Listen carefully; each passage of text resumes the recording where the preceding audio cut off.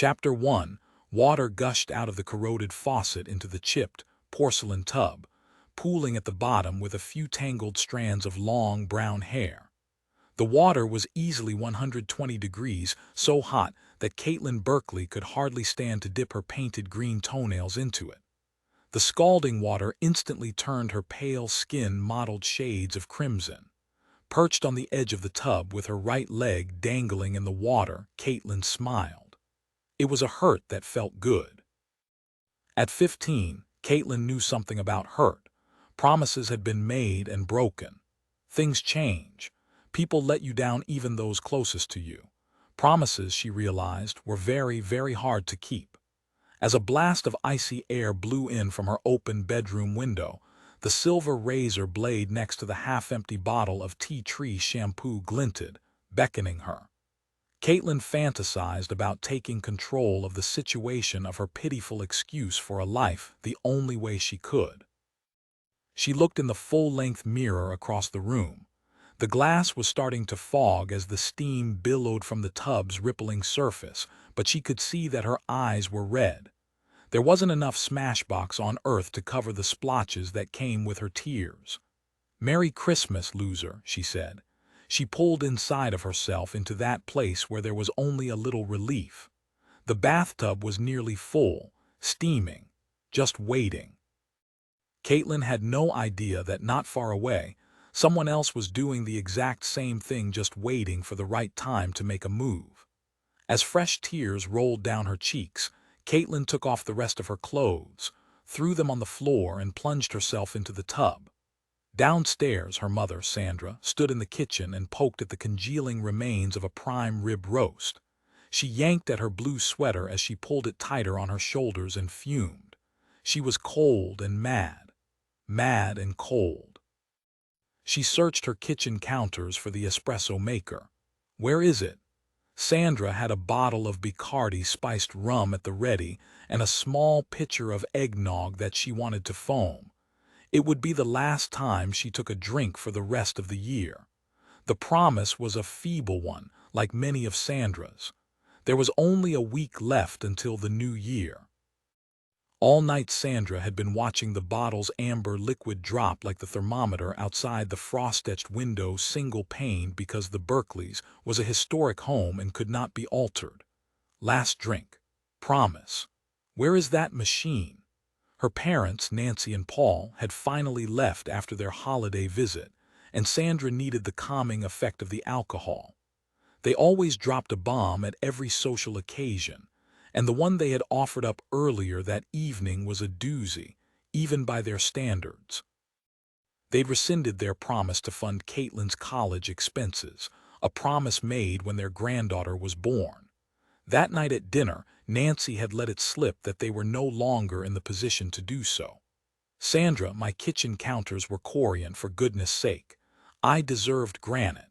And well, one thing led to another. A $10,000 remodel, kind of ballooned into that $100,000 new wing. I really do love it. I know you will too." Katelyn, suddenly in need of better grades, stellar athleticism, or richer parents, had left the table in tears and mouthed to her mother behind her grandmother's back, "I hate her." "Me too, Katie," Sandra had said. "What?" Nancy asked. "Just telling Katelyn I love her too." Sandra had acted as though everything was fine, the way that moms sometimes do, but inside she seethed. Her husband Harper had left just after dinner to check on a faulty freezer at the Timberline restaurant they own next door. Every single day, even on Christmas, Harper has to find a reason to go to work. "Katelyn," she called up the narrow wooden staircase that led to the second-floor bedrooms. "Have you seen the espresso machine?" There was no answer. Sandra returned to her outdated, worn-out kitchen and downed 2 fingers of spiced rum from a Disneyland shot glass. She screwed on the bottle cap, pretending she hadn't had a drink. After all, it was almost like medicine, to steady my nerves. Yes, that's it. Katelyn had been taking the espresso machine upstairs to make Americanos the week before Christmas.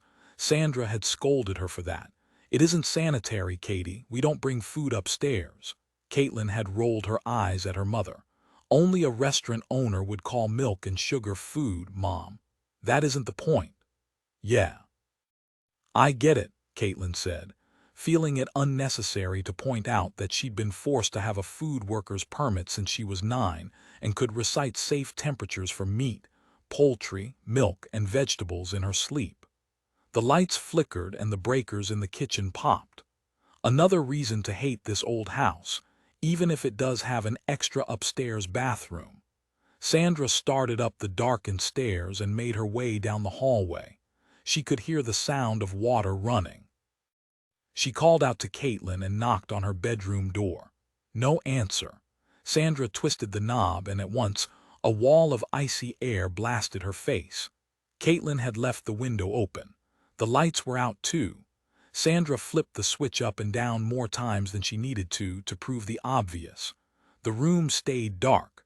Lights from the neighbor's house next door spilled onto the wooden floor. Sandra gripped the sill and pulled the window closed, shaking her head at her daughter's escalating carelessness. It had to be 40 degrees in that room. It would take all night to warm it up. She wondered how any teenager managed to survive to adulthood. Katelyn, Melissa, you're going to catch a cold. Sandra walked past the unmade bed, the one that looked good only on Sundays when she changed the sheets. Katelyn's jeans and black pennies top a Marc Jacobs knockoff were heaped on the floor. What a colossal mess. The bathroom door was open a sliver, and Sandra, still freezing, pushed it aside. Aromatherapy candles flickered. "What are you thinking?" she asked, her tone harsh and demanding. Katelyn wasn't thinking at all. The 15-year-old was slumped over the edge of the old clawfoot tub, her eyes tiny shards of broken glass, her expression void of anything. Her long, wet hair dripped onto the floor. Instinct took over and Sandra lunged in the direction of her daughter, slipping on the wet floor and falling. As she reached for the rim of the tub, she yelled, "I could have broken my neck." "What's going on with you?" No answer to a very stupid question. Sandra, her heart racing and the rum now gnawing at the walls of her stomach, tried to steady herself in the candlelight. She tasted blood, her own. She'd cut her lip when she'd fallen, and several red drops trickled to the floor. She felt tears, fear, and panic as she looked at Katelyn in the faint candlelight. Her lifeless daughter. It was so very hard to see with the lights out. Katelyn's dark brown hair, highlighted by a home kit, hung limp, curling over the edge of the tub. One arm was askew as if flailing at something unseen. The other was hidden in the sudsy water. "Katie, Katie, Katie." With each repetition of her daughter's name, Sandra's voice grew louder. By the third utterance, it was a scream that probably could be heard all over Port Gamble. Katelyn Melissa Berkeley, just 15, was dead. "It can't be," Sandra said, tears now streaming down her face. She was woozy, sick. Scared, she wanted to call for Harper, but she knew he was gone. She was alone in the house where the unthinkable had occurred. She slipped again as she pulled at Katelyn's shoulders, white where the cold air had cooled them, pinkish in the still hot bathwater, two-tone, like a strawberry dipped in white chocolate. Katelyn had loved white chocolate, even though Sandra had insisted it wasn't really chocolate at all. "Baby, what happened?" Instinctively, Sandra turned off the slowly rising water. "Tell me you're going to be all right." At first, Sandra only heard dead silence. Then the quiet drip, drip, drip of the tub's leaky faucet. There was no answer to her question. There never could be.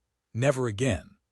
Sandra shook her daughter violently, a reflex that she hadn't had since Katelyn was a little girl, and had lied about something so inconsequential that the terrified mother couldn't retrieve the full memory of what had made her so angry. As she spun around to go for a phone, Sandra Berkeley noticed there was something else in the tub. It was hard to see. It was so dark in that bathroom.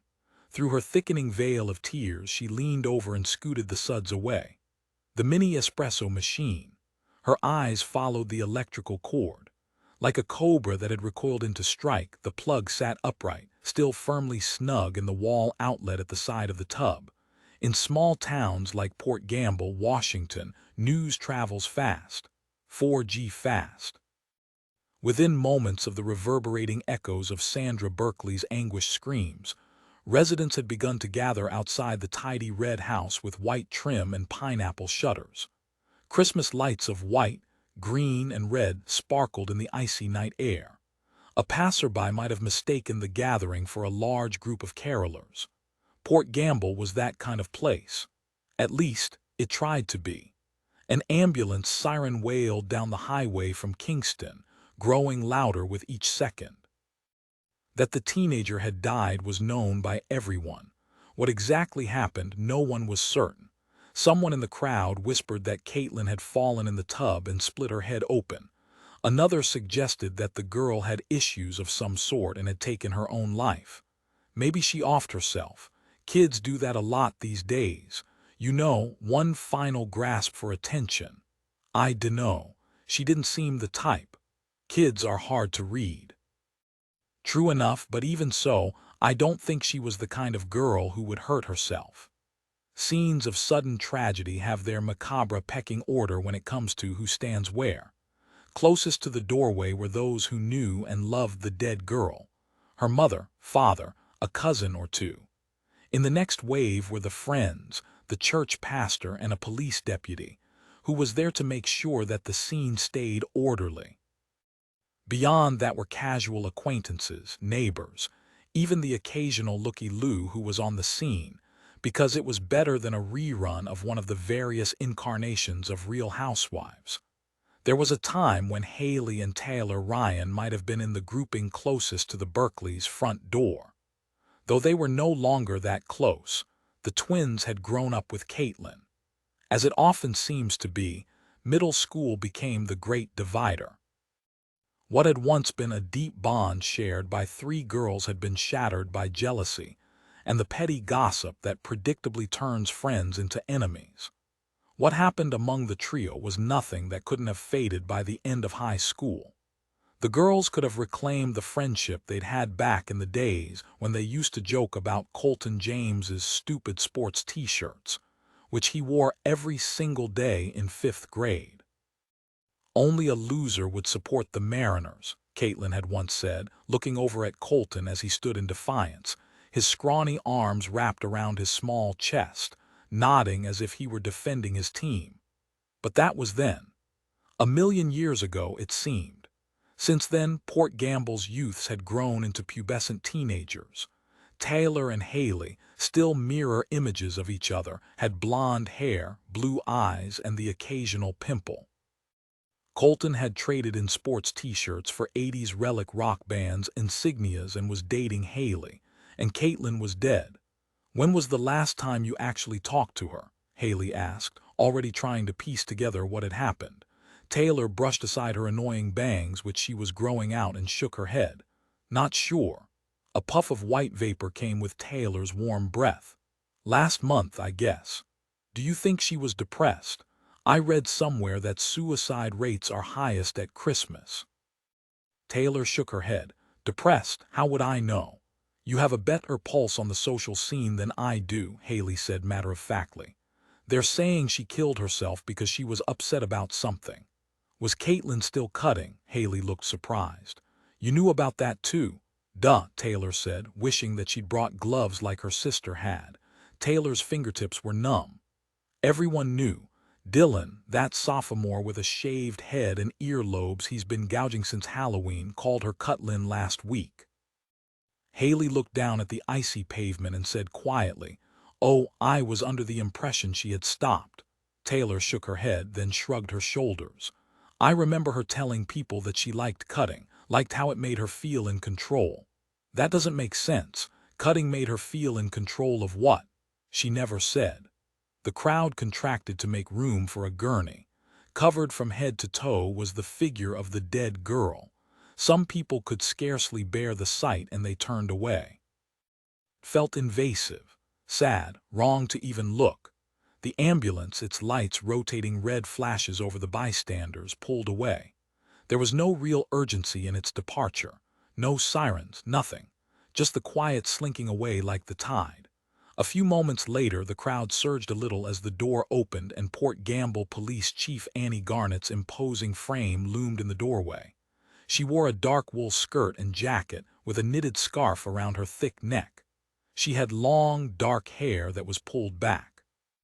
In a voice that cracked a little, Chief Garnet told everyone they should go home.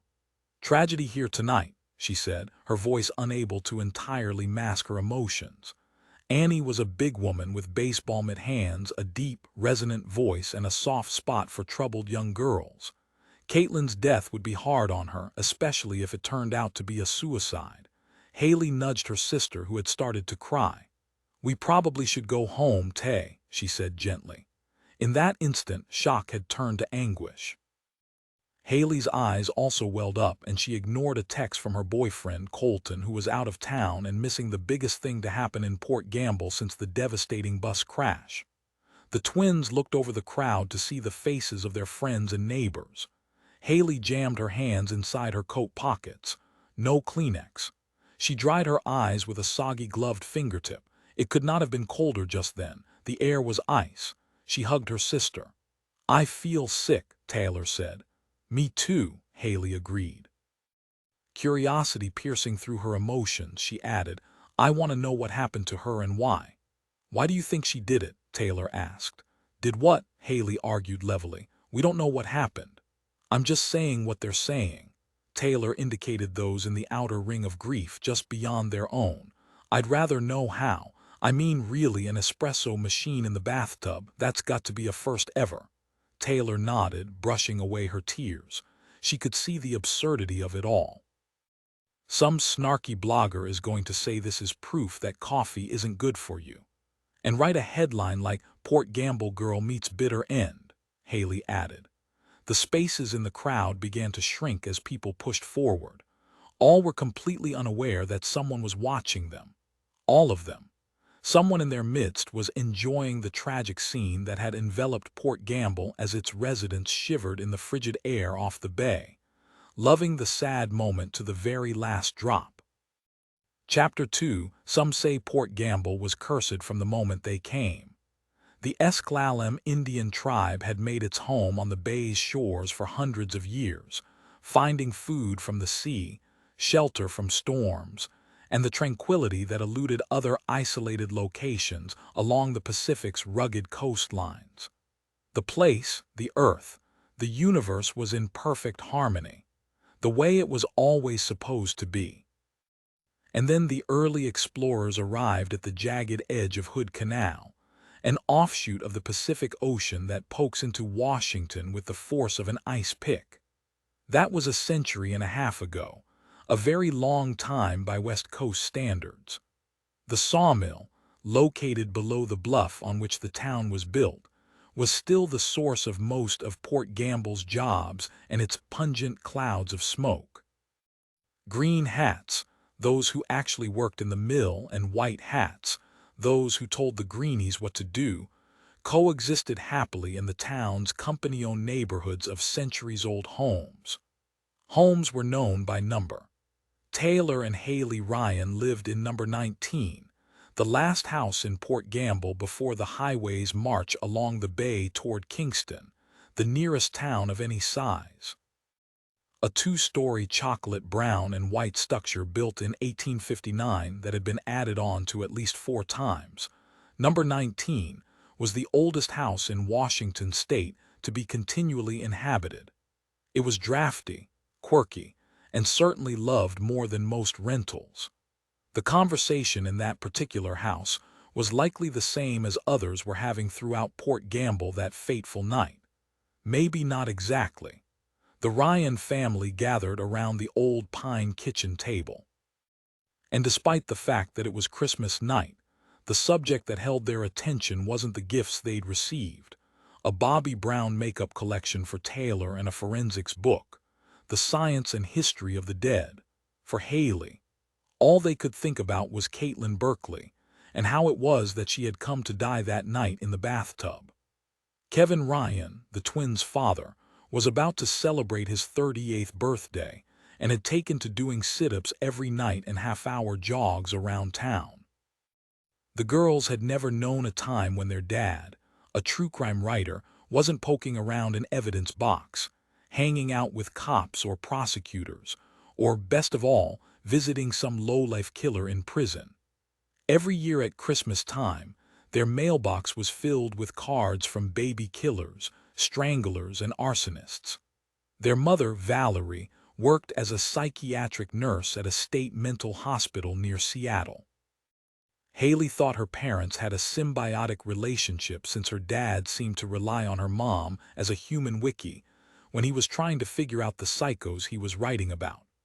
Valerie was a stunning blonde with brown eyes and delicate features. In elementary school, Taylor always thought her mom was the prettiest one in Port Gamble. Over time, she learned that her mother was also smart and accomplished, and that a person's true character is more important than how she or he looks. Except on TV, of course. Valerie blew on her hot chocolate made with real milk, sugar, and cocoa powder, scooting the froth to one side so she could drink it without getting a chocolate mustache. What did Chief Garnet say? Not much, Kevin answered. I mean just that it was probably an accident. Valerie raised an eyebrow and passed out some candy canes. I don't see how. Honestly, Kevin, small kitchen appliances don't get into a bathtub all by themselves. Kevin nodded in agreement and looked across the table at the girls, who'd endured a blizzard of text messages from friends about their suspicions of what happened to Katelyn. Was she upset about something? Do you guys know anything? Taylor hated cocoa but loved her mom too much to say anything. She stirred the steamy liquid with her candy cane. The only thing that could make homemade hot chocolate worse was a candy cane. Nah, Katie was, Hayley corrected, always precise. Taylor looked at her sister. Right, anyways, Katie was super mad about something. She allegedly had a boyfriend. Hayley quickly corrected herself when Taylor shot her an exasperated look. That's what I heard, but I never met him. We didn't really talk to each other in school. Kevin sipped his cocoa. This has non-fat milk in it, right, Val? She nodded, turning to the girls and winking. Yes, honey, non-fat. The Ryans rinsed their mugs, and Kevin turned off the oversized multicolored lights that decorated the large, airy Douglas fir that filled the front window of the living room. Sure doesn't feel like Christmas around Port Gamble, he said, looking out the window at the street and the bay beyond it. I couldn't imagine being without you girls, Valerie said. That was a little bit of a lie. There was a time when she had come very close to knowing exactly how Sandra Berkeley was feeling right then. Hayley and Taylor had come within a breath of dying, an event that no one in the family ever really talked about. It was too painful and too fragile, like a crackly scab that had never fully healed. No one knew it right then, but someone was about to pick at that scab, and when they did, many who lived in Port Gamble would face fears and consequences they'd never imagined. Chapter 3. Hayley and Taylor had shared a bedroom in house number 19 all through elementary school. It was big enough to accommodate 2 cribs, then later twin beds with matching sheets and identical duvets. Theirs was the larger of 2 upstairs bedrooms in the place they'd lived in since their parents brought them home from Harrison Medical Center in nearby Bremerton. Their father had used the second, smaller bedroom as his office to decent effect. Kevin Ryan's most successful crime book at that time, Gorgeous and Deadly, the true story of a beauty queen who'd murdered 6 of her rivals by poisoning them with strawberries dipped in chocolate and laced with rat poison, had been written there. He always told his girls, if only these walls could talk, the world would know just how hard it is to tell the truth in a story in which everyone's a liar. But the walls didn't talk. One afternoon when the twins were in 7th grade, their best friend, Bate Lee, goaded them into asking for their own rooms. She sipped from a sports bottle, though she didn't play any sports, as the trio sat in the Ryans' family room watching a plastic surgery show on the Discovery Channel. People at school think you're weird for sharing a room, Bates said before the girl on TV went under the knife for a nose job. How could anyone at school possibly know? Hayley asked. Bates shrugged her knobby shoulders. I might have mentioned it. Taylor rolled her eyes. Course you did.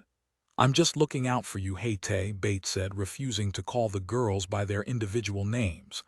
The other room is ridiculously small, besides it's Dad's office, Hayley concluded. Take turns, who cares? It is almost Siamese twin creepy that you two can't be apart. Taylor's face went red. Can two? Someone's upset, Bate provoked. Wonder why that is. Maybe because someone else is right, as usual. The twins didn't argue, but that night they convinced their dad to move his workstation downstairs. Then they flipped a coin and Taylor got the little room. They hated being apart, but they despised the idea of Bate Lee blabbing at school that they were weird.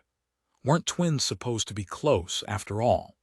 They moved their beds headboard to the inside wall, where an old power outlet had been plated over on either side. The single screw that held each plate in place was nearly threadbare. It took only the slightest touch to swivel it aside. It wasn't an intercom system, but it functioned like one. At night when their parents were downstairs, the sisters would talk about the things that troubled them. Boys, Bate Lee, the weirdos their dad wrote about, the pasta dish that their mother didn't know they absolutely hated, and the odd feelings and visions that came to them at inexplicable times. Those were harder to discuss because putting the unthinkable, the unbelievable, into words was extremely difficult. How does one really describe a feeling? Or how can one know something with absolute certainty that one couldn't, possibly know? There were differences in the twins, of course.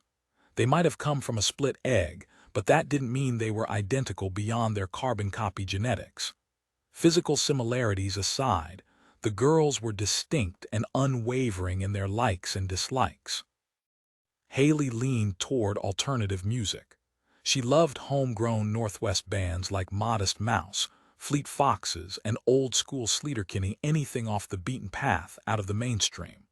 While their friend Bate gravitated toward whatever music was hot and trendy, Hayley was more interested in finding meaning and real, genuine voices. If Taylor measured things in emotion, Hayley looked at ways to quantify life.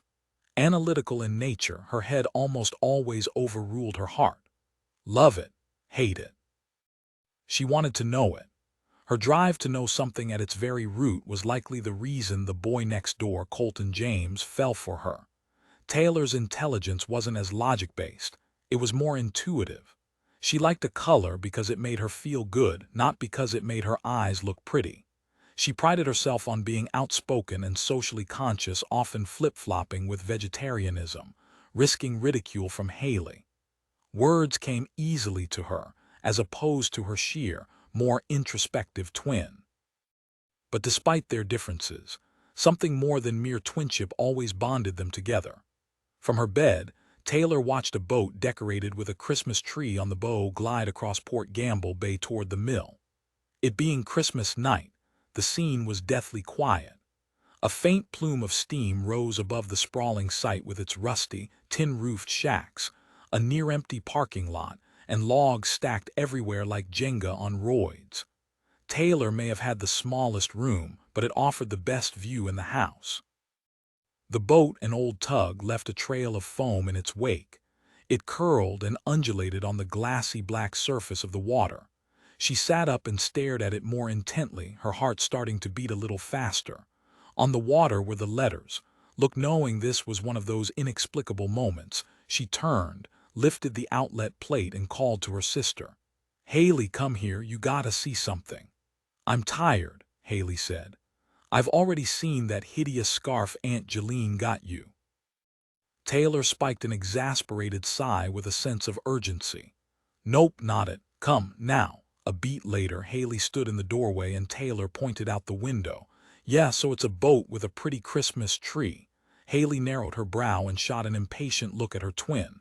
Check out the water behind the tug. Can't you just tell me what I'm looking for, Taylor? Read it. Hayley glanced at her sister and then back at the bay. She looked more closely and nodded. The word on the water had morphed a little, but it was as clear as if a child had scrawled it on a tar-soaked pavement with a fat piece of chalk. What do you think it means? Hayley asked. Taylor drew back the curtain to widen the view and then turned to face her sister. It's about Katelyn, I feel it. Hayley's blue eyes, identical to her sister's down to the golden flecks that speckled her irises, stared hard, searching. What about her? Where are we supposed to look? And at what? Taylor shook her head. Don't know. They stood there a moment as the December wind kicked up and erased the message on the water. That scarf is pretty atrocious, Taylor. Yeah, it is majorly fugly. I'll wear it once for Aunt Jeline, then I'll ditch it on the bus.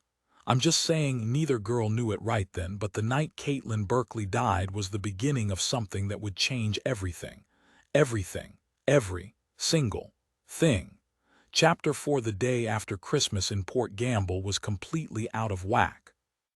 Certainly, some things seemed the same on the surface. Plastic bags of gift wrapping and ribbon were stuffed in alleyways or burned on the sly in backyard fire pits. Children re-examined their haul with an eye toward who'd given them the best gift and who'd screwed them over with something that wasn't even worth returning. A few shoppers descended on the town to make the most difficult of returns, handcrafted items. It was hard to say a pair of mittens was the wrong size or the painted jacquard stemware was something one already had. As the artist accepted the returns, the lies were told, on both sides. I love them, but I have 6 pairs already. I have a matching hat that you might like to go with it. Pause. I wish I had known. I just bought one yesterday. Nothing was open on Christmas Day. Another lie.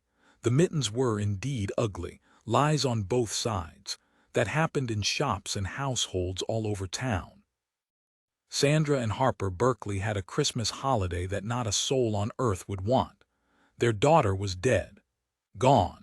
She was in the chiller at the Kitsap County morgue in Port Orchard waiting for the indignity of a knife tip down her skin, a saw through her skull, and the cool voice of the county's forensic pathologist as she gently picked through the flesh and bone of what had once been a beautiful girl. And while it was the end of Katelyn's life, it was the start of something else. Katelyn was Sandra's last great hope. And a kitchen appliance in the bathtub had stolen it from her. She surveyed her situation and dealt with her disappointment and heartache the best way she could. She threw a poison-tipped dart at Harper. You know, if we didn't have that stupid restaurant, you'd have been around more. He shook his head. He'd expected her attack. Everyone works, Sandy. Are you really going to blame me for Katelyn's death? Daughters need their fathers. Harper stared hard at his wife, weighing a rebuttal that would drive the point home without setting her off. They also need a sober mother. It was the wrong response. Sandra balled up her fist and jabbed at Harper. He stepped back, his wobbly wife no match for his still agile reflexes. When the emotion of the moment cooled enough for her to realize what she'd done, Sandra started to cry. Harper put his arms around her and cried too. They'd been bonded by the joy of the birth of their daughter. She'd been the glue that held them together when their marriage was at its most fragile.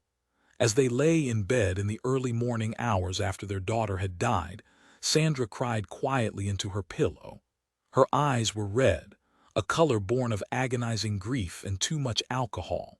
She wondered how Harper could find enough solace to actually sleep. Yet Harper was far from asleep. He was only pretending to avoid talking to Sandra. Everything out of her mouth was tinged with anger and blame. Sandra was that kind of person, bitter, jealous, and completely unsatisfied with her lot in life. Where some might have found pleasure from seeing the joy on others' faces, Sandra merely wondered why God hadn't given her whatever it was that they had. A new car, a bigger house, diamonds instead of CZS, the happiness that came with relationships, a daughter who would lift her out of Port Gamble. Side by side in silence, both wondered if the death of their daughter would bring them closer. Or would it be the excuse they'd sought to end their marriage? All over Port Gamble, the young, the old, and those close and distant to Katelyn thought about her. As she lay on her bed and typed on her laptop, Taylor Ryan could see the inky water of Port Gamble Bay. She had been overcome by emotion in a way that seemed more painful than cathartic. Her eyes finally stopped raining. She immed bait. I feel selfish. For call.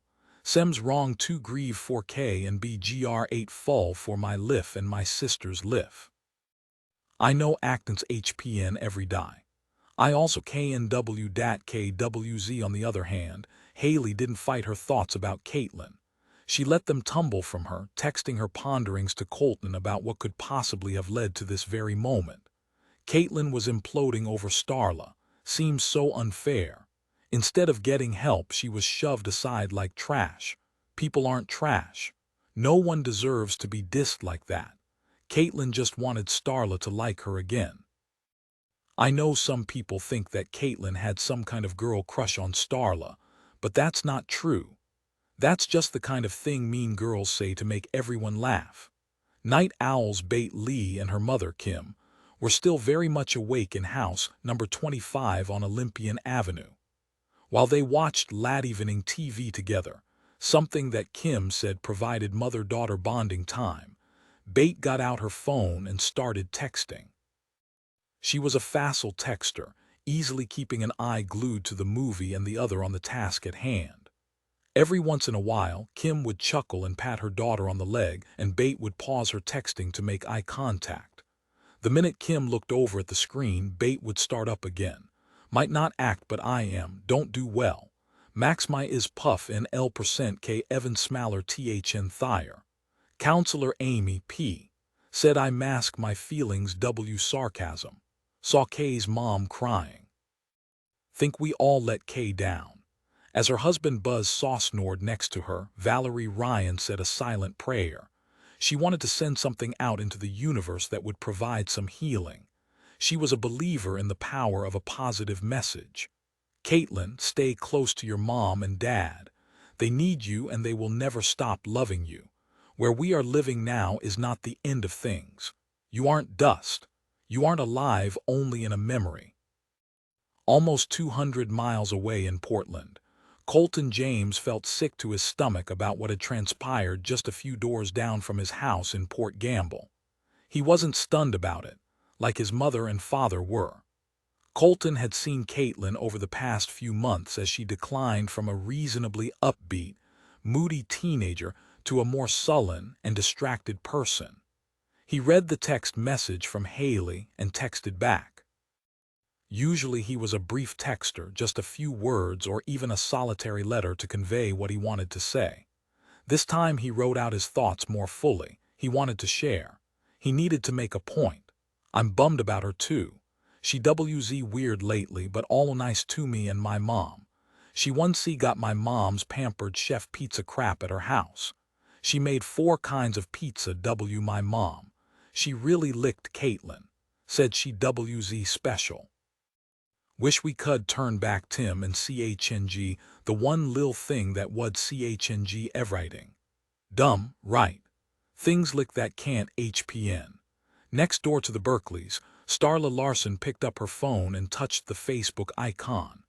There were lots of messages posted about Katelyn on her wall, as well as just about every other wall belonging to anyone who attended Kingston High. She went over to Katelyn's wall. Starla hadn't been there in a while. Katelyn's profile picture was of the two of them together, taken when they were Girl Scout daisies. Both little girls were smiling widely to show off their missing front teeth. Starla hated that photograph for the longest time, but just then it brought a sad smile to her face. She decided she should weigh in with a post on Katelyn's wall too. She liked to post snarky things about people, and then add a smiley face to act like she was joking when she really wasn't. She knew she did that because other kids expected her to be sharp, funny, and a little caustic. It was because of the way she looked she was better than just pretty. So about Katie. Don't know how I will sleep tonight. The world was never very kind to her. Hugs to you, Katie. Starla reached for the nail polish remover while she sat there for a while watching the likes come one after another. Several kids posted comments too. We're thinking of you, Starla. Katie seemed sweet. Wish I knew her BTR. World sucks big time. Love you, Star. Be strong. Starla looked over at her cache of Sephora nail lacquers set up like a 10-pin bowling alley. In the back she saw the green polish that she and Katelyn had used in 8th grade when they each bought bottles and decided to glam up for St. Patrick's Day. The color was more evergreen than Kelly. The memory brought a genuine smile to her face as she turned the Rimmel London bottle in her hands. The color was called Envy. Tears came to Starla's crystal blue eyes, brought on by a mix of regret, sorrow, and guilt. "I'm so sorry, Katie," she said to herself. "I wish you knew that." And finally, not far away, one person got online and started deleting the contents of a file folder marked Katelyn. Inside were copies of emails, messages, and photographs that had meant to trap and hurt the girl. Each item had been designed as payback. Delete, delete, delete. Chapter 5. It was the destiny of a place like Port Gamble. It snowed hard after Christmas. The land management company that kept the town in pristine and marketable form would have offered up a virgin, if there was one handy, that is, to have a little snow sprinkle the town the week before the holidays when it had its annual old-fashioned Christmas celebration, in the scent nick of time. But no such luck. It had been cold, wet, and rainy. When the snow finally came, it dumped 5 inches of blizzard by Western Washington standards. If school had been in session, it easily would have been canceled. Kids in the area were annoyed about the timing of it all as well. Snow was no good to them if it didn't mean a snow day or two. They were already on vacation. It was an utter waste of an Arctic blast. Hayley and Taylor trudged through the snow to hang out with Bate Lee for the afternoon. Bate and her boyfriend, Xander Tomlinson, had broken up the day before Christmas, and with Caitlin Berkeley's unexpected death, the topic outside of rampant text messages had been tabled. "I had no choice but to drop him," Bate told them, elaborating on her text message. "Dumped Z Deets L8R." Hayley was the first to pounce. "What did you mean you dumped him? Clearly you had a choice." Bate, who seemed fixated on a zit on her chin, didn't look at the twins as she spoke. She sat on the floor in front of the fireplace with a mirror in her hand and a pair of tweezers in the other. "I found a really cute dress and I had to have it." "Yeah," Taylor said, taking a seat on the Lee's way too big for Thurum brown velvet sectional in house number 25. "Go on." Bate tightened her chin and picked at her pimple. "I didn't have any money left over. I knew he was going to get me something for Christmas and I didn't have a thing to give him. So I dumped him. Called him from the mall and said I wasn't feeling it anymore." Taylor shook her head. "You're so not kidding. You dumped him because you spent your Christmas cash." Bate looked up. "Yeah, so what? I'd rather hurt him than look stupid or cheap." "Right," Taylor said. "Looking cheap or selfish is way worse than hurting someone. He really liked you." Bate ignored the sarcasm and Hayley spoke up. "I hate to say it, but you're acting like Starla, Bate." "I'll take that as kind of a compliment," she said. "It wasn't meant to be a positive reflection on you or the situation." "Whatever. Anyway, I heard something about her," Bate said, changing the subject like she was baiting a hook. Of course, Starla Larson-centric gossip was always good. She was the Port Gamble girl everyone love-hated. Taylor leaned forward expectantly. "Are you gonna tell us or what? Just pop that disgusting zit already and spill it." "That's so gross," Bate said. "And kind of mean." She waited a beat, watching the twins, measuring their interest in all she had to say. The hook had been set. Another beat. "Starla and Katelyn had a major falling out," she finally said. "How major?" Taylor asked. "Big time. Before she died, Katelyn told her mother that she hated Starla and that she wished Starla was dead or something." This time Hayley pressed for more. "Her father would have been proud." "How do you know she said that?" Bate rotated the hand mirror to get a better look at herself. "I heard Mrs. Larson and Mrs. Berkeley talking a few weeks ago. They were in the store buying coffee or hairspray or whatever it is women of their age need to get through the day. Mrs. Larson was defending Starla, saying that it had been a big misunderstanding, but Mrs. Berkeley wasn't having any of it." Bate stopped talking. Her face beamed with a satisfied grin. "Got it," she said as she held out her tweezers. "Popped and no nasty hole. Who wants something to eat?"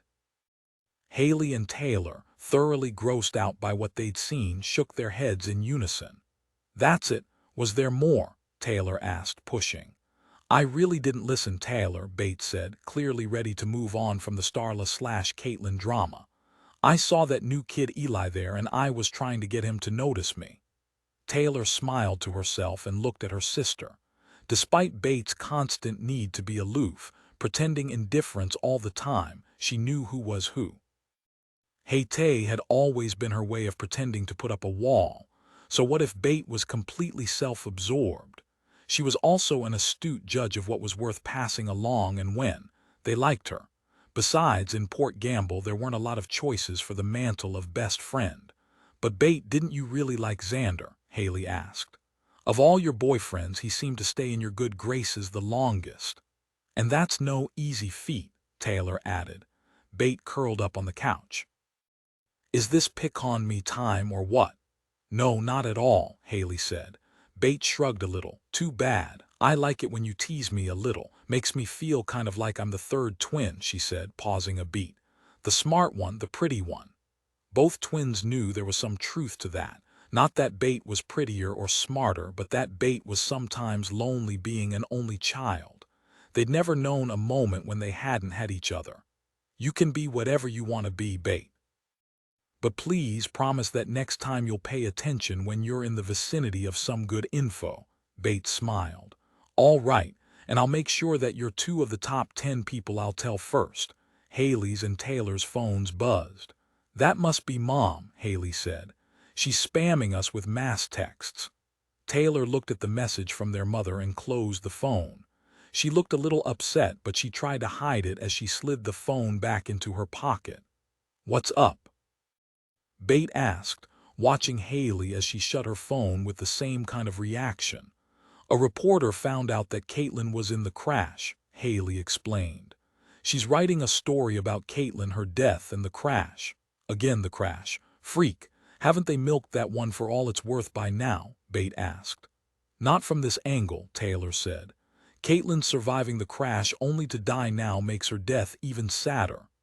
Inside, she could feel her heart rate escalate.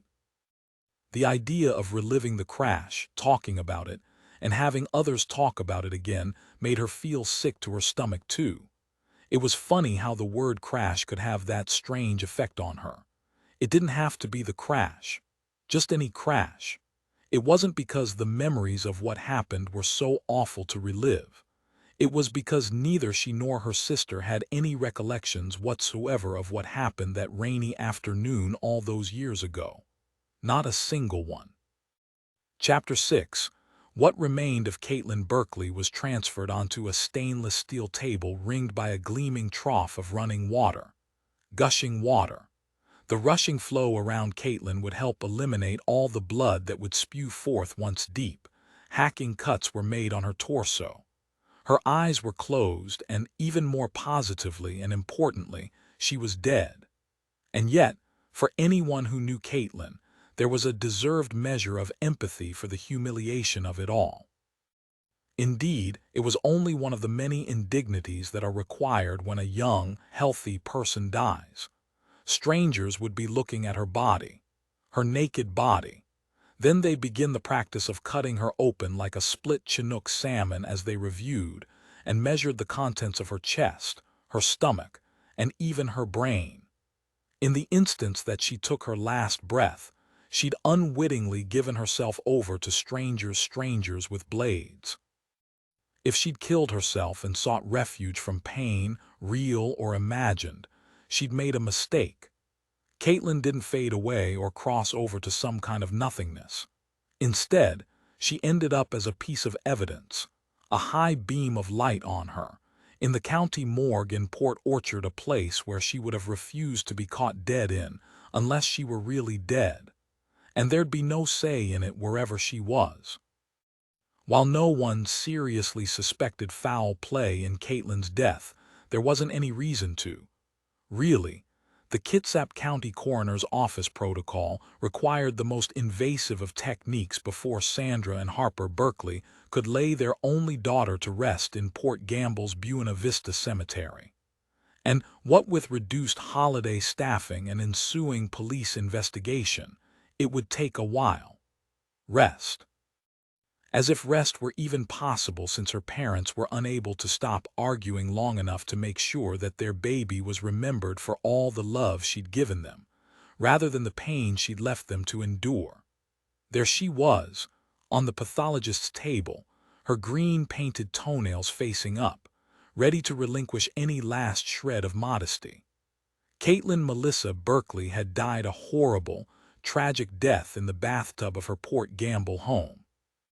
She'd arrived by ambulance late Christmas night, and like some leftover holiday ham, she'd been held for 3 days in the cooler of the county's basement morgue in an old house on Sydney Avenue, next to the Kitsap County Courthouse. With her assistant looking on, county forensic pathologist Bertie Waterman passed an ultraviolet light over Katelyn's skin. She started with the dead girl's neck and moved the beam down her small breasts and stomach. There's some cutting on her arms, more on her stomach. New ones on her arms, she said in a matter-of-fact voice that was a mask for her emotions. Among the things that Dr. Waterman loathed above all others was a child on her stainless steel table. "Cause of death?" asked the assistant, a faux-hawked newbie to the office named Terry Morris. Dr. Waterman shook her head. No, she said. "I'm sure you'd like to wrap this up so you can go text someone or something, but here we do things right, methodically and by the book." She looked over her glasses with a kind look. No need to make the new kid hate me. There's plenty of time for that later, she thought. "Let's get there one step at a time," she said, returning her unflinching gaze back to the dead girl. She pointed to the cuts on Katelyn's thigh and frowned. They were the newest, fresh. "Not deep at all," she said. "The girl was effed up," Terry said. Dr. Waterman, a Maca Indian with a medical degree from the University of Washington in Seattle, was a serious woman who thought that death deserved respect 100% of the time. She glared at Terry. He was going to be a challenge, but she was up for it. "You don't know me well yet, Terry, but I don't talk like that, and I don't want my assistants talking like that." "It isn't like the dead can hear," he said. She shot a lightning-fast look at him with her dark eyes and immediately returned her attention to Katelyn. "How do you know?" she asked. Terry, a young man with large green eyes, maybe too large for his small face, rolled them upward but kept his mouth clamped shut for a change. He was learning. Death by electrocution is exceedingly rare. Dr. Waterman could recall only 2 other examples of such cases in the county. One involved a Lucky Jim's Indian casino worker who had become electrified when he was working with some faulty wiring that fed power to the slot machines. He had assumed his coworker had cut the power source. It was, Dr. Waterman had thought at the time, a very unlucky way to die. The other involved a pretty, young Bremerton woman who was out walking her Dalmatian after high winds pummeled the region, dropping power lines and blacking out half the county. When her exuberant dog ran ahead, the woman used the moment to tie a loosened shoelace. When she bent down, her knee made contact with 1,000 volts of electricity from a power line obscured by fallen tree branches. Katelyn's case was different, of course. Her death was the result of a household appliance coming into contact with the water in her bathtub. Dr. Waterman pointed to obvious burns on the right side of Katelyn's torso. "The contact with the voltage was there," she said. "The burns were severe, leaving the skin so red it was nearly cooked." "Yeah, I see," Terry said, not wanting to get slapped down for any editorializing or joke-making. It took a lot of personal restraint for him not to say, for example, "What are you talking about?" Next, the cutting and the sawing. The noise of a human body being violated by steel is horrendous even for those who do it every day. The saw Bertie Waterman used emitted a noise somewhere between a Sears electric carving knife and a small chainsaw. Some medical examiners pipe music into their autopsy suites, turning them into hell's concept of a downtown after-hours club. way after hours. Others turn up the volume on their iPods during the internal exam. Not Bertie Waterman. She hummed a little and watched her assistant's green eyes turn a little greener. Some fractured ribs here, she said, indicating faint lines where the bones had mended. Abuse? Terry asked, peering over the pathologist's shoulder to get a better look. Dr. Waterman shook her head. Medical history from the father says that Katelyn was in a bus accident when she was 5. No other hospitalizations.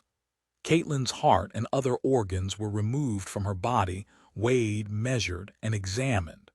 What Bertie Waterman saw confirmed her suspicions. Katelyn Berkeley's heart had stopped beating because of trauma resulting from the electric shock. So is it a homicide? Terry asked. Accidental death? Suicide? Dr. Waterman raised the plastic shield that had kept the spatter of blood and tissue from her face. The girl had emotional problems, she said, indicating the scars from the cuts the victim had made on herself. Most were old and faded, but some were quite new. And while it is highly unlikely that she tried to kill herself with the espresso machine, it appears that's what happened. So how are you going to rule? Terry asked. Dr. Waterman took more photos and removed her green latex gloves and face mask, which were splattered with brain matter and bone chips. Accidental, she said. The police saw no evidence of foul play at the scene to indicate homicide. And the parents don't need to live with the added heartache of wondering what they did wrong even if they did something wrong. She's dead. It's over. She started toward the door of the shower and dressing room. You can close, no staples, small stitches, Terry. She's a young girl. I don't want the funeral home to think we do the work of a blind seamstress. Katelyn, she paused and looked at the paperwork that came with the body. Katelyn Melissa Berkeley deserves better. She's only 15. So. She's dead, Terry muttered under his breath, hoping the woman with the sharp scalpel and soft heart didn't hear him. But she did. I'll remember that when I see you on my table, she said. If there was a case to be made for waiting out the geekdom that is middle school before writing someone off as a complete loser, Colton James was Exhibit A during the summer between middle school and high school. Colton had morphed into something of a hottie. Colton was 1/16th Esclalem Indian, the native people who'd lived in Port Gamble when it was called Memaluset. He had tawny skin, a mass of unusually unruly dark hair, and the kind of black eyes that looked almost blue in the sunshine. He'd been the skinny boy who dragged the girls to the edges of Port Gamble Bay in search of crabs, oysters, or anything else that might be good to eat. He joked that he did so because he was Native American, but really it was because his parents didn't always have much money. Colton's dad, Henry, was an Inuit fisherman, often in Alaska for the season, and his mother, Shania, was a woman who suffered from agoraphobia. She almost never left the house. People whispered that Shania James was a hermit and that she was lazy and too fat to do anything. None of that was true, of course. The truth was far more sinister. Shania had been carjacked in a Safeway parking lot in Silverdale when Colton was 2. With Colton secured in his car seat, the man who held Shania captive did things to her that she never talked about. Not to the police, not to her family, at least, not that anyone had ever heard. Only the Ryans had a clue that Shania had been the victim of a violent crime. Once, when Kevin was mowing the lawn, she had called over to him from the window. She had held a copy of his book Innocence Delayed and waved it at him. You got it right, Kevin. What's that, Shania? The author's note in your book, that's what. Sometimes people can't get over things done to them. Dr. Phil is wrong. We can't always get better. Screw Dr. Phil, Kevin said. Shania gave a slight nod of agreement. She closed the window and disappeared into the house. Colton had always been the boy next door, literally. Hayley and Taylor never knew a summer's day when they didn't chat with Colton, get into some harmless trouble at the Port Gamble General Store, or sleep out under the stars. He in his yard, they in theirs. And then all of a sudden he seemed to have grown up. Both Hayley and Taylor noticed it. The girls found themselves attracted to him, a quasi-brother or sidekick at best, in a way that was unsettling and peculiar. One day when he was out in his backyard washing the old Toyota Camry that his mom never drove but couldn't get rid of, Colton called over to Hayley. She'd just come home from the beach in a tangerine bikini top and faded denim shorts, all sticky and smelling of sunscreen. Her hair had lightened, and the bridge of her nose was sprayed with brand new freckles. "You want to help me dry?" he asked. She didn't want to, but because he had his shirt off, she'd found reason enough to cross the yard and pick up a chamois. It turned out it was more buffing than drying, but Hayley didn't mind. She stooped down low and started on the wheel well. "I was thinking," Colton said, his teeth all the more white as they contrasted with his deeply tanned skin, "maybe you would want to go out sometime." "You want to go out with me? What do you mean out?" she asked. "Out. You mean like on a date? Call it whatever." "Yeah," he said, now crouching close to her. "What do you think?" What Hayley really thought was that it was strange. She liked Colton, she always had. Taylor liked him too. They'd even talked about how he'd changed and looked older, stronger, and sexier, which trumped all previous feelings they had had that he was like a brother to them. "What about Taylor?" she finally asked. Colton laughed. "I'm not into that." Hayley narrowed her blue eyes. "You're not into what exactly?" "Never mind. I was asking you out." "Just you and me." Hayley wanted to drop the chamois and rush home to ask Taylor if she minded. She hoped she wouldn't. She knew she might. Her mind was reeling. "Yes, I would like that," she said. "When?" He smiled broadly. "How about tomorrow night? Want to see what's playing in Powellsville?" Hayley didn't answer right away. The only movies out were dumb romantic comedies, but she didn't want to turn Colton down. Colton immediately caught her vibe. "Nah, never mind. There's nothing but trash out. Let's bag the movies and do something else."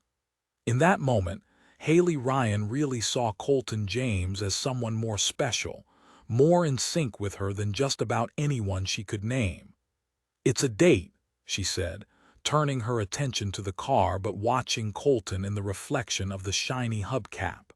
Her thoughts were a jumble just then, and she couldn't make sense of her feelings.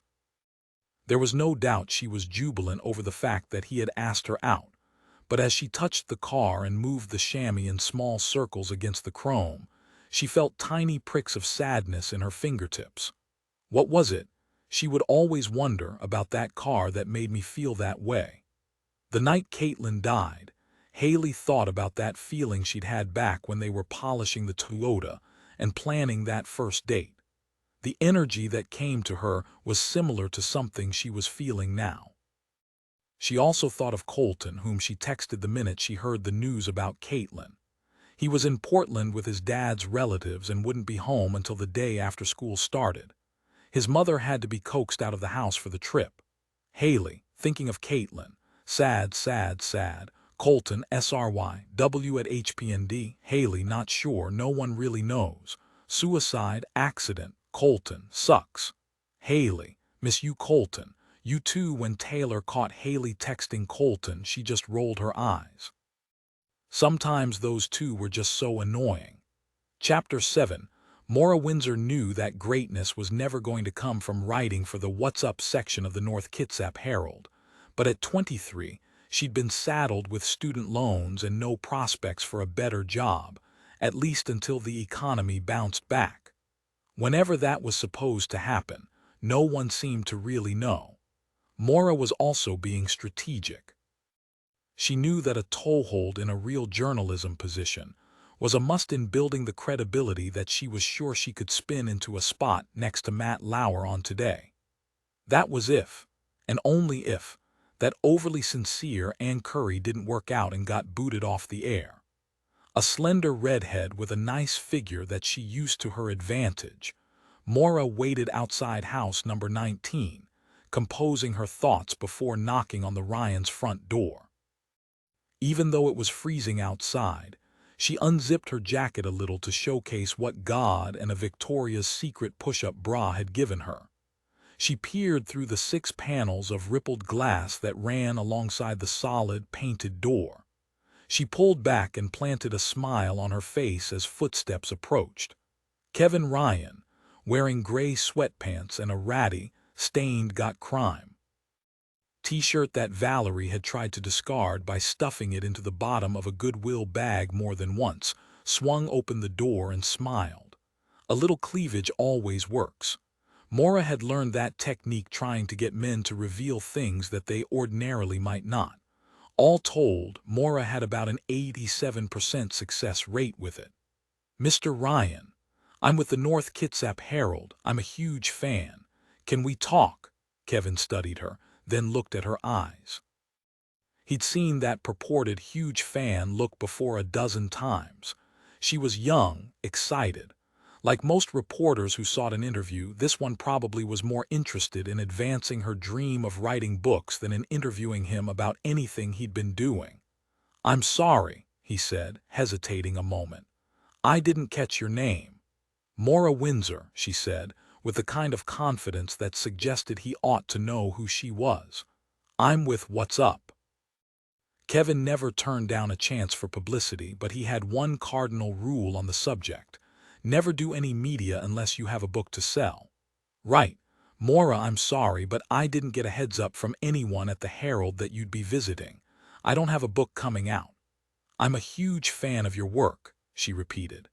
"You said that already," Kevin said as politely as possible. Mora fidgeted with her purse and pulled out a slim reporter's notebook. "Actually," she said, opening the notebook, "I wanted to talk to you about Katelyn Berkeley. I apologize for not having the whole background yet. My editor called me and told me the basics. I'm all about research, so bear with me. Go ahead now, tell me." Valerie had warned him that a reporter was snooping around, but Kevin didn't like where the impromptu ambush interview was going. Why would you want to write about her? It was a personal matter, a family tragedy. Mora ignored the warning that she felt was mixed into his response. "Yes, a suicide or an accident, I get that." "Of course you do," he said. He could feel his adrenaline pulse a little, and he willed himself to say calm. He might need her one day for publicity, but not that day, not about that subject. "And as far as I know, your paper doesn't cover personal tragedies." Mora nodded. "This one is different." If Mora was going to press the point, Kevin was going to let her. "How so?" he asked, clearly testing her. "I think you know why." He did, but he stayed firm in his refusal to say so. "No, I don't. Katelyn was in the Hood Canal Bridge crash." Kevin glanced away for a second, his awareness no longer on the annoying young woman standing in front of him but on his girls, who were just steps away from the door. "I guess she was," he said. "So what?" "Well, so were your daughters, and now they are the only surviving children of the accident." Kevin's jaw tightened. "We don't talk about the crash. The paper really would like to do something, coming on the heels of Katelyn's tragic death and the 10-year anniversary of the accident. A child's death plus a 10-year anniversary equaled a newspaper reporter's 1-2 punch for a spot on the front page. "I'm sorry. Won't help you. I can mention your last book." "Thanks, but no thanks. Please do yourself a favor, and more important, the people of this town a favor, by not pursuing this." "I can't do that, and you of all people should understand. You've always been about the truth, haven't you?" Kevin Ryan nodded, his casual smile no longer in place. "Please go, Ms. Windsor. We're all out of patience here." He closed the door harder than a polite man might have done. He couldn't help it. The 10-year anniversary of the crash was looming, and with each minute passing, it brought a deluge of hurt and more confusion. No one knew what had caused the crash or why only 3 girls and 1 adult had survived. "Who was that?" Hayley asked as her father turned around. "Reporter," Kevin said. "Why was she talking about Katelyn?" "Looking for a story, that's all." "Oh," she said. Kevin started toward the kitchen, but Hayley's words stopped him like a rope of razor wire. "When are you going to talk to us about the crash, Dad?" He turned around, his heart beating faster and his face now flushed. "We've talked about it already." "Really, Dad? I still have questions about it," Hayley said. "Look," he said, clearly not wanting to have another word about it with Hayley, Taylor, or probably anyone else. "Can we just table it?" Now Hayley's red face signaled her own frustration. Table it for how long? Are we not going to talk about it for the rest of our lives? Kevin refused to answer. Instead, he put his hand up as if the act could really just push it all away. Dads all over the world thought they could win an argument with a teenage girl. Those dads were pretty stupid. "Sorry, honey," he said, "but not right now. Please don't ask again." Sometimes good needed a hand in dealing with evil. Both Taylor and Hayley knew that statement to be truer than the fact that their eyes were blue or that their dog, Hedda, a long-haired dachshund, was a bed hog of the highest order. They did wonder, however, if it had always been that way in the outside world. Sometimes it seemed that beyond the borders of Port Gamble, people were caught up in so much conflict, so much hate, incessant evil, whatever word a person would choose to call the ugly that was routinely done to each other. The Ryan twins had a slightly warped front row seat to evil and the criminal justice system. As a little girl, their mom lived in a prison run by her father, and she now worked as a psychiatric nurse. Their dad made his living writing about murderers. What they unequivocally knew from their parents was that there were two kinds of evil, accidental and intended. The twins, and especially Taylor, could empathize with the drunk driver in Seattle who staggered behind the wheel and plowed into a group of teenagers waiting to get into a dance club. Accidental evil might occasionally be forgiven. The driver had not killed on purpose. Plus, there was hope for the truly sorry. However, the girls felt no mercy for those who perpetrated evil intentionally. Their souls were dark and always would be. Chapter 8. Hayley Ryan could feel a twinge of panic as she turned into the alley that ran behind the houses on Olympian Avenue. She felt it in her bones. Her father always told her and her sister to listen carefully to what their hearts and minds might be telling them. "There's a reason your hair stands up on the back of your neck," he had said, affecting his best investigation discovery voice, an octave deeper but still dad. "It's a warning to be careful. Trust your feelings. Hair standing up anywhere is gross, Dad," Taylor said. Kevin Ryan would not be denied his point. "Maybe so," he replied. "But survivors of a serial killer are the ones who heed the feeling and act on it. Saving your life, Taylor, is never gross." Hayley smiled. It was a slightly tight grin, the kind meant to contain a more overt response, like an out-and-out laugh. She and her sister had grown up with a father who made his living telling the stories of the vilest things people do to others. In doing so, he never missed the opportunity to push advice on how to survive even the scariest, most dangerous situation. "See that guy in the camel jacket over there?"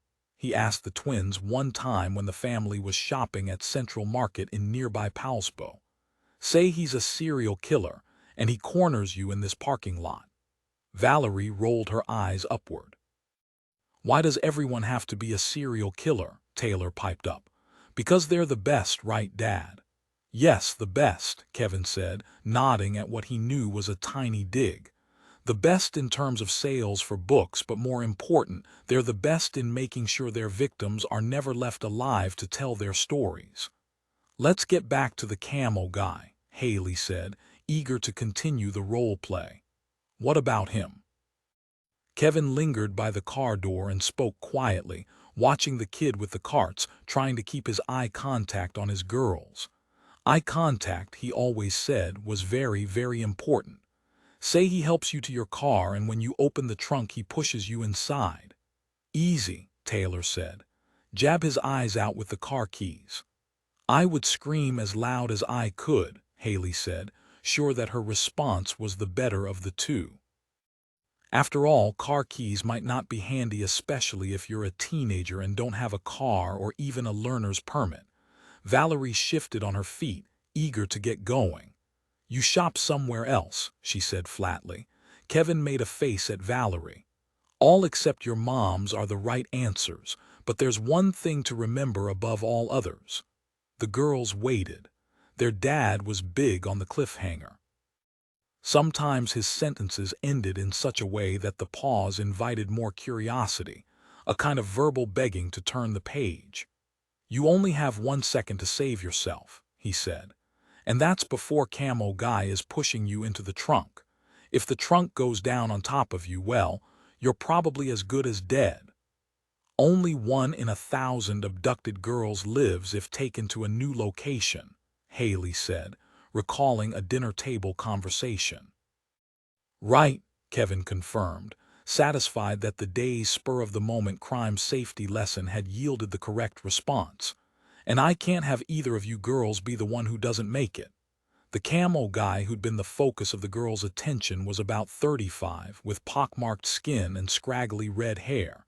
He smiled warily in their direction as he pushed his cart toward his truck. He certainly looked creepy. I bet he lives with his mother, Hayley said. Taylor nodded. Yeah, probably. Those lessons and countless others came back to Hayley as she made her way home from Bates' house, 4 days after Katelyn died. It was undeniable. The feeling. The damned hair standing up. Someone was watching her, tracking her. It was that strange feeling, that compulsion that causes someone to suddenly cross to the other side of the street. Some girls actually courted the feeling and found some kind of bizarre romanticism in being stalked. The Ryan twins never felt that, not once, and especially not when their dad had had a stalker, and the fallout from the woman's twisted fantasies had been devastating to the family. Years later, it was still remembered quietly so, but nevertheless never forgotten. Hayley saw nothing that evening as she hurried home on Olympian Avenue. She just had the feeling. She didn't really hear anything. It could have been the winter wind or an animal moving in the half-frozen ivy. Whatever it was, it nipped at her consciousness and it chilled her to the bone. A moment later, a thread of a thought sped through her mind. It was about Katelyn, Starla, and Robert Pattinson, of all people. Hayley was sure she didn't get it all right. Robert Pattinson. Chapter 9. New Year's Day at the Ryan household smelled of coffee, orange juice, and maple syrup. Valerie had sliced a loaf of brioche and had the already eggy bread soaking in a mixture of eggs, cream, cinnamon, and nutmeg. Taylor loved the way their mother fixed French toast. It was the best breakfast thing she made by far. Hayley was more of a waffle girl, but French toast with maple syrup and peanut butter was pretty hard for her to resist too. While the French toast sizzled in a foamy sea of butter on the stovetop griddle, Taylor noticed her parents' mugs were low on coffee, and she topped them off with a splash more. "Couldn't sleep last night," she said, returning the coffee carafe to the heating element. Valerie turned from the griddle. "I know, honey," she said. "I woke up thinking of Katelyn too. A terrible tragedy," Kevin said over the morning's Kitsap Sun. "An accident like that should never ever have happened," Valerie said. "Honestly, what in the world was Katelyn thinking?" "An accident, who says?" Taylor asked. Valerie stacked 3 pieces of French toast on a plate and handed them to Taylor. "Your dad does." Kevin set down the paper. "I talked to the coroner.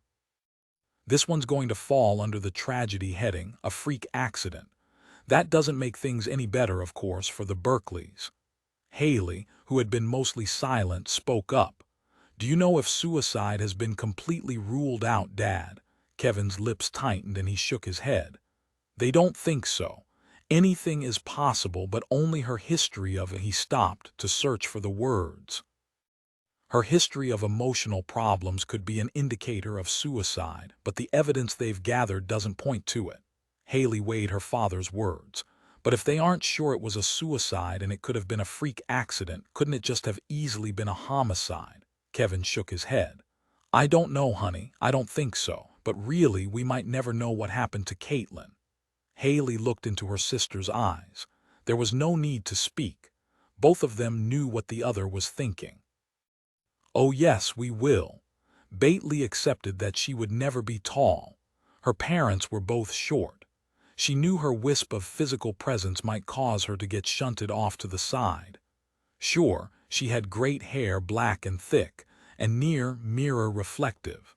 Besides the fact that she was the only Asian in her elementary school, she had seldom stood out. At her mother Kim's insistence, Bate wore long pigtails and ribbons that matched her outfit until 4th grade, when she could no longer take it and took scissors to one side.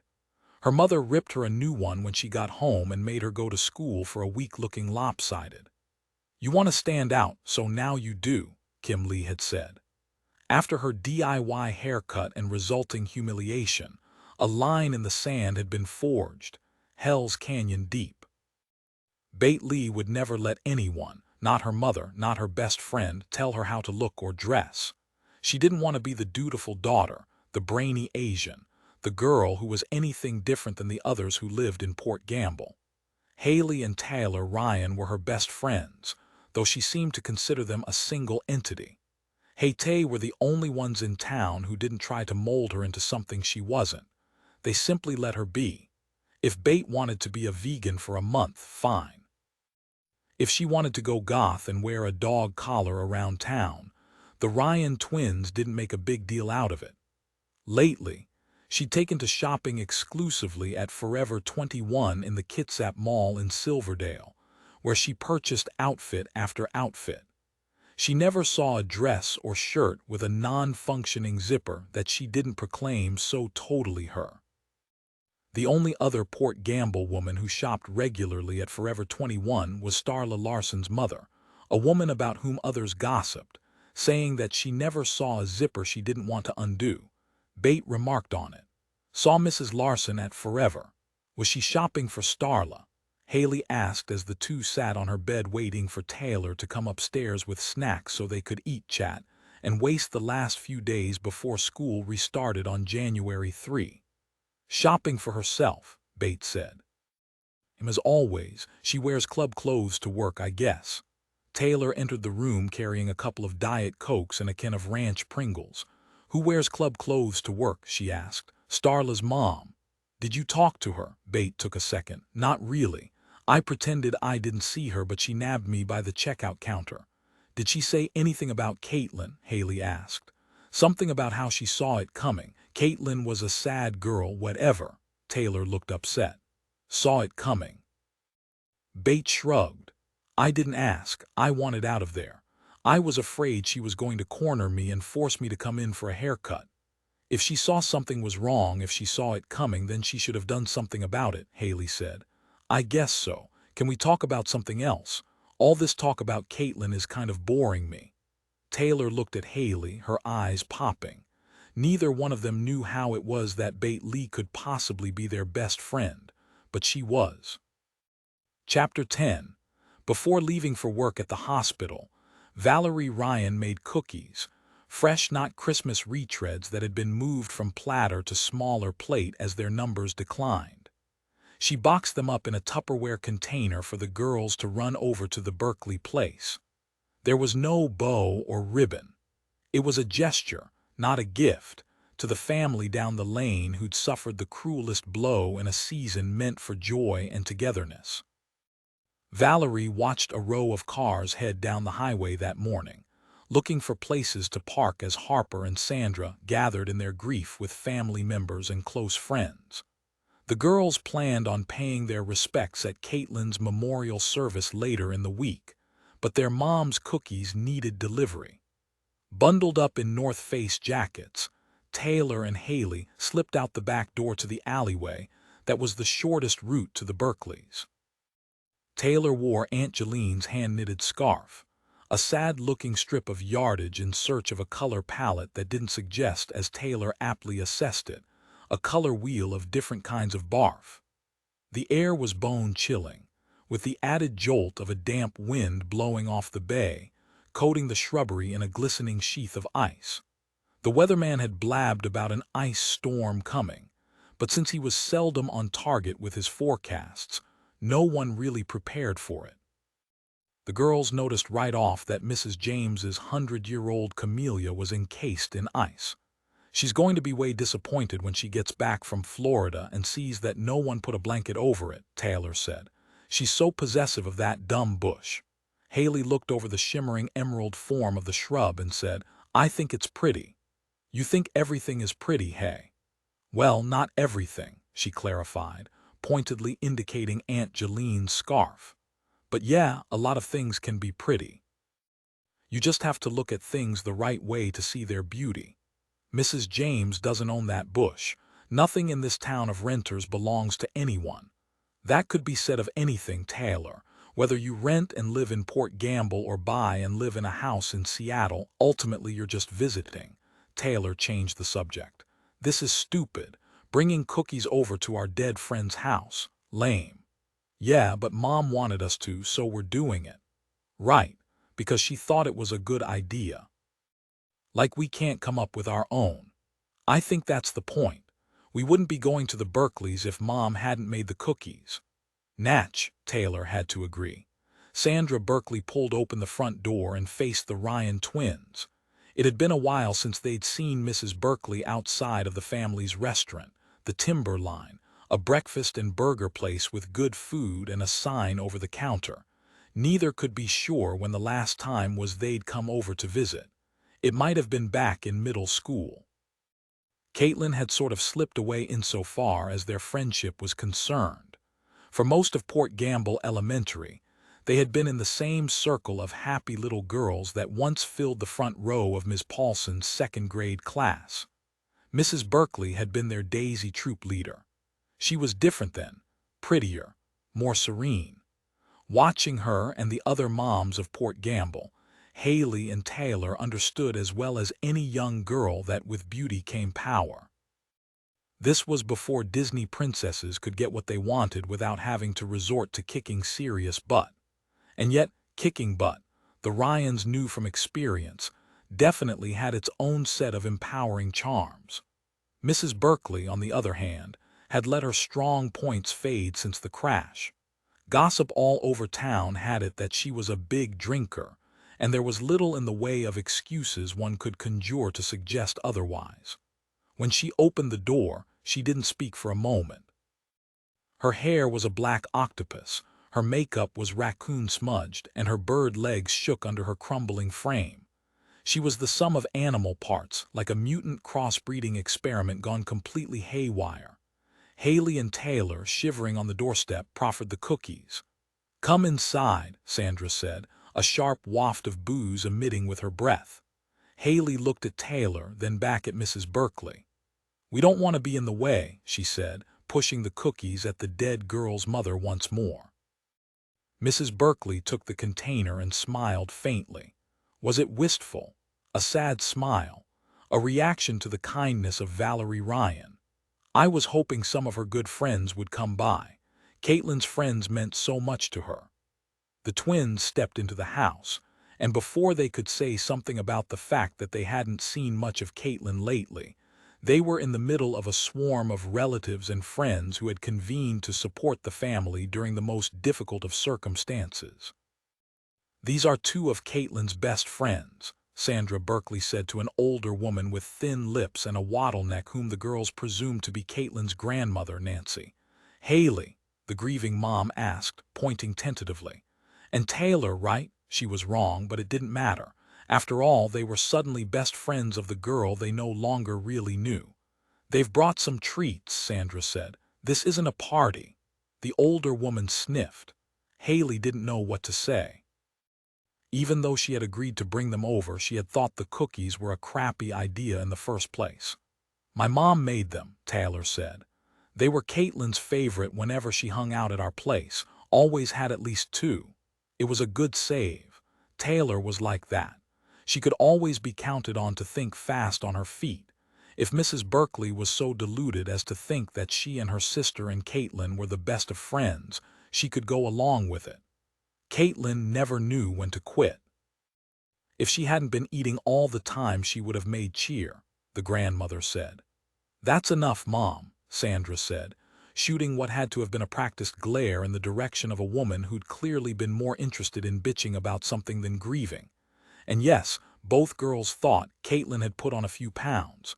She wasn't Mom Jean's fat, but she was a few cookie trays short of it. "Really sorry about Katelyn," Taylor said. "Sorry doesn't do much for a broken heart," the grandmother said. Hayley didn't take the bait. Instead, she smiled at the older woman, took her sister by the arm, and mumbled something about wanting to talk to Mr. Berkeley. Hayley led her sister into the living room, where most of the people belonging to the cars with out-of-state license plates were talking in quiet, anguished tones. The dining room chairs had been pulled from the big mahogany table and were arranged along the wall to provide necessary, but awkward seating. The table itself was covered with an array of bowls of pretzels, chips, and platters of pinwheel sandwiches Hayley recognized as a Costco deli product. Costco. Wow, that's really sad, she thought. She hoped if she died her parents would at least have Subway cater a gathering in her memory. Harper Berkeley, it was clear, had been crying. He was a tall, balding man with caterpillar brows that could use a good waxing. His eyes were red-rimmed and his formidable presence had been shrinky-dink by the circumstances. He looked so small, so sad. A woman neither girl recognized patted his shoulder. "We're very sorry about Katelyn," Hayley said. "We're all in shock," the woman said. "I'm Harper's sister, Twyla, Katelyn's aunt." As identical twins, the girls were genetic anomalies, not idiots.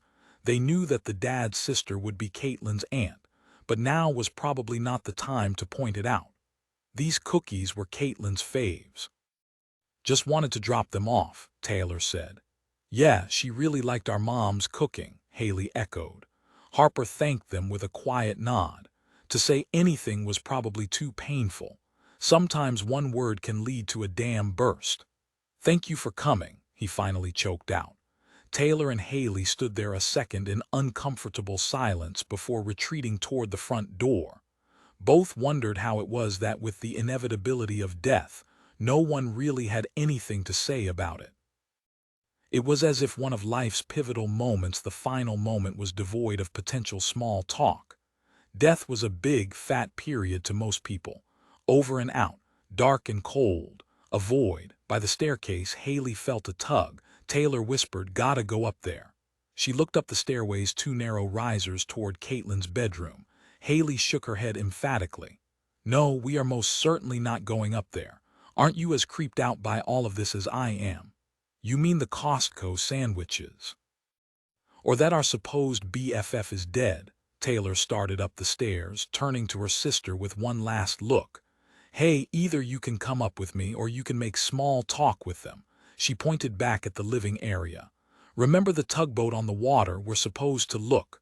Well, we're here, we might as well." "You win. I'm coming," Hayley acquiesced as they crept up the uncarpeted wooden risers, careful not to make much noise. Old houses like that one did a fine job in the noise department all on their own. Downstairs, they could hear Katelyn's grandmother complaining about something. A harsh, mean voice always travels like a slingshot. Katelyn's door was open a sliver. Taylor didn't remark on it, but she noticed a faint black rectangle, an indicator of old adhesive residue on the door. She remembered how they'd made nameplates after touring a signage shop in Daisy's. Katelyn's, she remembered, was the standard issue of any preteen Katie's room, boy-free zone. Things had changed big time since then. They went inside and Taylor closed the door behind them. "What are we doing in here anyway?" Hayley asked. "Not sure," Taylor said. "Why do you need a reason for everything? Reason is something people say to make sense of things that don't make sense." "Okay," Hayley said with a slight smile. "Now that doesn't make any sense." Taylor didn't care. "Bite yourself," she said. The posters and color scheme had changed dramatically since they'd last stepped foot in Katelyn's bedroom. Previously, Katelyn had surrounded herself with bright walls, purple bedding, and pictures of horses and orcas plastered everywhere. All of that was gone. The walls had been painted a dark, foreboding gray, a rebellion from Port Gamble's newly enforced white interior decor edict for its historic homes. Katelyn's animal posters had been replaced with images of wan, sad girls and ripped guys with Abercrombie abs. They were hot, hard, and probably without a single brainwave firing inside their bleached, tousled heads. Hayley and Taylor didn't have any qualms about the way those guys looked, but like most girls in Kitsap County, they'd never seen one in the flesh. Okay, maybe one. But Colton James wasn't blonde. Without saying a word, they walked toward the bathroom. Taylor knelt down next to the tub. It was a big old clawfoot, the exact same vintage as the tub in their house. It had not been re-enameled like the Ryans, however. The surface of Katelyn's was more cream than white, pitted in spots that made it appear dirty. Taylor could imagine Mrs. Berkeley telling her daughter to use some damn elbow grease when she told her to clean it. Or was she imagining it? Sometimes she didn't know where her thoughts came from. Other times, however, Taylor was absolutely sure they came from a source outside of herself. Hayley left her sister alone. She was drawn toward a small desk next to Katelyn's unmade bed.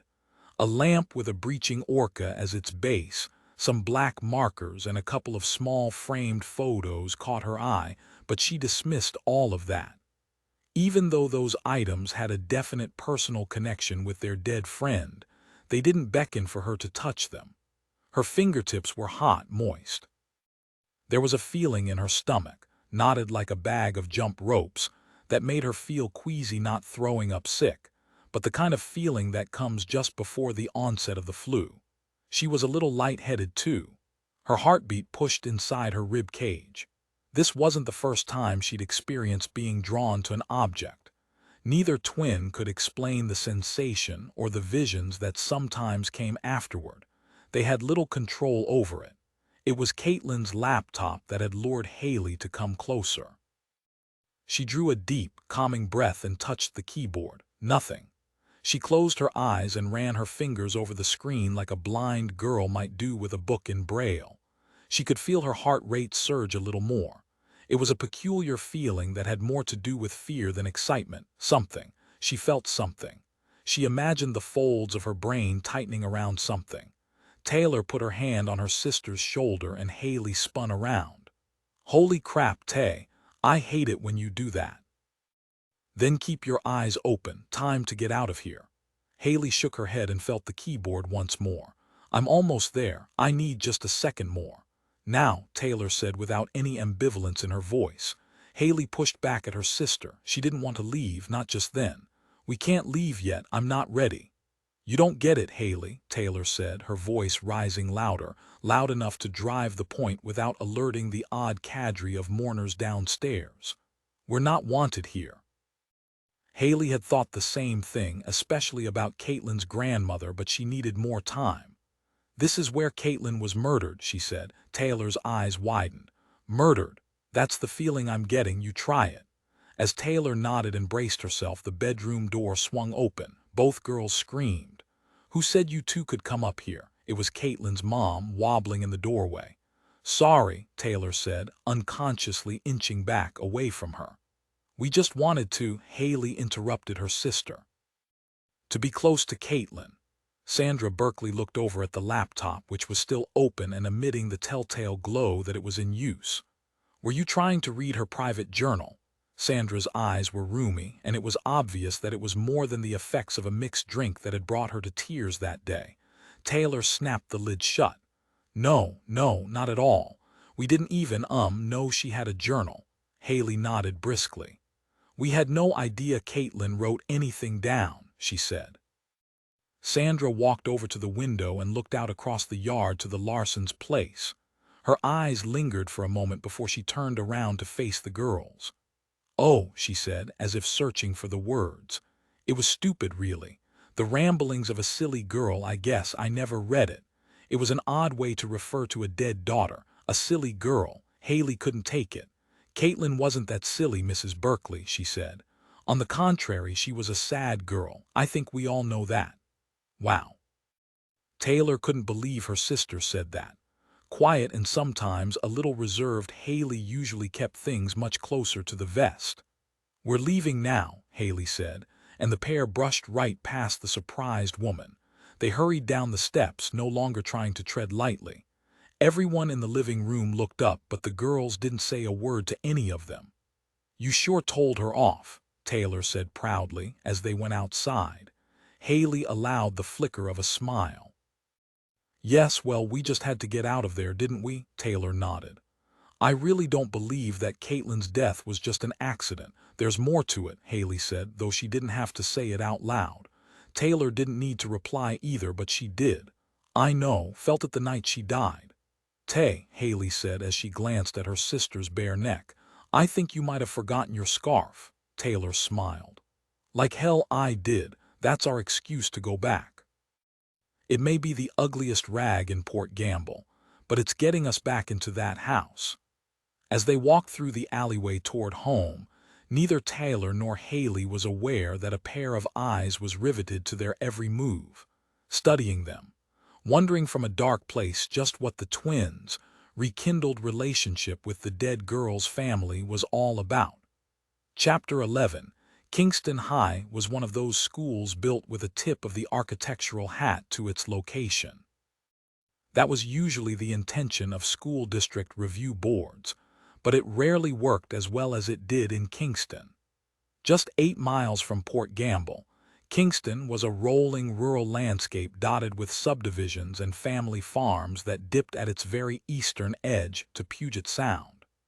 The front entryway of the school was reached by crossing a footbridge over a shallow ravine of sword ferns, cedars, and winter bronze cattail stalks. By the time Hayley and Taylor graduated from the middle school just down the road, Kingston High was only 4 years old. Classrooms were segregated into pods, each known by the dominating color of its paint scheme. Rough-hewn cedar planks artfully lined portions of the interior corridors, and wide expanses of pebbly finished polished concrete swirled in browns and greens like a northwest stream. In the mornings, the espresso stand adjacent to the student store, the Treasure Trove, did Starbucks-style business, sending a geyser of steaming milk into the air as it caffeinated one teenager after the next.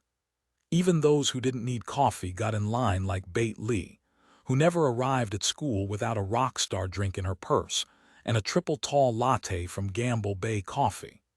She'd pay a visit to the student-run coffee stand after lunch for her always-needed midday pick-me-up. Each pod featured its own teacher's resource room, with their cubicles all crammed with the things they didn't want to take home. Some teachers put up baby pictures of their children. Students who saw them often remarked how surprising it was that one teacher or another had found someone to have a child with. Did you see that photo? The kid looks completely normal. Almost cute, one girl, a willowy redhead in overalls, said as she made her rounds, dropping off the latest Buccaneer broadcast, the school newsletter. Yeah, said her friend, a pudgy junior wearing tights, short shorts, black patent leather ankle boots, and an inch of mascara on each clumped-up eyelid. I was hoping she couldn't have kids, for the kids' sake. Totally, redhead said. Most of the congregating among students was done in the common area between the classrooms in any given pod. Along one wall were lockers of varying sizes, larger for those who were lacrosse team members and had unwieldy pads, sticks, and gear. Smaller for those who didn't have anything they needed to store, but wanted a place to linger. It was far from status quo the first day back from winter break. Katelyn's death gave the school guidance counselors the opportunity to go into grief counseling mode. And while they were genuinely sorry to lose a student, it sure changed up the onslaught of "I could be pregnant," or "school is too hard and I want to drop out" sessions that tended to bunch up after the holidays. The day back from a break marked by a teen's death meant a seemingly endless train of sobbing girls into the counselor's offices. Most started the preamble to their crying jags with the same words. I'm so upset about this. It isn't fair. She's the same age as me. Hayley, Taylor, and Bate didn't give voice to the same concerns as others. They were sick about what happened and felt they had a genuine connection with the dead girl. Their friendship with Katelyn might have evaporated since middle school, but they still felt a keen loss. I hated a lot about her, Bate said in the Commons. She had no style. She wasn't exactly fun anymore. Still, who knows, maybe she'd have turned into someone cool if she hadn't died. There was something always a little sad about her, Hayley said. I feel like we all kind of dropped her when maybe we shouldn't have. Taylor agreed with her sister. I know I did. Bates scowled and rummaged around in her purse for some lip gloss. It had been 5 minutes since her last application. You two are such goody-goodies. She didn't want to be friends with us. She was too wrapped up in being Katelyn of the Starla and Katelyn show. Didn't that get canceled after one season? More like 15, said Taylor, not even trying to be ironic. A junior the trio barely knew came up just then. Sorry about your friend, she said. All glossed, Bate answered. We're devastated. We can't talk about it. Take care, the girl said. Sorry. Bate looked at Hayley and Taylor. Did I seem devastated, she asked. Just a little, Taylor said as the three went off to class. Later that morning, the Treasure Trove espresso stand put up a small sign asking for donations for Katelyn's family. The school principal, a petite woman with dangerous nail-gun heels, kindly told them it wasn't an altogether good idea. But we wanted to help, said the kid foaming the milk. Yeah, said the girl pulling the espresso shots. She was a soy drinker, totally organic. You have to respect that. Yes, the principal argued, but the manner of her death. She attempted to choose her words carefully. Katelyn died because of, she said, looking at the big Italian espresso machine.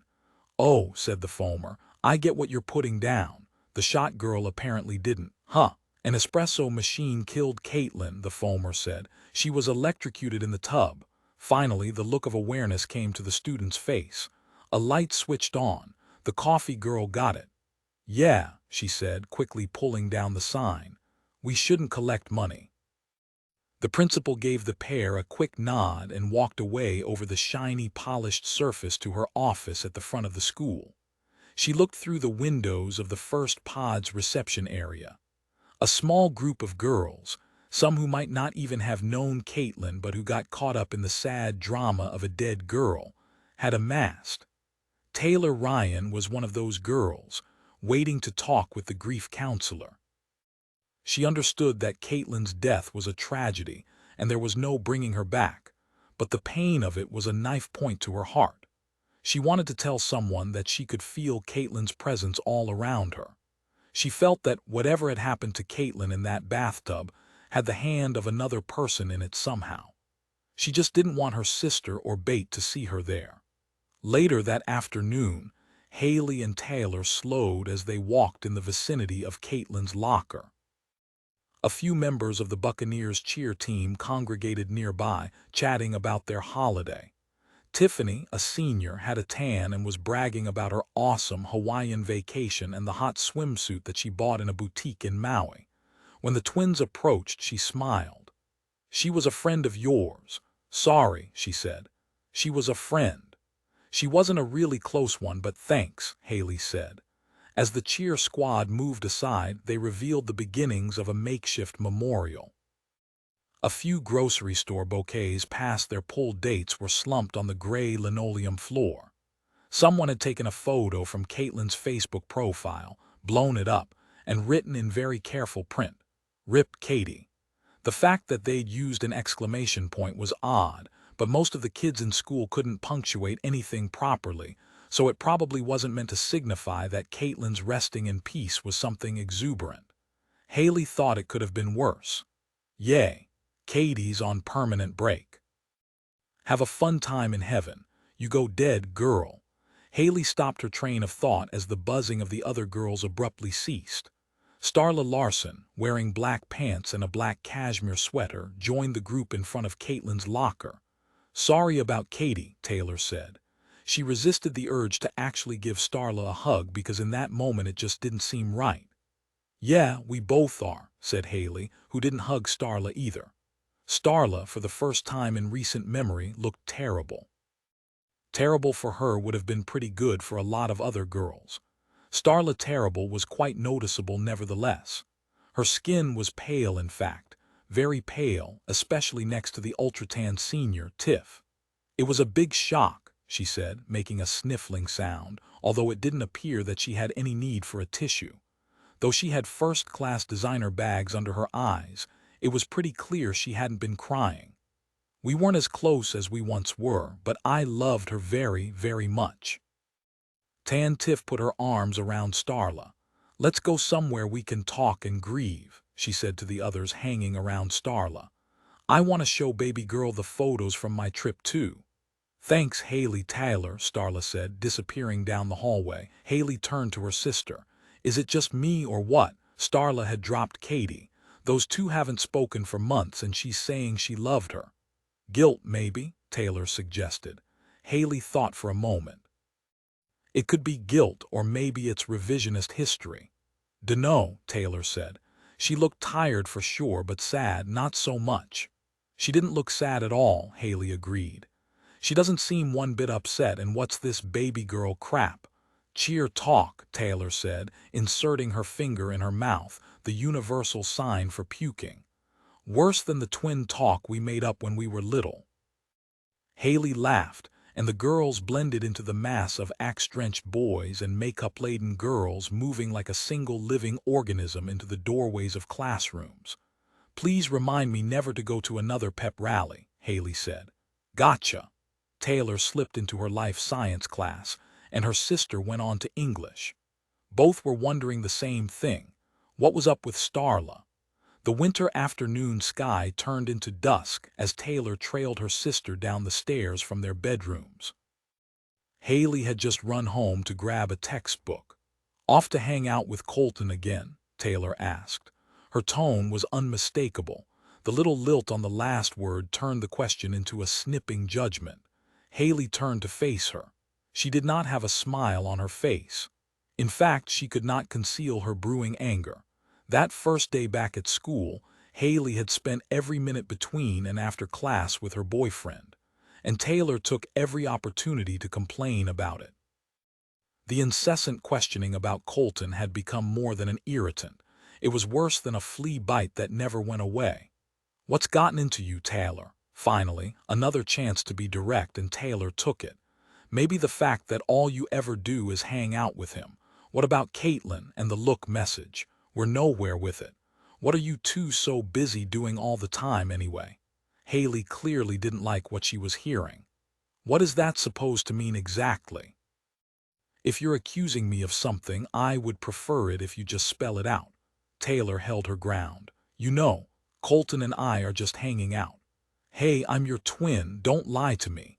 Save it for someone who doesn't give a crap, Taylor spat out, trying to bury her jealousy. Hayley wasn't buying it. Look, she said, there's a lot going on around here that we don't know. The two of us need to stick together to figure it all out. In the meantime, I would appreciate it if you'd please lay off the Colton jabs. With that, she turned the knob of the back door and was gone. Chapter 12. Jealousy, annoyance, whatever it was, reverberated between Hayley and Taylor with a vengeance. Maybe it was because they had come from the same egg, or maybe it was because even after the womb they spent so much time together. Whatever the case, the girls shared and experienced intense emotions simultaneously. The energy was almost a twin sense, telegraphed to each other silently through the air like sound waves. Didn't everyone feel that way? Didn't everyone understand the transference of emotion in the same manner? They didn't, of course. Hayley's ability to capture feelings and images came to her differently from Taylor's. The older sister by less than a minute, Taylor could immerse herself in water and infuse her brain waves with the past thoughts of others. Hayley's pathway was more tactile. The transmission that came to her often came through her fingertips. It was as if she could touch an object, a person dead or alive, and capture an instant in the real, present world. She'd touched Katelyn's laptop, and the exchange of the moment had taken place. 2 days after school had started, Hayley sat at the kitchen table, her parents gone somewhere, her sister upstairs reading her latest Us Weekly. She drank a glass of water because water always helped the process. She shut her eyes and tried to recall the images that had flashed too quickly through her head in Katelyn's room. She needed to see it all in slow-mo in order to understand it. She waited. She did what she and Taylor called hope and focus. In a moment, the images came. There was a computer. Hayley could tell that a person was typing on one machine and sending the words to Katelyn's shiny silver laptop. She watched fingers glide over the keyboard as if each grenade being dropped were a mere powder puff. one fluent keystroke after another. There was very little hesitation because the writer of the message knew exactly which words to use. Cullen, I'm not a total stalker, but I've been watching you, Katelyn. Hayley watched as the pair typed. Catabug, you sound LK a perv. Cullen, not at all. DZ sound pervy to watch someone. Lol, truth is dad, if you weren't so hot and I 100% mean dad in the writ way I would just ask you out. Catabug, rue a freak or what? Hayley sipped the tepid tap water, and then let a flood of it down her throat. Cullen, no, just a guy who DZ'n't want to get shot DWN by the hotst gal at KHS. That's you, Katelyn. You know, you really are. She could feel that Katelyn knew every reason why she should just stop the online conversation and maybe report the guy to someone. But Katelyn wasn't exactly sure, however, who the boss of the internet was anyway. It didn't seem like there was an internet police either. Every day her email inbox was stacked with ads for Viagra gross, breast enhancers not, and offers from Nigerians to share their fortune tempting, but no thanks. Hayley was irritated by the digression, though she completely agreed with Katelyn's thoughts. She hoped and refocused on more of what she was after, and what she was seeking came forth. Instead of telling someone or giving the boy on the other side of the computer screen the big kiss-off, Katelyn, who'd never felt lonelier in her life, answered him. Catabug, TA checks, I guess, but I don't know anything about you or not lick that Phantom of the Opera guy. Rue, Cullen, don't like opera. Boring. Katelyn shook her head and typed. Catabug, lol, meant the B-way show. Freak W, a burned-up face falls for a woman and DZ'n't want her to see his butt-ugly face. Cullen, I'm TLD, I have a nice. Katelyn smiled.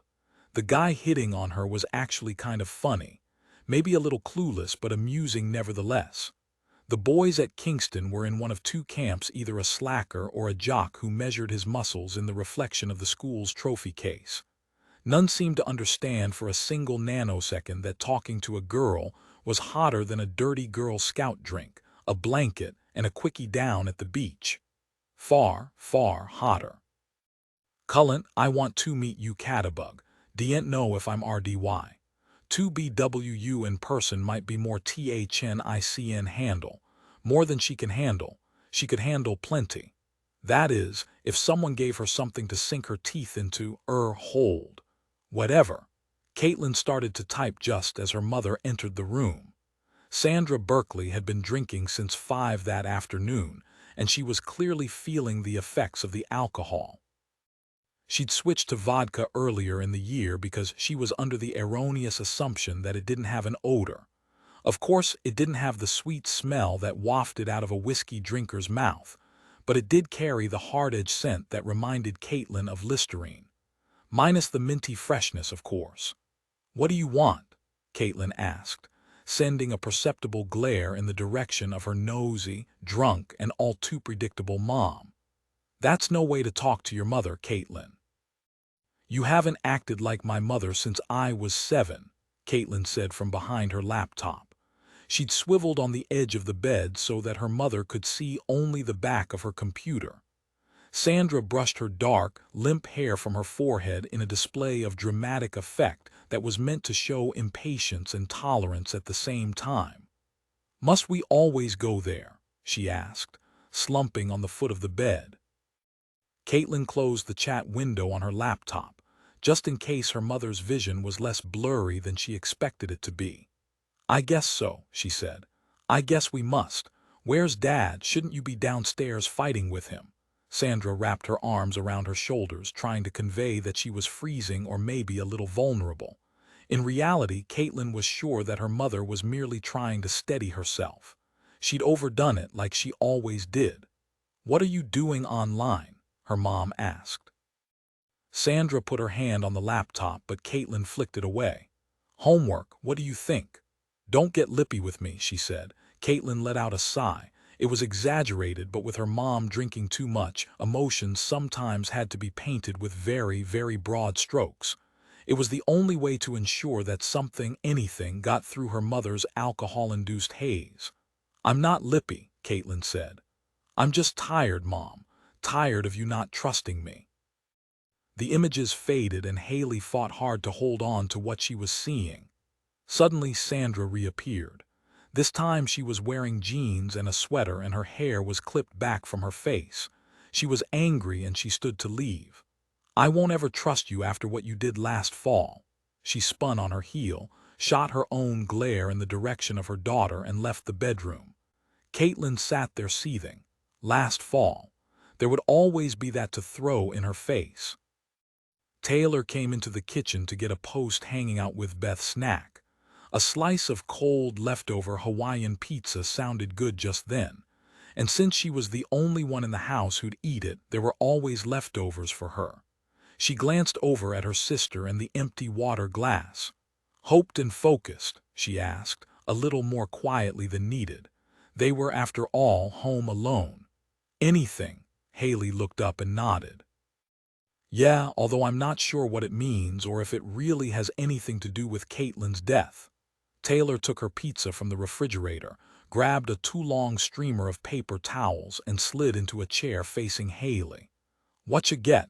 Hayley drew a deep breath and exhaled. She was wiped out from the experience of seeing the conversation play out over Katelyn's laptop. She had an online hookup, Hayley said. Did you know that? Taylor picked at an errant piece of pineapple and shook her head. Who? I have no idea, Hayley said. It felt kind of deep, kind of personal. Personal how? Katelyn seemed really interested in him. She was really happy. It was like that boy was the only thing that lifted her heart. I didn't get all the information. Her mom interrupted them. Taylor nodded. Her mother is the worst. Her mother's mother is, that's for sure, Hayley said, remembering the visit with the family after Katelyn died. Hayley closed her eyes and tried to replay the last part of what she'd felt. Taylor was impatient, something she was pretty good at being. Well, give me a second, okay? Hayley said. Though Hayley kept her eyes shut, Taylor could see them move back and forth under their clamped lids. She finished her pizza and wondered when Hayley had started to wear that hideous frosted slate gray eyeshadow, but she didn't say anything. She waited. Not everything could be rushed to meet the schedule of a ticking clock. Hayley opened her eyes. Something happened last fall, she said. I'm not sure what it was, but it was something big.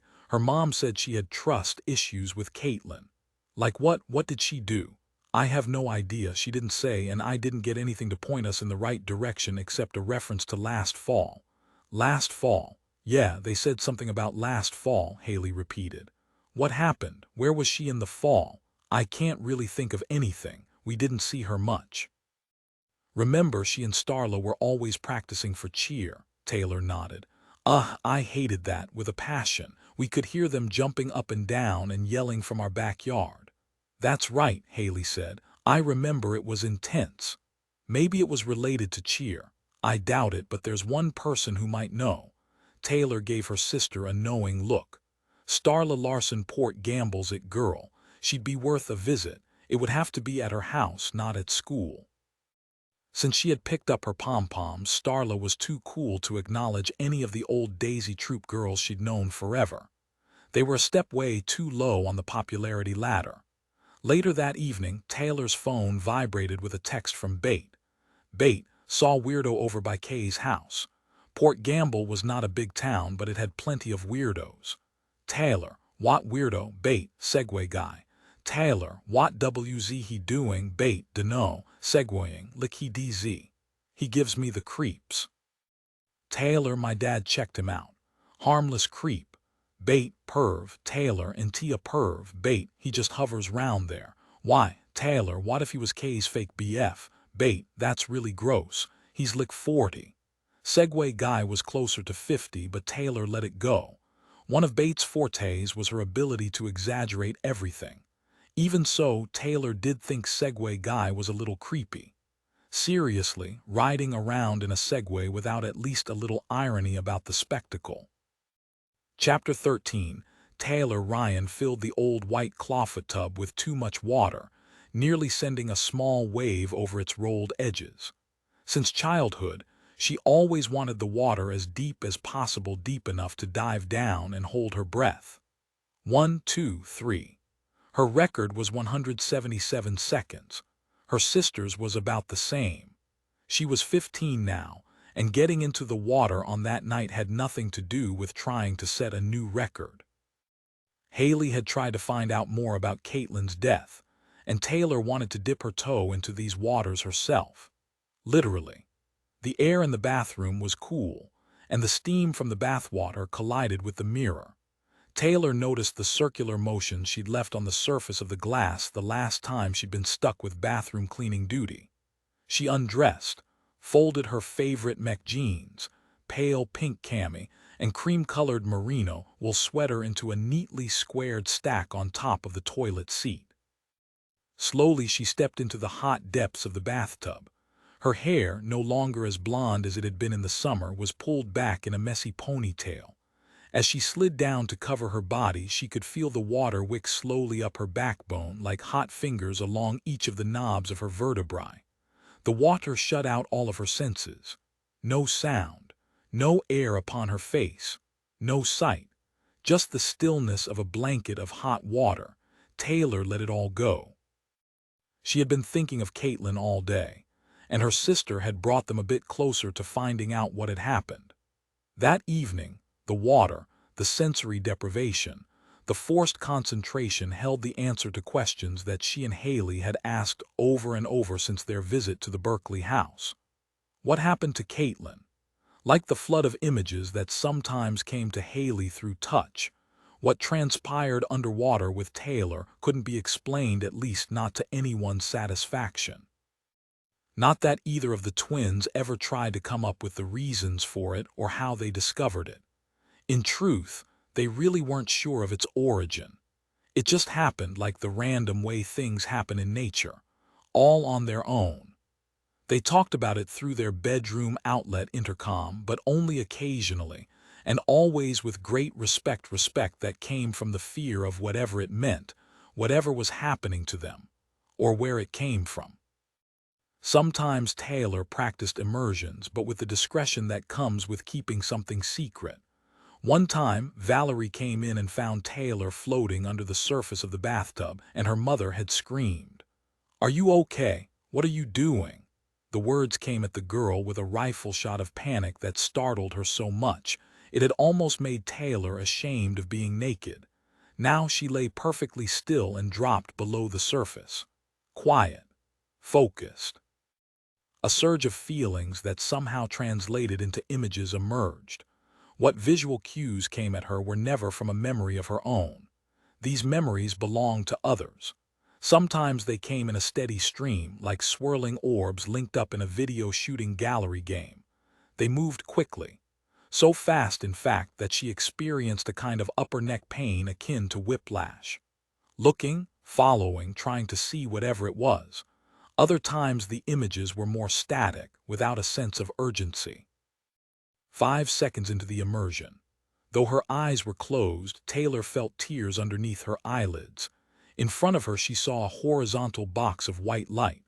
Along the left side were tiny rows of black, ants on an envelope. That didn't make sense at all. 20 seconds passed. She turned her head in the water and imagined her eyes open, staring hard at the white block in front of her. The ants had moved. In fact, the ants were moving across the blank field, shifting in and out of focus. What is it? 45 seconds elapsed. Her lungs were beginning to strain a little. It had been a long time since she'd held her breath for a minute or more. I'm not ready to stop, she thought. And just what are those nasty ants doing? Her hands floated toward the surface, a reflex to grab onto the edge of the tub and pull herself out. Taylor ignored the impulse and willed her body to stay just where it was. A minute and 15 seconds. They weren't ants, but letters. Okay, Taylor thought, what are they saying? 7 words spun by and she grabbed at them. The first 5 were easy, but she kept failing on the last 2. Lewd hot rod koala furl 3 minutes underwater. Taylor's lungs were going to explode. She strained as hard as she ever had. I'm not giving up, she thought as she fought the physical compulsion to rise up and breathe. Katelyn's dead. She's got a messed up family. She didn't need to die. I need that last part of the message. She wants me to have the words. Give me those words, Katelyn. The last two pounced at her. Self-Ivory Taylor clawed at the surface of the water, her eyes open with the kind of fearful look that beach lifeguards know all too well. She wasn't drowning. Even so, more than 3 minutes without a breath underwater was frightening beyond words. Coughing, choking on oxygen, Taylor pulled herself to the side of the tub and tried to breathe. What was Katelyn telling her? Chapter 14. There were ways to figure out what messages Katelyn had left behind. That was if, presumably, the words transmitted under the waters of the bathtub were truly from her. Taylor knew that the 7 little words she had received underwater probably didn't mean what they said.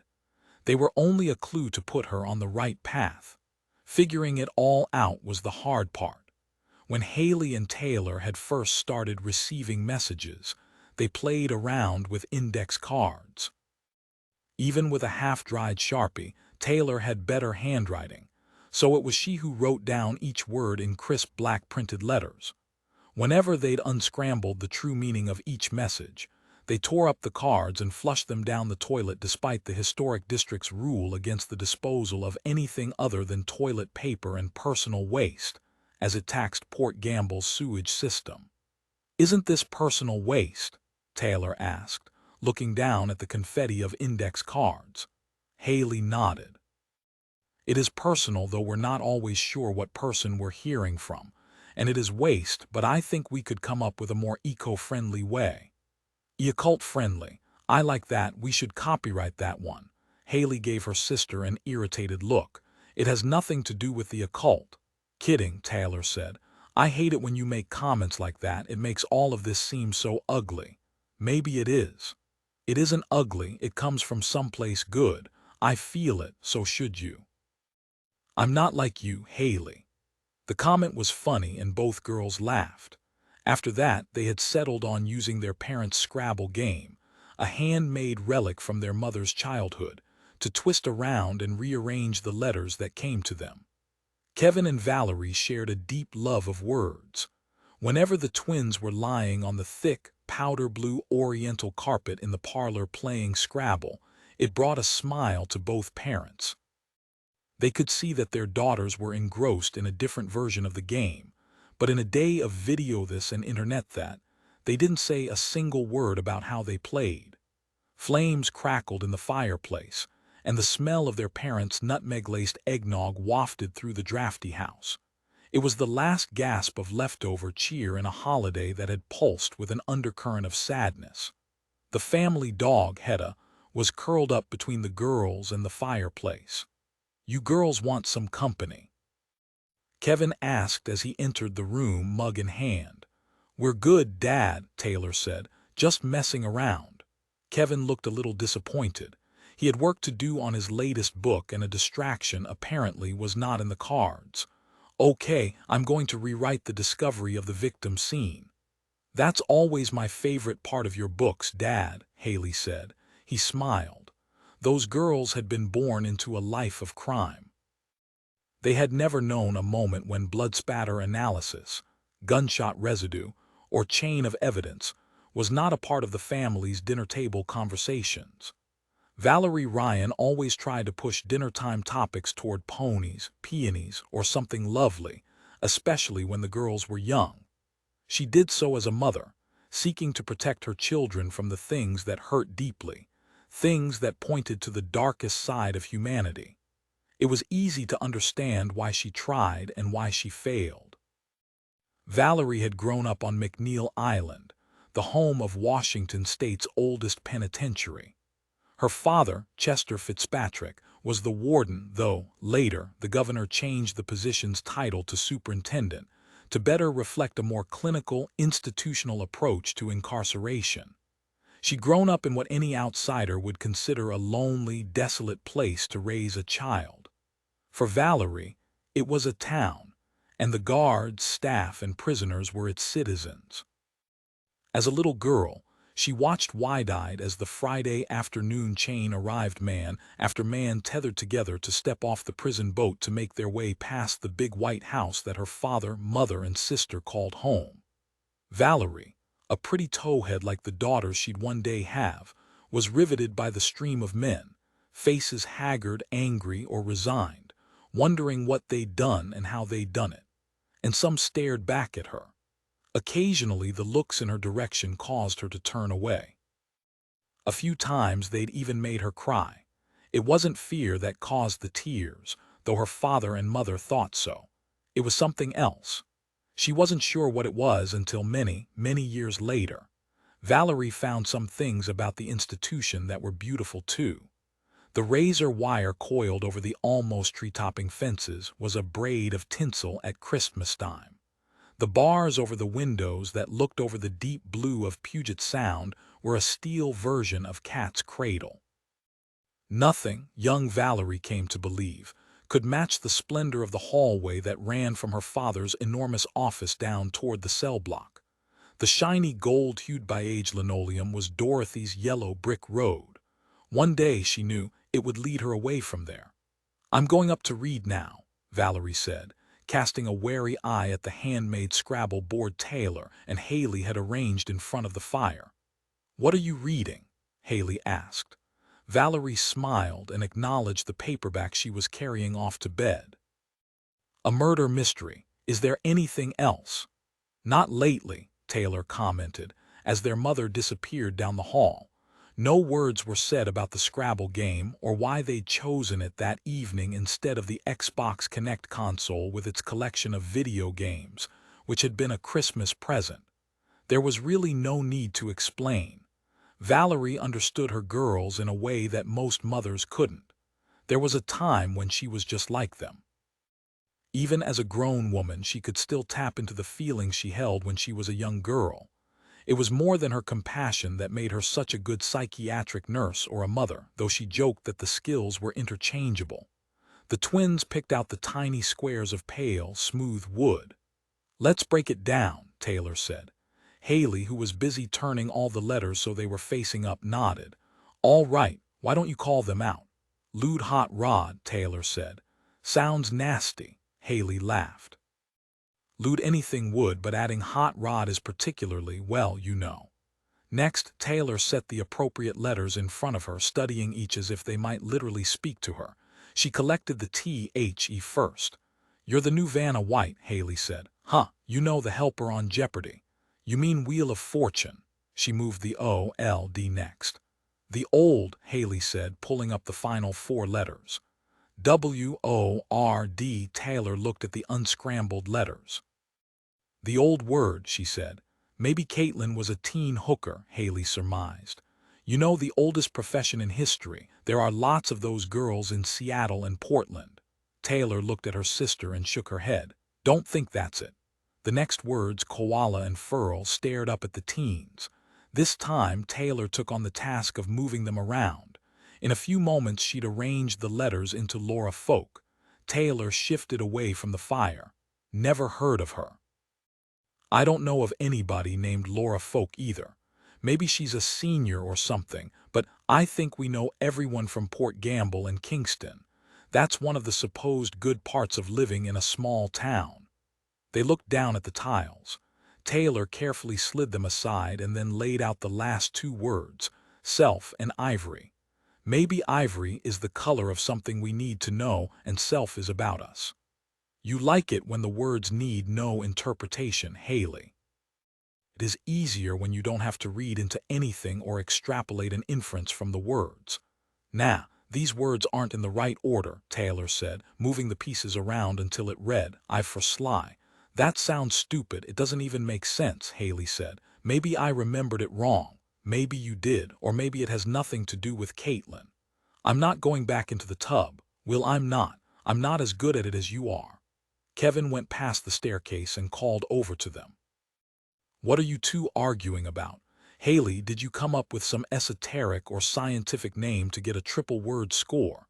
The girls looked at him blankly, having never played the game the way it had been intended. "Something like that, Dad. We were just about to call it a night anyway." "All right. Maybe I can play next time. You never ask me." Hayley smiled as she moved the wooden tiles back into the box. "Okay, next time for sure." They turned off the lights, followed their father to the creaky stairs, and said good night. From the outlet cover opening, Taylor whispered to her sister, "This isn't right, Hayley, something's wrong." "What do you mean wrong? We're doing great." "I feel it." "Well, I feel tired. Let's let it sit and see what comes up." Taylor knew what that meant. Both girls did. They'd wait until something came to one of them. Something they could never directly ask for, but they knew it beyond a shadow of a doubt when it arrived. That's just the way things were. Chapter 15. Miranda Mindy Larson was a hairstylist at Sheer Elegance in downtown, or rather, what approximated downtown Kingston, only a short drive from Port Gamble. Until recently, Mindy had been first chair in the salon for 4 consecutive years, a designation of power and excellent performance. She blamed herself only a little for her recent shift from first to second chair. It had finally sunk in that the owner, a hard-bitten, humorless woman with blue-black hair named Nicola Cardamom, was never going to let her buy into the business, despite their agreement to the contrary. When Nicola wooed Mindy from a salon in Bremerton, promises had been made. "A woman with your talent," Nicola had said, "should be front and center." Mindy fell for it and packed her scissors, clippers, and color kit. Things weren't great with her husband and she needed something to build upon. Just in case. In time, Mindy finally understood how empty a promise could be. She'd been stuck in neutral for too long, and if things at home hadn't been as complicated as they were, she simply would have quit. Doing head after head, day after day, for a lying boss like Nicola was exasperating and demoralizing. She found herself angry at everyone. A few times she purposely let the tips of her sharp scissors nick a customer's ear. "You shouldn't have moved," she scolded. The customer, ear bleeding, knew she hadn't and decided never to return. In the past year, Mindy had seen her client base drop. That's when Nicola moved her to second chair and took the #1 spot for herself. Mindy imagined taking her scissors to Nicola's liposucked stomach, but she didn't, of course. Instead, she continued styling hair, doing colors, and quietly and oh so discreetly bad-mouthing Nicola. "I'm not sure where she is," she told one long-time customer, a devoutly religious woman from Powellsbo. It was a lie. She knew Nicola had a dental appointment that morning. "Don't make me tell you what I think she's doing. I don't even want to go there. Just a drop of poison, nothing more." Mindy never said anything specific. She didn't have to. She knew the power of suggestion, the impact of a hint dropped at the right time. The customer was a member of Living Christ, a mega-church. She was also an incorrigible gossip. A woman with a big mouth and a ready-made audience was a terrific and useful weapon. The Larsons, Mindy and her 2 children, 15-year-old Starla and 13-year-old Tegan, lived in house number 21, right next door to the Berkeleys. The 2 families had been friends for years. Close and trusted friends. After her husband Adam disappeared, Mindy increasingly relied on Harper Berkeley to help with whatever heavy lifting she needed. Though nothing ever happened between them, there was talk.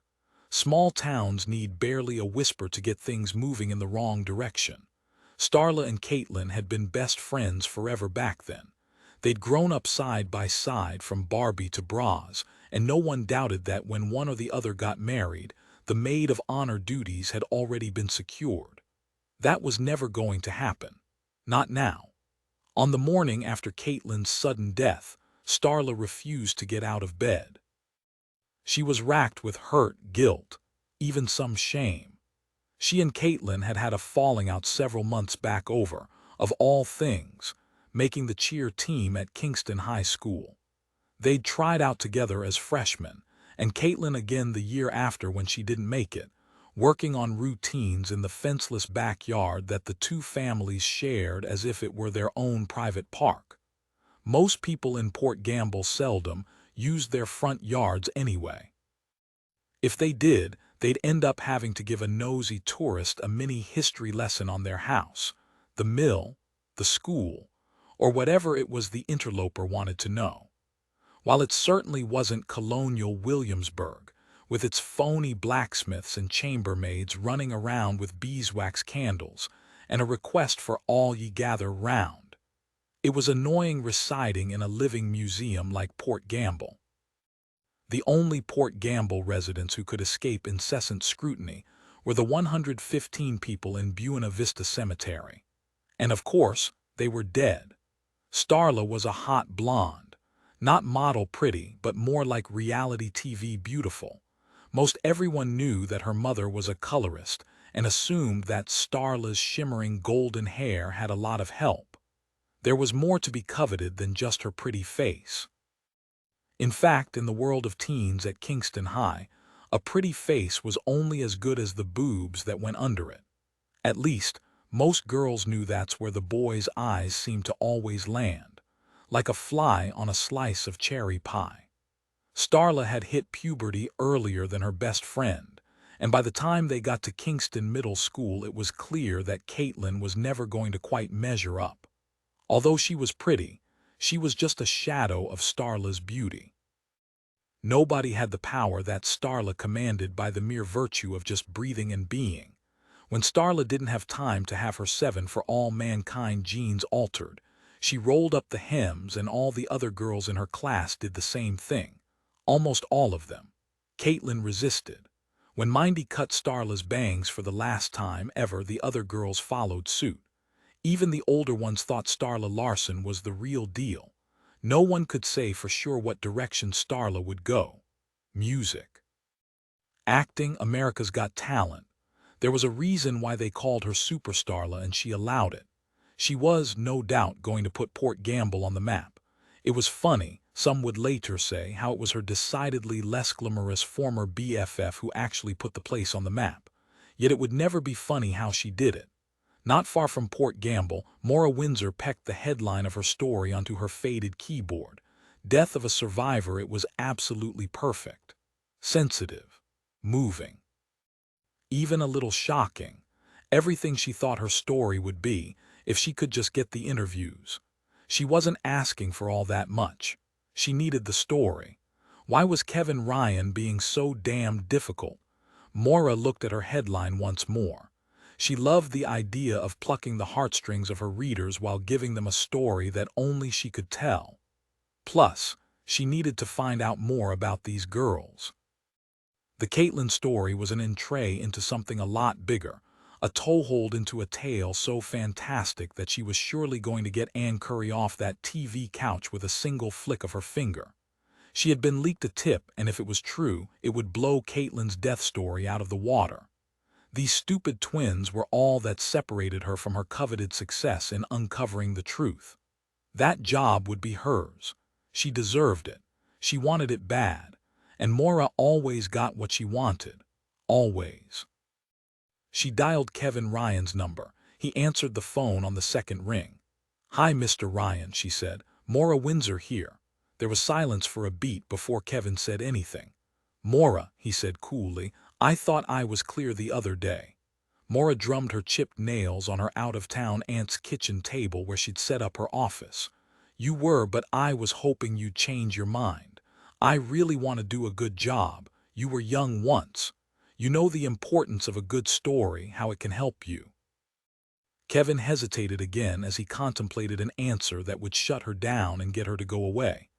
"I don't want you writing about something so personal and tragic," he finally said. "Wrong answer." "Look who's calling the kettle black," Maura retorted. "You've made big bucks off writing about crime victims and their families, always there with the personal detail. This is supposed to win me over. You really need to work on your technique, Maura. How about your wife? Maybe I could talk to her." "Maybe you should just go away. Your girls, they're 15, almost adults. They can decide if they want to talk," she said. "Stay away from them," he warned, his voice louder than necessary. "Stay away from my family," Maura fired back. That sounded like a threat. Not a threat, just a request. Kevin hung up. He wondered how many times he'd made someone else feel like Maura Windsor had just made him feel, defensive, angry, and worried. Chapter 16. When Starla was called out of Washington State history class last fall, she had no inkling Katelyn Berkeley, her soon-to-be former BFF, was responsible for the bomb that would be dropped over her perfectly highlighted head. After Starla was confronted by the principal, her boyfriend, Cameron Corelli, drove her home and screeched his rebuilt Bimmer to the curb. Starla mashed Cam's face and jumped out of the car. She strode angrily past Katelyn, who had lingered in the front yard waiting for her return. Starla had no idea Katelyn had wanted to say so many things but couldn't. "Sorry. Didn't mean it. Forgive me." Or "You deserve it, bitch." Starla didn't even return Katelyn's gaze. If she had, she might have seen a trace of sadness, remorse. It was as if Katelyn were a sheet of glass and Starla Larson looked right through her. Katelyn was nothing. Starla had no clue when she stomped past her friend that Katelyn would sequester herself in her upstairs bedroom. That she wanted to cry, but no tears came. That she knew her betrayal was so great, Starla would never forgive her. That she loved Starla and hated her. Starla would never know that Katelyn kept an online journal in which she admitted to giving the principal the incriminating photo out of spite. Because she wanted to be just like Starla, but couldn't and was losing her. Starla would never know any of this because in a few short weeks, Katelyn would be dead. She did what? Mindy Larson had just come home from work, smelling of hair product, toxic chemicals, and her pack-a-day menthol cigarette habit. She threw her oversized purse onto the kitchen table and looked directly into Starla's eyes. "You heard me, Mom. She reported me to the school cheer coach. It was total crap and it's all Katie's fault." "Yes, I heard that." I needed to hear it again because my brain isn't knitting the information together. Why would she do that? You're her best friend. Start from the beginning. Starla wanted to say something about her mother's inappropriate knee-high boots and shimmering top, but she thought better of it. She wanted her mother to know what she was up against, and as far as advocates went, her mom was basically all Starla had. The beginning of what? When we were best friends. Today. What happened today? Mindy went to the refrigerator and filled a glass of wine from the box sangria that always commanded most of the top-shelf real estate. "Okay, you don't have to be so bossy," Starla said, sliding into a dining chair while her mother took a seat across from her. "I'm a mom," Mindy said, adding without a scintilla of sarcasm in her voice. "Bossy is what I do." "Can I have a sip?" Starla asked, mostly to needle her mother. She hated any wine that could stain her teeth. Sangria was right in the middle with a rosé, her buzz wine of choice. Mindy shook her head. "No, you can't. Now tell me what happened." "All right," Starla said. From the beginning, it was 1:30 p.m. on an early fall day the week before homecoming in the very middle of state history class, a requirement that brought most students to the brink of the abyss called boredom. Teacher Rilta Cox liked to celebrate the lives of people who had made their mark on Washington. But the reality of it was that students sitting in front of her didn't care one bit about early explorers, native people, or pioneers who settled the region back in the days when it was called Oregon Territory. They might have been more engaged if the discussion veered toward the ritzy house that Bill Gates owned near Bellevue, or how much dope Jimi Hendrix smoked on any given day, or some tidbit about Starbucks when it was cool, and not just a Denny's that served only coffee drinks and pricey pastries. The rest of the stuff, forget about it. A boy from the principal's office, who no doubt asked to be the bearer of the message since it was going to Starla Larson, entered the classroom, spoke with the teacher, and then handed a paper to Starla. She looked down, shook her head, and got up to leave. The girl knew how to own the room. She wore a leopard print tank, black capri pants, and a gold choker that looked very, very expensive. Her purse was a black Michael Kors that her fans knew was her go-to bag. Starla's outfits made her the best-dressed girl in school. Starla scanned the classroom as her long legs moved toward the door to the hall. Her eyes lingered only a second and on only one person. Caitlin Berkeley. She'd made good on her threat. When Starla arrived in the principal's office that afternoon, her fears were confirmed. Seated across from Principal Andrea Sandusky was the cheer coach, Lucy Muller, A young woman with long, dark hair, a bad overbite, and the kind of strong, lithe body that suggested her past as an Olympic gymnast hopeful. As a high school principal, Ms. Sandusky never smiled anyway, so her grim face offered no tip-off of what was to come. Starla, I've asked Ms. Muller here because a situation has arisen that calls into question your ability to stay on the cheer team. What is it? Starla said, trying not to crumble. Even being somewhat prepared was not enough to ensure that she'd be able to keep it together. She had wanted nothing more than to be the youngest Buccaneer varsity cheerleader captain in the history of the team. She'd been the only freshman to make the squad and was well on her way. The honor would surely be hers. She deserved it. Not everyone deserves all good things, but I deserve this. This is mine. We have high standards here at Kingston, began the principal, who apparently had just finished a spinach salad because her left front tooth was covered with a fragment of a mossy green leaf. We're proud of our students and consider them to be ambassadors of our school in the community.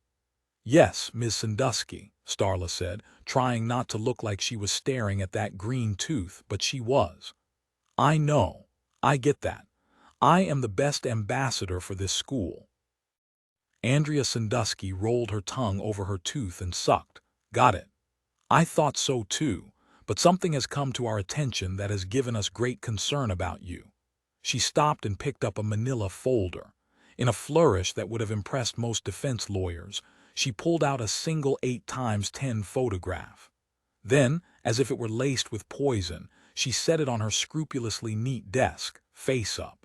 It depicted Starla with a beer bottle in one hand and a cigarette in the other. Starla shifted in her chair. I can explain that. I'm sure you can, but explanations don't really count for much when there is incontrovertible proof. The principal tapped her unmanicured fingertip on the photograph, which on closer examination appeared to be a laser print, not a photographic print. Lucy Muller, who'd up to that point seemed to check out of the meeting, finally spoke, whistling through her overbite like a piccolo. She was fired up and on the defensive. Starla, as her name implied, was the cheer team's future star. I want to go on record now, she said. This isn't a courtroom, Principal Sandusky said. Right, the coach said, acknowledging that she'd overreached in her language. I want to go on record that this morals offense, while serious, does not meet the requirement to remove Starla from the squad. Principal Sandusky didn't appear to be too convinced. Oh, really?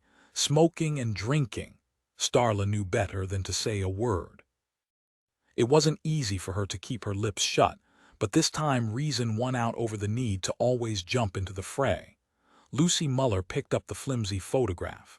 It is a violation, but look at the date stamp on the border. The bylaws say that an offense is only punishable if the person violated rules after she had been uniformed as a member of the Buccaneers cheer squad. Miss Sandusky studied the date, a year and a half the year before. You're underage now, she said, obviously miffed. This kind of trailer park behavior is unacceptable, and we have a zero-tolerance policy at Kingston High. What were you here, 14? Starla didn't say a word. She didn't even move her lips. Coach Muller did, or rather whistled. In case you didn't know, she said, now lapsing into a slight southern accent, I was raised in Mobile Manor Estates near Louisville. I think we should consider leniency. The principal's face went a shade of red. Not scarlet, but very close. The last time Starla had seen that same color was on a pair of Christian Louboutin shoes. It was, she thought at that very inappropriate moment, her very favorite color in the world. I will take that under advisement, Principal Sandusky said, looking first at the cheer coach and then over to Starla. See that this doesn't happen again. Starla nodded. She hated the woman, yet somehow she managed to smile just enough to signify that she understood and was still a very congenial person. I promise, she said. Thank you, Miss Sandusky. Mindy finished her first glass of wine and returned to the refrigerator. By then Tegan had come into the kitchen in search of dinner. He had enough food stains on his shirt to make the casual onlooker think he'd already eaten or was wearing a cool graphic tee. We're having tuna noodles tonight. The good kind. The kind with potato chip crumbs on top, Mindy told Tegan as she flicked him out of the room. Starla wondered how anything with potato chip crumbs could be considered good. Her mom was a terrible cook. She didn't mind enough to say anything. To keep her weight down, she'd taken to purging 2 nights a week. Only 2 because she was sure that didn't meet the wiki guidelines indicating a serious problem. First of all, Mindy said, you can only drink and smoke at home. If that photo was taken anywhere but here, you're going to have your butt handed to you right here and now. It was, she said. Promise. Mindy didn't question her daughter's veracity just then. That usually brought more drama than she could handle on a glass and a half of wine. Second of all, she went on, I am so pissed off at Katelyn. I could just kill her. I know, me too, but Mom, really I am kind of sad for her. Sad we can show her sad. Look, she's a nothing. She didn't make the squad again, she didn't even have a chance. She's a clumsy brunette. When I think about it, she doesn't even have a boyfriend. She never ever has. Mindy grabbed a kettle, a can opener, and a can of mushroom soup. She hurt you, honey. She tried to take your spot. Get me the Starkest, 2 cans. Starla got up and went to the pantry. Coach Muller would never have put her on the team. She laughed at her like the other girls did. I did. Mindy fastened her eyes on Starla's. If she's so damn jealous because of what you've got, then let's give her something to talk about. Starla looked confused. I don't get what you mean. Mindy poured a bag of egg noodles into the just boiling water. Let's get her a boyfriend, she said. Again, a confused expression appeared on Starla's pretty face. I still don't understand. Mindy indicated her empty wineglass. She didn't worry about it being her 3rd glass. She'd read somewhere online that 3 a night was not a serious problem. You don't have to, she said. All you have to do now is get me the open bag of chips and crunch some up. Tegan gets cranky when he doesn't eat. I can't stand cranky preteens and all the drama they bring. We'll take care of little Miss Troublemaker after dinner. Mindy Larson had no idea of the drama she was about to unleash. Neither did Starla. On his worst day ever, Tegan Larson couldn't even come close to being that bad. Sure, he might try. In a home with 2 contentious females and Jake Damon, his mom's boyfriend, the boy had to try. Chapter 17, Taylor Ryan couldn't sleep. It might have been the jitters that came with being back at school after a long break. Kids were bragging or complaining about their Christmas gifts or where they went on vacation. Some complaints were deserved. Outside of Port Gamble were a number of mobile homes tucked in trailer parks or by themselves behind Douglas firs and big leaf maples. Some were hidden from view for a very good reason. The poor of Kitsap County, sometimes referred to as Kitsapalachia, were one group. People with drug or alcohol problems, mental illness, or something that forced them to live in circumstances that were far from ideal. Then there were the others, the criminals, the rough crowd, as Valerie Ryan called them, who chose to hide out in the country so they could cook meth, grow pot, or do other things that led only to trouble. Trouble always begets more of the same, she had told the girls on more than one occasion. You see trouble, don't run to it like a moth to a flame. The moth gets burned, remember. And yet, that's exactly what Hayley and Taylor did. Their mother knew it, of course, and her admonition was a warning with little teeth. It was nothing more than a reminder to be very careful. You poke at evil with a stick, Valerie had said, offering chilling advice they'd never forget. Never use your fingers. Taylor went downstairs quietly that night, although she didn't need to be so light on her feet. She could hear her father snoring, and she knew that her mother probably had earplugs in and her head under a pillow. Maybe under 2. She made her way to the kitchen and rifled through the refrigerator, but she wasn't really hungry. She filled a glass with tap water and walked to the windows with the rippled glass that were original to the 1859 house. The bay was a black void, with only the faint shimmer of waves at its rocky edges. A bird called out abruptly somewhere in the darkness. The finality of its cry chilled the teenager. The scream of an animal in the dark almost certainly meant its gruesome demise. Taylor wondered about Katelyn, and if her soul had crossed over, if Katelyn's soul had been lifted to the place where there is an absence of all pain. She and her sister were blessed in many ways, but there was never a time when either could understand fully why it was that their empathy for the dead was so deep, so profound. "Katelyn," she whispered, leaving a misty fog on the window pane, "what happened to you?" Her fingertips touched the cold glass for a second, not long enough to leave more than a few dots on the fogged, uneven surface. She resisted the impulse to draw a heart. It was a strange feeling just then, strong and confusing. "Tell me when you are ready. Tell me if you can," she said haltingly.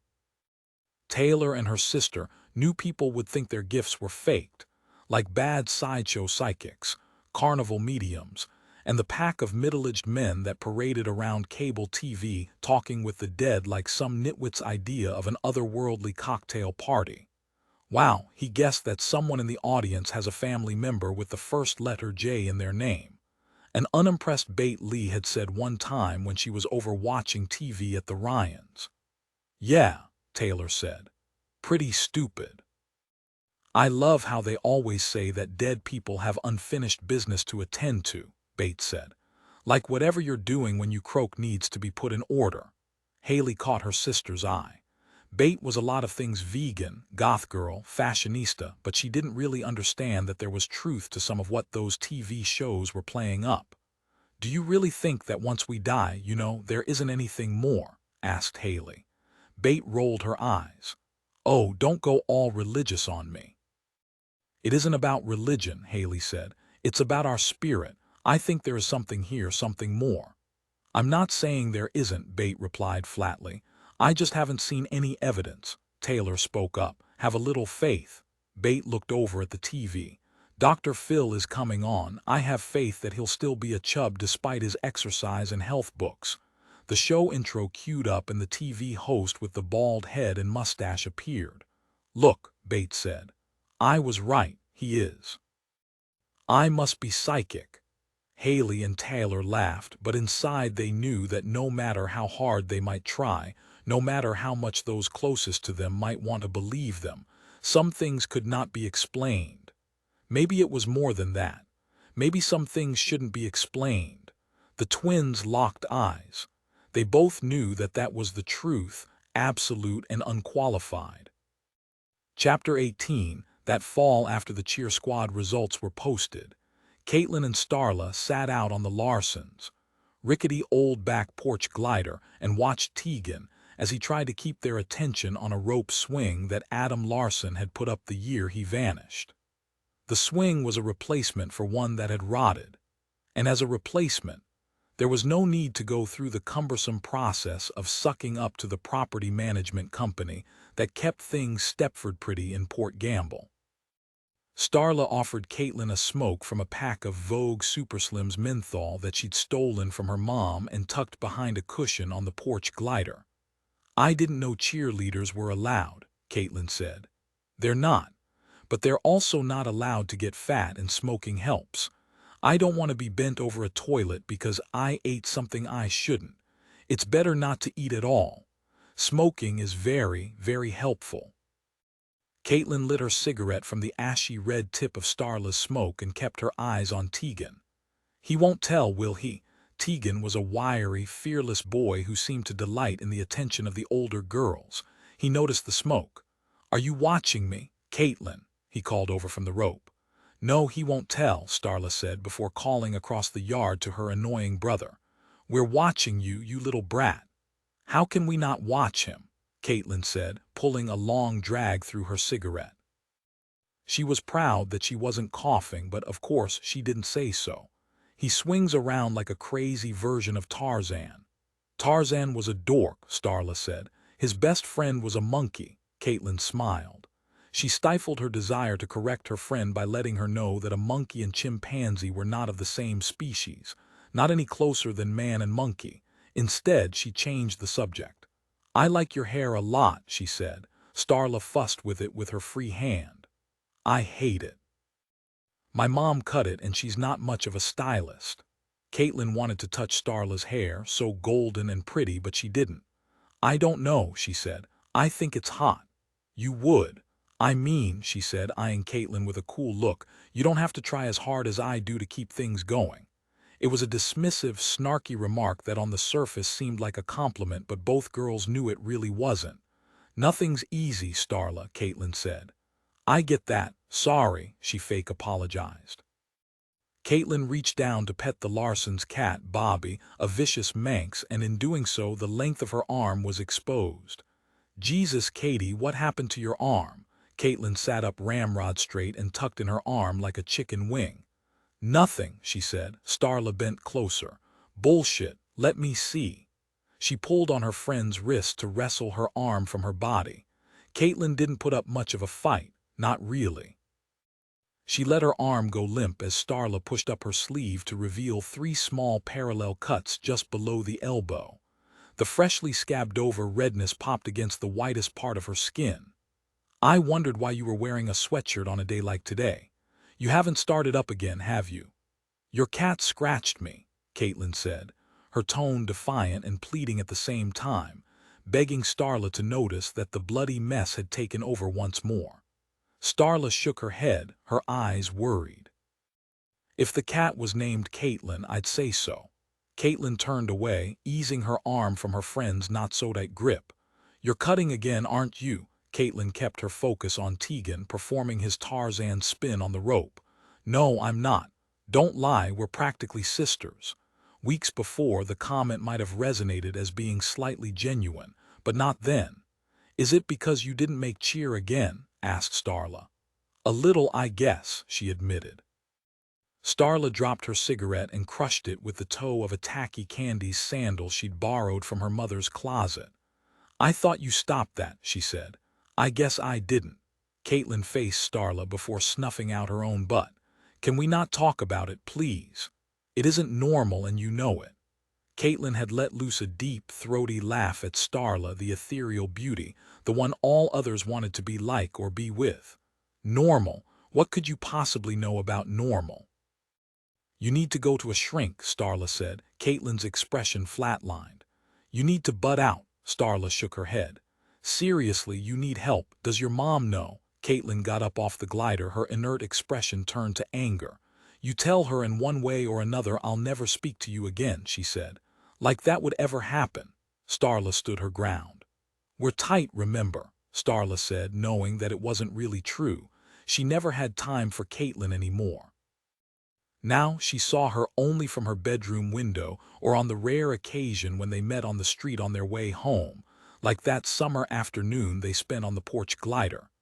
Katelyn had bristled at the lie. Starla was no longer a friend. She was no longer anything. She was the enemy, and as far as Katelyn could tell, she was unstoppable.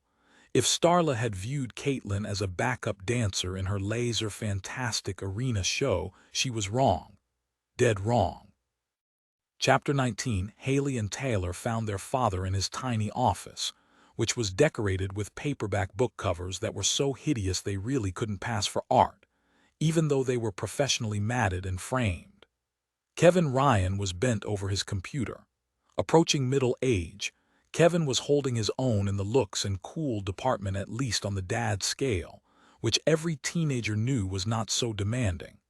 His hair was no longer styled in a foppish 90s haircut, but was cut short. He no longer sported the porn star mustache that he'd worn throughout most of the girls' younger years. His gray eyes looked up from the computer screen and he grinned at his daughters. Kevin always welcomed an intrusion.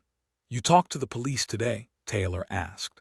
He took his hands from the keyboard and swiveled around in his black leather office chair.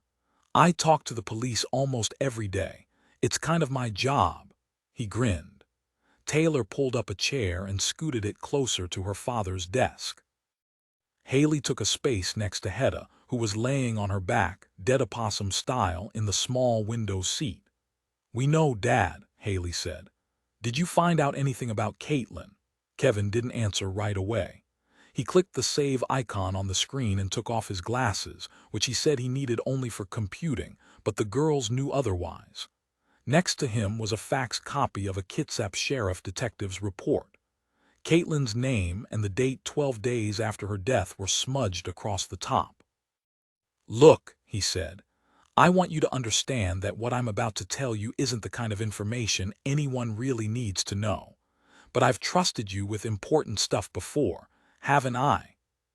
Their father could have been referring to a number of things right then, but more than likely it was the story of Denita Montero, a woman who'd abused her children before murdering one in a coin-operated washing machine in Duluth, Minnesota. His book Clean Getaway did not disclose the sexual abuse of the surviving daughter. While another author might have included it for shock value, Kevin Ryan took the higher ground and didn't even tell his editor about it. To confide in an editor was, without a doubt, like opening the door a crack. A crack was all it took to ruin someone's life. "Dad," Taylor said, "we were friends with Katie. We want to know what happened to her. What really happened?" Kevin weighed her request carefully. "They thought it was an accident at first, but it is possible, maybe even likely, that she killed herself." "Killed herself?" Taylor shook her head. "Doesn't add up, Dad. She wouldn't have done that." "She got some bad news the night she died," he said. "What bad news?" Hayley asked from the window seat. Her grandmother had promised to fund her college expenses but told her that night that the money was gone. Hayley got up, and Hedda, astonishingly spry for 17, jumped to the floor. "I doubt she would have killed herself over that. College is years away. Anything could happen between now and then. She could get a scholarship or win the lotto. She could even get a student loan." Kevin nodded in agreement. Hayley was right. "That's what Chief Garnett told me. Nothing further is going to be done with the case. They're closing it as an accident, a freak one at that. Better than having Sandra and Harper live out the rest of their lives thinking that they could have done something to save their daughter." There was no arguing that one. Instead, the twins took in each word with the respect and solemnity that they knew their dad, a kind of purveyor in tragedy, would expect of them. There could be little doubt that Chief Garnett and their father believed that digging around Katelyn's tragedy would only yield hurtful results. It wasn't the twins' fault that they were driven to do so. Others could never see what they saw or felt. Others simply didn't get the messages that they did. In a very real way, others were actually kind of lucky. Outside, barely out of the cutting chill of the weather, Maura Windsor stood under the green water towers at the entrance of the main business district of historic Port Gamble. She'd taken up smoking to be more reporter-like, and she was actually enjoying the buzz of the nicotine. It calmed her. It soothed her at a time when she really needed it. She'd accosted Sandra Berkeley earlier in the day as she left the Timberline restaurant. Sandra barely said a word to Maura, but what she said left no doubt about her feelings about an interview. "You blood-sucking bitch, leave my baby alone." That was harsh. "I'm sorry about your daughter, but I'm on a deadline." Sandra could have killed the reporter right then, but she didn't. There'd been enough death in Port Gamble. For a second, Maura felt a little embarrassed, but on further reflection she dismissed it when she realized that no one else had seen the encounter. She'd left more messages for the Ryans, but there were no return calls. "What do I have to do to get somebody's attention?" she asked herself as she snuffed out her cigarette, ignoring the sign to dispose of trash in the proper receptacles. The more people pushed her away, the harder she'd push back. She heard a dog yelp somewhere in the distance, and she smiled. Chapter 20. Unlike Eskimos, who purportedly have an unbelievable number of words to describe snow, teenagers in Port Gamble have only 4 to describe rain, almost all the time. Those who don't live there could never comprehend the incessant downpours that come in fits and starts all year long. Spring, winter, whatever. Rain falls like a curtain over the town. On those rainy days, anyone looking from the general store to Buena Vista Cemetery could see nothing but a white wall before them. Not even a tree is visible, and forget the scenic view. During the heaviest downpours, the bay and the canal blend into one large, seamless cloud. Oddly, only the most overt nerd townie or tourists carry umbrellas. No one loves the rain in Port Gamble, but residents live there in spite of it. They refuse to let it stop them from doing what they need to do. There were never any rain delays for school sports events. Never did a June bride plan a wedding on the bluff overlooking the Sound without the benefit of tents. No camping trips to the Olympic Mountains were canceled over inclement weather. No picnics were moved inside. As Kevin Ryan told his girls over and over, "You're not the Wicked Witch of the West. You won't melt if you get wet. Trust me."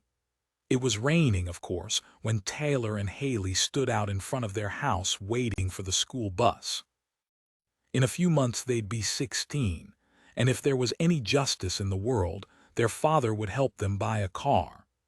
Girls like Starla Larson with older boyfriends managed to halt the cycle of abuse that was the bus ride to Kingston High School.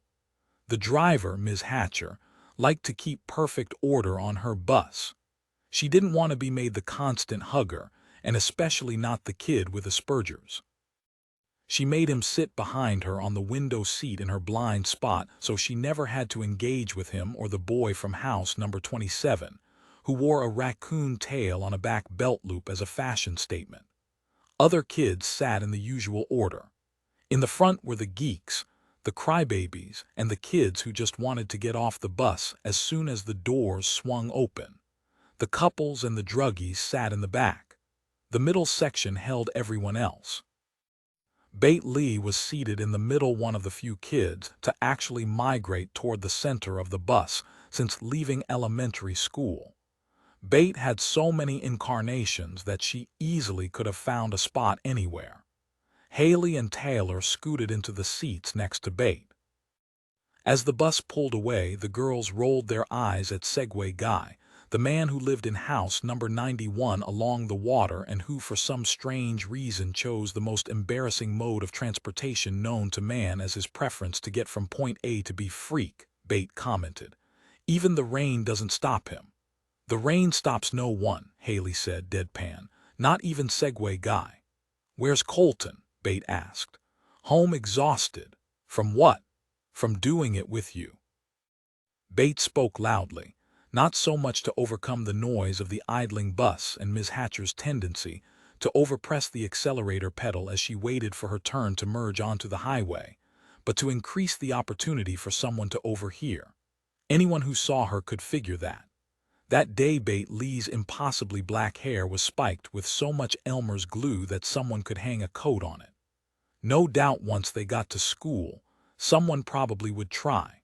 Hayley motioned for Bate to lower her voice. Your information, he was out of town all winter break, and in case you were wondering, you're gross. Bate smirked a little and touched the tips of her hair. She made a pained expression that was either meant to signify her sharp hair spires or that she'd been quietly told off by one of the girls whose names she used interchangeably.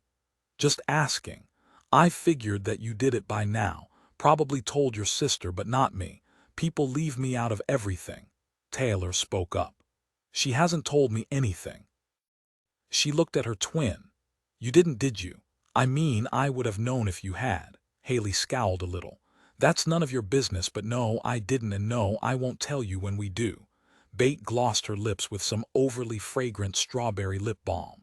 So you're going to? Hayley shook her head, her face now a little more pink than she could ascribe to the cold weather. I didn't mean that. I meant if we do. Unlike some girls around here, I'm actually in no big rush. Bate deflected the remark by changing the subject. Bate was like that. Taylor once wondered if Bate's ancestors invented fireworks because she seemed to totally get off on lighting fuses and standing back to watch the fun.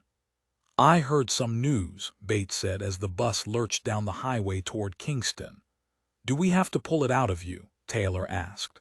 Right, we know you're so discreet, Hayley chimed in, unsuccessfully trying for a little payback. Bate put her lip balm in her purse and scrolled through her text messages. My mom told me that her friend Lou at the Timberline said that Katelyn got into big trouble last fall, something that made her mom and dad furious. I couldn't hear it all. Hayley narrowed her focus on her best friend. I thought you said your mom told you. Guilty. Big deal, I was eavesdropping, so what? The information is good. What did your mom say exactly? Taylor asked. I'm Asian. That doesn't make me a Sony recorder. Right, Taylor said. But what did she say? Bate thought for a moment, extracting every word for her friends who always annoyingly insisted on precision. She said, if I were Katelyn's mother, I'd have done the same thing.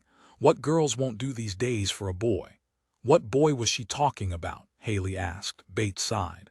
I don't know, she said, clearly bored with the subject of Katelyn's imaginary love life. I really don't care, but I thought you two might. Bately anchored her trademark black Doc Martens on the green linoleum floor in front of the lockers in the Red Pod at Kingston High School and flipped through her texts.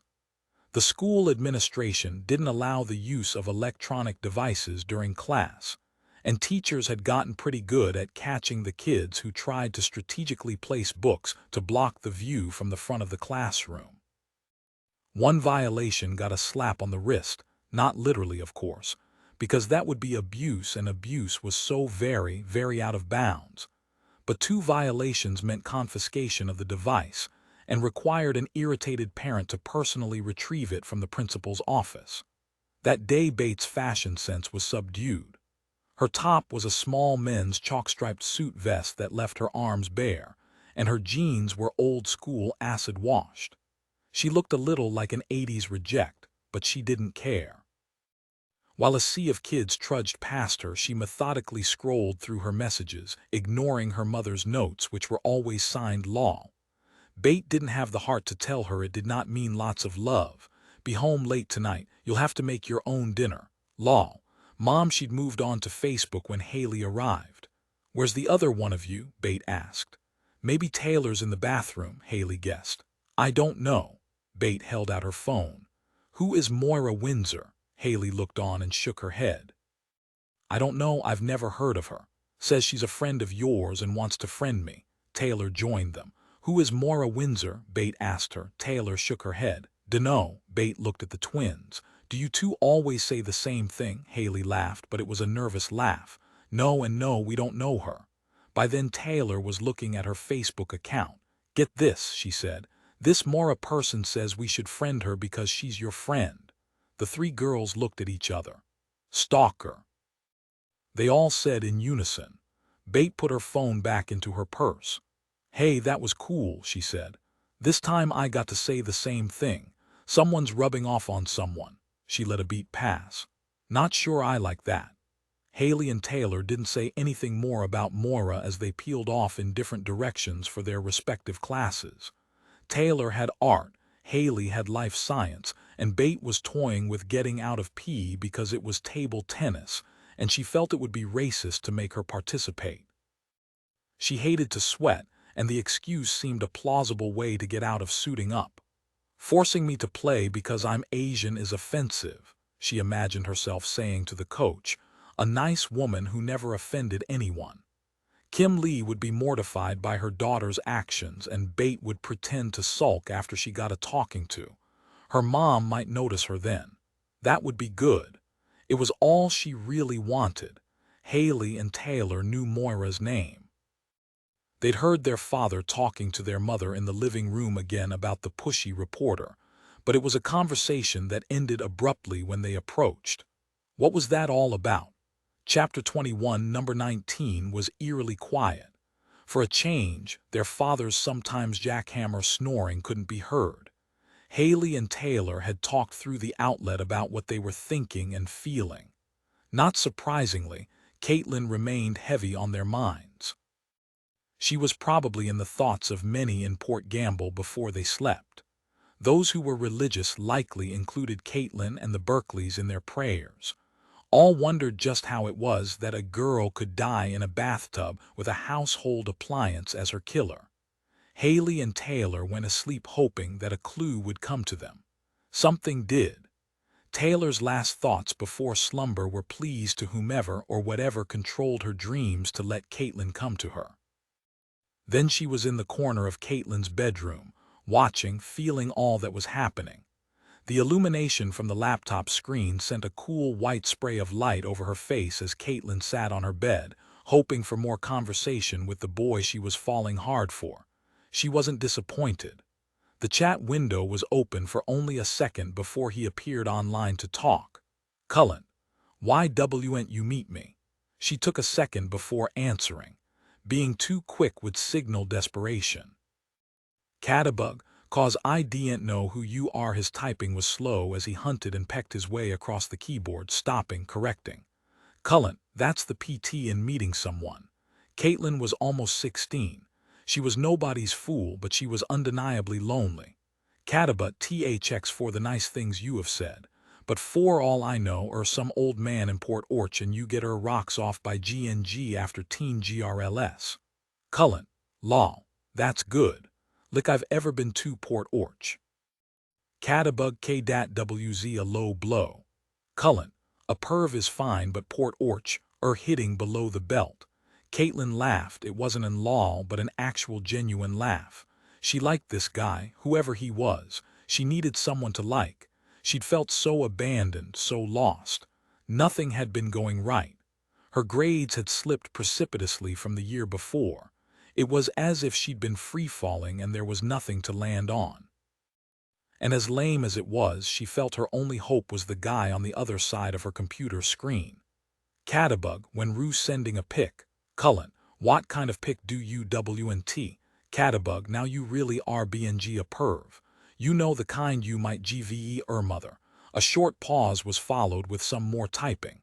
Cullen, K just so happens ITK a new one today. Here it comes. She waited for the image to upload in the window of her instant messenger. 1 pixel at a time. The wait was excruciating and she wondered how much longer her parents would make her live without broadband. They had it at the Timberline, of course, like they ever needed it there. Katelyn's eyes lingered over the photo as it came into crisp view. It was a casual shot, not of the quality pulled from some male model site on the net. The boy had dark hair, blue eyes, hot. Catabug, that's you? Cullen, yup, that's me. You like Catabug? If that's really you, I do. Cullen, it's me. Katelyn knew there were other stupid girls out there who'd fall for some internet guy, but she wasn't that type of a girl. Even if she was, even if she allowed herself a little fantasy, it was something that she needed right then. She wanted the attention of someone special because she no longer felt special herself. Catabug, let's talk 2 more. Cullen, K Catabug, by Cullen, TTFN. Katelyn clicked the icon to close the IM window. She went into her bathroom and looked at herself in the mirror in a way a stranger might, critically, with an eye to pick her apart in the meanest way possible. She wasn't really fat. She had good skin. Her hair was cute. Cutish anyway. When she really processed what she saw in her reflection, she knew that she should feel better about herself, but she just couldn't get there. She could blame it on any number of things: her parents and their stupid restaurant, living in Port Gamble, and probably the worst of it, not making the cheerleading squad. When it came right down to it, it was all Starla's fault. She was to blame for everything wrong in Katelyn's world. She never could have imagined a betrayal from someone who had been a part of her life for nearly as long as she could remember. Yet it had happened. It came swiftly and irrevocably. It was like Starla's cold indifference to her had literally frozen her out of the life she'd imagined. Katelyn pulled her clothes off, one item at a time, until she was naked, except for her bra and panties. She sat on the edge of the clawfoot tub and reached for the razor that had been calling to her all day. The cold metal blade's handle felt molded to fit her fingers and hers alone. Although it had become increasingly difficult to find the right place, a place that could not be seen by anyone but her, she managed to find a fresh spot on her upper right thigh. She drew a deep breath, like the kind she'd done when she tried to smoke cigarettes with Starla when they were kids, when they were still so very, very close. With a steady hand and a practiced technique, Katelyn Berkeley cut. It was slow, deliberate, even strokes. 1, 2, 3. She watched the blood ooze and closed her eyes to savor the feeling that came with the cut. The release was better than she imagined sex might be. She wondered when she would have sex, and if it would be with the boy she'd met online. It came to Hayley Ryan in a dream, the way a lot of things did. She was in the middle of the food court of the Kitsap Mall in Silverdale. All around her were the people of Port Gamble, her family, her neighbors. Mill hands whose names she didn't know because they lived in Little Boston or on the other side of the Hood Canal Bridge, but whose faces were very familiar. Bate, Colton, Starla, even Segway Guy. No one seemed to be talking to each other, though the noise of their voices fought with the sound of dueling blenders at the Orange Julius counter. She watched herself wait for Taylor's smoothie raspberry and banana, all around her. The noise. The people she knew. The girl behind the counter made change and handed it to her. She didn't recall ordering anything and was going to hand the money back to her sister, who was sliding a straw through the X cut through the plastic lid. When she held out her hand, she noticed something peculiar about the dollar bill crumpled in her palm. Hayley looked down closer. Written over George Washington's unattractive green face, "The cause of her death is among you for a second." All sound stopped. It was instantaneous. Hayley looked up from the money and then quickly scanned the crowd in the food court. Everyone from Port Gamble was there. For a moment she even thought she saw Starla's dad, Adam Larson, who'd been gone a couple of years. He waved at her and then he vanished. All of them did. Gone like the smoke from a birthday candle. The next morning, while the twins put on makeup in the bathroom mirror, Hayley told Taylor about the dream. "Weird. I hate bananas and you know it," Taylor said, running brown mascara over her fair eyelashes. Hayley knew her sister was playing with her. "I thought it was strange, too." "Seriously," Taylor said, "I had a dream sort of like that last night, too. Not exactly, though. Mine wasn't set in the mall, it was in Katelyn's room. Same idea. The feeling that the person responsible for Katelyn's death is right here among us." Hayley thought a moment, checking herself in the mirror. "I know you're not going to tell anyone about our dreams or whatever they are. But if you ever feel tempted, please leave out the part that I was in the food court in my dream." "It sounds so lame." Taylor put her makeup into a small pink and black makeup bag. "Are you kidding?" she asked, heading down the hall. "If people think you're a dork, then that'll transfer to me. Half the people around here think we're the same person. As far as I'm concerned, the mall dream never happened." But it did. Chapter 22, it was the morning of her former best friend's funeral. Starla Larson stood in front of the mirror in her Kingston high cheer outfit. The dress was red, trimmed in gold with a narrow white edging. It was a color combination left over from the days when cheerleaders were wholesome, and when it didn't matter what color their pom-poms were as long as they shook them with enough persuasive vigor when the team put some numbers on the scoreboard. It was clear that no one back then took into consideration what a girl like Starla Larson could bring to the uniform. Starla knew. White and black would be better, she thought as she turned in the mirror. White and black don't compete, they enhance. She had a point. Starla usually did. She was that kind of a girl. Because of her looks and somewhat overly seductive personality, Starla was an easy target for the B-word. If gossip ever got back to her, Starla merely looked blankly at her informant. "Really? Wow, I never even noticed her. Wonder why she feels that way." It wasn't easy for most girls to look as hot as she did, and Starla almost felt sorry for them. It was true that she was blessed with her mother's and father's good looks, but it took more than genetics to change things in the physical world. She was good at embarrassing girls, teasing boys, and making things worse. Those, along with her undeniable in-your-face beauty, were her gifts. Starla's teeth were white, her eyes glacial blue, and her hair spun gold. Those things were easy to alter. Sure, teeth could be whitened, and she routinely did that. Her eyes, thankfully, were the right hue of blue, not bluish, not gray. Intense icy blue. Certainly, her hairstylist mom helped her with her hair. That was more out of convenience than the fact that Starla thought her mom really knew what she was doing.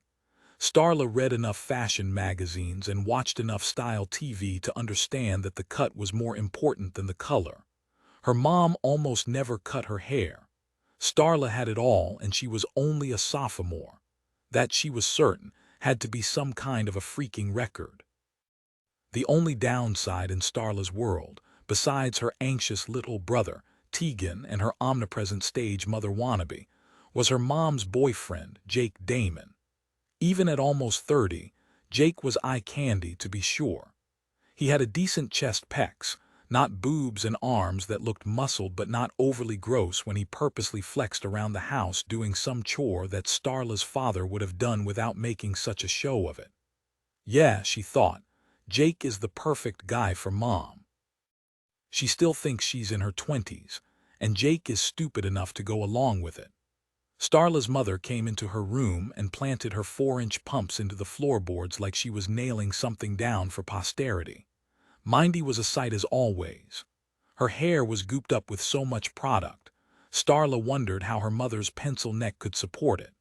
Mindy wore a simple black dress, her asymmetrical hair clipped with a questionable matching black bow, but Starla didn't say a word about it. This time it was Mindy's turn to be critical. "You're wearing that to the memorial?" she asked, indicating the cheerleading uniform with a jab of her fingertip. Starla faced the mirror again and carefully reglossed her lips. "The squad is going to be there, all in uniform." Mindy shook her head disapprovingly. "I don't know about that, Starla. We aren't going to do a cheer, Mom." Mindy pulled her heels from the floorboards and walked closer, touching Starla on the shoulder. "I didn't say that," she said. "I was thinking, about how Katelyn felt about you being a cheerleader. It seems inappropriate." Starla pulled away. She wanted to say something about her mom's boyfriend being inappropriate, but she held it inside. After all, the day wasn't about her mom, or Jake. It was about Katelyn Berkeley and her suicide or accident, or whatever. Starla didn't care. Dead was dead, no matter how someone got there. Tegan, a preteen with the pink flush of emerging acne and a modified Bieber haircut, wore black jeans and a sweater. He'd been unusually quiet for the past week, and Starla took his hand. It was clammy, but she didn't mind. She liked having Tegan around to use as a human shield between her mother and her boyfriend. "Let's go. Let's go say goodbye to Katie," she said. "I guess so," he said, dropping her hand. "I don't need you to drag me there." Starla and Tegan started down the stairs, their mother behind them.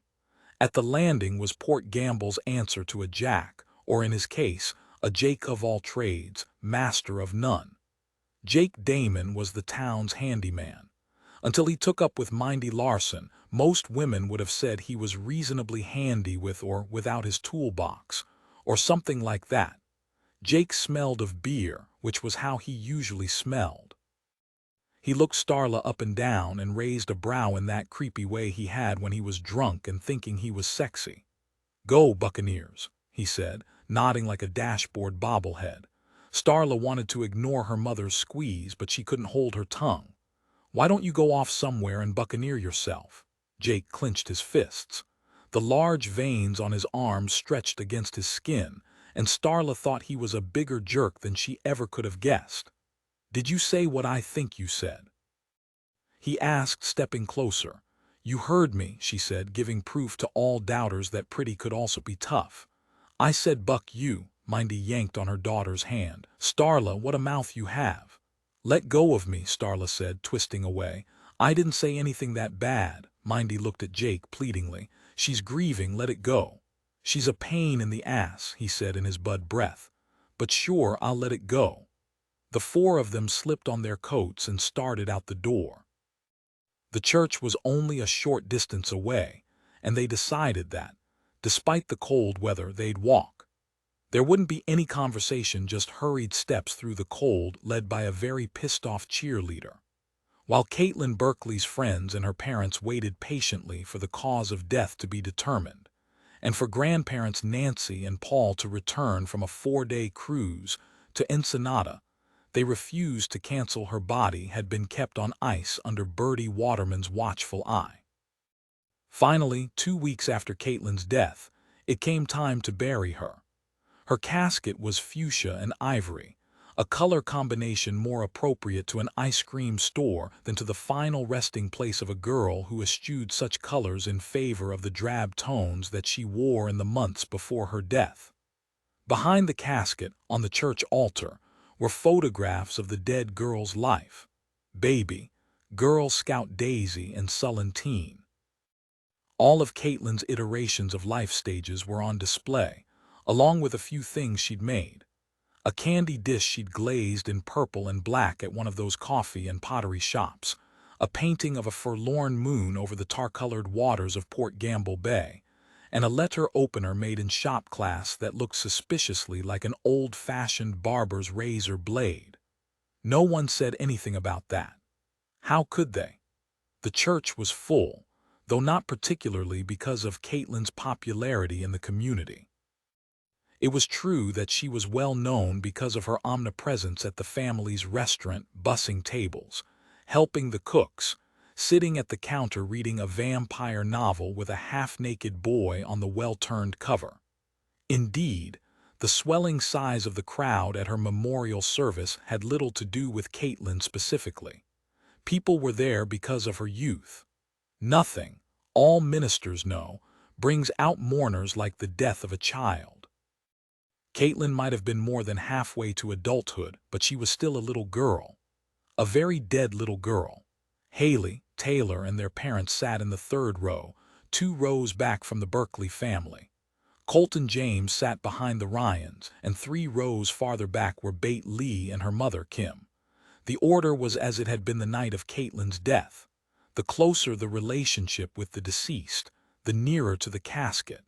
Occupying the seats across the aisle from the Berkeleys were Starla and her family. Next to them mourned the rest of the Buccaneers cheer squad. Taylor whispered to Hayley, "Look, it's the pom-pom posse. If you ask me, Katelyn's spinning in her grave now." "She's not in her grave yet," Hayley corrected. "You know what I mean. She hated it when Starla ditched her for cheer. She hated it even more that she didn't get on the team." Valerie put her finger to her lips but thankfully didn't follow the gesture with the librarian's shushing noise. Someone pushed a button and a CD recording of an abbreviated verse of Celine Dion's bombastic classic, "My Heart Will Go On" from Titanic, tinkled aloud. Hayley kept her mouth zipped, but she couldn't help but think she'd rather be dead than have that song played at her memorial. And in which case, even if she were dead, she still didn't want Celine, Mariah, or Whitney piped into her service. Valerie Ryan gripped her husband's hand as they looked up at what had to be the saddest sight in the world: the pink casket in the front of the Port Gamble Church, a place in which historically the denomination changed with the tide and the whims of the mill boss's wife. St. Paul's was home to an Episcopal congregation then, but it had once been a Lutheran, Catholic, and even a Baptist church. It didn't matter. The faithful went regularly, no matter what religion the wife had decreed for the town. Taylor and Hayley cried, not in the way that close friends shed a stream of tears, but tears born of a shared moment of tragedy. Some who lined the spaces in the old oak pews sobbed because they loved Katelyn. Others cried because of the overwhelming sadness that comes with a young life lost. Valerie's own tears came from memories of when her girls were small, memories from the darkest time of her adult life. The event had been long ago, but the feelings of hopelessness and the fragility of life came to the mother easily while the minister talked about Katelyn's abbreviated life.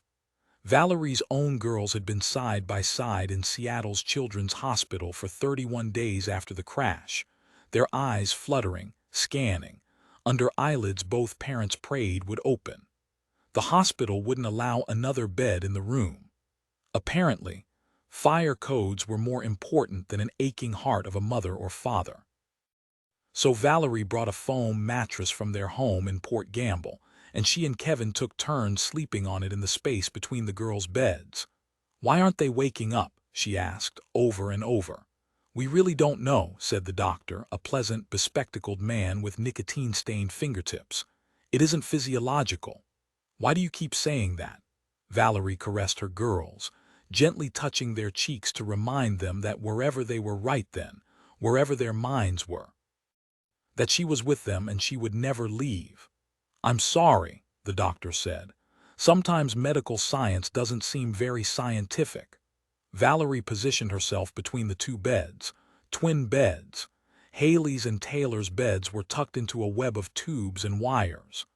"I just want to know what you're going to do to get them to snap out of this," Kevin said, entering the room with 2 cups of coffee and a granola bar for Valerie, who'd stopped eating. The worry for all 3 of his girls was evident on his face, haggard eyes, dark circles. And as tired as he appeared to be, he never once wanted anyone to think he wasn't grateful for what he had. Other parents had lost their children. Hayley and Taylor had been spared. But for what? What kind of life would this be if they never woke up? The Ryans' prayers were answered, of course. The girls did recover and they did get out of that hospital and back home where they belonged. It was true that both parents knew their daughters were not the same as they had been before the bus crash that almost killed them, but they never talked about it. Not really. It was easy to avoid because the change was invisible. In the church pew alongside her grieving family, Valerie pushed those memories aside. She looked over at Sandra and Harper Berkeley in the front row. Harper had his face buried in his hands. Sandra had tilted her head and was resting it awkwardly on his shoulder. Valerie could imagine how they were feeling sitting there, thinking about how cruel life had been to them. Katelyn had survived the crash, only to be snatched by death as a teenager. There was something very, very wrong with the world. Valerie just didn't know how wrong. Her tear-soaked tissue kneaded into a near-perfect sphere. Hayley looked on while the minister talked about Katelyn, her love of orcas, baseball, Claire's boutique, and cinnamon rolls served hot at the mall in Silverdale. The list made her smile and cry at the same time. She and her sister, she and everybody had let Katelyn down. What had they missed? How could it have been prevented? She looked at Taylor, her mother, her father, over at the row of cheerleaders. She noticed how Katelyn's grandmother, Nancy, seemed to just stare straight ahead, while her husband, Paul, let tears roll down his ruddy cheeks. And without turning too much, because being a spectacle at someone's funeral was the last thing Hayley Ryan wished for herself, she glanced back at Bate and her mom. Colton gave her a quick, supporting nod. What had they all missed? And yet it was more than the words spoken about a friend who'd become a stranger that tugged at Hayley's emotions. She could feel something coming to her, coming at her, hard and fast. It was more than the emotions of the occasion or the sadness pouring at her from every direction as a teenager just like her was being mourned. That feeling was anguish, heartache, misery. Instead, Hayley was feeling of all things fear.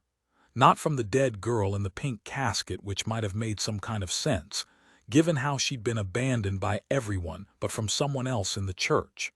Someone wasn't sad at all. Someone was thinking that Katelyn Berkeley had brought this on herself. Hayley leaned very close to her sister and whispered in her ear. "Someone's worried about all this," she said. "About the truth of what happened." Taylor, her blue eyes welling with tears, nodded. "I know," she whispered back. In doing so, she happened to catch Sandra Berkeley's eye. She looked so sad, so completely broken. She was lost and alone in the middle of a crowded church. Something about Katelyn's mother called out to Taylor. It was as if she was beckoning her, asking her something. Like a flock of crows against a stainless steel sky, black processional umbrellas zigzagged along the trail up the hill to the Buena Vista Cemetery. The snow had turned to rain, which fell upon Katelyn's family and a small group of friends from all stages of the dead teenager's life. They had convened to watch her coffin slip quietly into the muddy earth above Port Gamble Bay. Harper, Sandra, and even Katelyn's kitchen remodeling grandmother, Nancy, sobbed like they were at war with one another over who could be the most anguished. Without question, Sandra was winning. She had her thin fingers interwoven and locked around her heaving chest. The Ryans were there, too. They'd known Katelyn forever. Bate and her mother were also on hand, their eyes lingering on a small row of graves not far from Katelyn's final resting spot. They knew that place so very well. Starla's family also showed up. They were joined by Jake, whom Mindy clutched like an accessory, which of course he was. Because his dad was away fishing and his mom incapable of leaving the house, Colton had arrived with the Ryans. Throughout the brief and grim graveside ceremony, he held Hayley's hand like a C-clamp. There was no way he was going to let go. If Hayley had thought she was all cried out, she was wrong. Katelyn might not have been her best friend, but she didn't deserve any of this, not then, not ever. Taylor's tears mixed with the rain as she stood and looked at the casket while the minister said a few words. Inside, she felt nauseated. She wasn't sure she could hold the contents of her stomach. The feeling was more than just sadness, grief, or loss. Taylor could feel the presence of something dark and scary. She'd been deeply troubled since the church service. She had carried that feeling to the cemetery, and it intensified. What she sensed was terror from someone fearful about being caught from a person close by. It can't be. Whoever had done this to Katelyn, whoever had resigned the teenager to a casket the color of a bakery box, was there among them. Chapter 23. The excuse for revisiting the Berkeley house was the hideous scarf that Taylor had purposely left behind. With her sister off somewhere with Colton, Taylor took it upon herself to do what needed to be done. First, she stopped by the timber line, but its owner wasn't there.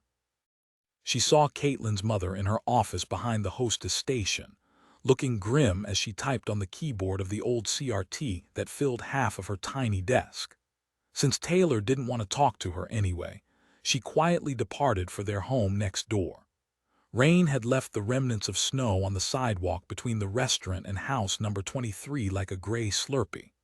With each soggy step, Taylor wished she'd sprayed her lavender Uggs with more water repellent when her mother had suggested it. Hayley did. Hayley always did the practical thing.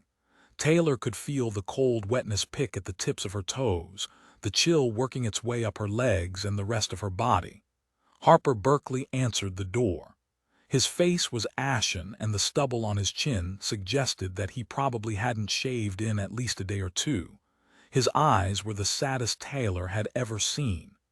Katelyn was always close to her father, in the way that teenage girls often are. It wasn't because their fathers were so much more wonderful. It was just that mothers always seemed to think that whatever road map they'd taken to get where they were would have been smoother if only they'd listened to their own moms. Of course, no teenage girl really wants to know that her mom had lived a life much like her own 20 or 30 years ago. "I'm sorry to bug you, Mr. Berkeley," she said. "Hi, Taylor." Harper was one of the few in Port Gamble, outside of her own family, who usually got the twins' names correct on the first attempt. "That's me," she said, not sure about what more she should say that she hadn't already. She was sad about what had happened to Katelyn. She was guilty that she hadn't been there for her. Seldom at a loss for words, she was embarrassed after the service when it came time for people to file up and say something nice about the deceased, and she was unable to do so. "What can I do for you?" She took a breath. "I left my scarf here the other day. My Aunt Jeline made it for me." Katelyn's dad opened the door wider and motioned for Taylor to come inside. "Cold out there," he said. "Let's look for it. I don't know if I've seen it." He shut the door behind them. "You'd know it if you had," Taylor said, with a slight indication in her voice that the scarf might be memorable for the wrong reasons. "My aunt is nice, but the stuff she makes us," Harper smiled faintly. "I understand." Taylor looked beyond the foyer. The Christmas tree was still up, lights twinkling and casting a strangely cheery glow into the living room of what had to be the most pitiful place in Port Gamble. Through the kitchen doorway, she could see a mountain of dishes piled up everywhere. No sign of that obnoxious grandmother, which was good.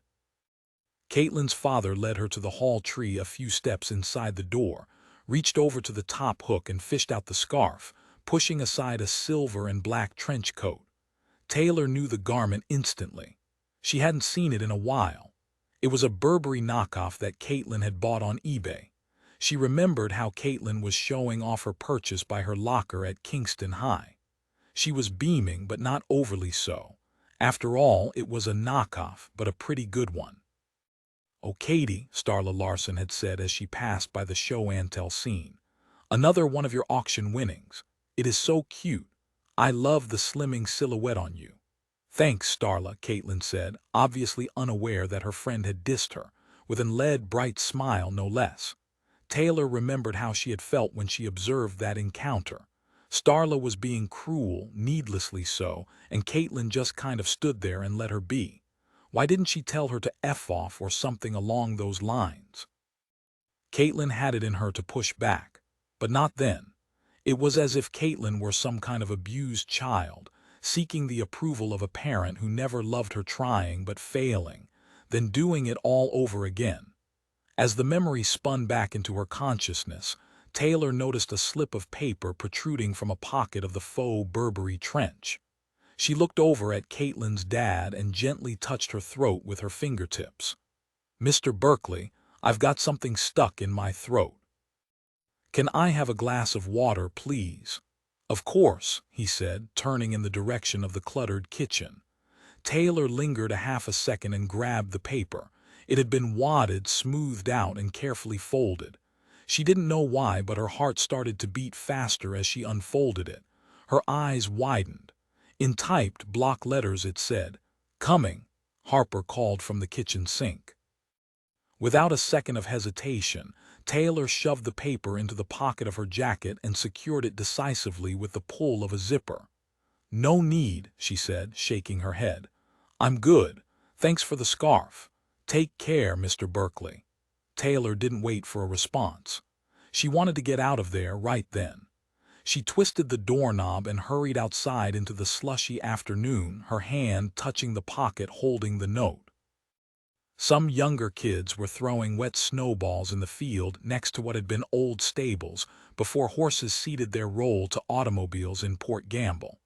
The kids' laughter was wholly at odds with what Taylor was feeling right then. Fear. The note was like a heartbeat in her pocket, pulsing and urging her to get home. Its discovery was huge. It told Taylor that whoever had been talking to Katelyn online had been close enough to her to give her a written, real message. It wasn't a long walk to number 19 by any means, but Taylor made it there in record time. She called hello to her father typing in his office and ran upstairs to her sister's bedroom. Hayley barely looked up. She was immersed in the forensics book she got for Christmas. "Taylor," she said, her eyes transfixed to the contents of the page, "did you know forensic science was first used to solve a crime that occurred in 44 BC? Taylor knew better than to cut her sister off. Hayley liked to share her little factoids, and there was no sign of Colton, which was kind of a relief. Despite the bombshell in her pocket, a little slack was in order. Not since CSI went on the air, she pondered, sure her sister didn't hear her. You know, when Caesar was stabbed to death by Roman senators, a doctor named Antistius looked at the body and determined who the guilty senators were. Nobody's sure how, but he did it." "Fascinating," Taylor said, pulling out the slip of paper. "Yeah, that's how forensic science got its name. The doctor, medical examiner, or whatever he was, presented his findings in the Roman Forum. Forensics is Latin for belonging to the Forum." Satisfied that she'd imparted some amazing information, Hayley finally looked up from the book. "Gotcha. I'll remember that for Jeopardy," Taylor said. "But for now, let's deal with something a little more current." She pushed the note to Hayley. "What is this?" "Read it."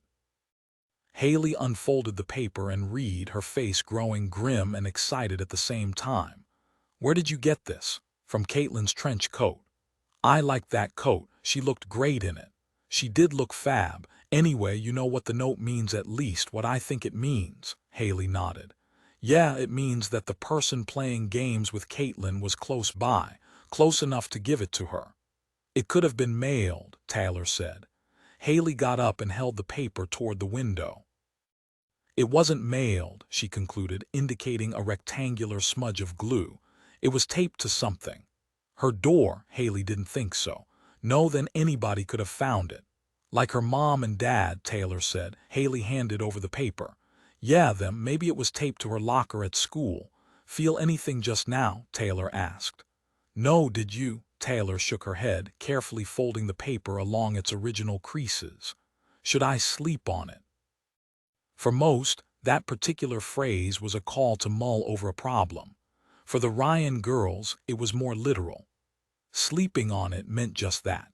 One or the other twin would put the paper under her pillow and try to sync her dreams to the document, its writer, and the recipient.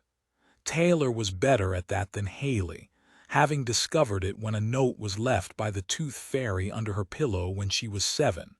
She didn't dream about the tooth fairy, of course. Instead, she got the feeling that her parents were behind the dollar traded for the tooth and the note left behind, in teeny, tiny script. She saw her mother squint her brown eyes while writing one minuscule word after another. It was amazing to Taylor that what she'd thought at first was a little note from a faraway land turned out to be a note her mother had written in the kitchen downstairs. Thank you for your beautiful tooth. It will be the centerpiece of a necklace that I will wear proudly, now and forever. The tooth fairy Taylor had believed for the longest time that what she'd seen and felt was only a funny dream. That changed one morning when she was 9 and her mother, dressing for a book launch party, asked her to get her earrings from her jewelry box. Taylor found a little metal pill case. Inside, a cluster of small white teeth occupied most of the space. Although it confirmed there was absolutely no tooth fairy, it gave crystal-clear proof of two things. There was magic in their mother's love, and as far as her girls could tell, Valerie Ryan had unlocked a pathway to information that was not of this earth. If there was any specialness in the family, an understanding of it was only courted once. Just after their first birthday, Taylor and Hayley were studied by University of Washington linguistics researchers documenting early talkers.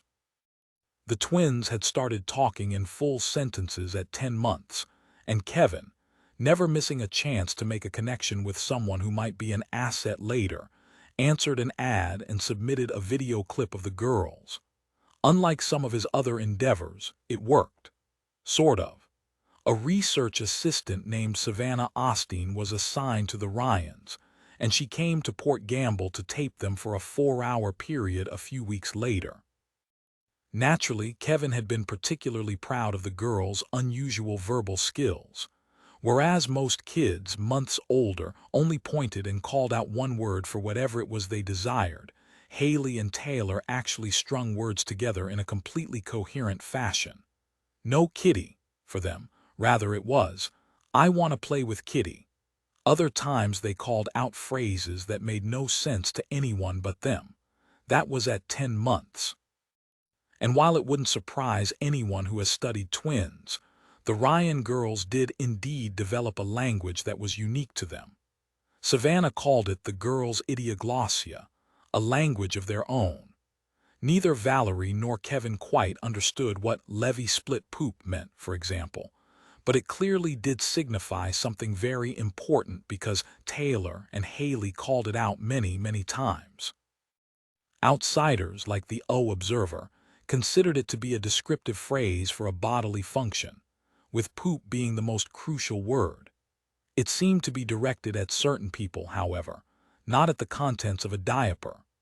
Through the course of the observation period, Savannah captured the action on a videotape recorder mounted on a tripod discreetly stationed in the corner of the living room by a Christmas cactus, which once served as a focal point in Valerie's father's office at the prison. The resulting report submitted by Savannah Osteen to the language department focused on the girls' unique language skills, of course, but it also touched on the intricacies of their relationship. Memorandum from Savannah Osteen to language department twin A seems slightly more dominant than her sister, twin B on at least 2 occasions twin A cut off twin B when she was speaking in the language that they'd developed. In addition, twin A was somewhat aggressive with the evaluator. A second session will take that into consideration and will mitigate any potential conflict by separating the sisters during the evaluation. Keeping them apart is an optimal protocol for this particular case. Valerie and Kevin never really got a sense for how the girls performed in relation to other early talkers in the study. A third session was scheduled for about 3 weeks after the second. Since this one called for the evaluator to join the family for a dinner-time observation, Valerie made her famous planked salmon with balsamic vinegar and shallots. She even sprang for a better bottle of wine, a California Chardonnay, than she would have if she and Kevin were dining alone. Evaluator Savannah Osteen, however, never showed. She didn't even call to say she wasn't able to make it to the taping session. Port Gamble often felt like the ends of the earth for those who lived there or those who had to come and visit, but honestly, everyone knew phone service worked just fine there. Kevin called the university the following day to see if anything had happened to Savannah, and her advisor indicated in a somewhat curt manner that she was no longer working there. "She abruptly quit the program," he said. "Didn't give us one bit of notice. Maybe we can reschedule." Kevin, the crime writer, was suspicious. He was good at that, it came with the territory. "Hope she's all right, safe," the advisor sighed. "She's fine, just undependable. Really, she seemed to enjoy what she was doing," Kevin said. "She said it was very rewarding and she thought our daughters could be quite helpful in the study. Changed her mind, I guess. Young people today don't stick with anything." Kevin thanked the man and hung up the phone. A white kitchen wall mount that would stay put for 5 years before the Standards Committee of Port Gamble would rule it was not historic and could be removed after the Ryans switched to cell phones. Kevin thought the situation with the researcher was a little bizarre and certainly annoying, but ultimately he didn't mind too much. He'd had second helpings of the salmon the night the observer didn't show up. He normally hated leftovers. The sole exception was his wife's planked salmon. Hot or cold, it didn't matter. It was the best thing he ever ate. Kevin was still relishing the meal when he took out the trash, which was heavier than usual. As the black hefty dropped to the bottom of the metal garbage can, he heard the sound of glass-on-glass rattling, echoing in the night. Curious, he tugged at the drawstring and peered into the bag. It was full of baby food jars, all of the same kind. ABC pasta in organic tomato sauce.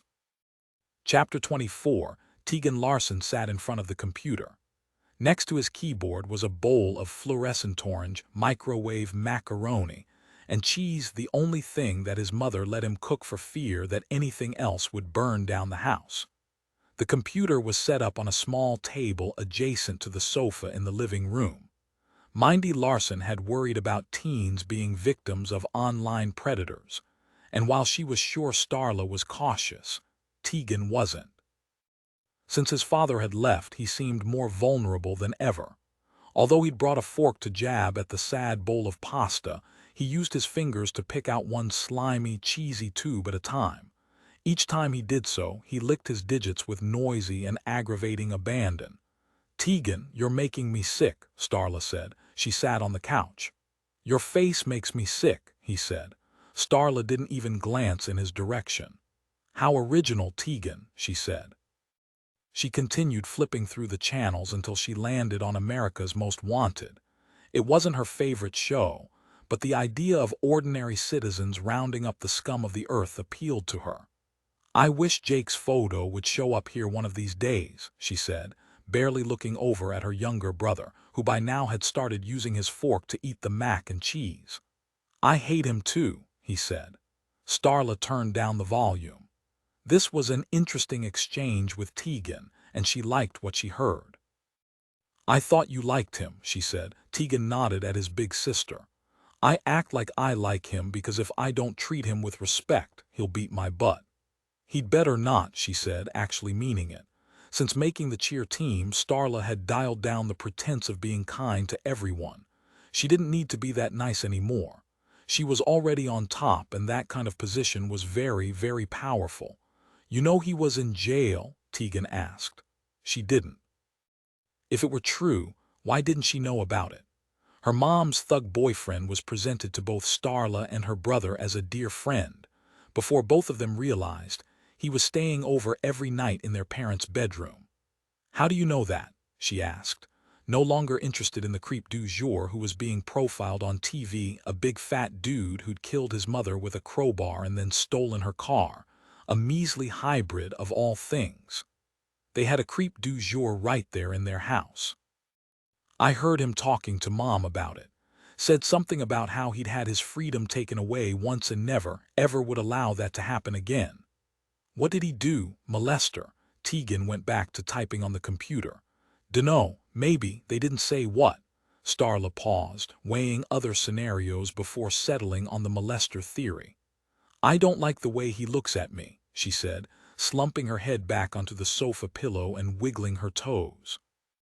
Her nail polish, Opie's I'm not really a waitress red, was looking a little tired. She'd attend to that later on that evening. Tegan was only 13, but he almost had to laugh at his sister's remark. Starla didn't lift a finger, say a word, or take a gulp of air without someone watching her. She lived for an audience, creepy or not. She just did. He hated her and admired her for that. Valerie Ryan felt the stream of cold air coming from the kitchen and knew immediately that the back door had popped open. Kevin was no Mr. Fix-It, and it didn't even occur to her to call him into service. Instead, she went for the junk drawer next to the stove and retrieved a screwdriver. It wasn't really anyone's fault. The door handle was always loose. She noticed the girls' coats and shoulder bags on the bench by the door. They must have taken Hedda for a walk, she thought. The dog was lazy but dependable when it came to doing her business on the end of a leash. "Hi, Mom," echoed at her, which meant that both girls were right behind her. "Oh," Valerie said, slightly startled. "I thought you were out walking the dog." Hayley and Taylor shook their heads in unison. "Nope, we haven't seen her," Taylor said, suddenly feeling a little worried. Hedda was loved by everyone, but no one thought she was particularly smart. A lot of people liked to chuckle at the slightly dense, long-haired doxy with a dappled silver and black coat, which had made her look old even when they first got her. "We thought you were," Hayley said. The three of them went outside in the mid-January frost and stood on the back porch calling for Hedda. Hayley went down the alleyway looking, and Taylor canvassed the road along the bay in front. Their mother stayed put, calling for Hedda to come home. Their dog was gone. Deep down, mother and daughters knew that something bad had happened. Hedda was a homebody who didn't go far, she just didn't. Besides that, the little stub of a dog never missed a meal. Ever. Chapter 25. At the time of her death, Katelyn Berkeley was no longer close friends with any of the Port Gamble girls she'd known since grade school. It wasn't that the other girls didn't want to be tight anymore. They did. Some even tried. But the more they tried, the more she seemed to retreat. No one really understood why. Hayley and Taylor assumed that it was because of the situation between her parents. When Katelyn was in middle school, the Port Gamble police made at least 2 trips to the Berkeley residence to defuse what busybodies like to call a domestic disturbance. The Ryan twins, having learned from their father's work, knew that domestic disturbance was the PC way of saying knock down, drag out argument. There might have been other occasions in which intervention was needed, but no one knew for certain. The teen gossip line said that Katelyn had been the one to call the police, saying she was fearful that her parents would end up hurting each other. Hayley felt sick about what had happened to Katelyn in the years since those physical altercations. Katelyn had once told her that things were better at home. "My mom's getting help," she said. "What kind of help?" Katelyn pretended to hold a glass and tipped it to her lips. "Oh," Hayley said, because the gesture needed a response, but she didn't know what else to say. Sandra Berkeley was a sad woman, and like her daughter, she was good at building walls around herself. Alcohol made a great barrier. Maybe we should have tried harder, Hayley thought. She fingered the note that her sister had recovered from Katelyn's trench coat. She'd slept on the little slip of paper the night before, as had Taylor the night before that, but nothing had come to either one of them. Instead, she found her thoughts drifting back to the state of things in the Berkeley household before Katelyn's life began to unravel. She recalled the time she heard her mother talking with her father about what was going on over at house number 23. "Things like that happen everywhere," Valerie had said. "I know. But honestly," Kevin said, "I never would have suspected the Berkeleys. With all you know about violent crime, you ought to know that it thrives wherever it can. I feel like the dope who says that their serial killer neighbor seemed so nice, but when they look back on it, they can remember a cat squealing and they wonder if he just killed it." Valerie laughed. "It isn't that bad, Kevin." "No," he said. "I hope not." Hayley remembered how she'd seen Katelyn the day following a police intervention and asked her if everything was all right. "I'm fine," she had said. "Why?" "I don't know," Hayley admitted, feeling like she'd intruded on something private. "If you ever need someone to listen," Katelyn had stared hard at her, sizing her up, weighing her somewhat cryptic response. "I don't need anyone's help," she said finally and quite firmly. The wall was up and it was made of brick, stone, steel, and tank armor. Hayley had stood there a second. The words that came from Katelyn were completely at odds with her appearance. She looked incredibly sad, worn down, and very afraid. "Are you sure?" Hayley asked, pushing only a little. "Can I help?" Katelyn turned away to answer a text message. "There's no problem," she said without looking up. "No one but me." And then she walked off toward her class, toward the cafeteria, somewhere away from Hayley.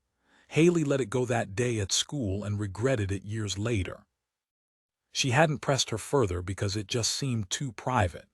Later, when she heard that Katelyn was cutting herself, she assumed what everyone who watched daytime TV did about cutters and their motivation to self-mutilate. They did it to control their pain, to let out the hurt one slice at a time. Hayley hadn't dug deep enough to think about the root cause of Katelyn's problems. She thought about how middle school hierarchy ensures that a good number of kids are relegated to loser or outsider status. Katelyn the cutter was never really viewed by anyone as a loser. Few knew that secret. Katelyn was engaging. She was pretty. She still had her funny, bright side. And most of all, she still had the ear of her best friend, Starla. Starla's friendship, no matter how tenuous, was nearly a guarantee that Katelyn could still get a passkey into something better than her miserable life back home or in the restaurant where she worked. Still mulling over those memories, Hayley looked up as her sister entered her bedroom. "What's up?" Taylor asked, finding a place on the corner of her sister's cozy bed. "I was just thinking about Katelyn," she said. Taylor ran her fingers over the old chenille bedspread that instantly, tactily, reminded her of their grandmother on their mother's side. "I know," Taylor said. "Me too." Hayley studied the folded paper held in her fingertips. Taylor's eyes landed there, taking in its contents, and she wondered out loud, "Do you think we could have saved her?" Hayley shook her head. To think that they could have done something but didn't was an immense burden. "I don't know," she responded. "But maybe Starla could have." Valerie glanced down at Hedda's water and food dishes. There was still some reduced-calorie kibble in the dog's white ceramic dish, but it was stale. So was the water. She often complained that she was the only person in the family who thought to keep things fresh. It was only a flash of a thought, the kind that came and went with the bruising realization that Hedda had vanished. The dog had been a part of the family for almost 10 years. The day she had come to the Ryans was a day wrought with unthinkable tragedy and heartache. Valerie had returned home from the hospital for a change of clothes when Kevin phoned her to say he'd seen on the news that they were recovering the bus. She drove over to the crash site, out of curiosity and the need to be there. She parked the car on the east side of the bridge and made the long walk toward the center of the span. The wind was blowing softly and the craggy Olympic mountains lifted the sky. It was beautiful, but she barely noticed. In fact, Valerie was in such a state as she stood behind a barricade watching the recovery of the short bus that, when a young deputy officer handed the dog to her, she took it. "She's one scared pup," he said, "but now that she's back with you, look at that tail wag." Valerie didn't even think to say the dog didn't belong to her, because the dog did. The Ryans loved Hedda, though no one else seemed to. They weren't sure of her age, but a vet in Kingston put her at 5 or 6 when she was found on the bridge. The suggested age made the Ryans sad, as they knew that under the best of circumstances Hedda would be theirs for only a short time. And yet the tubby little dachshund kept going. She was 15 or 16, and really no worse for wear than a dog half her age. Her fur had grayed quite a bit and her hearing had dulled, but her eyes were bright and unmistakably alert. Valerie picked up the water dish and rinsed it in the sink. She washed out the food dish too. Instead of putting them away, she refilled both and set them on the place mat that the girls had bought at Petco in Silverdale. The mealtime mat read. Valerie disregarded the words and smiled for the first time in a long while. The dog might be gone, but she's definitely coming back. Chapter 26, talking with Starla at school would never, ever happen. Even though she was only a sophomore, she was always surrounded by gatekeepers, wannabes, and hangers-on. Hayley and Taylor knew they had to go over to her house to see her, which always meant the risk of running into Port Gamble's resident sleaze. Not Mindy Larson, though a case could be made for that, but Jake Damon, a man who left footprints of slime in his wake. At least, that's what most Port Gamble teenage girls thought whenever he was brought up in casual conversation. Even a blind girl with a halfway decent service animal could detect how Jake's hooded eyes traveled over a female's body, as if he were taking a tour of what he'd like to touch. They noticed how, at the first hint of warmish weather, he'd plant himself along the edge of the bay to smoke and watch the girls as they lay out on blankets to suntan Washington style, which usually meant a bad sunburn under overcast skies. No one could argue that Jake wasn't good-looking. He was. He had nice eyes and straighter teeth than most handymen, with their picket fence grins. He had a better body than those whose stomachs overhung dinner plate-sized belt buckles.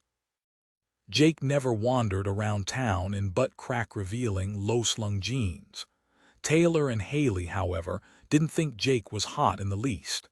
In fact, behind Jake's back the twins referred to Starla's momster's boyfriend as Mr. Yuck, because of the smiley face tattoo on his right bicep. That undoubtedly was meant to be ironic, as it looked more like a poison control sticker when he flexed, which was constantly. When the twins arrived at the Larson house a few days after Katelyn's funeral, they were relieved to see that Mindy's car, a late-model red cabriolet with a rag top she'd repaired herself with duct tape after her husband ditched her, was gone. Also missing was Jake's Toyota Tacoma, a dumb name for a small pickup truck if ever there was one. Who, Bate Lee once wondered aloud, would ever want to drive a pickup named after Tacoma? It made as much sense as calling a sexy sports car a Boise. Starla opened the door. She was wearing a pale pink top and dark-dyed jeans. The top, like most of the things she wore around the house, was her mother's. Mindy could be trashy, but she had good stuff among the crap that she'd collected from the middling boutiques at the Kitsap Mall. Starla wore whatever she could hustle from her mom's wardrobe because it meant less wear and tear on her own things. "Are you two collecting for something?" Starla asked. Somehow Starla could always manage a few words that rubbed their recipient the wrong way. Next to mounting the top of the human pyramid on the football field, it was one of her best talents. "That was last year," Hayley said. "By the way, we never did get that money for the breast cancer walk, but that's not why we're here." Starla made an annoyed face as she one-handedly clipped her tangle of long hair into a messy bun. "Another skill. You want to come inside?" Taylor pushed past the cheerleader. "It's super cold out here. Thanks for inviting us in." The Larson house was, as it always was, a total mess. Mindy wasn't a hoarder per se, but she was an incorrigible collector of the kinds of things that Valerie Ryan liked to call dust catchers. On the table next to the front door was Mindy's collection of Scotty dogs. She seemed to embrace the concept that if one was good, 50 was awesome. Her kitchen was done up with more chickens and roosters than a KFC. The living room was less cluttered, save for the sofa table and its clutch of glass egg-shaped paperweights. Tegan was playing a video game on the computer in the family room. He brightened a little when he saw Hayley and Taylor. "Double trouble," he said, trying to be cool. "Hey, that's clever. Let me write that down," Hayley said, pretending to smile. "You are so funny." Taylor smiled, trying to diffuse her sister's annoyance at the kid she'd babysat a couple of times and never wanted to again. "Actually, we're twice as nice," she said. "Whatever," Tegan said as he went back to bombing New York City with a scary kind of enthusiasm. "What do you two want?" Starla asked. "I'd like a diet soda, please," Hayley said. "Water for me," Taylor added. Starla made a face. "Okay, but I didn't mean that. Why are you here? Not that it's not nice to see you, but we really don't hang out anymore. Not since I made cheer." You have to throw that out as if it were winning the Pulitzer, Hayley thought. "We're here about Katelyn," Hayley said. "Can we talk in your room?" Starla eyed her warily. "I guess, but do you still want the drinks?" "No," Taylor said. "We're good." They followed Starla upstairs. It had been a couple of years since they'd been in Starla's inner sanctum. The last time they'd been there, she had posters of pop stars and hippy-dippy beaded curtains she bought at Spencer's back in 7th grade. This time it was completely different. Taylor almost gasped when Starla swung open the door. The walls looked like mirrors.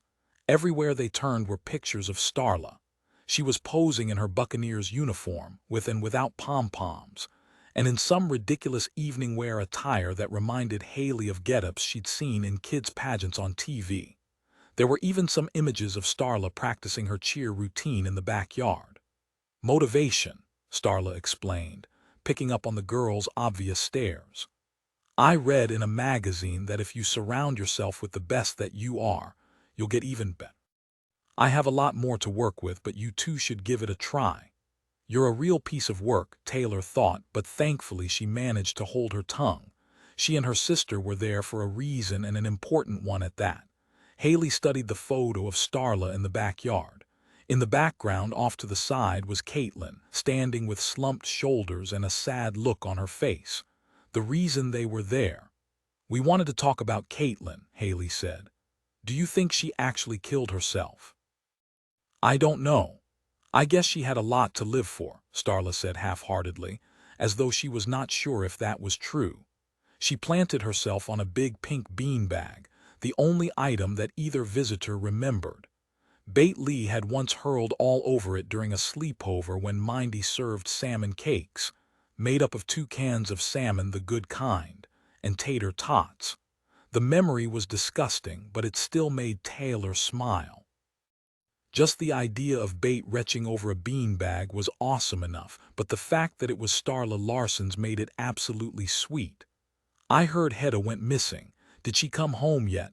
"No," Taylor said. "Have you seen her?" Starla shook her head. "Oh no, what kind of a friend would I be if I didn't call you the very second I saw her?" "You would be a rotten friend," thought Hayley. A friend like Starla Larson, thought Taylor. Like most bedrooms in the historic district, Starla's room was small and there weren't many places to sit. Hayley slid to the floor, resting her back against Starla's white wrought-iron daybed.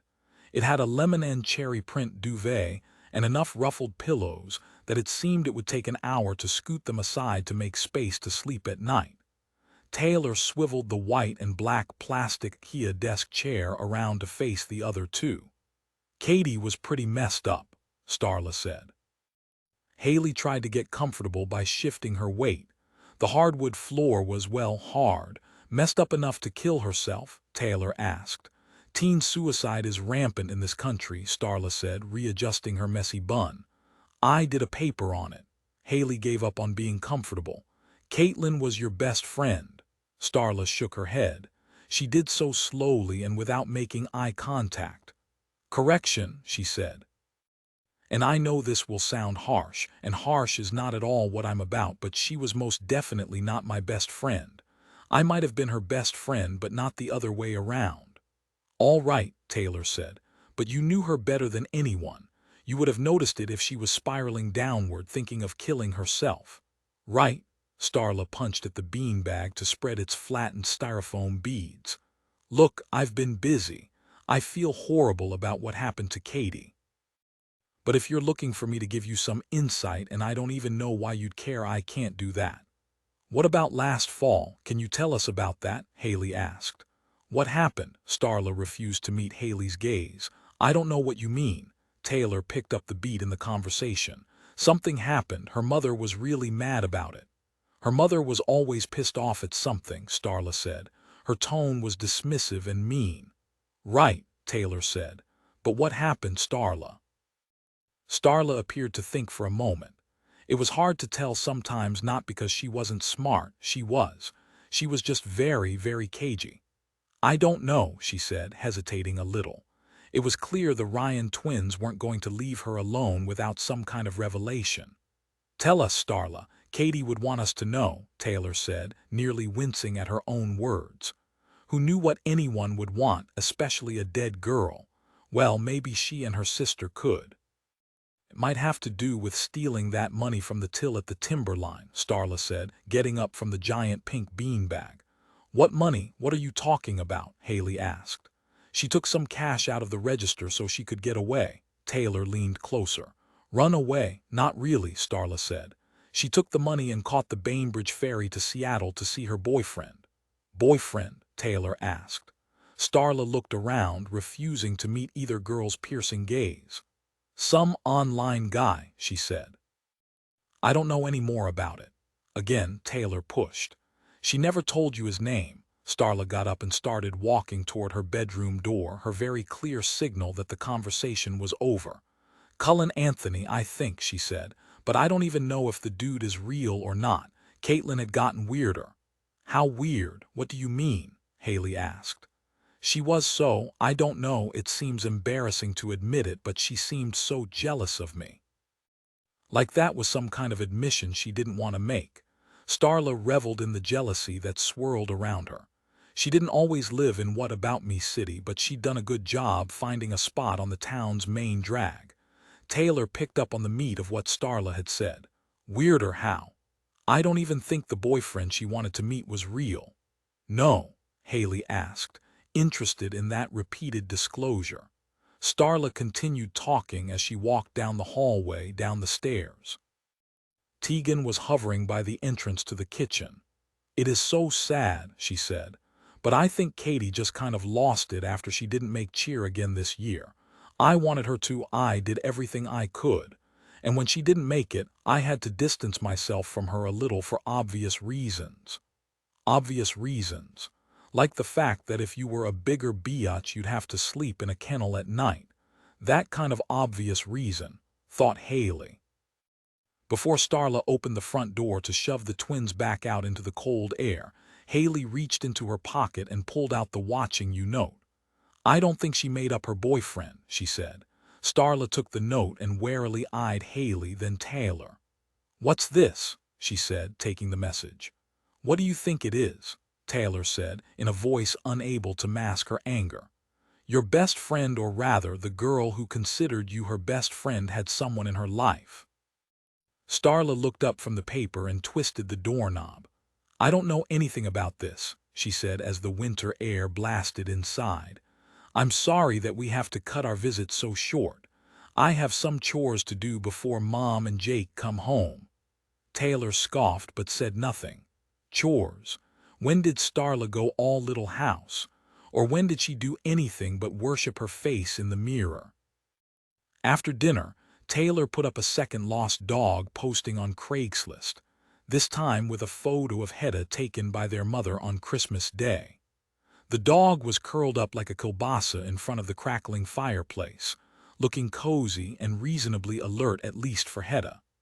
Hayley created a lost dog flyer using the same photo, and by the end of the day, Bate, Colton, and the girls had plastered it all over Port Gamble. None of their friends thought that Hedda was a particularly good-looking or smart dog, because, to be completely fair, she wasn't. Bate, in particular, had been merciless in teasing Taylor and Hayley about the dog over the years. "I saw a dog just like yours that used a skateboard to get around because it had no legs," she said one time.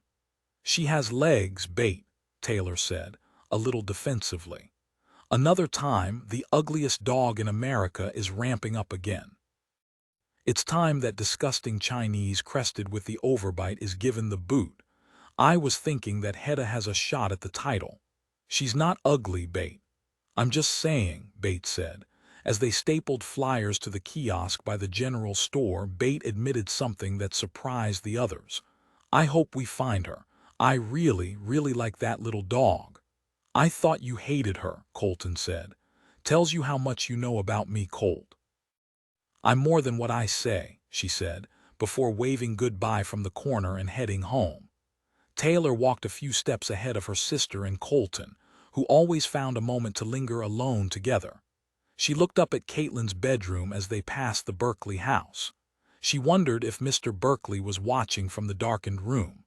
She nodded in the direction of Jake next door, who, despite the weather and the season, was barbecuing something that actually smelled pretty good. For meat, anyway. She wondered if they'd ever learn what really happened to Katelyn on that awful night. "Talk to us, Katie," she said to herself. As the three of them walked to their side-by-side houses, no one called out to Hedda. There was no point in it. Hedda was half-deaf. There was a more disquieting reason, too. The air was so cold that if the missing dog had been outside, she'd have frozen to death by then. The wind blew hard across the water. It was harsh and decisive. Port Gamble on a cold winter's night was no place for a short-legged dog, ugly or not. Later that night, as Taylor burrowed under her blankets and drifted off to sleep, Katelyn remained on her mind, and so did someone else. Someone she could not see as her eyes fluttered behind her shut eyelids. Fingertips moved slowly across the keyboard, stopping and starting as if each keystroke were a separate word followed by a period. Stop. Start. In a way, it was almost like Morse code. Rat-tat. Tat. It was as though whoever was writing the message used the depression of each key to shoot anger at a target far away in cyberspace. Katelyn stared at the computer screen, her heart beating faster. She knew she was moving closer and closer to something a little dangerous, but danger was needed. Her life had become pathetic on every front. Her mom was drinking more often. Her dad was growing more distant. Starla, her best friend, could no longer see fit to even smile in her direction. Not that she deserved a smile, but even so, one would have been welcomed. A flurry of messages zipped across the screen in the chat window. "Cullen, meet me at Seattle CTR, by that ugly-ass fountain. You know the one. Catabug, I climbed in it last May at Folk Life when it WZ really hot. Cullen, that's lame Catabug, I know. My parents licked that crap, flutes, Latvian dancing, whatever." Finally this came across her computer screen. "Cullen, only a Reneus Fair would be WRSC. Meet me. Let's get away FRM everyone's parents. Let's get the hell out of here." She liked that he used the word parents, because part of her still held the possibility that he was some old freak messing with her. She'd watched Dateline and knew, To Catch a Predator, episodes never failed to showcase some beer-guzzling creep with a sackful of Four Locos and a pocketful of roofies. Katelyn hated to admit it, but it was the truth. Catabug. "No, Cullen, get some." She hesitated only a moment. "Catabug, where?" And then the words that would motivate her to do the unthinkable. "Cullen, figure it out, babe." Chapter 27, the wood-fired pizzeria in Powellsbo was one of those strange restaurants in that its appearance didn't match its cuisine, like a sushi bar in a log cabin. The tiny building on Front Street was like a lot of the themed edifices there, a Norwegian-style facade with stucco and exposed beams. The Ryans didn't care how the restaurant looked as long as the pizza was good, which, thankfully, it usually was. The outing was supposed to help cheer everyone up. Hedda still had not returned, and Valerie in particular thought a change of scenery was in order. However, Hedda was just one item on the twins' growing list of worries. Hayley texted Taylor in the car on the way over. "Hayley, you bring it up. Taylor, can't you?" Kevin, Valerie, and Hayley shared the spicy Portuguese sausage, the linguica, while vegetarian flip-flopper Taylor ordered a small herbivore. While they waited for the pizzas to bake, all melty and crispy in the wood-fired oven, Kevin and Valerie talked about the events of the day over a couple of beers. Ordinarily, the girls didn't mind hearing such updates. Their mother was very discreet about the patients at the institution. She never mentioned a name or any specifics that anyone could use to positively identify who it was she was talking about. She dropped a few words, however, that usually ensured that the interest meter was going at full speed. "A screamer today stabbed a student nurse with a plastic fork," she said.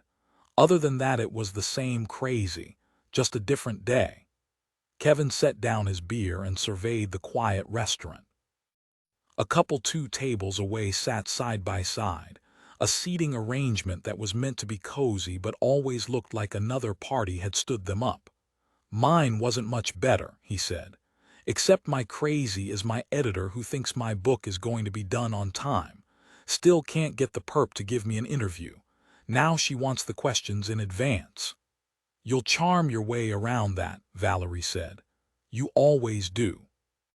With her sister engrossed in texting Colton, Taylor saw a break in the conversation and she went for it.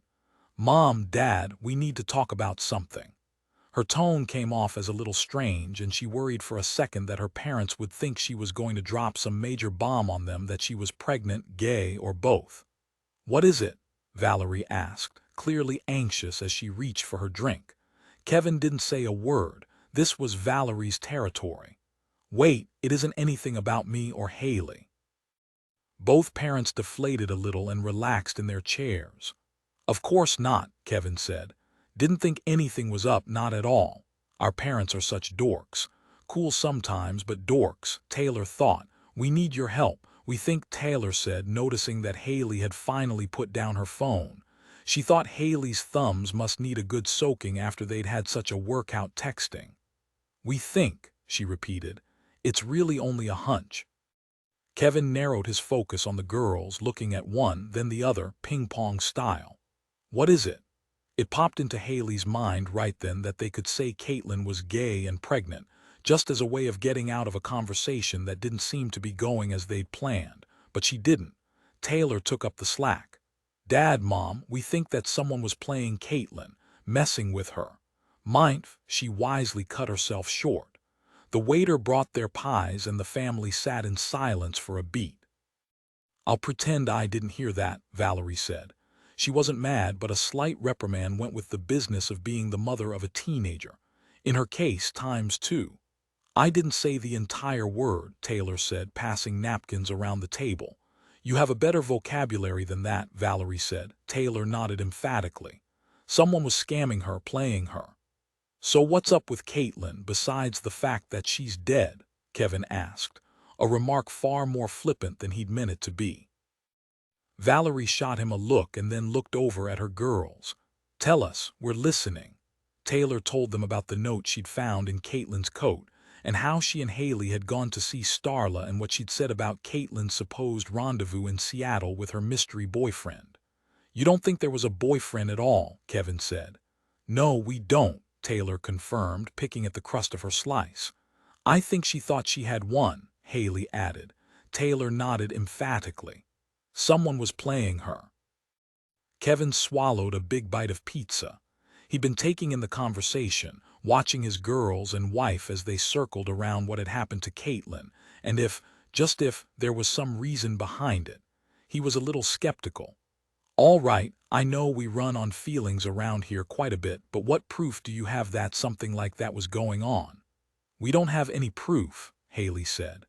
"I mean none that would hold up in court, if that's what you're asking." It was kind of a dig, but he let it slide. "If you think someone had been pushing her, abusing her," he said, "then we need to know who, and we need proof." Not everything has to end up in court, Valerie said, eyeing her husband. She'd have preferred a more supportive approach with the girls. Who would play a cruel game like that, he asked. Neither girl had an answer. No idea, Taylor said, but we want to find out. It isn't right, Dad, Hayley added. He nodded. No, it wasn't. But you need proof. Something more than a feeling, he said. Neither girl said so, but both knew that the answer to their father's challenge rested back with Starla Larson. She had been close to Katelyn, and she had to know what Katelyn's state of mind was at the time of her death. She'd also be the best bet for knowing the source of the taunts, but if she knew, she wasn't talking. Indeed, she'd blown them off at the pink beanbag interrogation in her bedroom. Just as the family was leaving, Kevin excused himself to talk to a pretty young woman with red hair who'd been sipping wine of the same hue all night at another table. A fan, he said, exchanging looks with Valerie. Give me a minute. Valerie and the girls headed out the door. As they crossed the parking lot, Taylor caught a glimpse of her dad and the woman through the restaurant's window. Kevin was animated, but not in a happy way. He was moving his hands to make a point. Even from that distance, Taylor could see the vein that popped in his temple whenever he was angry. It looked like he was scolding the young woman. She didn't seem the least bit put off by whatever he was saying. When he returned to the car, he had a worried look on his face. What was that about, Dad? Taylor asked. Kevin exhaled a sure sign that he was angry and turned the key to start the car. Nothing, he said. You look really upset, Taylor said. People always expect you to give them a free book, and when you don't, they get mad, he said. Valerie exchanged a quick look with Kevin and turned on the car radio, a not-so-subtle signal that the conversation was over. From their places in the backseat, Hayley turned to Taylor, pointed to her phone, and started to text. Hayley, who was Dad talking to? Taylor, that WZ no fan. Too young for Dad's BKS. WNDR what pissed him off so much. Chapter 28. The words churned in her head as Taylor lay in her bed, staring into the darkness of her tiny bedroom. She knew that whatever she and her sister had hoped to find in the letters that came to her underwater was still there to be unscrambled. The letters by themselves were absolutely correct. It was the order that was all wrong. Maybe they'd tried too hard to make sense of them. Some things were better if they didn't push so hard. If there was a Laura Folk, for example, she surely never lived in Port Gamble. Hayley, she whispered into the hole in the wall. You awake? No answer. Are you up? Hayley murmured something about needing to get some sleep. Big test tomorrow, she mumbled. Going to get the Scrabble. Why can't you just use an app? Taylor allowed a slight smile. Her sister was off in slumberland if she thought that even for a minute. Doesn't work like that. Go back to sleep. All right, good night. Taylor grabbed her favorite fuzzy yellow robe, stuck her feet into her fleece-lined slippers, and padded down the hall. She could hear her dad snoring and the insufferable wall clock ticking. It was after 1:00 a.m. Even though they were twins, Taylor didn't require as much sleep as her sister. She was a night owl. The darkness, the calming quiet, the sense of being alone resonated in her soul in a way that even Hayley didn't understand. From the base of the staircase, she looked out the front door window at the bay. The water was still, glass, and very sad. Taylor conjured up some memories of Katelyn and the last time she had seen her. They were riding the bus home the Friday before the holiday break. Katelyn sat in the front, her head leaning against the fogged-up window. In the din of the kids yammering about their holiday plans, Taylor remembered how she had tried to say hello to Katelyn, but the other kids pushed her past her seat. They had locked eyes for only a second, and Katelyn managed a smile. A sad smile, Taylor remembered just then, though she wondered if her memory had been tainted by what happened on Christmas night. Her father told her that nothing turns a victim into a saint faster than his or her untimely and unexpected demise. After a crime took place, good and evil were always rendered in bold strokes. She pulled the old, battered Scrabble game from the shelf and sat on the floor. The embers from the fire glowed eerily, and the warmth felt good. She quietly fished out the letters and arranged them on the carpet. Taylor clamped down her eyelids to shut out the ideas that she'd had about what words could be formed with the Scrabble tiles, and what words she believed Katelyn might have wanted her to grasp. She and her sister didn't consider that they actually spoke to the dead. They merely felt that they could read an imprint of a moment left behind by those who crossed over. Although it was tougher to do, they could sometimes gauge the thoughts and feelings of those who were still among the living. The living were always tougher than the dead. She and her sister didn't know why for sure, but they agreed that perhaps it was because the breathing still had reason for lies and subterfuge. The dead, well, they just didn't have anything left to lose.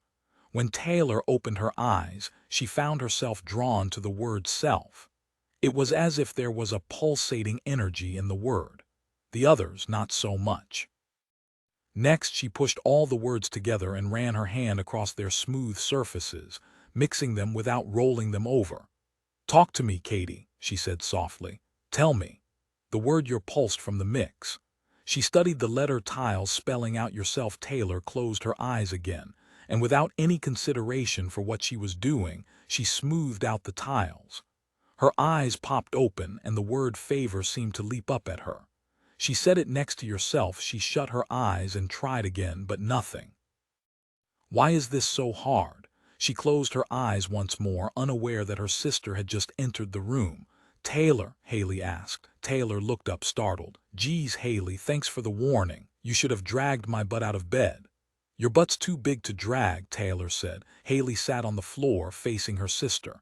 "That means yours is too. We have the same butt, remember." "Don't remind me," Taylor said.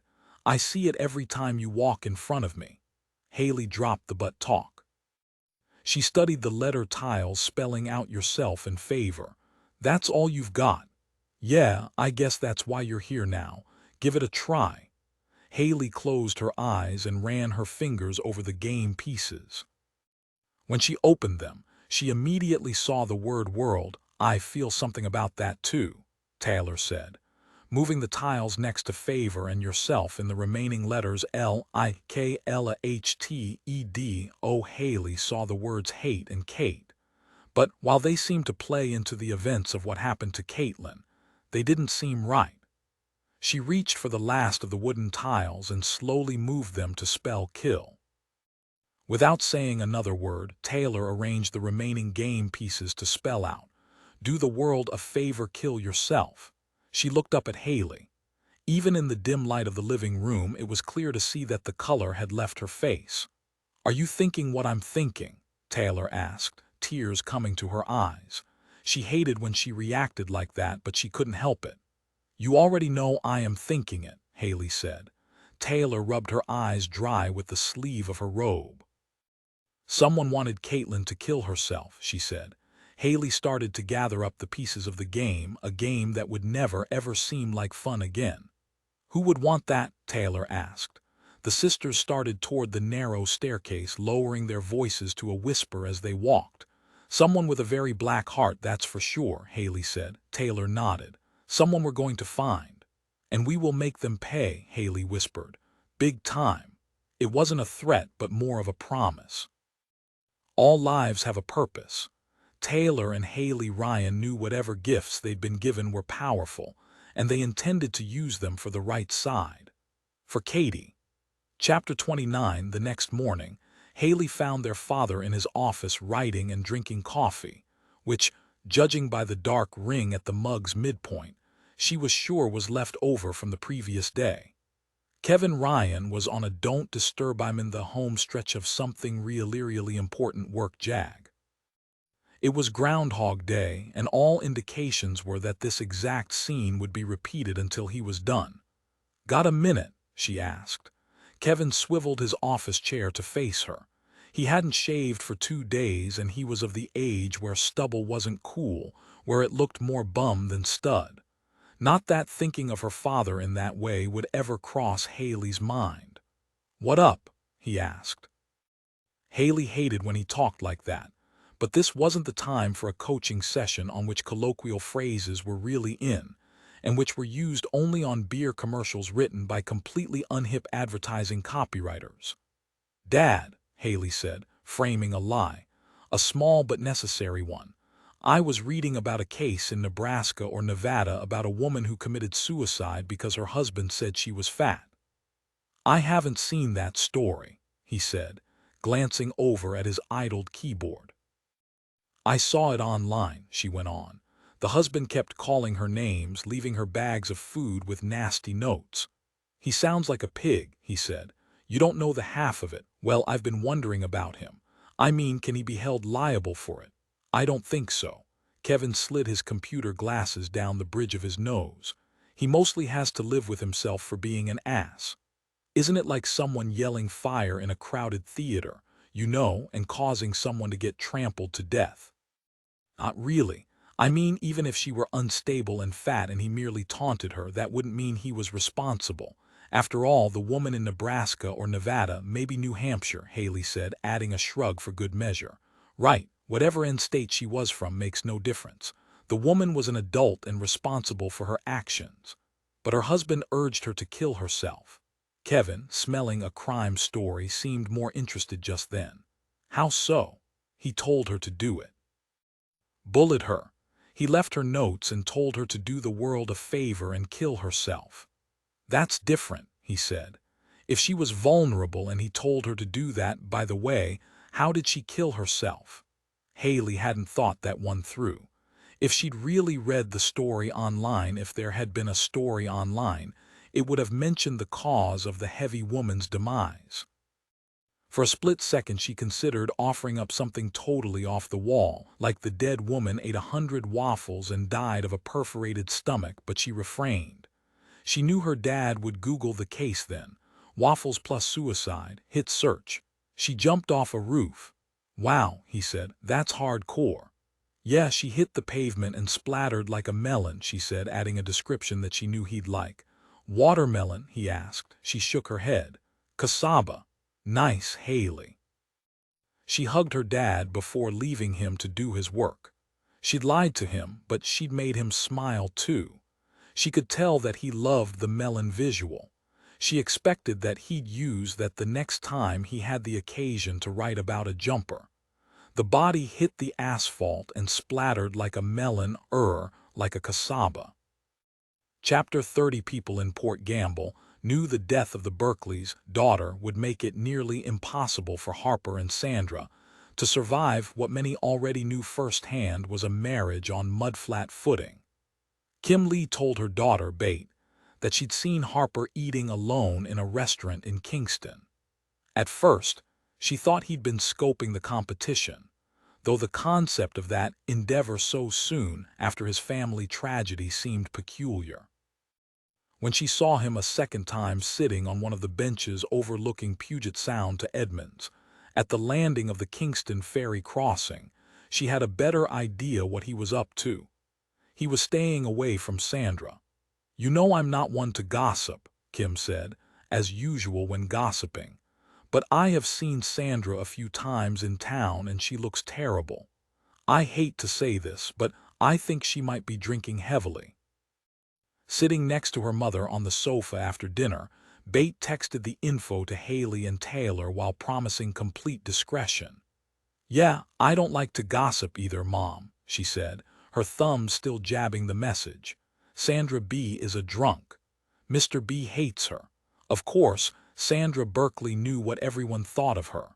Her mother, Nancy, had made it abundantly clear the morning of Katelyn's funeral service. "If you'd kept your hands out of the liquor cabinet, our only grandchild might still be alive," she had said. Sandra could accept some blame, but not all of it. She could also fire it back at her mom, telling her that if she hadn't squandered her granddaughter's college fund on a wine fridge, Katelyn might still be alive. But she didn't. Sandra didn't say a word. She just pulled hermit crab tight into herself. She no longer cared if she lived or died. And yes, she had a drinking problem, but right then drinking actually seemed to be helping. Feeling numb was better than feeling the sharp pain of regret and loss. She sat on Katelyn's bed, a drink in her hand and tears streaming from her eyes. All around her were the memories of the daughter whom she'd lost long before Christmas night. How was it that they'd been so close once and then nothing? Sandra loved her little girl. She had been the Girl Scout Daisy troop leader only because she couldn't bear another woman taking the job and taking away time that she'd have with her little girl. She'd taken Katelyn to every class, school function, or retreat that was preceded by a school permission slip. They'd been two peas in a pod inseparable. As she sat there sobbing, it was hard to pin down just what it was that had caused the tectonic rift between the two of them. It could well have been her drinking. It could have been the fact that she and Harper weren't getting along.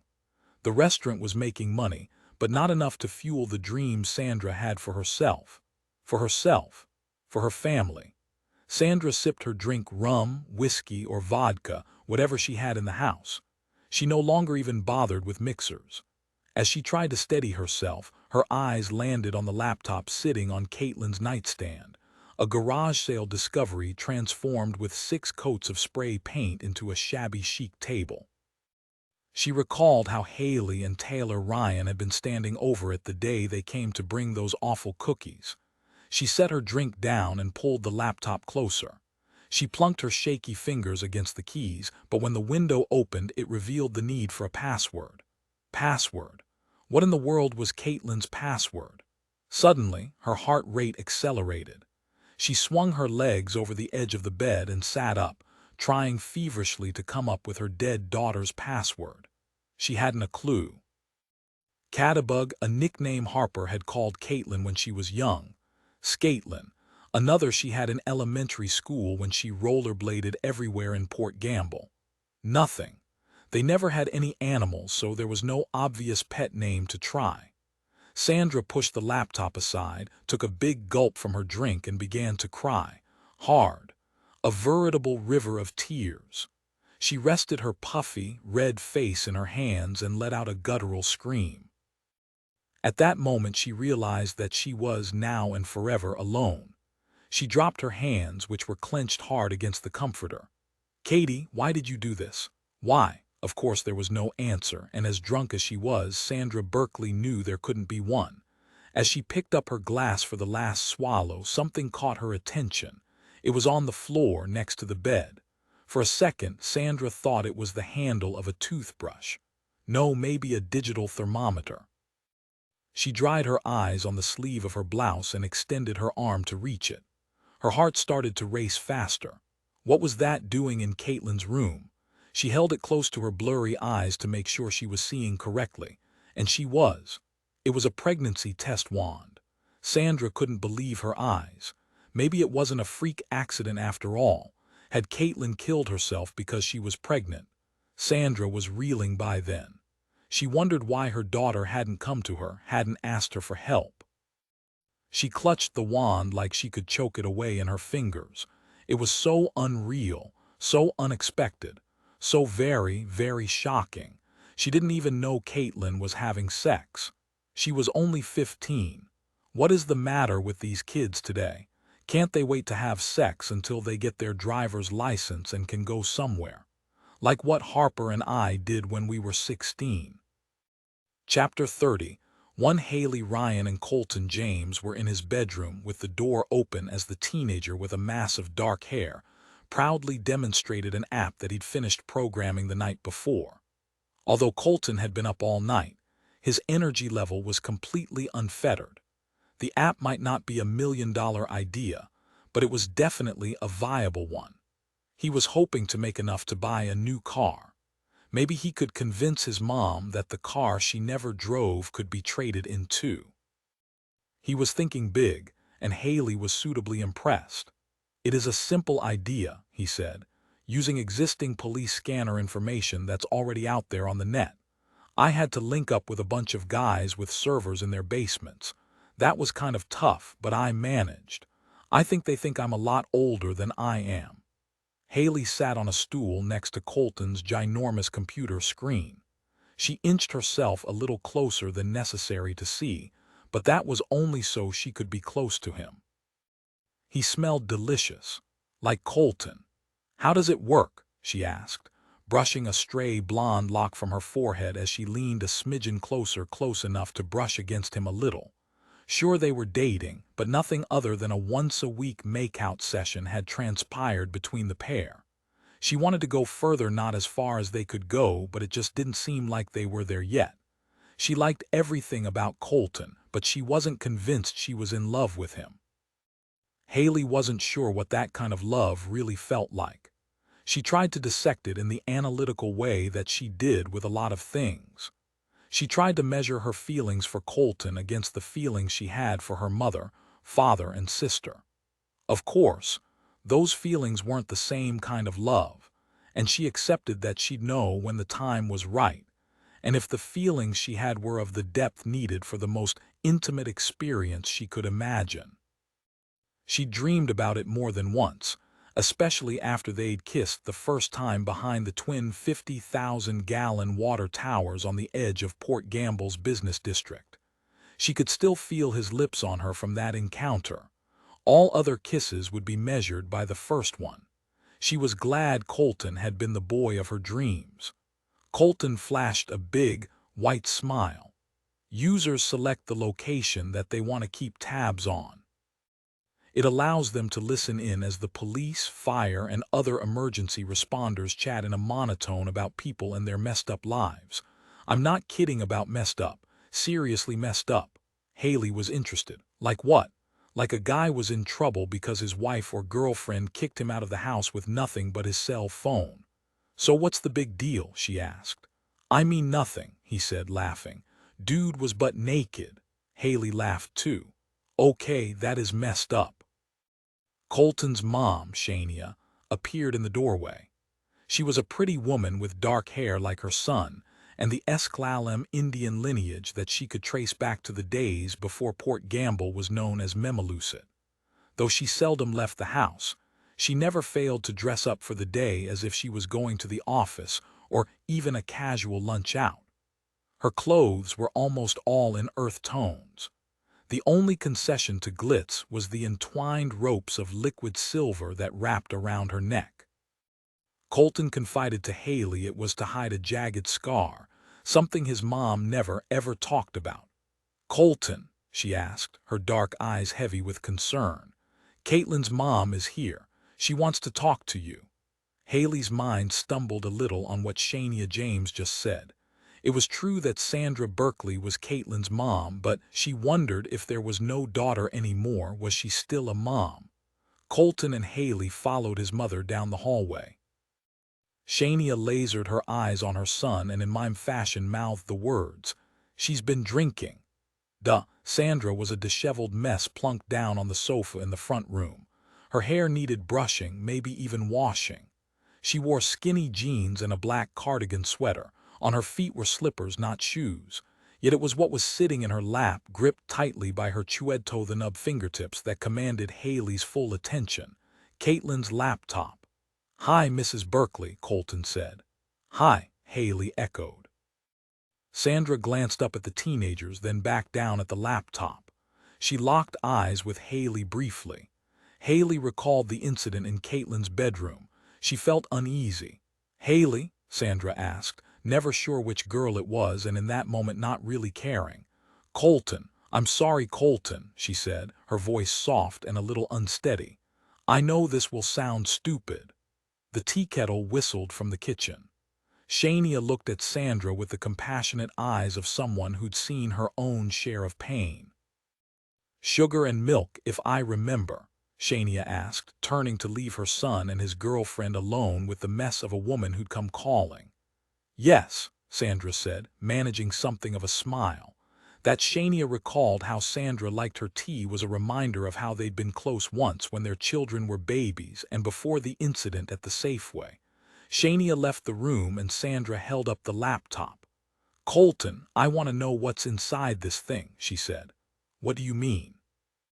He asked, though he knew the answer. Her daughter was dead and she wanted to know more about the child that she'd lost. Most parents would probably do the same thing. "I don't think I could do that," he said. "It seems kind of private. I don't want you to read what's in her laptop. I want to do that. I want to know everything I can, but I don't," she trailed off, trying her best not to cry. Her obvious pain made Colton feel uncomfortable. He hated seeing anyone cry, especially another kid's mom. "You need the password, right?" Sandra nodded. "That's right." "You want me to hack it," Colton said. "Seems kind of wrong to me." "What's wrong is that Katelyn's dead," she said. Shania returned with a couple of teacups on a tray. The smell of chai perfumed the air. "You two want anything?" "No, thanks, Mrs. James," Hayley said. "I'm heading home now." Colton took the laptop and followed Hayley to the back door as she slipped on her jacket and they went outside. Though he was barefoot and wore only jeans and a Green Day t-shirt, he didn't seem to mind the chill. Hayley pulled her zipper up to her neck, bracing herself for the onslaught of the cold winter air. "Okay," he said. "That was weird." "Yeah, she looks terrible. I'm not really a hacker, you know that, right? People think because I'm playing with my computer all night that I could crack the Da Vinci Code." "You'll figure it out," she said. "I guess I can try." A large flock of Canada geese flew overhead, honking as they headed away from Port Gamble. Hayley wondered for only a second if Katelyn was somewhere up there too, watching, hoping, urging someone to tell her story. Hayley looked around before planting a kiss on Colton's cheek. "I have faith in you," she said. "Nothing like a little pressure." She waved at him and walked across the now snow-crunchy yard between their houses. Hayley knew Katelyn's password, but to say so would be too hard to explain to the boy she really, really liked. No one, certainly no teenager, was normal or felt they were. Everyone wore a kind of mask that kept people from really seeing what or who was inside. Katelyn did. Starla did. And as she walked to her own back porch, Hayley Ryan knew that she and her sister kept things secret too. She didn't grasp all that they were or what they could do. She knew that even people she cared about, her father, her mother, Colton James, probably never could comprehend it. After all, it happened to her and her sister, and they couldn't understand it. Chapter 32. Colton James's bedroom was one of three in house number 17, a light yellow one-story with a low roofline that might have had one of the best views of the bay in Port Gamble, but otherwise was not so special. The house wasn't even really that old, having been barged over by the lumber company from Port Ludlow in the 1920s. His parents had the largest room, the one closest to the only full bathroom in the house. The other bedroom was used by his mom as an office. It had floor-to-ceiling shelving overloaded with catalogs that she'd collected in the years before the internet became her lifeline to the outside world. Shania James, not surprisingly, did most of her shopping via catalogs. The UPS man and the FedEx lady had made so many trips to the James's house that both had been to Colton's birthday parties, family barbecues, and other gatherings. If one hadn't noticed that Shania James stayed in the house 99% of the time, they'd never have thought there was anything strange about her. Colton's own room was organized chaos. His often-away fisherman father had installed pegboard above the teenager's desk. Wires were coiled on hooks, and jars of teeny, tiny computer components hung above the workspace. Colton seldom used those things anymore. They were left over from the days when he built his own computers. That was then. Now he was all about apps. While he was sure that Steve Jobs would bring him on to Apple one day, any day, he focused on coding, design work, and learning the business of being an entrepreneur at age 15. To see him hunched over his computer at night, Coke can at the ready, cheese nips open and available for cereal consumption, was to witness a boy's true intensity. Code was beautiful to Colton. It was elegant. It was nearly a living, breathing thing. And yet Colton James was no geek. He was fit, handsome, and could actually talk to adults while looking into their eyes. None of that "are you talking to me or the floor" for Colton. Colton's screensaver was a picture of him and Hayley that Taylor took on her phone when the three of them were out on his father's boat, the Wanderlust. The quality wasn't the best, but the look in Hayley's eyes was priceless to him. It was, he was sure, the look of a girl who really got him. He scooted his keyboard aside and set Katelyn's laptop on the desk. He was plugging in the power cord when his phone buzzed. Hayley, break the Da Vinci Code yet. Colton just started. Give me 10 secs. Hayley, Katelyn's laptop whirred on, and Colton put on some music while he waited for the log on window to pop open. Colton didn't like the idea of cracking Katelyn's password so her mother could do some post-mortem eavesdropping on her life. Yet, he'd seen the tears in Sandra's eyes, the longing she had for what was never coming back, and he knew he had no choice. Password cracking was never really that easy. He knew a kid in school who used jailbreak software to crack his mother's password so he could get into the system and disable the net nanny tool that he'd found so humiliating. "I'm not doing anything that bad," the kid had said. "Looking at porn is normal. It isn't like I'm paying for it on their credit card. It's free. They're like porn Nazis." Colton thought about the last time he'd seen Katelyn. It was in the school cafeteria. She was sitting alone, looking over at the group of Buccaneers cheerleaders and the second-string players who couldn't manage a ride off campus. Starla was there, the center of it all. "Hey," he had said to Katelyn on his way to the trash can. She nodded. "You got plans for the holidays?" he asked. When he played back the conversation, he knew that it was a lame attempt to engage someone he no longer really knew. "Grandparents are coming over. Nothing great, you." "We're going out of town to spend some time with my dad's family in Portland." "That's nice," she said. "Your mom going too?" "Yeah, she's pretty freaked about it, but my dad's got a plan." Katelyn smiled. "I like your mom." Colton appreciated Katelyn just then. He could tell that something was troubling her, but no matter what it was, she still had it within her to be kind to someone. Hayley texted again. "Hayley, try Team Edward, just a wild guess." Colton, LKE Twilight. Hayley, lol, yet. "Mine WZ Team Jacob. Don't tell anyone." Colton, about Team Edward. Hayley, about me and Twilight, that WZ a long time ago. Hayley looked up from her phone and faced her sister. "I don't like lying to Colton," she said. "Not at all," Taylor nodded. "I know." The two of them sat on the floor in Taylor's room, obsessing about Katelyn and what her mother had wanted to find on her laptop.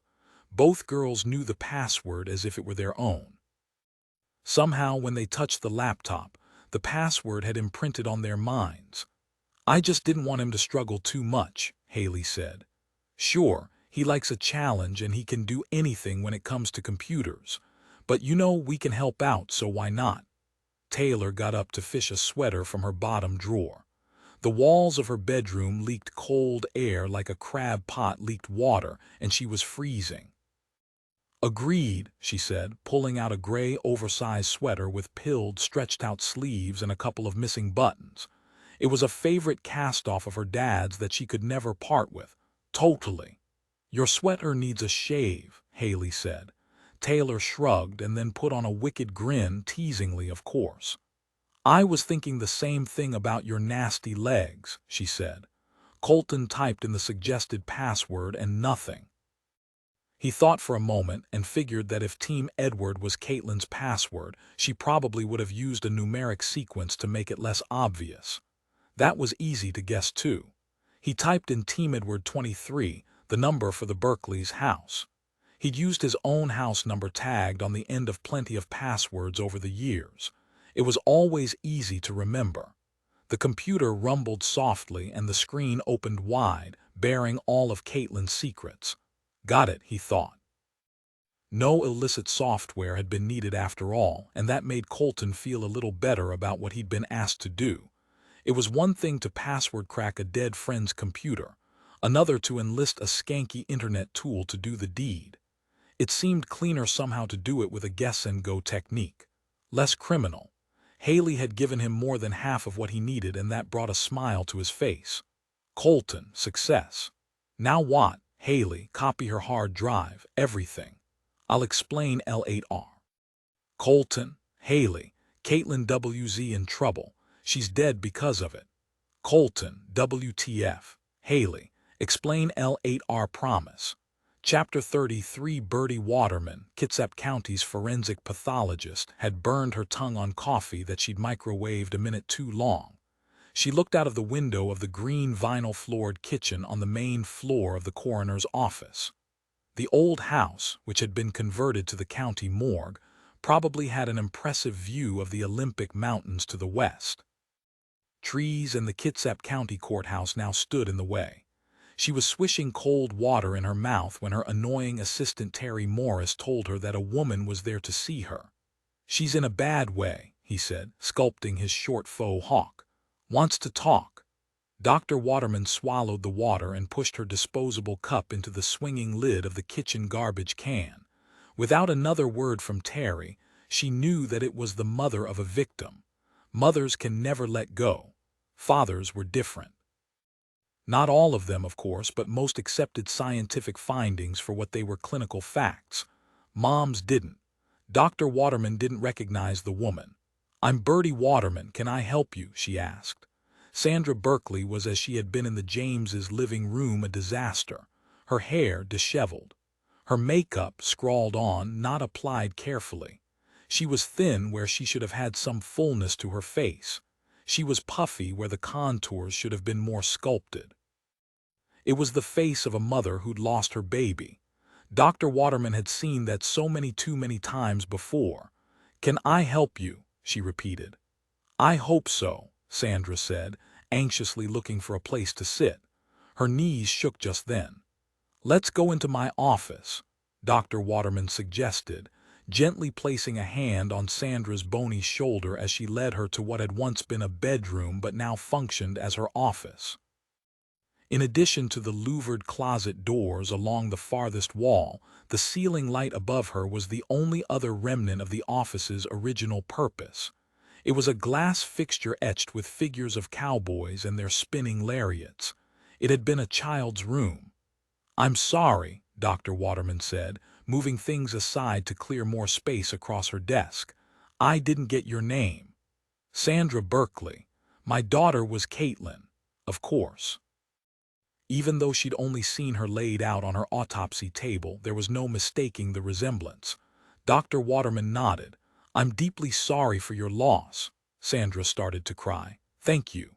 Can I answer some questions for you?" The words sounded flat and not at all helpful, which was not the forensic pathologist's intention. It was merely the fact that no words could ever seem right. There was not a damn thing she could do for that woman. No one could. Finally, Sandra spoke. "Was my daughter pregnant?" A little caught off guard by the question, Dr. Waterman shook her head. "No, I would have noted that. It would have been in my report. Our exams are very, very thorough." Sandra winced a little, squeezing tears from her eyes as she reached for a tissue from a box on the doctor's desk.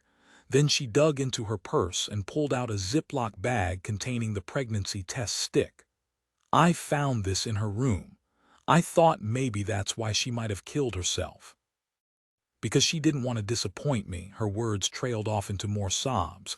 Dr. Waterman gently pushed the tissues closer. "Mrs. Berkeley, that wasn't it at all.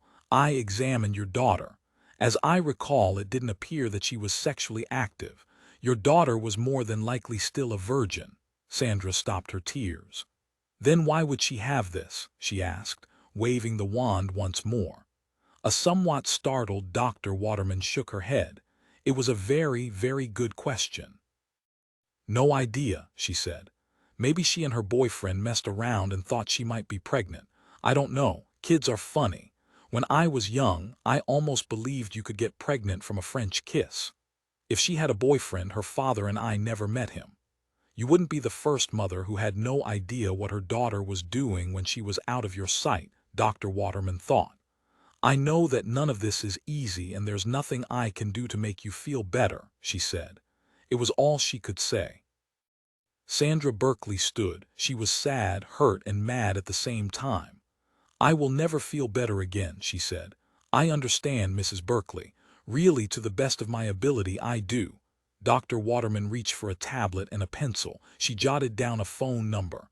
"I know an excellent grief counselor in Paulsbo. Maybe you could talk to her. It might help."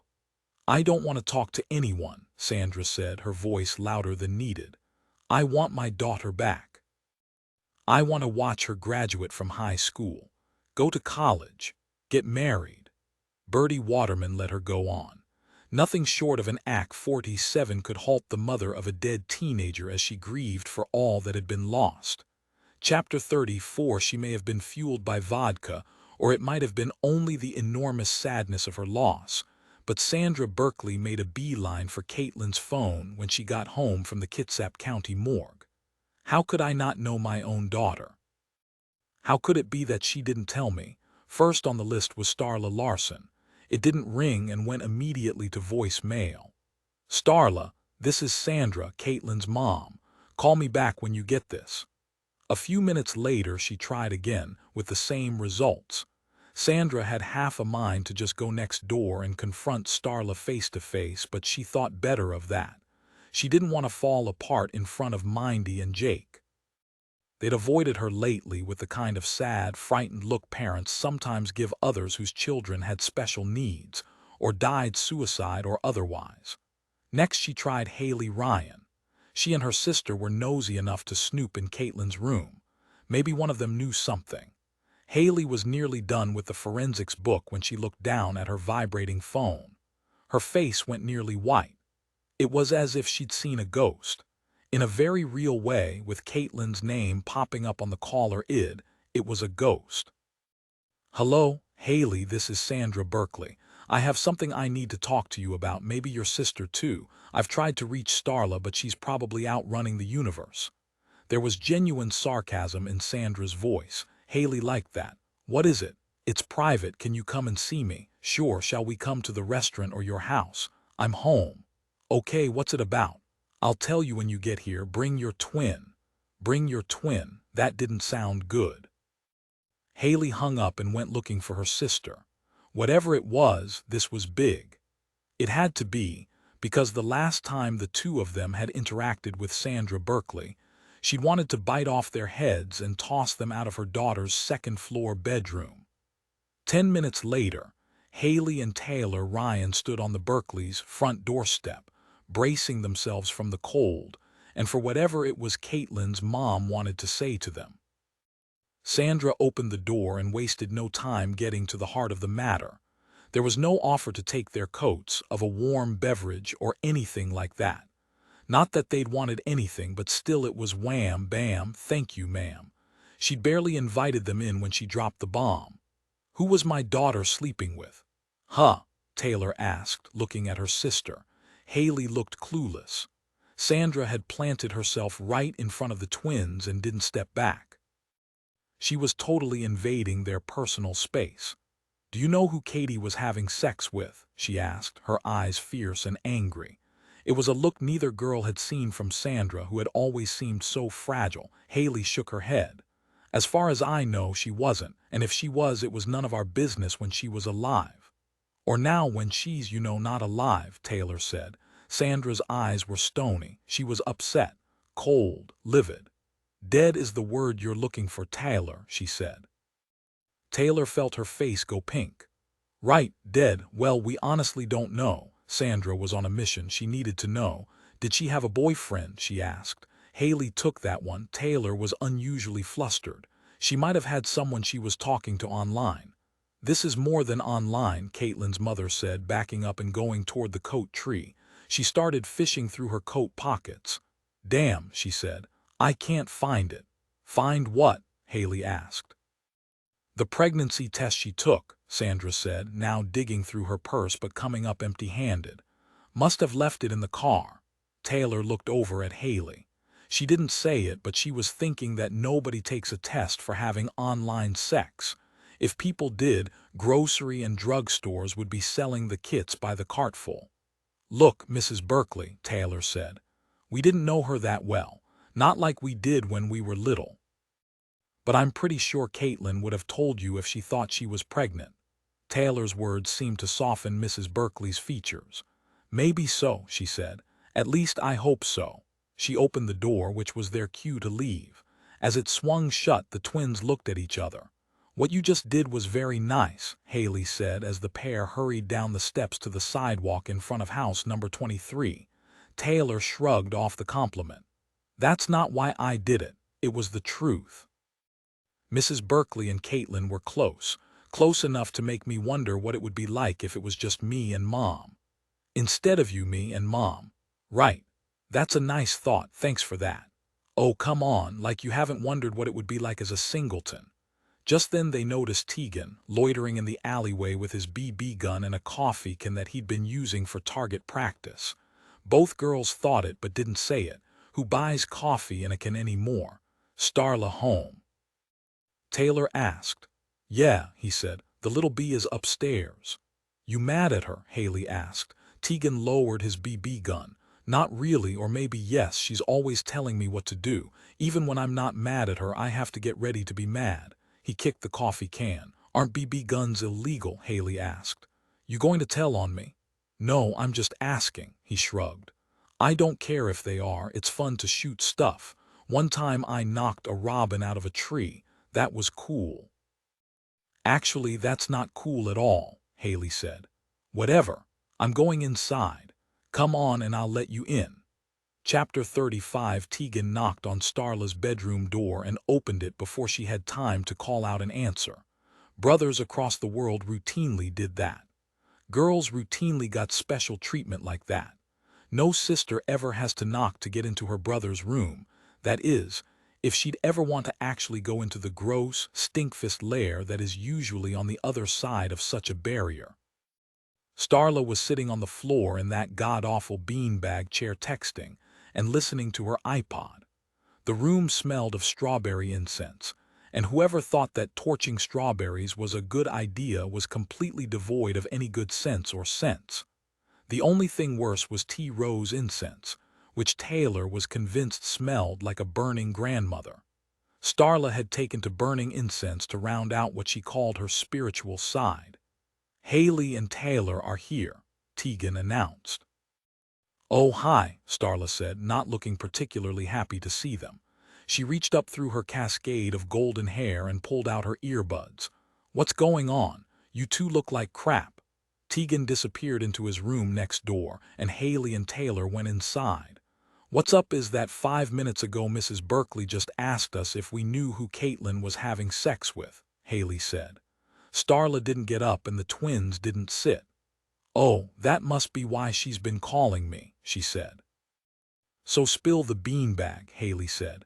Who was she sleeping with? Sleeping with? A pillow is about it, Starla said. Probably a blanket.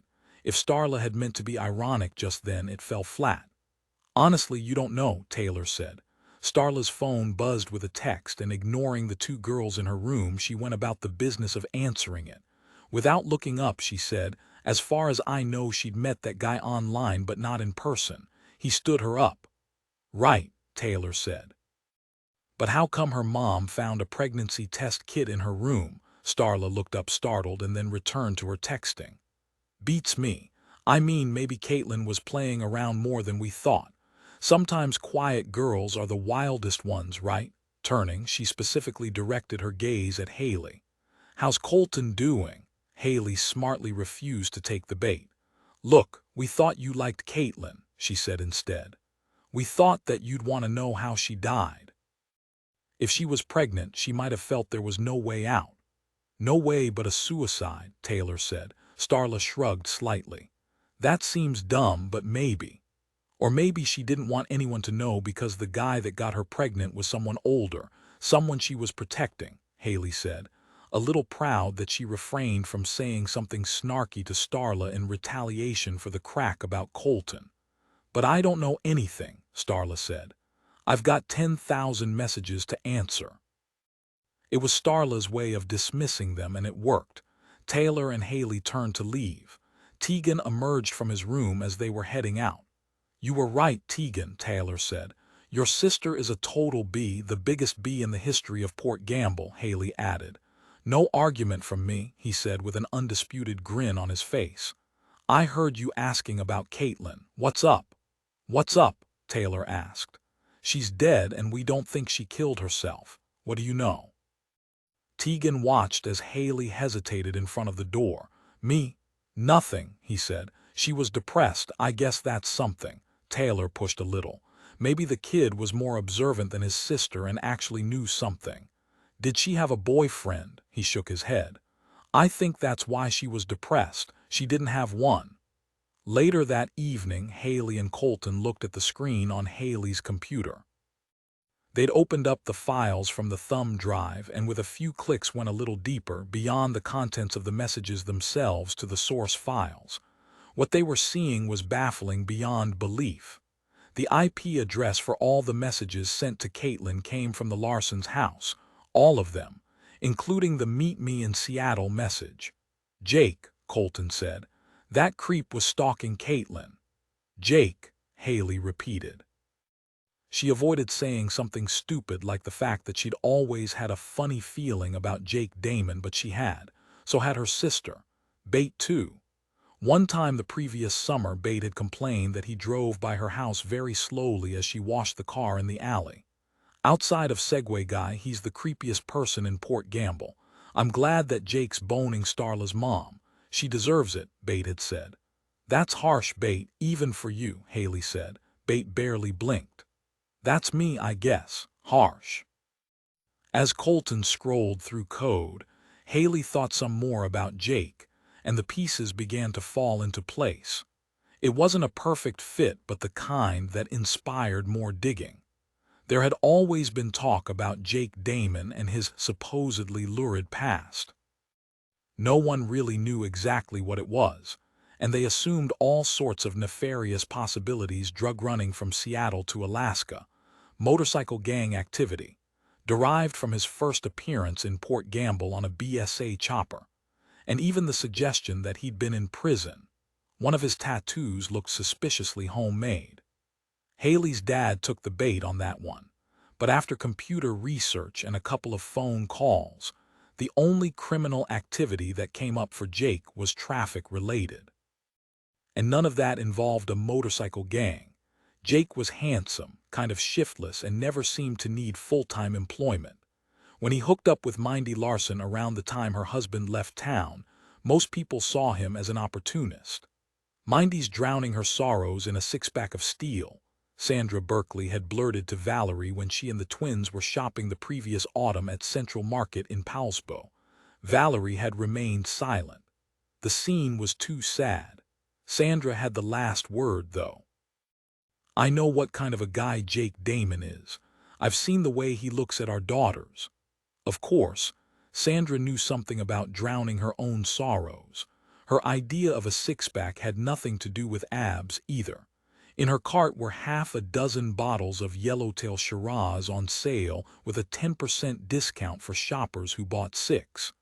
Sandra Berkeley had a lot to forget, and not all of it had to do with her daughter's death. No, Sandra's regrets went back almost a decade, and no amount of cheap wine could ever let her truly forget. Chapter 36. Maura Windsor never told anyone she was interviewing that she wasn't exactly an employee of the Herald. She was a stringer, a freelance writer. She thought that particular term made it sound like no one would hire her, so she never mentioned it when she was out talking with sources. After speaking with Kevin Ryan, whom she thought was a royal jerk in the way he just brushed her aside, the pretty 23-year-old returned to her aunt's house in Paradise Bay, just across the Hood Canal Bridge. The name of the place always made her wince a little when she told people where she lived. The view of the bay was lovely, but it was far from paradise. Her aunt was off snowbirding in Tucson, Arizona, and she'd left Maura to house-sit. The word house was a bit of a stretch. It was really more of a cabin with a wood stove for its sole heat source. Outside in the crusty snow were 14 bird feeders, 8 garden gnomes, and 2 bleach bottles cut and bent to allow the wind to spin them as they hung from the eaves. Maura was sure that Ann Curry never had to live like this. She lined up 2 bottles of sparkling water, turned on some background TV, and sat down at her computer to search for whatever she could find about the infamous Port Gamble crash. She'd grown up in Bremerton and had vague memories about it, but as a pudgy teenager back then she likely gave it 2 minutes of thought. Wow, that's terrible.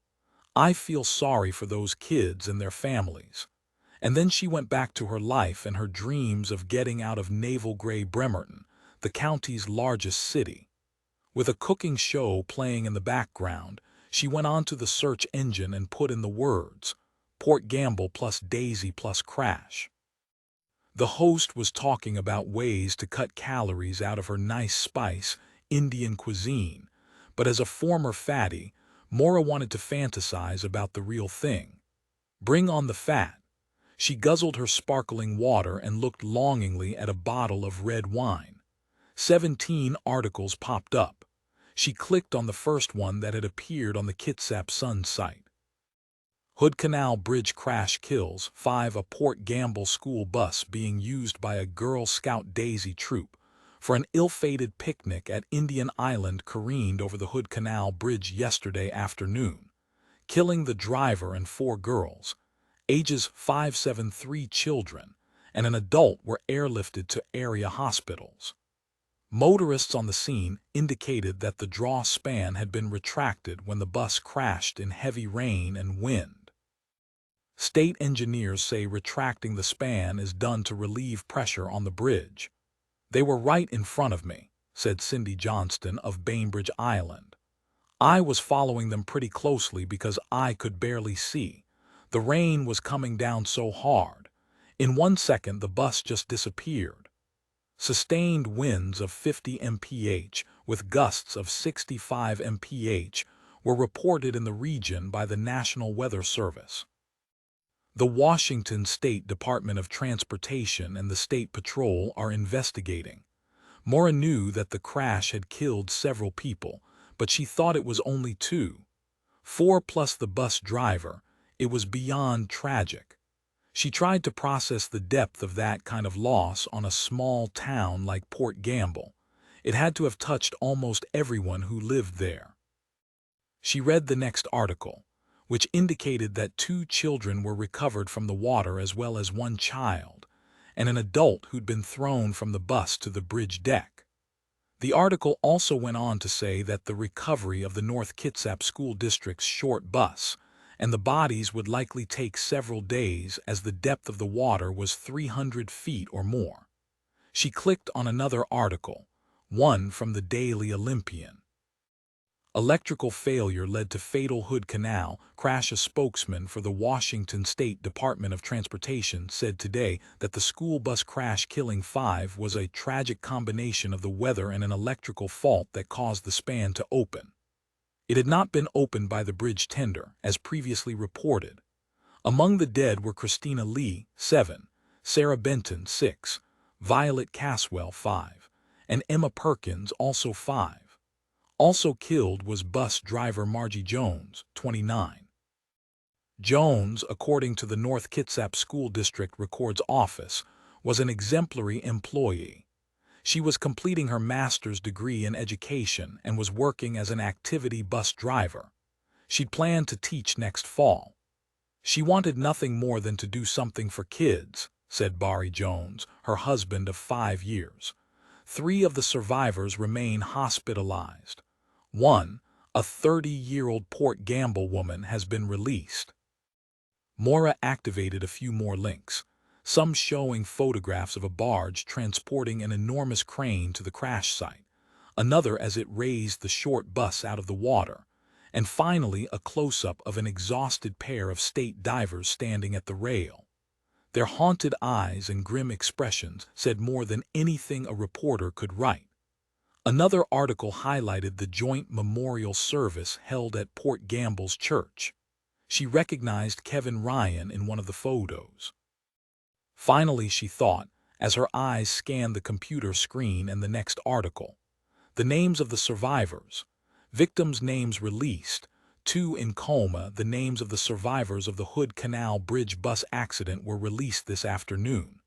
Sandra Berkeley, 30, and her daughter, Katelyn, 5, were thrown from the bus as it went off the bridge.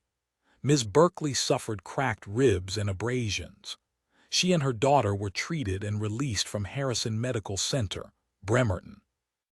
The 2 other victims, 5-year-old twin girls Hayley and Taylor Ryan, remain hospitalized. Their parents issued a statement yesterday. Our daughters are fighters. Please keep them in your prayers. Believe in miracles. The parents indicated that the girls are still in a coma. Visibly shaken, Adam Larson, 34, spoke to reporters outside his home in historic Port Gamble. We are grieving for the families who have lost their children and for the bus driver's family too. This touches all of us here. I doubt many of us will ever get over it. Larson's daughter, Starla, also 5, was a member of the Daisy Troop. She, however, did not go on the outing due to minor illness. The last site Maura visited was one called Kitsap Calamities, a forum devoted to, as its banner indicated, happenings of the rotten kind, right here in our own twisted backyard. There was nothing really new on the site. In fact, after skimming it, it was apparent that all of the content had been copied and pasted from other websites.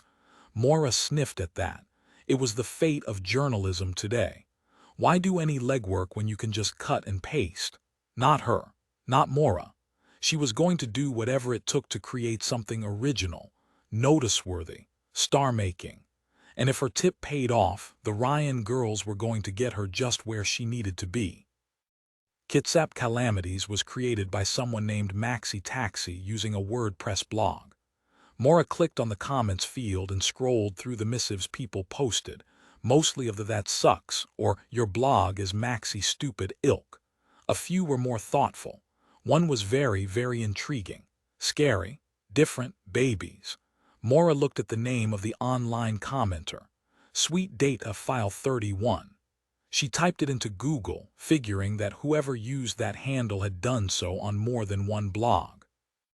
Finding a person on the internet was no different than going door to door asking for one little piece of information at a time. She likened it to digital legwork. One thing always led to another. Maura sipped the dregs of her sparkling water and twisted the top of its understudy. She tipped it back and drank while her eyes studied the results of her search. Sweet Data File 31 also posted on More Than Words, a site about slanguage and how words are evolving faster than ever. Comments were closed on that site, so Maura moved on. As the hands on the clock whirred around on her computer, which searched for more Sweet Data File 31 entries, the thought filled Maura's brain: what's scary? Does it have to do with something I have been leaked? A farm-to-table site popped up, and its feature article, "Our Valley is Green," was local, from the Kitsap Peninsula. Maura thought about it a moment and then posted a follow-up comment on the same thread. She added her email address and waited. She figured anyone lonely or self-righteous enough to post a comment like Sweet Data did would answer her comment. People like that always wanted to be in the paper. It was only a matter of time. She looked over at the TV and saw that the chef was making some deep-fried apple dumplings. They looked so good she could feel her stomach trying to eat itself. She got up, went to the freezer, pulled out 2 lean cuisines, butternut squash ravioli and apple cranberry chicken, and headed for her aunt's obnoxiously large microwave. Next, she looked up Sandra Berkeley's number. She'd waited long enough to make the call. With the microwave beeping that her meal was ready, Maura quickly left a voicemail message. "Mrs. Berkeley, Maura Windsor calling from the Herald. I'm a friend of Kevin Ryan's and I'm working on a feature story about the 10-year anniversary of the Hood Canal crash and its aftermath. Of course, my heart goes out to you because of your recent loss. I'd like to talk to you for my story." Satisfied that she'd sounded kind, authentic, and deeply concerned, she ended the call with her phone number. I was made for this job, she thought as she pierced a piping hot piece of cranberry chicken with a fork. Just made for it. Chapter 30. 7. Sandra Berkeley had taken her last drink. There was no point in it anymore. She went around the house and collected the partial empties from their assorted hiding places. She recovered a bottle of vodka from under a stack of old towels on the bottom shelf of the linen closet. She found 2 rum and whiskey in the pantry behind the basmati rice bag that she'd purchased in bulk and doubted she'd ever use up. There were 6 bottles in total, and she took them to the sink and poured out the remnants of each one until nothing remained. Katelyn was gone. Harper was next door at the restaurant. She sat down and wrote out a letter. It was something that she'd wanted to do for almost 10 years. "I want you to know that I'm so sorry, please forgive me." Tears were streaming down her cheeks as she finished and signed her name. She folded the slip of paper and put it into an envelope. It was after 6:30 when Kim Lee finished her work in the mill office and began her precise and ritualistic practice of tidying up her desk. That was just how she was, always the same every day. Kim kept most things in order. As an accountant, that pretty much was her job. She closed her drawers, turned the locks, and got up to leave. In doing so, she noticed a small envelope in her in-basket. It had been addressed to her, care of the mill. She used the letter opener that Bate had made in middle school, a red plexiglass shark with a menacing jaw that cut through paper like a razor. Kim started reading, and before she was finished, she was on her way out the door. Bate always complained that her mother was a slowpoke. If she'd seen her right then, she'd never dare to make that claim again. Kim's winter coat was left in the employee break room, but despite the cold wind off the water, she didn't even notice. 4 minutes later, she was pounding on her neighbor's front door. "Open up," Kim cried. "Please." No answer. Kim went around the house looking into the windows. The lights were on, but she couldn't see anyone home, yet she was sure Sandra had to be there or at the restaurant. Sandra's car was parked in back. "Please, we need to talk," Kim called out as she pounded her fist on the back door. Footsteps. Good. Sandra hadn't done anything stupid. At least, not yet. Finally, the door opened. Sandra Berkeley stood in the doorway, her eyes outlined in red and her face blotchy. Her hands trembled as she let Kim Lee inside. She didn't say a word at first. Instantly, she started sobbing uncontrollably so. "Sit down, Sandra," said Kim, who was crying now too. "I'm sorry," Sandra said. "I couldn't live with it any longer. I've never forgotten the screams." "I know," Kim said, her own eyes welling with tears. "We all know. I heard Christina cry out for me as the bus started to sink. I just stood there. I didn't know what to do." "You were in shock." Sandra fought for some composure, but it was a losing battle. "I didn't even try. No one blames you," Kim said. "I blame myself. I know what I did and didn't do. I know how I felt after." Kim wrapped her arms around Sandra's shoulders as she tried to console her. The sobs came in waves. Sandra tried to speak in the breaks between her tears. "I was glad, Kim," she said. "I was glad that Katelyn survived.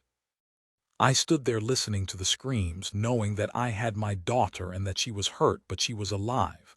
She was going to live, and for what? She's gone now too." "You've suffered so much then and now," Kim said. Sandra stopped long enough to lock her crying eyes on Kim's. "Forgive me, Kim." Kim Lee shook her head. "No, no forgiveness is needed. You did all that you could." "Did I? Really, Kim, really?" "I'm sure you did. No one knows how they will react in a moment like what happened on that bridge. No one. You did the best you could in a terrifying time." "I don't know," Sandra said, looking for something that maybe Kim could finally give her. "I know you did," Kim said. The women talked a while longer. They cried, they hugged. Kim didn't tell Sandra that she had questioned why Katelyn had been spared when Christina was taken. And even so, in that very moment in the Berkeley's house, no two women were ever closer, a bond so deep, born of such tragedy. The Port Gamble gossip line, thought by many to be sublimely accurate, had failed miserably when it came to the true trouble reverberating in house number 23. The Berkeleys, Rose, were not about a marriage crumbling because Sandra was drinking. It wasn't about a restaurant failing, or settlement money that had been squandered.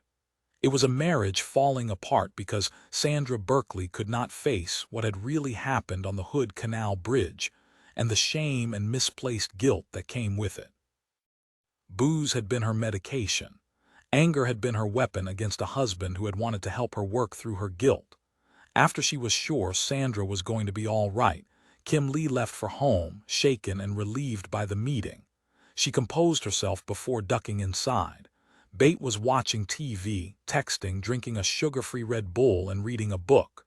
"You look completely trashed," Bate said, glancing at her mother. "What did they make you do now? Re-add everything 5 minutes before shift change." "Your job so sucks." Kim had hoped the short walk in the night air would take some of the puffiness from her eyes. "Nothing ever adds up," she said, going into the kitchen. "Pizza tonight?" Bate looked back down at her phone. "All right, I'll call it in. You always get thick crust because you think it's a better value because it weighs more. I like thin crust." "Fine," Kim said, heading into the kitchen. She braced herself on the counter a little and steadied herself by taking in a deep breath. She unfolded the letter and read it one more time. After seeing Sandra, it no longer seemed like a suicide note. "I want you to know I'm so sorry that I didn't save your daughter or the other girls. Sometimes, I wish I could go back to that day and do it all over. I do things differently. Please forgive me. I don't know how much longer I can live with what I did." Sandra Kim shredded the note and stuffed it down the garbage disposal. She turned on the water, and, as the noisy contraption did its thing, she wondered if it was worse to lose a child or live with the guilt that yours had survived. She was glad that she never had to face that. Sandra's cross to bear weighed 1,000,000 pounds. Later, after a couple of slices of thin-crust pizza and some distracted conversation between mother and daughter, Bate excused herself to her bedroom and texted Hayley and Taylor. "Bate, Mom is strnger than normal tonight." Boss Prob yelled at her. "Wish I had her probs. Her life is so ez. Hayley, tell me about it. They keep saying that things are harder in the real world, but they have no idea how effed up it is at Kingston." Taylor, deaf the worst. As Kim Lee placed her head on the pillow, she was transported back to that day almost 10 years ago, standing on the Hood Canal Bridge as the sirens wailed and all the mothers cried. Seeing Sandra hadn't brought it all back because it had never really left her. She, like all the other moms, hated that damn bridge. Just hated it.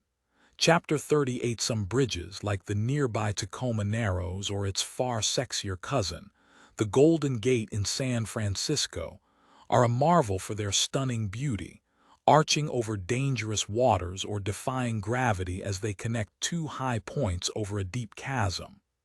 The Hood Canal Bridge is a marvel too, though not for how it looks. It literally floats atop the water for which it is named as it carries Washington State Route 104 across Hood Canal and connects the Olympic and Kitsap peninsulas. At the time of its construction in 1961, depths of more than 300 feet made it impossible for a suspension bridge to be built there.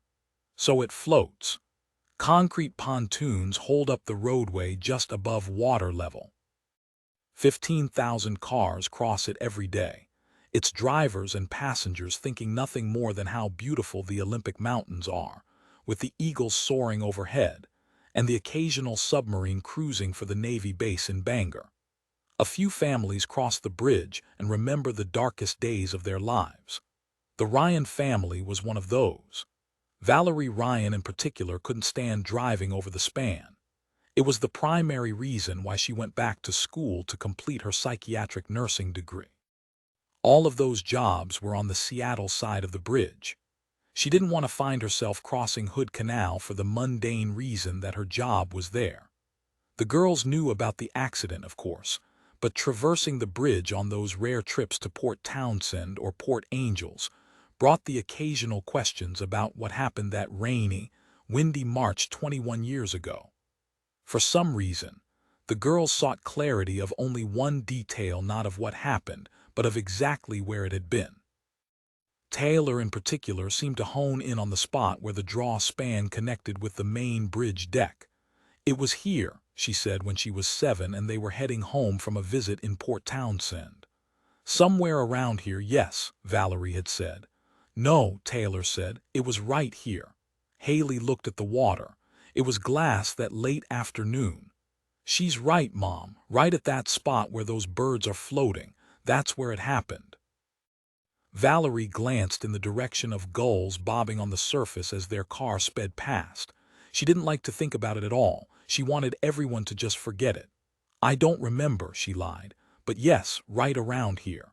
Kevin's eyes met his daughter's in the rearview mirror. "Look at the snow on the mountains," he said. "Must have had a storm last night." The girls turned their attention to the view on the other side of the bridge. It was a distraction, and they knew it. Inside, both understood that their mother and father were as damaged by the events of the crash as they were. For as many people who'd lived and died in Port Gamble, the number of the dead buried in the Buena Vista Cemetery was exceedingly tiny. Among the more notable was Gustav Engelbrecht, the first member of the United States Navy to be killed in action in the Pacific. His death was less heroic than foolish. He met his maker during an Indian attack at Port Gamble in 1856, when he hoisted himself up over a log to get a better view of the battle at hand, only to be finished off by a young man from the Esclalem tribe. There were older graves there too, early settlers, workers who died at the mill, and so on. And mixed in among many, there was also a modest plaque, one so small, worn, and faded that unless one knew of the legend, you'd never be able to decipher the inscription. Peter O'Malley, 15, was interred in the sea on April 22. He is now in God's hands. May he rest in eternal peace.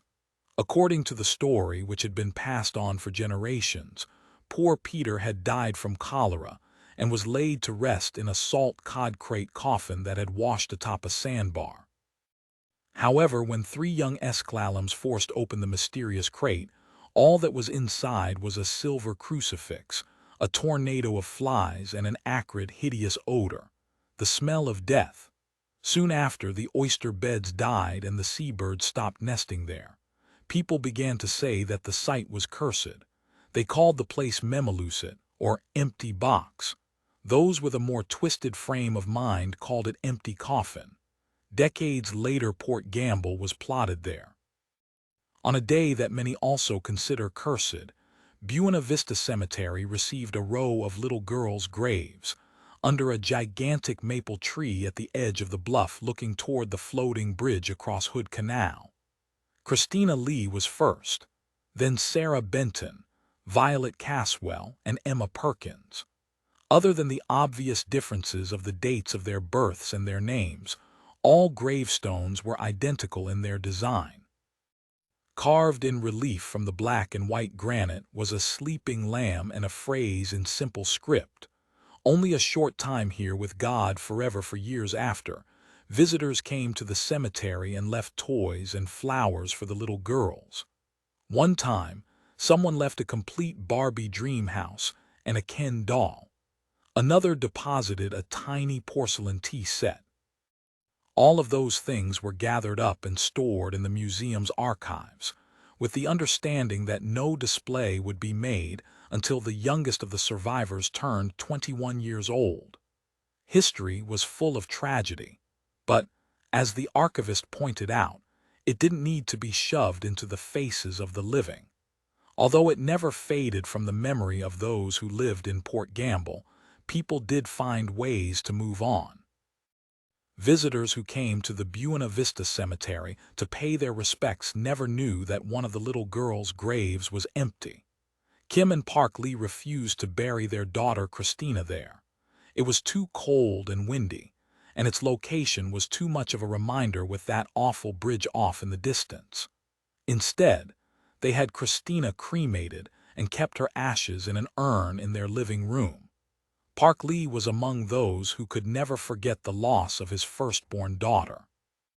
The mill supervisor died when shrimping in the choppy waters of Hood Canal the year after the tragedy on the bridge. The sheriff's investigation closed the case as an accidental drowning. His wife, Kim, knew better. When the county authorities returned his personal effects, Kim noticed something missing from his wallet, Park's fishing license. She knew there was no way he'd have gone shrimping without that. Park was very strict about doing things the right way, the legal way. At 34 years old, Park Lee simply could not face his hurt anymore. Kim arranged photos of her husband and daughter on a shelf above the TV in the living room. On either end of the shelf, she placed two turquoise and gold cloisonné urns. One held the remains of her daughter, the other, her husband. They'd been up there so long that Bate no longer begged to spread the ashes on the shore because she thought it would be fun and dramatic. After a time, weeks would pass before she even noticed that the urns were there.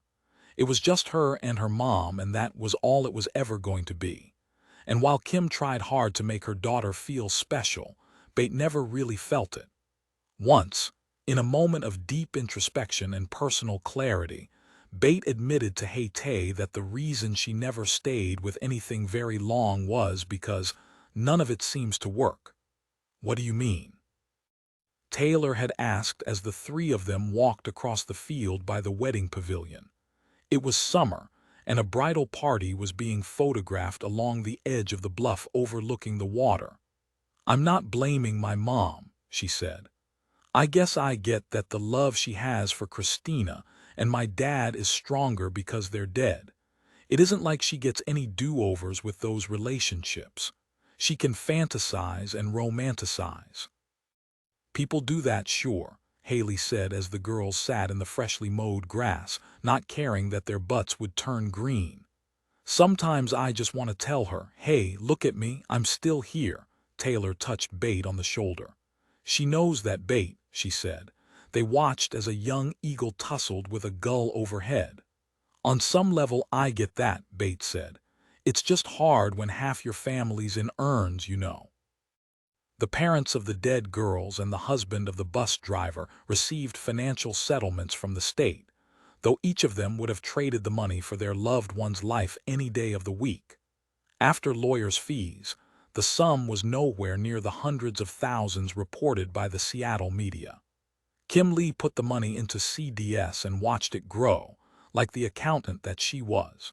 She could have cashed it out any time she wanted and moved away. Anywhere, even Fiji. But she stayed put because Park and Christina considered Port Gamble home. Though they were completely portable, they weren't going anywhere. The Berkeleys used their windfall to finance and refurbish the Timberline, a restaurant that they'd never own because no historic buildings in Port Gamble could be sold to anyone. When Katelyn was in 7th grade, Sandra and Harper confessed to her that the college fund she'd thought she'd have for her pain and suffering had been spent on a new car and the first restaurant. "Don't worry, baby," Sandra said. "Your grandparents are going to take care of your college education. They've promised." The disclosure had brought some relief. Katelyn was sure Starla would get some fabulous scholarship to a top-tier school while she'd need to pay her way to get there. "I trust you, Mom," she had said. "I know you'd never let me down, you or Dad." Chapter 39, the morning after Colton found his way into Katelyn Berkeley's computer. He drank a glass of orange juice and ate 2 thick slices of cinnamon toast that his mother made. Shania James slathered on the butter and sugar nearly to the point of complete calorie overload. But that's the way her son liked it. He'd been thinking all morning about Katelyn, her mother, and whatever it was that was on her laptop that Sandra had wanted to see. As he ate, he watched from the window for Hayley and Taylor to emerge from their house so they could huddle at the bus stop. He left Katelyn's laptop and a post-it note with her password on the kitchen table. Sandra Berkeley said she was going to come by later in the morning to pick it up. "Did you look at any of it?" Shania asked. He shook his head. "Not really," he said. It wasn't a lie. He hadn't. "Seemed a little invasive to me." Shania nodded in the direction of the Ryan girls and Colton got up. "Yes," she said, "I think it would be, but I think if something happened to you I'd probably do the same thing." He zipped up his coat, grabbed his backpack and went for the door. "I guess I should start deleting all the bad stuff I'm into when I get home tonight," he said deadpan. "You know, so you don't have to dig through all that ugly." "No need," she teased. "I've already installed a secret net nanny on your PC. I've caught up with all your ugly already." Colton was 15, too old to hug his mom, but he wanted to just then. He never had any doubt that she was always on his side. "Bye, Mom," he said. The sky had cleared overnight, which brought temperatures down to well below freezing. Hayley, Taylor, and Colton met in the alley. The girls were zipped up and prepared for the Arctic. To humor her mother, Taylor wore what Colton knew was Aunt Jalene's vomit scarf. Hayley had on a bright red scarf with a 4-inch black leather fringe. He'd been with her when she bought it, and she had told him it was both cool and functional. "Which is very difficult to achieve," she had said. Colton handed over the thumb drive. "All of Katelyn's info is on this," he said. "Emails, saved chats, Word docs." Hayley took the thumb drive and zipped it into her pocket. "Now are you going to tell me what's up with that?" Colton asked. They were nearly at the bus stop, where a few other kids were waiting. "I have a feeling that Katelyn would never have committed suicide," Hayley said, thinking about how she was going to say the next part. "We both do," Taylor said, cutting in. "It's either an accident, this time it was Hayley's turn to cut off her sister, or a homicide," she said. "You've been reading too many of your dad's books." "Maybe so, but suspicion is a good thing," said Taylor, the daughter who had never cracked a Kevin Ryan paperback in her life. The bus came into view, and the space between the kids tightened as they lined up to get on board out of the cold. "How's that?" Colton asked, hoisting his backpack over his shoulder. "Keeps things interesting. And we need that in Port Gamble," she said. Colton nodded, but deep down he knew that was far from the truth.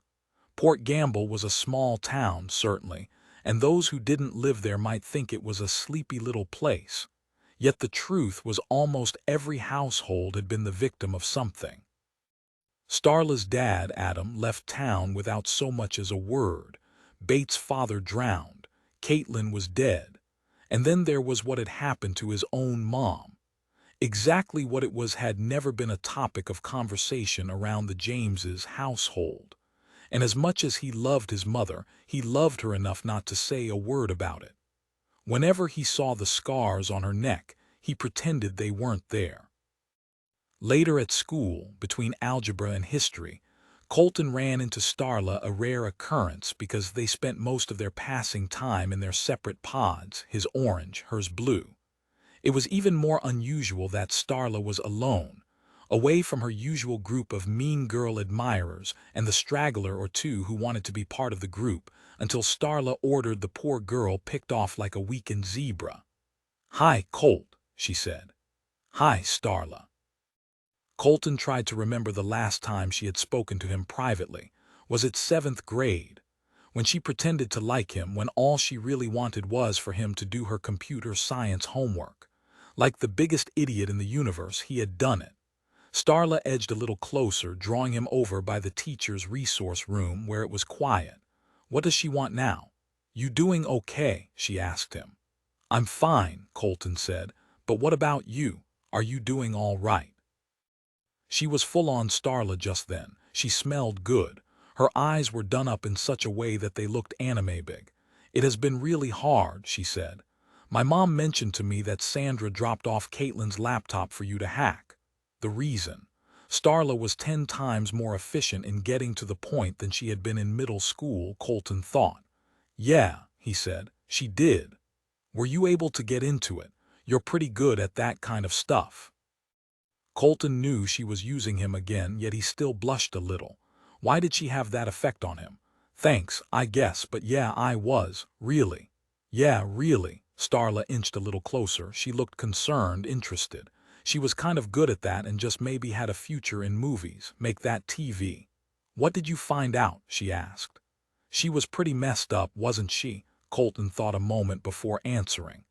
There was always a risk in telling Starla something. Information was her currency. Gossip, truth. Whatever she could use, she did. She was, Colton knew, an info-parasite. Messed up maybe, he said, but not half as much as the sob who was sending her those taunting emails. He wanted to tell her that the sick sob who sent them was her mom's boyfriend, but he didn't. "Wow," she said, her eyes no longer as large, but shuddered a little as if she were concentrating on something important. Or as if she were trying to narrow her focus on Colton to see just what it was that he knew. "That's totally scary." Colton brushed past her. Yeah. He didn't look back at her anime eyes. He just went to class, letting Starla think about just what he'd found on her dead friend's hard drive. Maura Windsor ate a couple of mint-flavored Tums she had fished out of the Paradise Bay house's medicine cabinet. She had eaten too much, too fast. She heard the ping of a new email being delivered and quickly returned to her computer. From S. Austin to Maura Windsor Ray, Farm-to-Table article. Ms. Windsor, I got your email about the farm-to-table story you're doing. I'd be glad to assist you in any way that I can. I see buying local food as a key to our future longevity on this planet. Please feel free to call me or email me if you'd like to meet. I live near the Bremerton Airport. Maura picked up her phone and tapped out the telephone number provided. After a few pleasantries and some confirmation about what she wanted, Savannah Austin invited her to come over. When can I come? I'm kind of on deadline. Any time, Savannah said. I work out of my home, Maura pounced. How about today? Savannah paused, thinking it over. Today's fine, she said. How about now? I'm not doing anything and I can be there in half an hour. I was thinking it would be a nice day for a drive.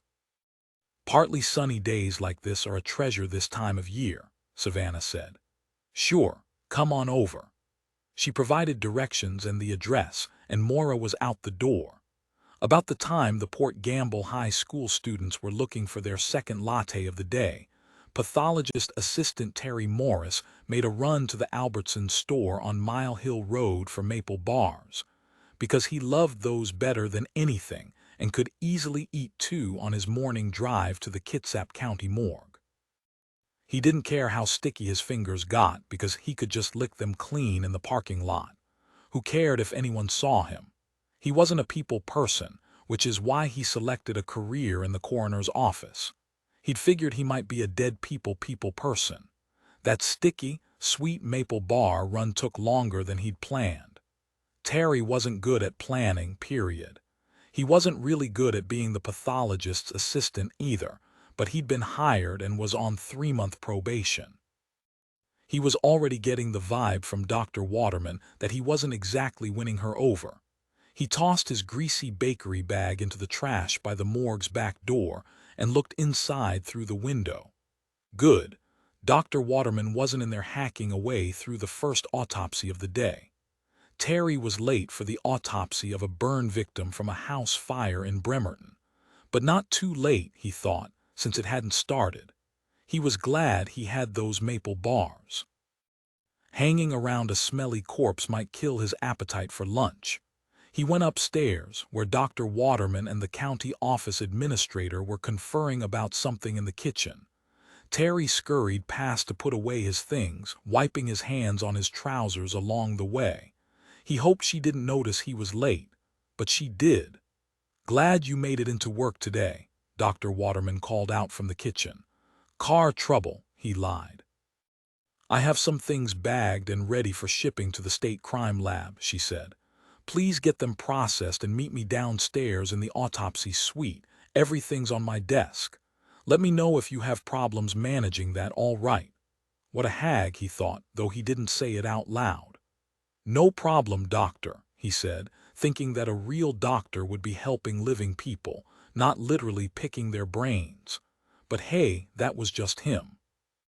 He found 4 bags labeled with the case information for Robin Ramstad, a gunshot victim found in a wooded area outside of Port Orchard. The incident was before his time, which was just fine with him. Terry didn't know much about it and frankly didn't care. He started boxing up the evidence for shipping when Dr. Waterman called out again. Heading downstairs, she said. See you there when you're done. Terry scowled inwardly. He hated how passive-aggressive she was.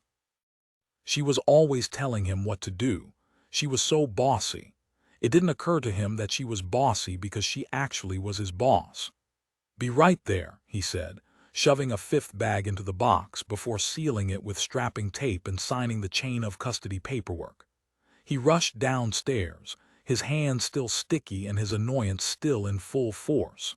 What escaped him was that the 5th item, a Ziploc bag containing a pregnancy test wand, had nothing to do with Robin Ramstad. Chapter 40. There was no getting around it. Starla Larson wanted everyone out of her way. She practically stiff-armed the kids in the hall as she rummaged in her hobo for her cell phone. The look of determination and pure venom in the cheerleader's eyes would have made a 2-year-old cry for her mother. Teenage girls at Kingston High School, pretty much the same result. Starla was just that scary right then as she hurried out the door and over to a hedge of evergreens near the bridge that served as the school's entryway. Her heels stuck in the mud, and that only made her madder. "Look," she said into her phone, her eyes nervously scanning the scene. "This thing went too far, and I'm afraid someone is going to call me on it." Starla turned her back to the school courtyard, filling up with the onslaught of kids as they meandered toward the cars in the lot. She faced the hedge and listened to the person on the other end of the line. Her lips were a straight line, and her eyes narrowed in anger. In that moment, maybe for the first time in her life, no one would have said Starla Larson was beautiful. Maybe not even reality TV pretty. And since she was so pissed off about what the other person was saying, she probably didn't care what anyone thought about her appearance just then, likely another first-time occurrence. "Don't tell me that it wasn't our fault." "I already know that. I never wanted anything like this to happen. I'm putting the blame on you." Starla pressed the phone tight to her ear and balled up her other fist. If a kitten had the misfortune to walk by, she might have stomped on it with her 4-inch heels. She was that irate. Whoever was talking to her didn't have the opportunity to say much. Starla, it seemed, was on a roll. "The biggest mistake I ever made was to trust you. If this goes any farther, you're the one who's going down for this. No excuses. I have too much to live for, and I'm not about to have you F it up." She clamped the phone shut like a mousetrap and turned around. Taylor and Bate were coming toward her. "Starla," Bate said in that direct way of hers, "you look pissed off. Someone steal your pom-poms." Starla barely looked at either girl as she retracted her heels from the muddy grass, making a sucking sound that only served to make her angrier. "Don't even go there, you emo freak," Starla said, her voice as controlled as possible. She said nothing else and never looked back. "Wow, she looks like crap," Taylor said, stating the obvious. "I almost feel sorry for her," Bates said. "She's really going through something. Maybe she hates her highlights." Taylor tugged at Bate to get to the bus for the ride home. "I have no idea what's up," she said, in what she knew was a big lie. Savannah Osteen lived in a log cabin in the middle of wooded acreage near the airport. While the location was indeed remote, the mosquito-like buzzing of private planes could be heard overhead as they dropped lower for landing. The aircraft was an audible reminder that even in the woods, there are people hovering, watching. Savannah's cabin wasn't one of those Daniel Boone affairs, all mossy and drafty, but a decidedly modern one with a steep roofline and made of perfectly peeled pine logs. Anchoring it from the ground to the sky was a river rock chimney that looked like it might even be made of real rocks, which it wasn't, of course.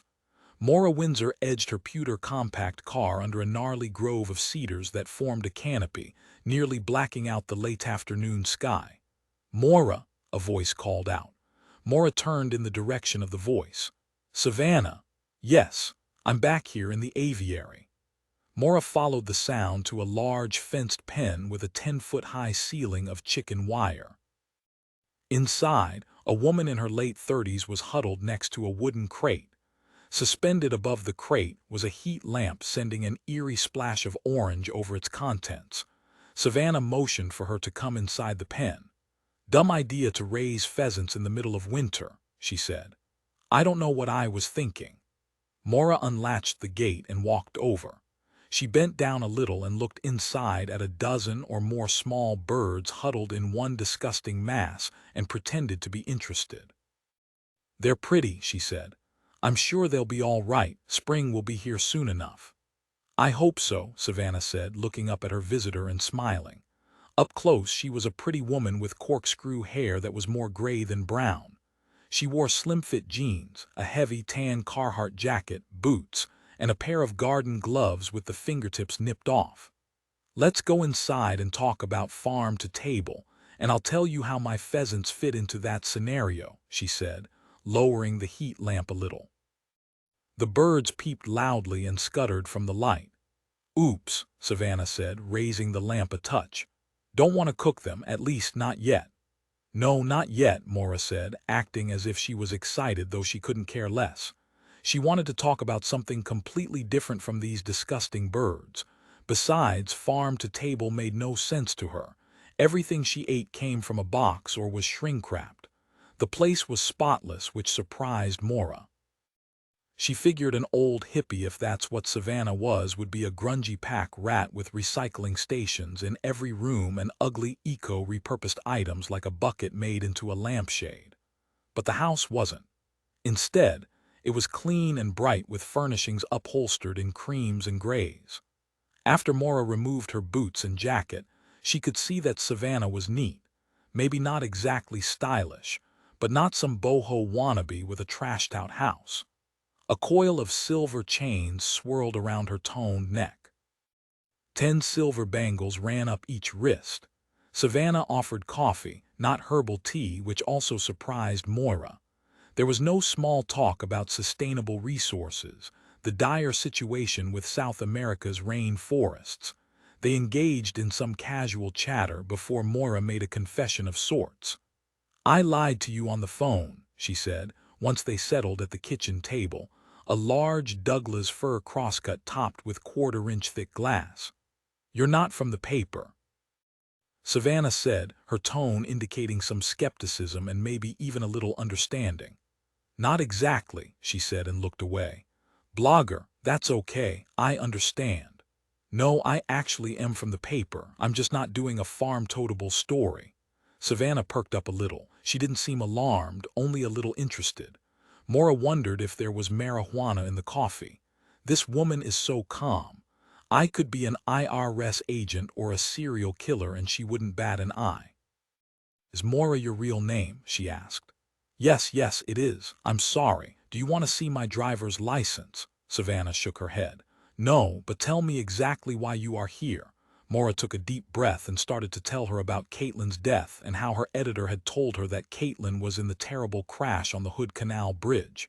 "You remember it, the one that killed the driver and 4 little girls." The look on Savannah's face clearly indicated that she did. Actual words weren't necessary. But the former language researcher answered anyway. "Yes, I remember it very well."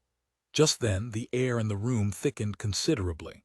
Maura Windsor knew whatever word she chose next would likely make or break the interview. In that moment, it was clear to both parties that what they were talking about was far bigger than merely an update on an accident and the lives of the survivors. "I saw your posting on the Kitsap Calamities site," she said, waiting. Savannah sipped her coffee. "Yes, I'm sure you did." "It was an interesting comment," Maura said. Savannah set down her cup and looked out the window toward the aviary. "I knew I shouldn't have posted it. I even emailed the site owners and asked if they'd remove it." "They didn't, you know," Savannah nodded. "Right, they didn't. That's really why you're here." "What did it mean?" "It meant that I'd had too much ouzo," Savannah said, somewhat sheepishly. "Greek dinner party in Seattle. I don't know how I got home, and even worse, how I managed to type that comment. I'm not denying that I did it because I did." Maura kept her eyes on Savannah. "I know you did," she said. Savannah turned her attention back to her coffee and took a sip. "What did you mean by it?" Maura asked again. Savannah took a breath and faced the reporter. Her face was grim. "She's going to talk. Good, tell all." "I was a researcher years ago for the linguistics lab at the University of Washington," she said, now fidgeting with her fingertips deep within the back of her tangle of hair. Maura flipped open her reporter's notebook. "I don't think I want you to write about this," Savannah said. "About what?" "About what I'm going to show you." For some reason unclear to her just then, Maura's heart started to race. She was not a woman given to much fear, but right then she felt some. "Are we in agreement?" "Yes," Maura said, knowing that she was being completely deceitful. Savannah had trusting eyes and Maura felt sorry for her. She knew that Savannah was going to give her something she considered precious.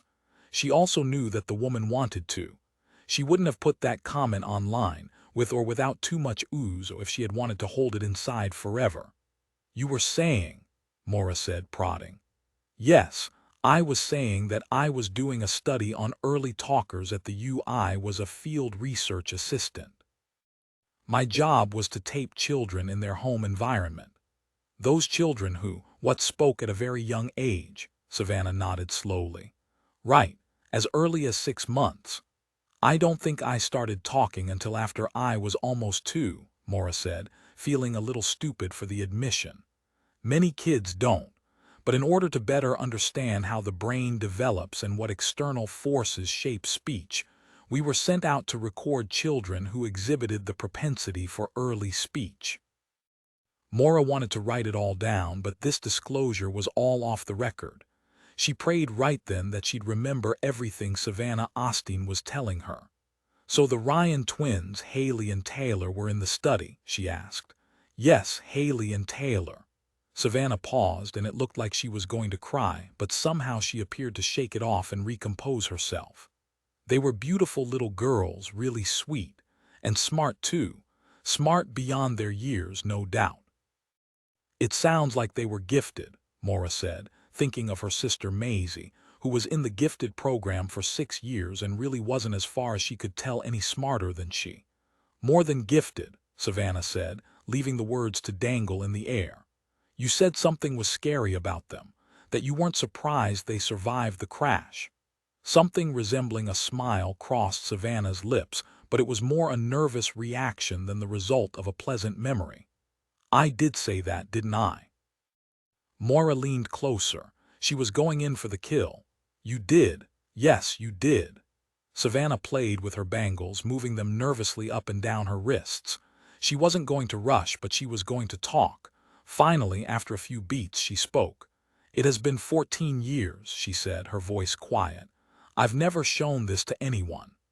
Savannah got up from the table and indicated for Moira to follow her to her TV, hidden in a barn board cabinet in the living room. She retrieved an old Sony VCR player layered in dust from under the console.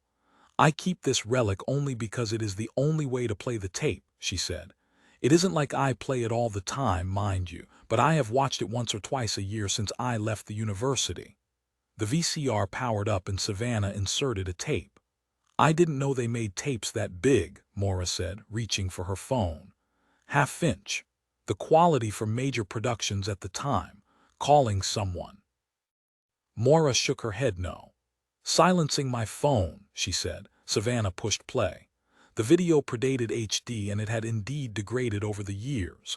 Not as bad as those old-timey movies they showed late at night, but there were gaps, scratches, and pops.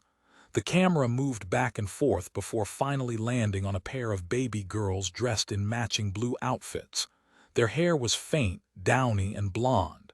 It was lunchtime or maybe dinner. "That's Hayley on the right. Taylor's on the left," she said, touching the screen to indicate which girl was sitting in which blue high chair. Savannah was on the video too, looking quite lovely with dark hair and no wrinkles. "Look at what they are doing," Savannah said, her eyes fixed on Mora. "Eating pasta." Mora leaned closer, but she still didn't see what could possibly be the big deal. Savannah pointed to the screen. "See how Taylor is reaching into her sister's bowl and looking at the camera?" "Yes, I see it. But I think if I had a twin sister, I'd be battling her for more food all the time." Mora was surprised by her disclosure because it was so very, very true. "Hang on," Savannah said. "It was a lot easier to see when I was in the room. I zoomed in. Watch now." Someone nudged the camera, and it went a little blurry before being refocused. The girls were eating alphabet pasta in a light tomato sauce. Both were looking at the camera as it panned down to the tray in front of Hayley. Mora looked up, her eyes wide as she took it all in. "It has to be some kind of trick," she said. Savannah turned off the VCR and faced Mora. She was expressionless now. She'd shared something that had traveled from place to place with her wherever she went. It was a tape that she'd watched countless times. It was something she considered both wonderful and frightening. "It wasn't and it isn't," she said, her eyes landing above the TV. Maura looked up at several photographs. They were pictures of Savannah when she was younger, maybe the same age Maura was right then, early 20s. The girl next to Savannah was blonde and blue-eyed. "Is that?" she asked. Tears came to Savannah's eyes. Just the mention of her sister brought back a stabbing pain. "My sister Serena, yes, that's her." What happened to her?" Savannah shook her head. "She wasn't going to go there right then. She didn't think she had to." "You already know, don't you, Maura?" Maura stood. She felt the air suck right out of the log house. It seemed to happen so fast. All of a sudden she felt like she was going to faint, but she didn't, she couldn't. "Does anyone know about this?" she asked. Savannah pushed play on the recorder again and the old machine clunked into action. "You mean does anyone else know about it?" she asked. A second or two passed and a 10 years younger Valerie Ryan came into view. "That's the mother," Savannah said. "Valerie Ryan." Maura knew that already. She'd seen her at the pizza place in Powellsbo, but she didn't say so. "I see," she said. On the screen, Valerie picked up the plastic pasta bowls and paused, her eyes meeting the camera fleetingly. As she moved the bowls to take them to the kitchen, she dragged Hayley's across the tray, leaving a red smear and a clump of pasta. Maura had seen enough. Her heart was pounding, hard. She started to leave, fumbling for her purse, her car keys. "I quit the university after it happened," Savannah said. Maura knew that the "it" referred to what happened to Serena, not the message on the tray. "You won't write about this, will you? Are you serious? If this is real, this changes everything." "I'm not sure what you mean by everything, but yes, it is real, but you can't write about it." Maura didn't even answer Savannah as she started for the door. She felt scared and elated at the same time. Her info was true. She hadn't believed the source at the time, but Savannah Osteen had confirmed it. She was onto something bigger and far more dangerous than she really knew. Chapter 40. One Hayley and Colton were sharing a portobello sandwich, her favorite, at the Port Gamble General Store after school. They'd been talking non-stop about missing Hedda and Taylor's jealousy over the time they spent together. But mostly about Starla, what was on Katelyn's computer, and who had sent her the messages. Before Katelyn died, they'd have talked about going to a movie in Silverdale, what they were reading, the merits of the Like It size at Cold Stone, or the latest lame musical trend. Important stuff. No. Such topics, however, fueled the kind of conversation that allowed them to be critical, even snarky about things that weren't really important to anyone. All of that changed when Katelyn Berkeley was espressoed to death in her bathroom. When Hayley's phone buzzed, she reflexively reached for it. It was a text message. Her eyes widened and she spun her phone around so Colton could read it. "Bait. Jake got fired from Bellevue schools for what he did a kid. WZ asking Ab Starla's family, and heard it from someone who told someone else whose dad used to work him." "Holy crap." Colton's eyes darted back to Hayley's. "No kidding," she said. Hayley remembered Starla once saying that Jake was a janitor before he became her mother's personal handyman. "What did Jake do with a student?" Colton asked. "I have no idea," she said. "Something disgusting probably, guy's a total creep." "I'm going to find out what Jake did," Hayley said. "Google the number for the Bellevue School District." Bellevue was a suburb east of Seattle that was known for its gargantuan mall and an endless stream of luxury cars. It was also Jake's home before he slithered over to Port Gamble. "Done," Colton said, pulling it up on his phone. "But they can't tell you anything about a fired employee." Hayley dialed the number and was quickly routed through to the Human Resources Department. A woman with a chirpy voice who identified herself as Karen took the call. "My name is Brenda Monson," Hayley said, turning away from the din of the restaurant and facing the mill through the window. "I'm doing an employment backgrounder on a former district employee." "Name?" "Jake Damon, Damon. "Hold on," Karen said, typing his name into a computer. "Yes, he worked here. So far so good. Can you tell me the circumstances of his departure? I'm sorry, we're not able to do so. District policy. What company did you say you were with? I didn't, she said, looking out over white-capped Port Gamble Bay. Wind over water. We're a small company providing educational services to disadvantaged kids in North Kitsap. Colton smiled. Disadvantaged kids was a nice touch. Pretty over there, the HR representative said, her voice trailing off a little. Are you still there? Hayley asked. I'm not supposed to say anything, but I won't tell anyone, Karen. It must be important because you're hesitating. Karen let out a sigh. I could lose my job, but I'm sick of how our policies protect the worst among us. She paused before continuing. His e-file says something about being let go for an inappropriate relationship. That was all Hayley needed to hear. She thanked her and ended the call. He was fixated on Katelyn, Hayley said. Colton had a worried look on his face.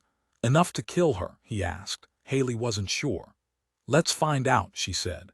When she got home later, Hayley made a beeline for her sister's room with the information she and Colton had learned about Jake. Taylor was lying on her bed with a book. You've got to be kidding, Taylor said, pulling out her iPod's earbuds with a single yank. I am definitely not kidding. How could you? Hayley knew that her sister wasn't referring to the fact that she'd uncovered vital info, that Jake had been run out of his last job. No, it was because she'd uncovered it with Colton. Taylor didn't hide her emotions well. She probably couldn't even if she really tried. Why are you doing this? Leaving me out? Hayley sat on the edge of the bed. I'm not leaving you out of anything. You're being way too sensitive here. Taylor pushed her sister away. Great. Now you're making me feel like a freak because I'm angry at you. No one can get mad at Hayley, always so perfect. Don't talk like that, Hayley said. You're being stupid. Stupid, that's great, thanks for that too. You know what I mean. Taylor shook her head. I'm just sick of Colton and you, that's all. I'll get over it, I guess. She crossed her arms over her chest, holding in the feelings that were making her hurt, mad, embarrassed. I'm sorry, Tay. Forget it, she said. Forget it for now. Let's concentrate on Katelyn and who's responsible for her death. I might be mad at you and Colton right now, but it's nothing compared to how I feel about that jerk Jake Damon. Hayley and Taylor knew they had to do something. They just weren't sure what or how they should do it. They found their dad in his office in front of his computer.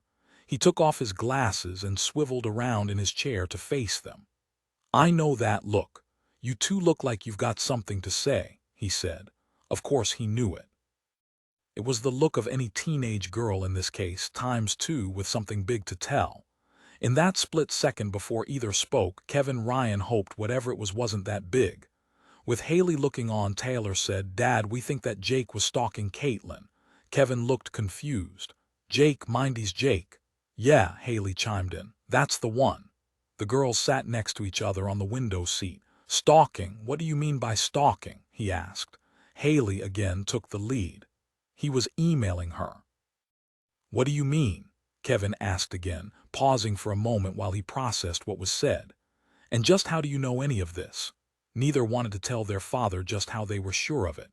The idea that they were able to draw information from people or even inanimate objects was too much for their dad, a man who saw things as either black or white, true or false, real or not.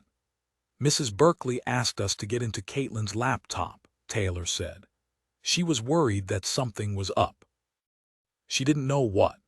She just had a feeling, Dad, you know, the kind of feeling parents sometimes have when they think their children are in trouble. Kevin knew that feeling too. One time when the Ryans had been vacationing in London, the twins were separated from their parents at the King's Cross station. In that moment, he and Valerie both had the agonizing fear that they'd never see their girls again. Of course, the family was eventually reunited, though it was some agonizing 8 hours later. Nevertheless, there was no doubt among any of the Ryans that emotions were often more powerful than reason. Bad things happening are the exception, Kevin always insisted, not the rule. The girls were relieved. Their dad wasn't asking too many questions. It seemed like a good time to drop the other bomb. Dad, did you know that Jake was a janitor for Bellevue Schools? Custodian, I think, he said. They like to be called custodians, and yes, I think I'd heard that. Did you know he got fired? Hayley asked. Kevin clearly didn't. For what? He was fired for having an inappropriate relationship. My guess is with a student. That's pretty sick if it's true. It's true, all right. How do you know? I called the district and they told me, wait a second. Even if he had been let go for something like that, why would they tell you? She lied and said she was his new employer, Taylor said. But she had no choice. Who knows what Jake might do next? Kevin didn't like the fact that Hayley had lied. He didn't like that Taylor was acting all worried about Jake attacking other girls. What he did like, and what he could respect a little, was the fact that Hayley had kind of gone undercover with that little ruse. He'd have hugged her right then, but he knew that that was the wrong message. We'll deal with your tricking the school district out of confidential information later, he said. Right now, we have to let Chief Garnett know what we know. Taylor produced a stack of documents that until that moment Kevin hadn't even noticed she was carrying. Here are some of the emails, Dad, she said. He took the papers, his eyes taking in each disgusting word. We've also got some chats that she saved, Hayley said. I see that, he said, still immersed in the pages. How do we know it came from Jake? Colton tracked the IP. All emails came from the Larsens' place, Hayley said. The guy's a pig, Taylor said. Dad, he pushed her into killing herself. Told her how great she was, beautiful, smart, then dropped her like a hot rock. He told her she was stupid and should do the world a favor and kill herself. Isn't he guilty of something? He's guilty of incredibly bad judgment and of being a scumbag, but internet bullying, harassment, all of that is a new area. There are laws on the books in some states, but not all, and most haven't been tested. What are you going to do? Taylor asked. Only one thing we can do, Kevin said. We've got to get this to Annie. Chapter 42. Lee texted Hayley and Taylor at the same time with the news that Jake Damon had been picked up by the Port Gamble police. The twins were watching TV downstairs, not talking to each other. Taylor resented Hayley and Colton for going off on a Jake dirt-finding mission without her. Not cool. And there was no saying when they would forgive each other. One time, they didn't talk for 5 days, and that was over a sweater that Hayley had stained with cranberry juice. Accidentally. Honest.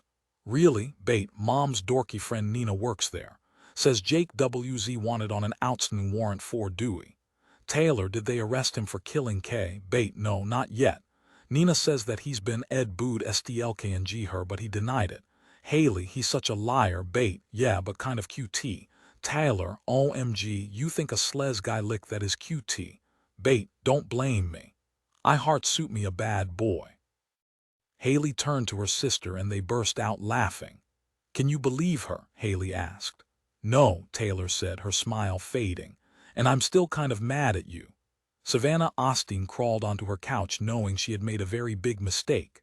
She pulled an old poly-filled comforter up to her neck and allowed her tears to tumble.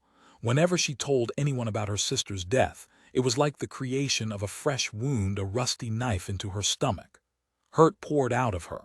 Regret, shame, and guilt too. Savannah could never let go of her sister and how she'd loved her more than anyone, more than her mother, father, older brothers.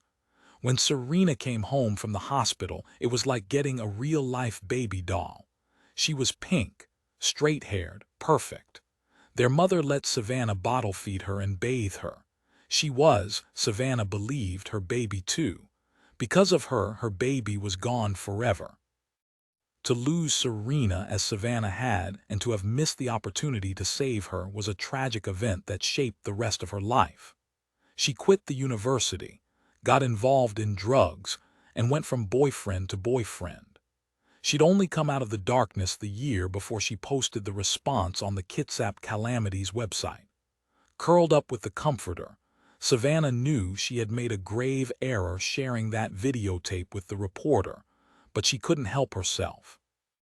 She had wanted to tell somebody for the longest time, someone who didn't know her and wouldn't judge her. In doing so, she had unleashed something that she hadn't meant to. Just then she made a decision. Her pity party was over.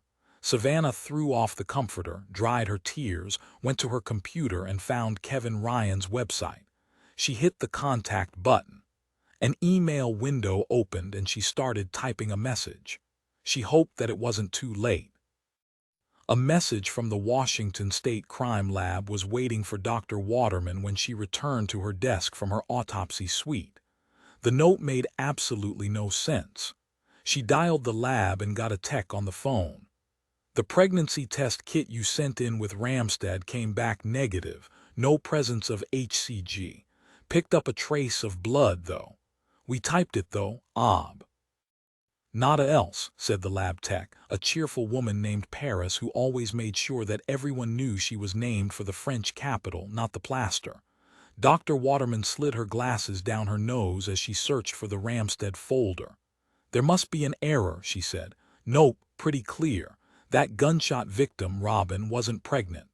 I should hope not, Bertie said. What's with that? The tech said. She'd be the first man to have a baby. Paris wasn't so sure. What about that guy in Oregon? The one I saw on Good Morning America. Bertie knew what she was referring to but ignored the impulse to say another word. Instead, she thanked Paris and hung up, a flash of recognition coming to her. She moved her hands over her desk, feeling the covering of file folders for the pregnancy kit that Mrs. Berkeley had waved at her when she came to the morgue. It was nowhere to be found. Terry. He must have sent it into the lab by mistake. She didn't know whether to fire him or hug him right then. His error was an answer to a tormented mother's prayers. Katelyn wasn't ob. She was type O. The test kit didn't belong to her. Dr. Waterman felt so relieved. In a job that seemed only to relay the worst possible news to a loved one, 10 broken ribs, or 61 stab wounds to the chest, or strangled with a bungee cord. She had something that would bring comfort, not additional pain. Sandra Berkeley would be comforted to know that Katelyn hadn't cut her out of every important thing in her life. Dr. Waterman immediately phoned her and explained how her assistant's mistake had inadvertently brought information that she thought would console her. At least a little bit. Are you sure about this? Sandra asked, clearly overjoyed that her daughter had not hidden a pregnancy. The forensic pathologist said she was positive. I only have one question. I know the question, but I don't have the answer. Whoever thought she was pregnant was ob. That's about all I can say. It was early evening. The Ryans' dinner table had been cleared and the girls were upstairs doing their schoolwork, though Hayley said she really didn't have any. I'll just do some sympathy homework for you, Tay, she said, trying to worm her way back into her sister's good graces. Taylor begrudgingly thanked her. She had to write a paper for art class. Can't you just do a drawing or something? Hayley asked. I wish.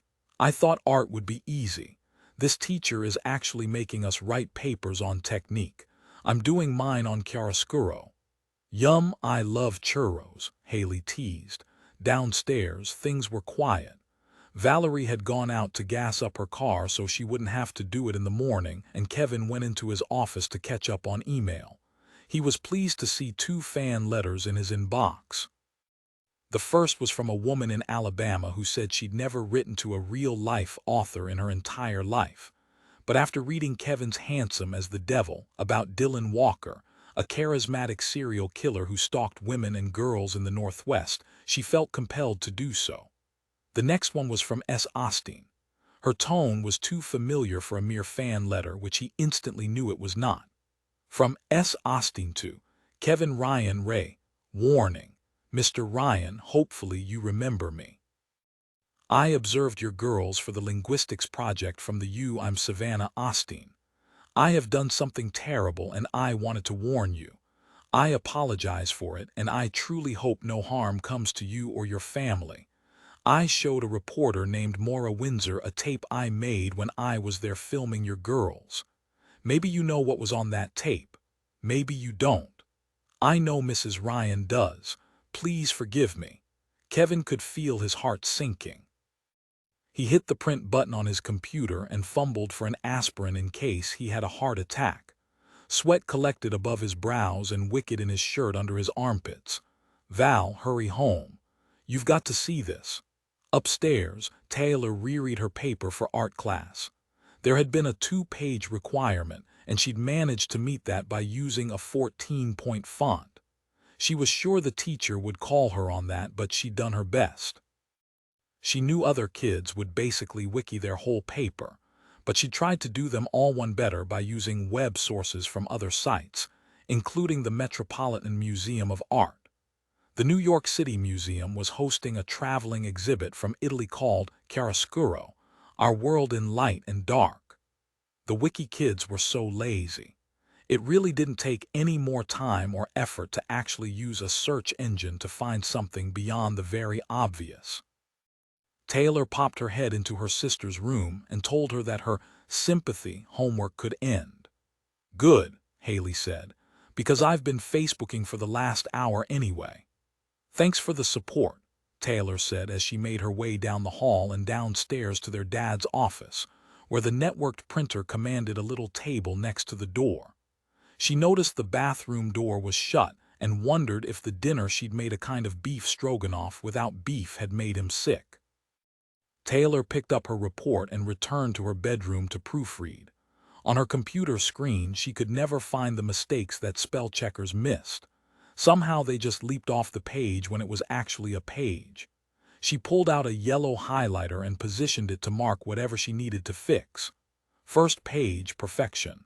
Not a single mistake, grammatically, thematically, or otherwise. The second page, not so much. She'd switched the first name and the surname of the Italian artist. She wasn't too hard on herself. It could happen to anyone. Underneath was a third and ultimately devastating sheet of paper. It was an email to her father, and she almost didn't bother reading it. But the subject line caught her attention. Warning. Before she even finished reading, she had it in her sister's face. "Holy crap," Hayley said. "What's she talking about?" Taylor shook her head. "Dunno, but let's ask Dad." As they went downstairs, they could hear their mother and father talking by the kitchen sink in slightly hushed tones. Valerie had just gotten home from filling up the car. She hadn't even removed her coat. Her face was ashen, her eyes pinched together in worry. Kevin, who had his back to his girls, noticed Valerie's eyes track the twins as they entered the room. "Hi, girls," he said, turning to face them. He wasn't a very good actor, but he tried valiantly just then. He put on a smile. "Great dinner tonight. Mom and I were just talking about how you both are giving her a run for her money when it comes being top chef around here." Taylor held up the email. "That's not what you're talking about, Dad," she said. He looked at the paper. "Where did you get that?" "She picked it up from the printer by mistake," Hayley said. Taylor spoke up. "Mom, Dad, what is this woman?" She looked down at the paper. "What is Savannah Osteen talking about?" Kevin took the paper and pretended to give it a cursory read. Its contents were already burned into his memory. If a radio game show host called just then and asked for a word-for-word recounting of the worst letter you've ever received for a $10,000 prize, Kevin would be able to start spending the cash right then. Instead, he lied. "I don't know," he began, clearly struggling before gaining some steam. "Nothing. She's a nut. I get letters like this every day from people who want to marry me or want to kill me." Valerie studied Hayley and Taylor. It was clear that Kevin's blame on a crazed fan was a complete failure. "Girls, I think we should all sit down for a moment and talk," she suggested. Taylor glanced at their father, who was still muttering about the crazed fan. "I agree, Mom. Let's talk." Hayley joined her sister and peered at their father, who now looked embarrassed and a little irritated. Valerie led them to the old pine kitchen table, finally peeling off her coat and setting it along with her purse and keys on an empty chair. "I'll go first," she said, while Kevin, paper now folded discreetly in half, slid into a chair next to her. It was happening so fast he wasn't exactly sure what his wife was going to say. Valerie began by reminding the girls of their short stint as subjects for the University of Washington study. "We've mentioned that," she said. "Remember?" The girls nodded. "We were exceptional, right?" Taylor said. "In every way, of course." "Just like me," Kevin said, meaning it, but also trying to lighten the mood in the kitchen a little. And your mom, yes, let's not forget her. Ordinarily, he didn't mind tension because it was a great motivator, but not when it came to his family. His attempts to smooth things over fell completely flat. Valerie went on to talk about the protocol for the study, how excited they'd been to have the university learn more about language development by studying the girls. Hayley smiled a little. "We did say some crazy stuff, didn't we?" Taylor cut in. "Yeah, remember Levy split poop?" A look of recognition came over Hayley. "I'd forgotten that one. That was one of our classics." "So what's with this Savannah?" Taylor asked, guiding the conversation back to the email she'd accidentally retrieved from the printer. "I didn't have my training back then," Valerie went on, "but looking back now, I can clearly see that she had some serious emotional problems." "Very unstable," Kevin added. "She just kind of fell apart on us. She was supposed to come back to do more follow-up sessions and she just vanished. Quit the program, the university. We never heard from her again." "As I recall, neither did the university," Valerie said. "You made multiple calls there, didn't you?" Kevin nodded. "What happened to her?" Taylor asked. "Who knows? With the kind of work your mom and I do, we probably know better than any family around that the world is full of misfits, tortured souls, and the wholly unbalanced," Kevin said. "Why is she talking to Maura Windsor?" Hayley asked, knowing the answer. Kevin looked away. "Maura's writing an article and wants info on you too." Taylor spoke up. "So what does that have to do with Savannah?" Kevin looked at Valerie. She wasn't answering, so he did. "You know that the 10-year anniversary is coming up," he said. "We've talked about that." There was no need to say what anniversary. In the Ryan household there was always it. "Valerie, I have a conference in Port Townsend Thursday and Friday. Crossing that bridge only makes me think about it." "Taylor, tell me about how you and Mom stayed by our sides at the hospital after it happened." "Hayley, even though I have no memory of it, every time a short bus goes by I wonder about it."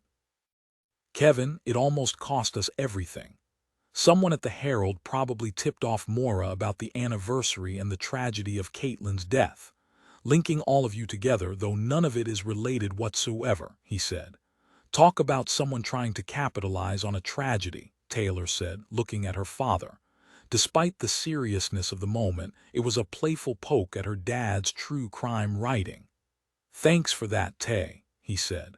"What video is Savannah talking about?" "She taped you girls," Kevin said. "You know that. I asked the school for a copy after she quit, but they never got back to us." Valerie smiled as a happy memory crossed her mind. "Yes, we wanted it because we didn't have the money for a video camera back then. It would have been nice to have. You girls were so tiny." Kevin suggested a slice of Dutch apple pie, like it was some worthy distraction from the conversation that was really going nowhere. Hayley got up to get the plates. Taylor looked at her mother directly without saying a word. She was playing the old chicken game, a stare down, just to see what she could read in her mother's eyes. Valerie turned away first. Later that night, Hayley and Taylor talked through the outlet cover. "I hate it when they lie to us," Hayley said in a soft whisper. Taylor rolled over to get closer to the outlet. "No kidding," she said. "I felt like calling them on it." "Me too." "We're going to have check out Atlanta Austin," Hayley said, deliberately using an incorrect first name. "Savannah," Taylor said. "Whatever," Hayley went on. "I hate it when parents name their kids for the states the moms got pregnant in. It's a city." "Okay," Hayley said. "I hate when parents name their kids after cities too. Geographic names are just plain dumb. Remember how we had 4 Dakotas in 5th grade. Good night, Taylor." And though they were joking a little, both girls felt very uneasy about what had transpired that evening: the email, the discussion with their parents. There were things about their own lives that were foreign to them. Undeniably, there was some irony to all of that. On separate occasions, Colton and Bate had remarked about how open-minded their parents were. Hayley and Taylor knew there was an invisible wall there too. Some things were hidden behind a curtain, but no more, not if they had any say in it. When word got around to everyone else in Port Gamble, thanks Bate, that Jake Damon had been picked up in conjunction with the death of Katelyn Berkeley, tongues wagged in the way they do in small towns where everybody has an opinion about someone else's business. Jake had few fans to begin with. Most people were sure he was nothing but a male gold digger, though with Mindy Larson, he was surely digging in a depleted mine. Although she never told anyone, her husband, Adam, had disappeared with more than the remnants of a fraying marriage. He'd taken more than $100,000, which had been her inheritance from a distant and very, very rich uncle. Sandra Berkeley went up to Katelyn's bed, where she'd been sleeping for the past 3 days, and called her husband to let him know that Jake had been arrested. Harper was staying in a Kingston motel, saying he needed some space to sort things out. "Are they saying he killed our daughter?" he asked.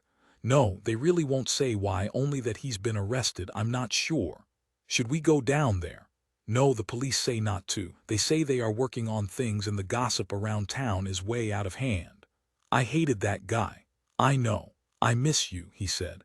"I miss our daughter," she said. Sandra hung up and thought about what Dr. Waterman had disclosed. Blood.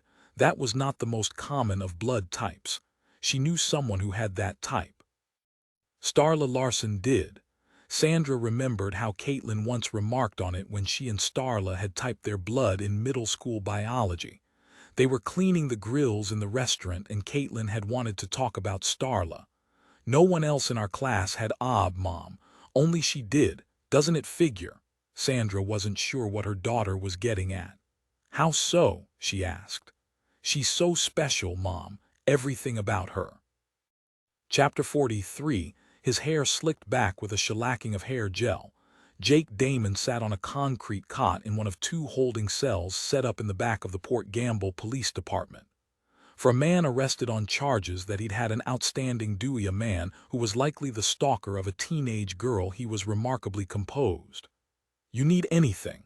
Chief Annie Garnett, a Esclallam tribe member, asked. "Just an apology," Jake said. "I was thinking about a candy bar or something," she said. "I didn't do anything wrong," he said. "You'll see. You have a history and we have the IP addy tying you to the emails and chats sent to Katelyn," Annie said. "IP addy? I don't know a thing about that." "What history?" "Bellevue," Annie said. "We're getting the personnel papers about your dismissal." Jake blew up, his neck veins popping like roots under blacktop.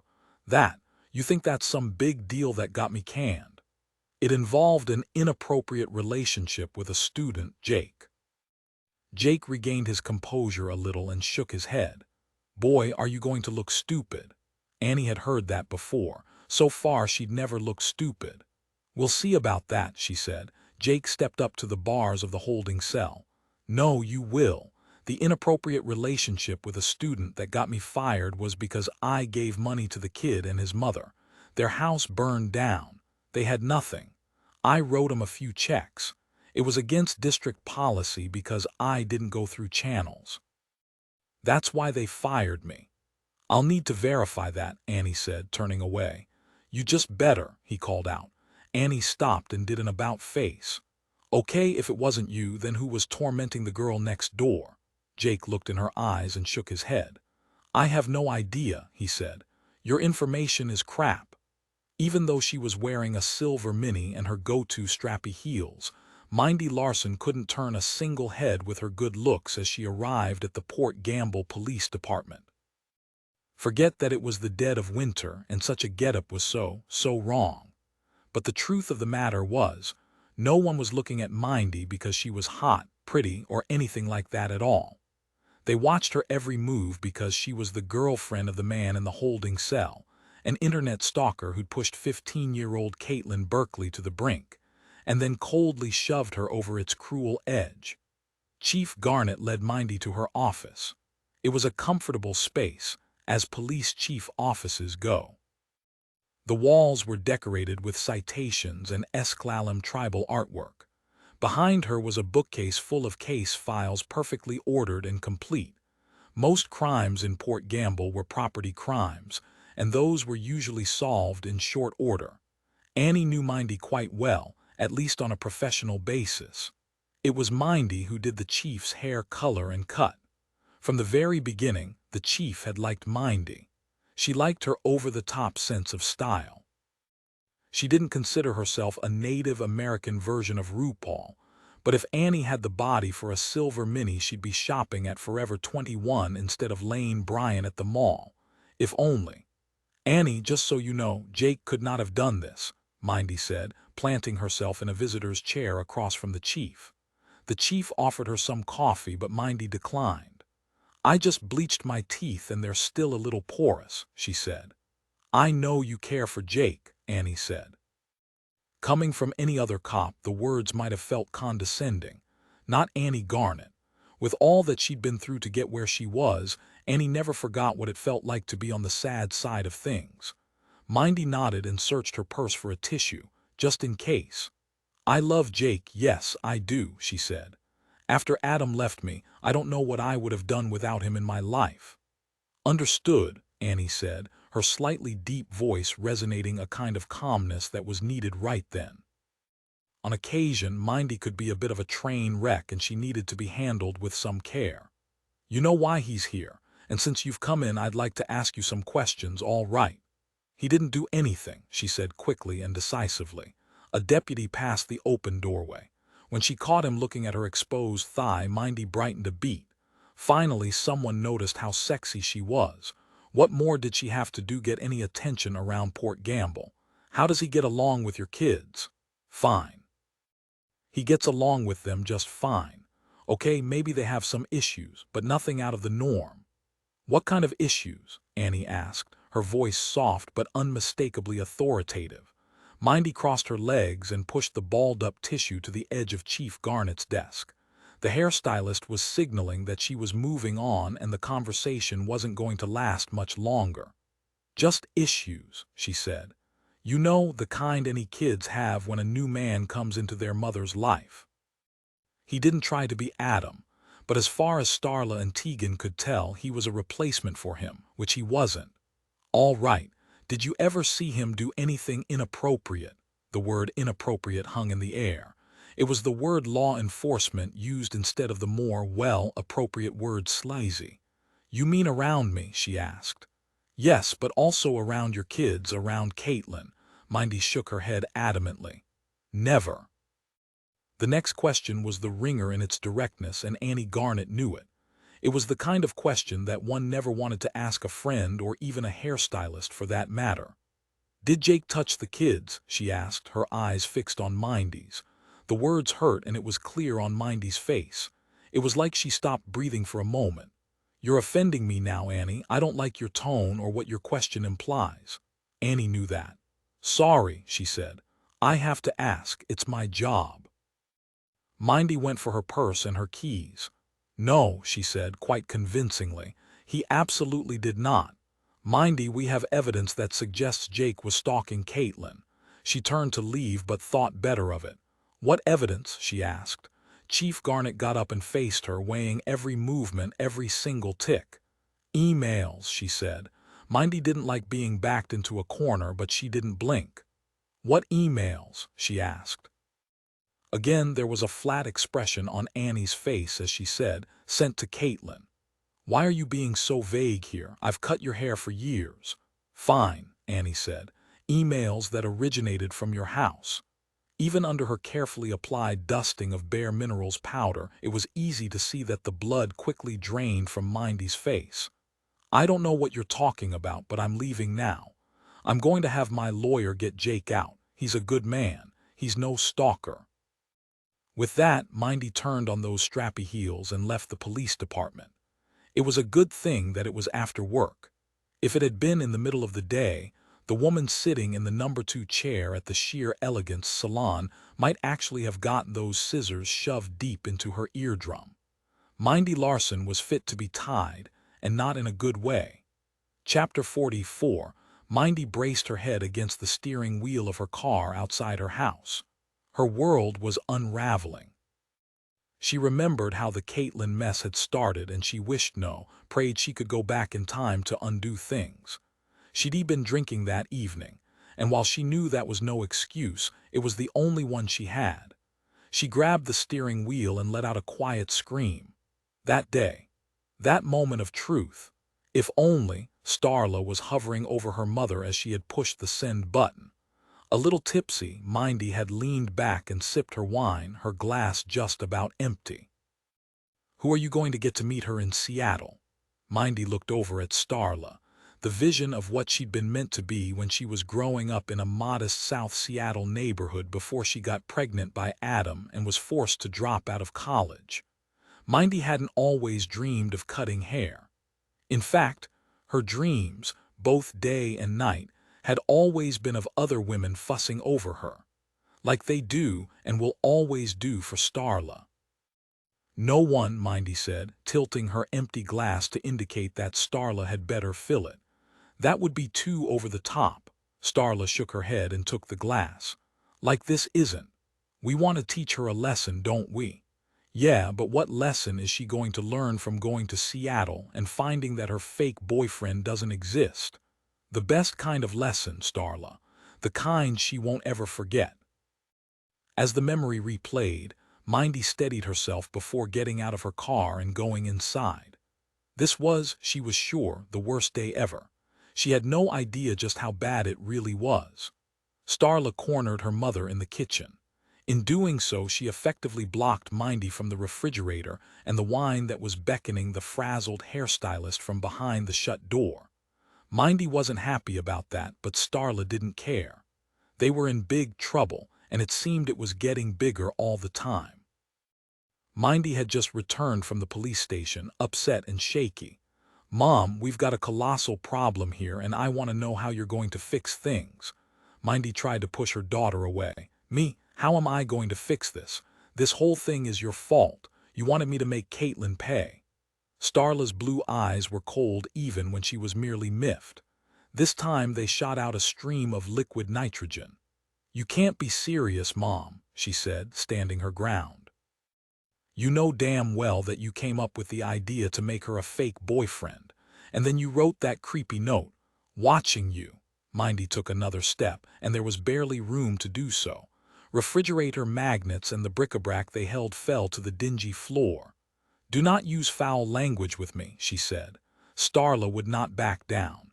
It was as if someone had substituted lesser quality pom-poms and tried to trick her. "Like, really? After all you've said and done, you're going to blast me for my language?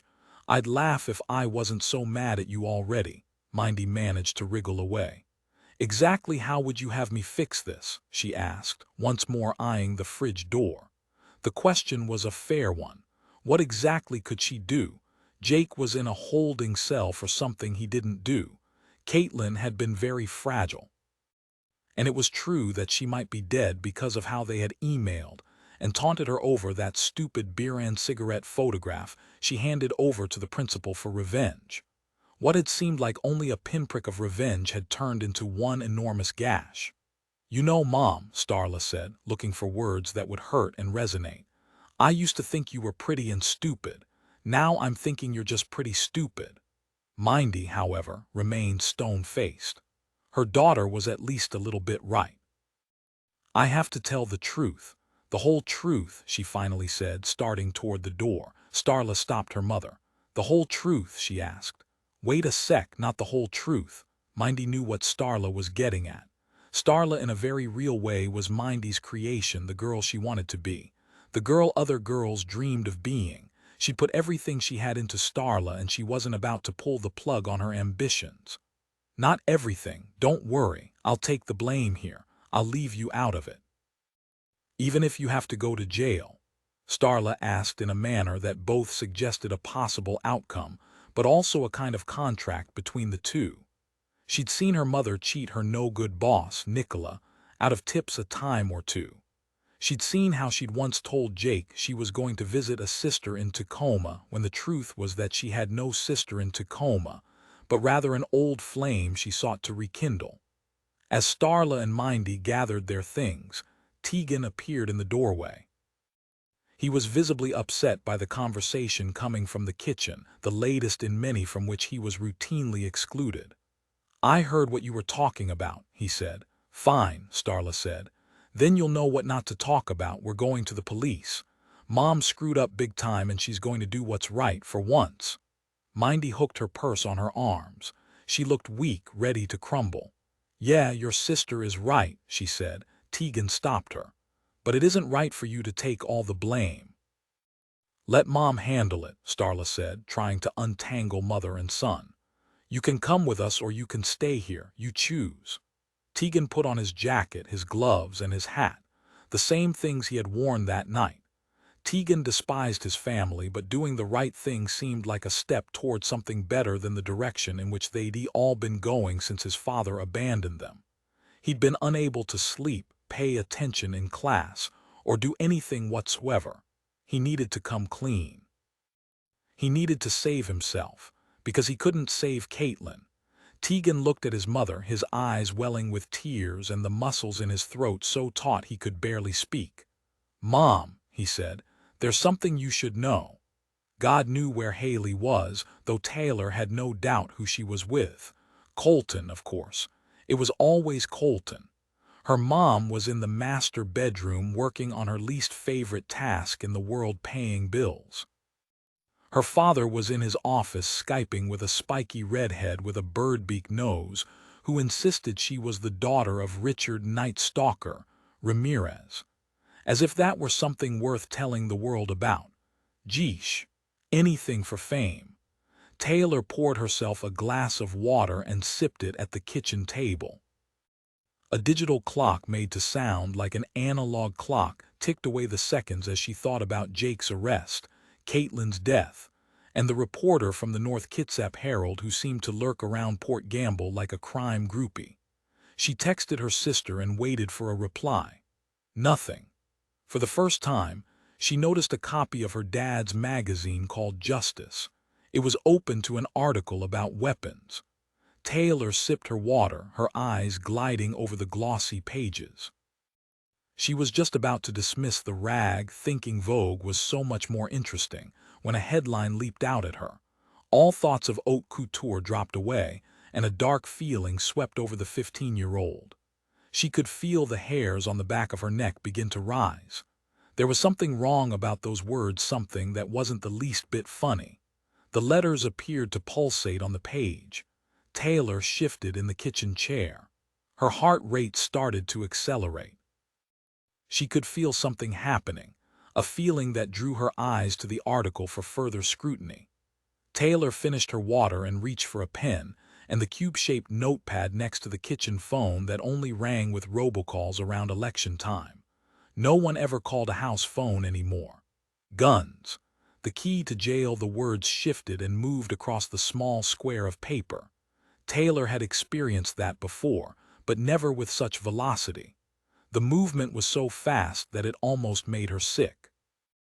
It was as fast as a merry-go-round at nano speed, a spinning bottle in Truth or Dare whirling in a Blur, or the wheels of an overturned car spinning in a ditch. The frenetic movement was probably necessary. So much was at stake. The words that formed were unmistakable, and suddenly Taylor knew what happened to Katelyn. She just knew. Jake. He's not guilty. Guns. The key to jail. Jumping from her chair, Taylor looked up at her mother, who appeared while all that was happening on the square of paper. I thought you might find that article interesting, Valerie said, her words oddly tentative. I left it there for you. Taylor pushed herself from the table and headed for the door. Thanks, Mom, she gasped. Valerie reached for Taylor's shoulder but missed. Where are you going? She asked. Nowhere, Taylor said, her eyes catching her mother's briefly. I don't have time to talk. There's something I need to do. She ran as fast as she could. Cold puffs came from her lips like a steam engine. Taylor Ryan wasn't sure what she was going to say or what would greet her, but she had to get to the Larsens. The Larsens' car disappeared down the dimly lit street just as Taylor reached house number 21. A voice came from behind her. What just happened here? Taylor spun around. It was Hayley and Colton. Where were you? Taylor asked, eyeing her sister warily. I texted you 4 times today. Hayley pulled her coat closer and fanned out her scarf. Studying, she replied. Taylor resisted the urge to roll her eyes just then. "Whatever," she said. "The Larsons have gone to the police station. I just missed them." Colton shifted on his feet, taking a slight step away from Hayley. It was as if he were trying to show that whatever their relationship was, they were not one of those joined-at-the-hip couples who clung together like handbills tacked on telephone poles.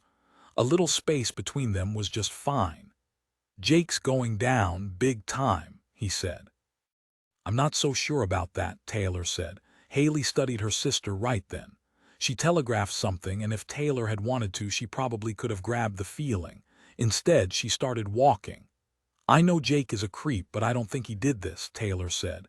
"Did what specifically?" Colton stopped, and the girls did the same.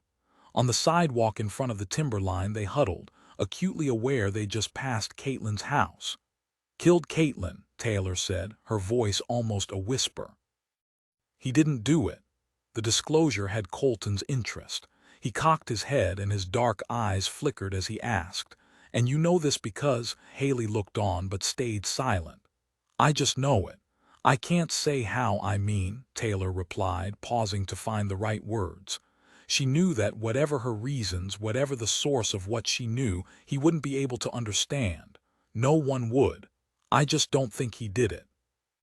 She could have said she was certain he didn't do it, but certainty coming from the pages of a magazine seemed too lame to share, especially a magazine as dumb as Justice. Besides her dad, who reads that anyway? Chapter 45. Under the watchful eye of Annie Garnet and the stony faces of his mother and sister, Tegan Larson slumped into a chair across from the Port Gamble police chief. The boy who wanted nothing more than to be the man of the house after his dad left suddenly dissolved into tears.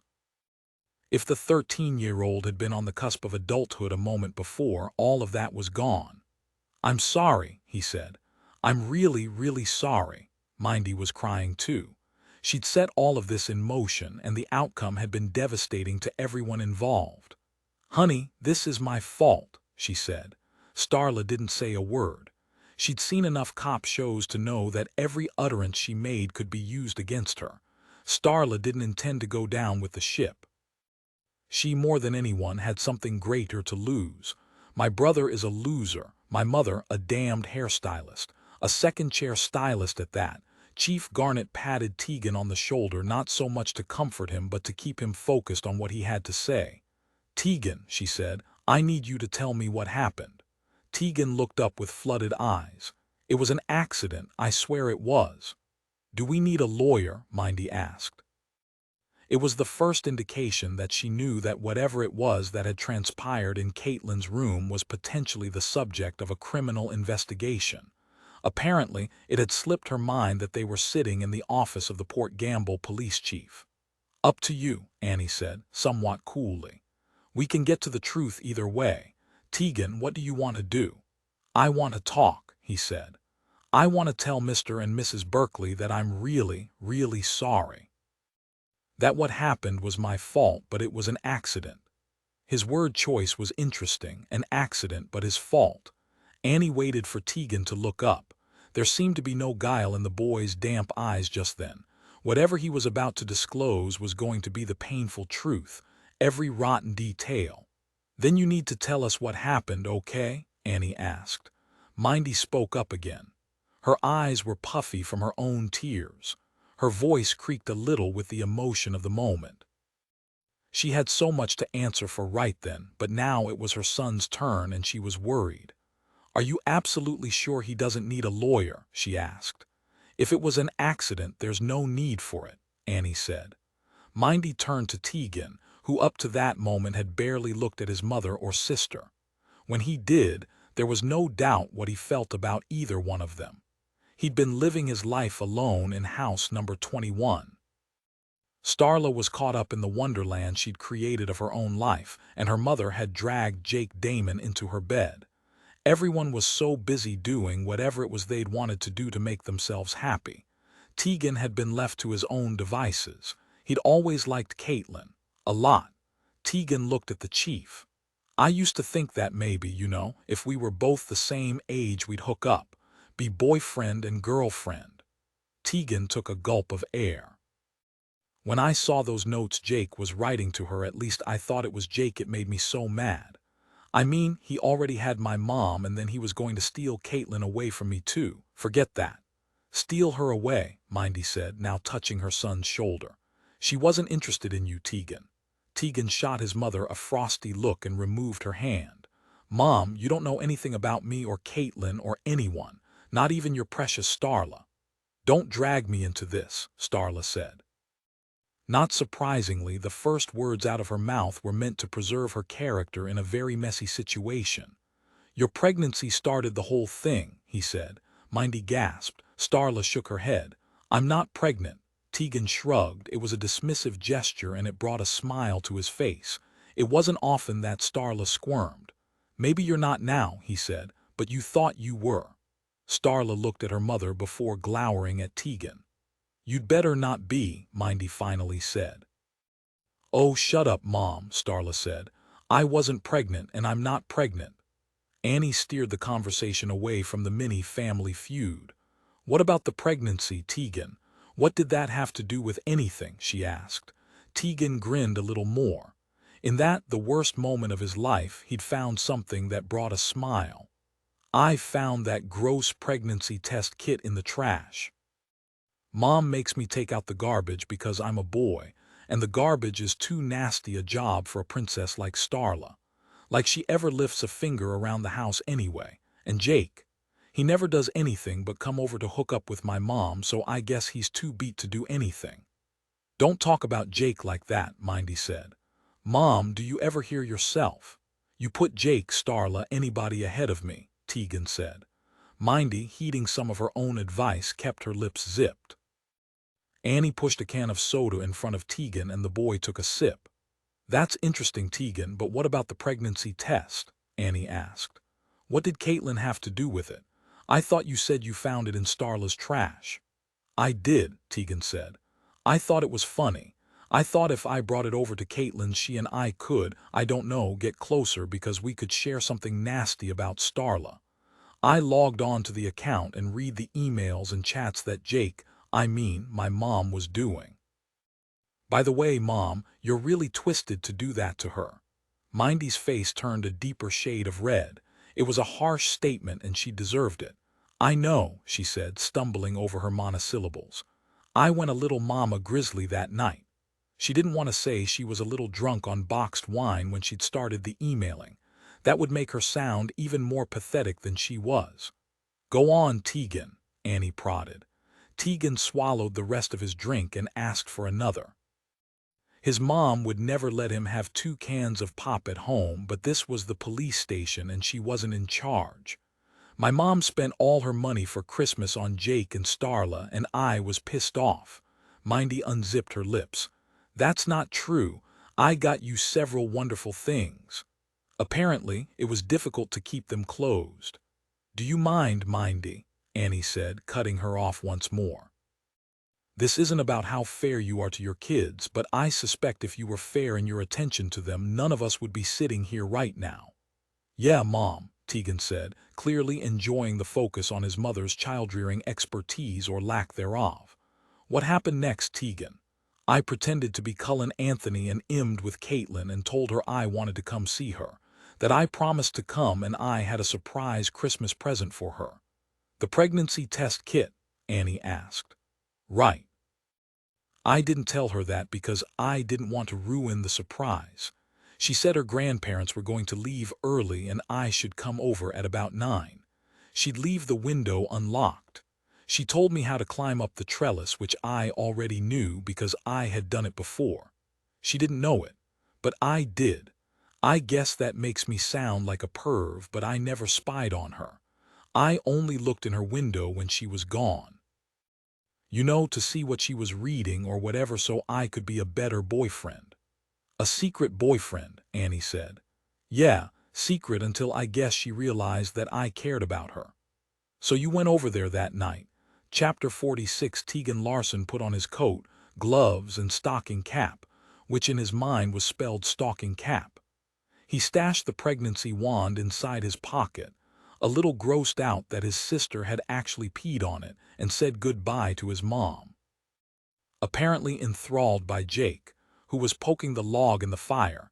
She didn't seem to care that her son was going out in the darkness on Christmas night. Tegan told himself repeatedly that Katelyn would revel in the idea that Starla was pregnant, or thought she was, and when he'd pretend that he was the one who had been messaging her, well, he was sure Katelyn would forgive him. She'd see him as more than the boy next door. She'd see him as a true friend and maybe, he hoped, as something more. The only cars in the alleyway were Harper's and Sandra's. The grandparents had come and gone. A dog barked from the woods, and Tegan could hear one of the neighbors from across the road calling a cat. "Here, kitty, kitty," the woman's voice said in a voice that easily carried over the cold Port Gamble night. Maybe some coyote found your stupid cat, Tegan thought. Tegan was grateful for the gloves as he climbed hand over hand up the trellis, hoping that the ancient wood structure would still support his wiry frame. He wasn't afraid of heights, but he was afraid of falling, making a lot of noise and looking like an idiot. He hoisted himself up and worked his way over to Katelyn's window, the only one of several on the second floor emitting any light. It was ajar. He pushed it, and in a second was inside. Her room. Katelyn's beautiful, almost magical room. He'd never been in there before except in his imagination when he pictured her typing answers to his IMs and chat messages. That was a fantasy. That was a dream. This was all very, very real. It smelled like Katelyn, pretty, light, sweet. Not like his sister's room, which always smelled like burning incense. Her spiritual side, he thought. What a joke, not Katelyn. She was spiritual. Like a lot of people who'd suffered great hurt, she never forgot how that felt. She could understand the pain of others because she'd been there herself. She was a fighter, and everything she had was because she was able to dig herself out of it. Starla thought she was on the rise, but Tegan was sure that it was Katelyn who was the true star, and he was in her bedroom. Her wonderful, freaking awesome, amazing bedroom. He could hear the water running in the bathroom, and he followed the sound. Each step closer, closer.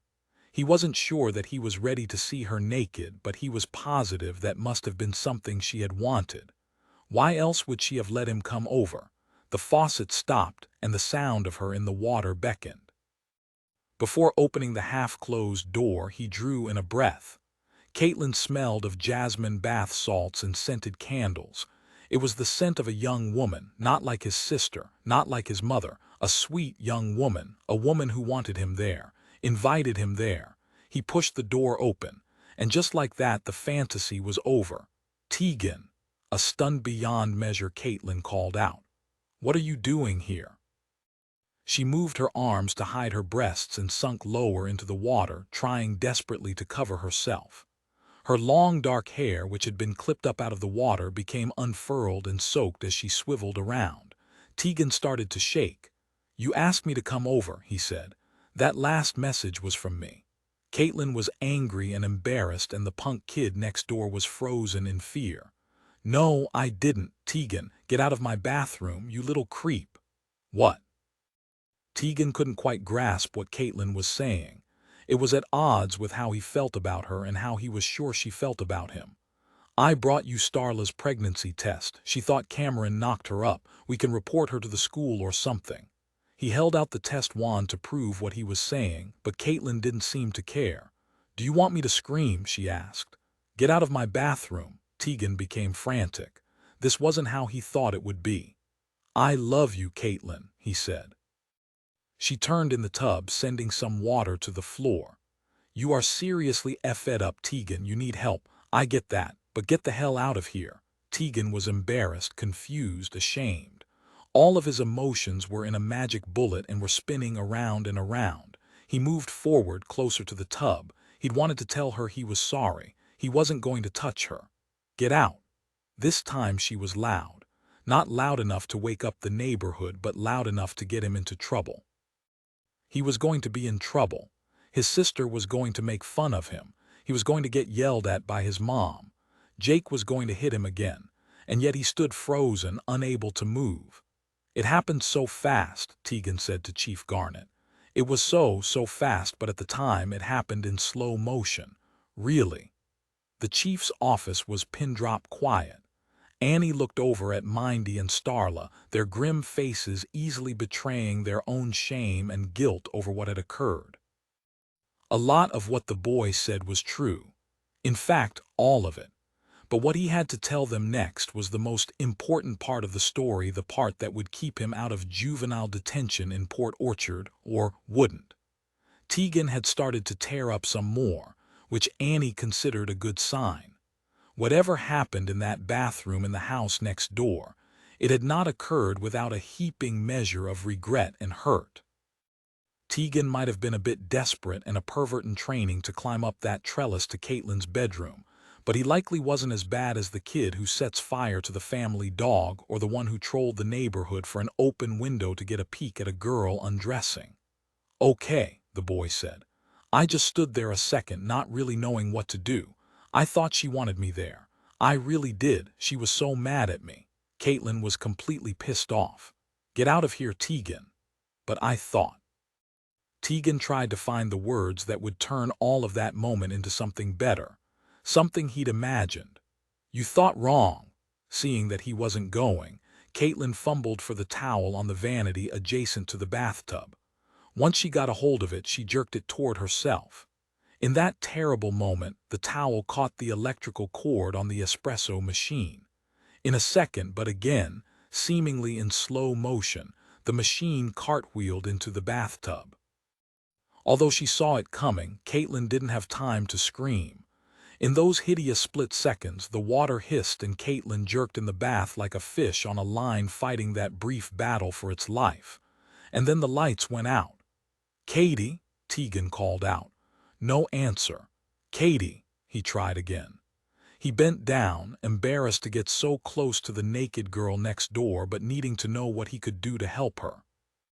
Her eyes were open, staring at him in the ultimate staring game, one that he knew for sure he couldn't win. She had soap on her face and in her eyes. I turned on the water and tried to rinse it off, thinking that maybe she'd be all right, but I kind of knew that she wouldn't be. "Then what did you do?" Annie asked. Tegan looked over at his mother and sister, then back at the police chief. He was shaking then, no longer a grown-up wannabe, but a kid who'd have done anything right then to turn back time for a do-over. But with Caitlin Berkeley's death, there was no do-over. "I heard her mother calling up the stairs, and I got out of there as fast as I could. I swear I didn't mean for anything bad to happen. I just wanted a girlfriend." "I'm really proud of you, Tegan," Annie said, meaning every word. "I know that telling me all of this was really hard to do, but you got through it. You did a good job in being truthful. That's something that's been in short supply around Port Gamble these days." She looked at Mindy and Starla. It was a long, searing look, and the message was easily understood. "Tegan's not going to be arrested, right?" Mindy asked. "If his story's true, not likely," Annie said. "He's not, but you might be." Mindy's jaw dropped. "Me? What did I do?" "You and your game," Annie said with obvious disdain, "lit the fuse here. You might not have meant for any of this to happen, but your online taunting of Caitlin Berkeley instigated her death. Plain and simple. It'll be up to the county prosecutor to decide what kind of blame, if any, to lay at your feet, Mindy." Chapter 47. For a half hour, the girls whisper-argued through the outlet about the Larsons, their dad's email from Savannah, and whether or not to ask Colton for help. Taylor knew that something serious was up, but she deplored the idea of calling him into the scenario. They could take care of things on their own. They'd done it before, and they could do it again. "I never figured you'd ever go damsel in distress on me," she finally said in a little dig that felt good. "It isn't about going to him because he's a guy," Hayley said. "You're Prince Charming. Your boyfriend, whatever." Hayley tried to let it bounce off. "Look, we can argue about it, but the bottom line is that we need help. He's got a learner's permit and we don't. Plus his mom's car is sitting right there. Do you have a better plan? Because we need it now." Taylor didn't, so Hayley texted Colton. "Emergency." A breathless Colton hurried down the hall and through the kitchen to meet the girls at the back door. He was wearing a ratty Kingston high t-shirt and slightly shrunken, high-water sweatpants pajamas that he'd just as soon not have Hayley see. His mom asleep, the house was still quiet. Taylor had been crying. "What's the matter?" he asked as he let them both inside. "We don't really know," Hayley said. "Something's going on." He shut the door and led them to the living room, motioning them to be quiet since his mother was sleeping. "Is it about Hedda?" he asked. "No," Hayley said, looking at her sister. "Jake." Colton's black eyes were awash with worry. "He's still in jail. We're not sure, but that's not why we're here. That reporter Moira is causing all sorts of problems. She's working on a story about the crash, about some things related to the crash." "About us," Taylor said. "It was coming too fast at Colton." "What about you?" he asked. The girls had agreed in advance that they could trust Colton, but it still was too big, too scary to share. Long ago, they both decided it would be better if no one knew. Ever. Some gifts should be shared, but the source never revealed, their grandmother had once said. "Like giving a ham or something to a poor family?" Taylor asked. "Like that, sort of. Shared but never revealed." As the three teens conferred in the living room, Shania came down the stairs in her pretty pale blue bathrobe, the color of a robin's egg. "It's very late," she said, in a way that was more comforting than confrontational. "Is there something I need to know about?" She looked at Hayley, Taylor, and finally at her son. It was clear by the way in which she wore her emotions on the surface, Taylor would be the one to speak. Her tears started up again. "Mrs. James, I'm sorry that we came over. You girls are like family, you're always welcome here." She pulled them in the direction of the couch and sat them down. Colton remained standing. "Mrs. James, this has something to do with the crash," Taylor said, talking as fast as she could. "Some reporter is writing about it, and she's talked to someone who is upset about what she told her." Shania told Taylor to slow down. "Take a breath," she said, confused about where the conversation was going. "Tell me more."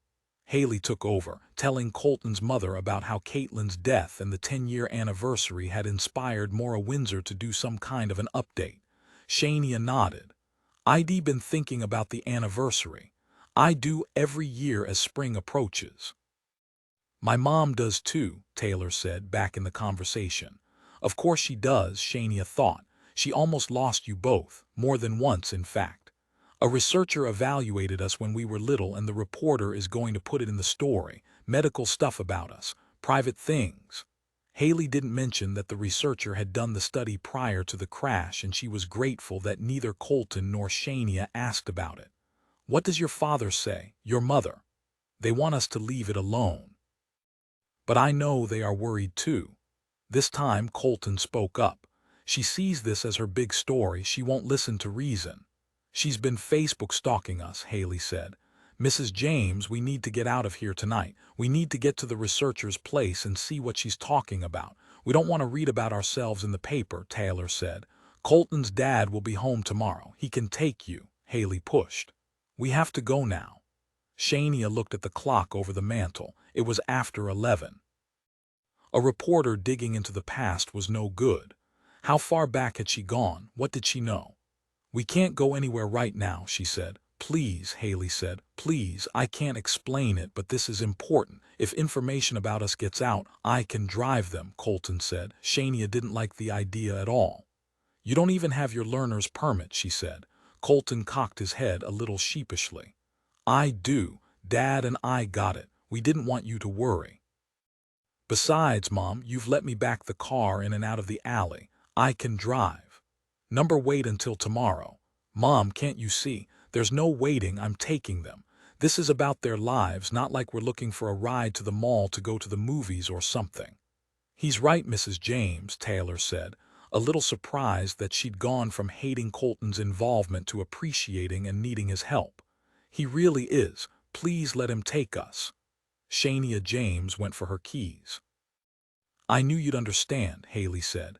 "No," she said. "Colton's not driving. I'll take you. Your parents will kill me if Colton drove. They'll only give me the cold shoulder if I do. I can live with that."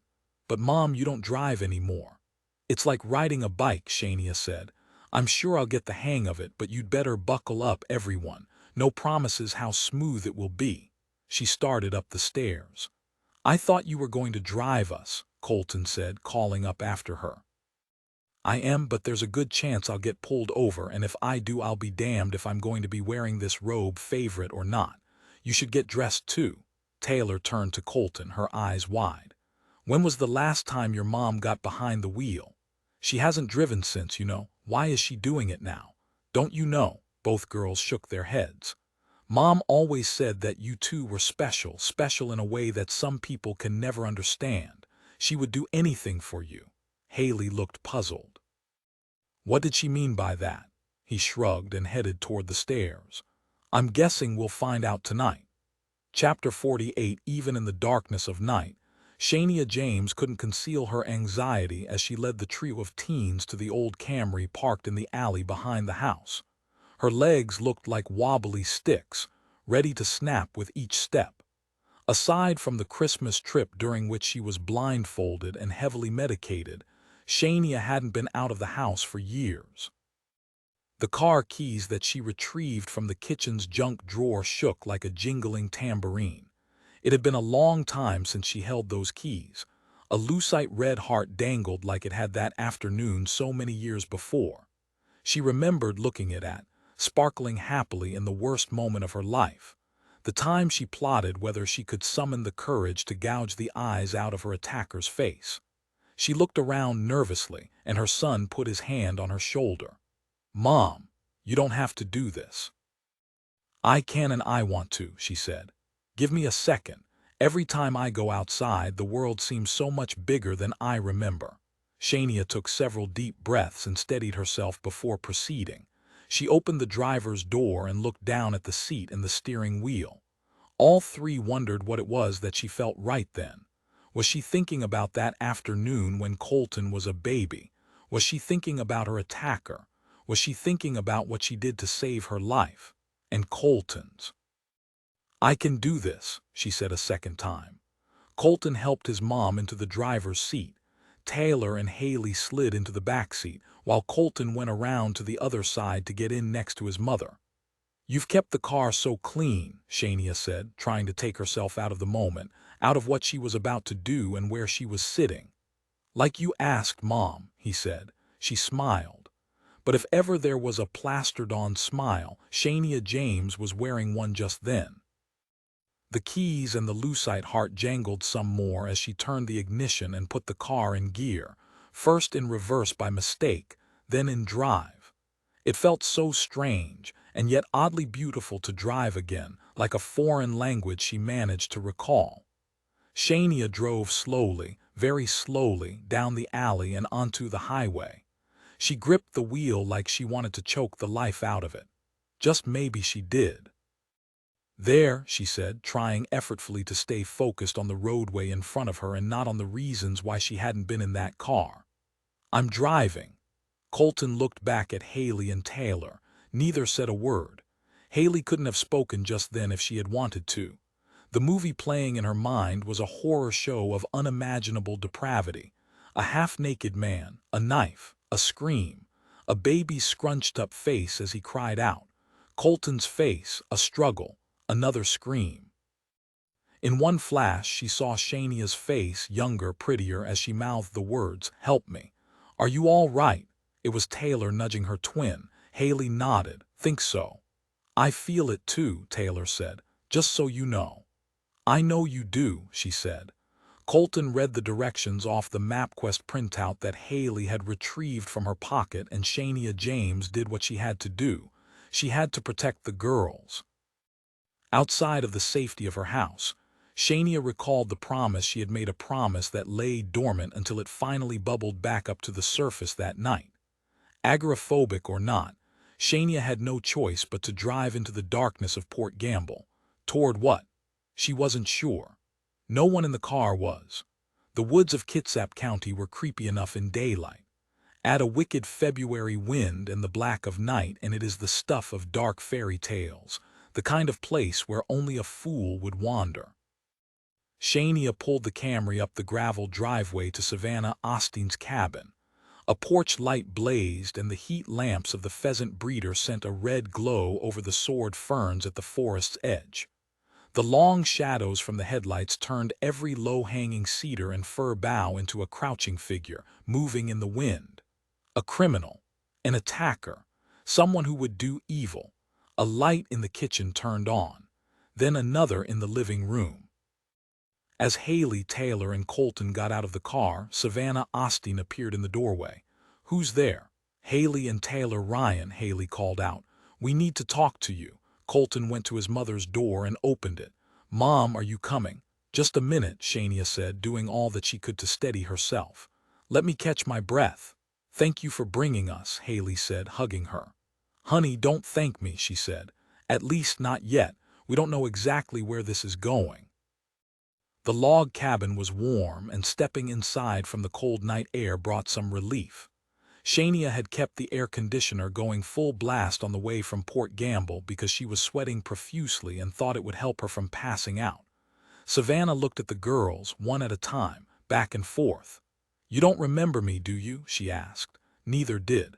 "I'm sorry, Ms. Osteen," Taylor said, "but no, we don't." "You were babies, of course you don't. Extraordinary babies." For a second it felt as if the gathering were some kind of reunion. The kind of occasion in which a teacher meets her class years later to survey the results of the seeds she'd planted. Yet that wasn't quite right, of course. "What is it that Maura Windsor thinks is so newsworthy?" Hayley asked. Savannah stared at both girls intently. As she scanned their faces, she wondered out loud, "You girls don't know, or is it that you don't want to say?" The former linguistics researcher put her fingers to her lips. She didn't like the way her words came out and apologized. "I'm on your side, and I'm sorry for that. I'm sorry that I showed more of the tape." Hayley wasn't sure she'd heard correctly. "The tape," Savannah nodded. "Yes, that's why you're here, Taylor." "I'm Hayley," she said, glancing at Taylor. "And this is Colton and Shania James." "Hello," Savannah said before getting down to business. "Yes, it's about the tape." Savannah told the girls about how she'd come from the University of Washington to videotape them for a language study. It was supposed to be ongoing, she said. Some kids were going to be followed until first grade. You two probably should have been. "We were that good?" Hayley asked. "I mean that proficient." "You were good, very good, but not more so than many other kids in the study." "Then what's the big deal with this tape? And why did you stop coming around? My dad said you dropped us." Savannah picked up the tape and inserted it into the old Sony VCR. It clunked into position. She hit the power button. "Then play." "Watch," she said. As she had with Maura, Savannah provided a running narration, telling the girls what they were seeing and how the study was conducted. The tape started to play, and familiar bits of their home came into view. The framed embroidery that their grandmother had done after the girls came home from the hospital hung behind the girls and their high chairs. It said they could hear their mother's voice saying something off camera. "They can feed themselves," she said. Savannah looked at the TV and then turned to face the audience of 4 on the sofa behind her. "See what Taylor is doing?" she asked. Shania leaned forward. "Yes, I see it," she said. Up until that point, Colton's mom hadn't said much of anything. "I don't get it," Colton said, looking at the frozen image of the 2 babies, the pasta on the tray. "What's the big deal?" Savannah pointed to the screen, and Hayley, Taylor, Colton, and Shania got up from the sofa and moved closer to see whatever it was that was written there. It was astonishingly clear. 17 tomato-coated letters spelled out 5 words. Savannah ran her fingers under the words. "See?" she asked. They all did by then, but no one said anything. It was amazing, strange, and scary at the same time. It was something that could have been faked, of course, but no one in the log cabin even considered that. It was real, frighteningly real. "Who's Serena?" Shania asked, without a hint of shock in her voice that the twins had left a message on the tray table of the high chair. "My sister," Savannah said, indicating the framed photograph above the TV. Taylor and Hayley didn't say a word, they just stared. "Not to go where?" Colton asked, parroting the phrase seen in the videotape. "Where was she not supposed to go?" Savannah stepped away from the TV and melted into the sofa. Alone. She scrunched up her body a little as if she were trying to protect herself. That was exactly what she was doing. It was clear to all four of her visitors. "Don't go where?" Colton repeated. Still quiet, Hayley and Taylor had a sense where this conversation was going, not in specific terms but in the outcome. They glanced over at Shania and she smiled warmly, comfortingly at them. She knew. "She had a blind date," Savannah said. "Some guy her friends fixed her up with. He went to our church." She stopped talking. It was clear that she was on the edge of a very bad memory, a place that she'd been many, many times, and despite that could not soften its hold on her. Colton prodded her to continue. "And?" Savannah moved her gaze from Colton and looked up at her sister's portrait as she spoke, as if her eyes could see her. "His name was Larry Milton," she said, her words now clipped by emotion. The name brought a chill into the room. It was almost like the fire was extinguished and the doors swung open, though that hadn't happened at all. Not for real.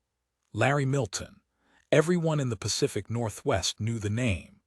Outside of deadly charmer Ted Bundy, Larry Milton was likely the most notorious serial killer in a state that for some reason had more than its share of such predators. He stalked and murdered several young women before being convicted of killing 2 college girls in Pullman. Larry Milton was definitely in the infamy hall of fame. "Your sister was killed by him?" Hayley asked in disbelief.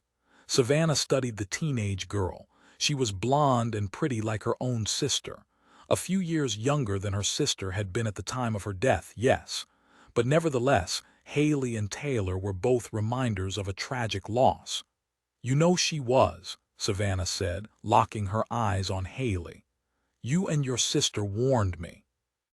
"That food message thing was random," Colton said, almost wishing it to be true. Savannah shook her head. "I let myself think that for a while, but it wasn't," she said, turning to face the twins. "The two of you were working together. You were both trying to help me do something to save her. I just dismissed it." She stopped as a tear rolled down her cheek. "She was dead 2 days later, and I could have stopped it."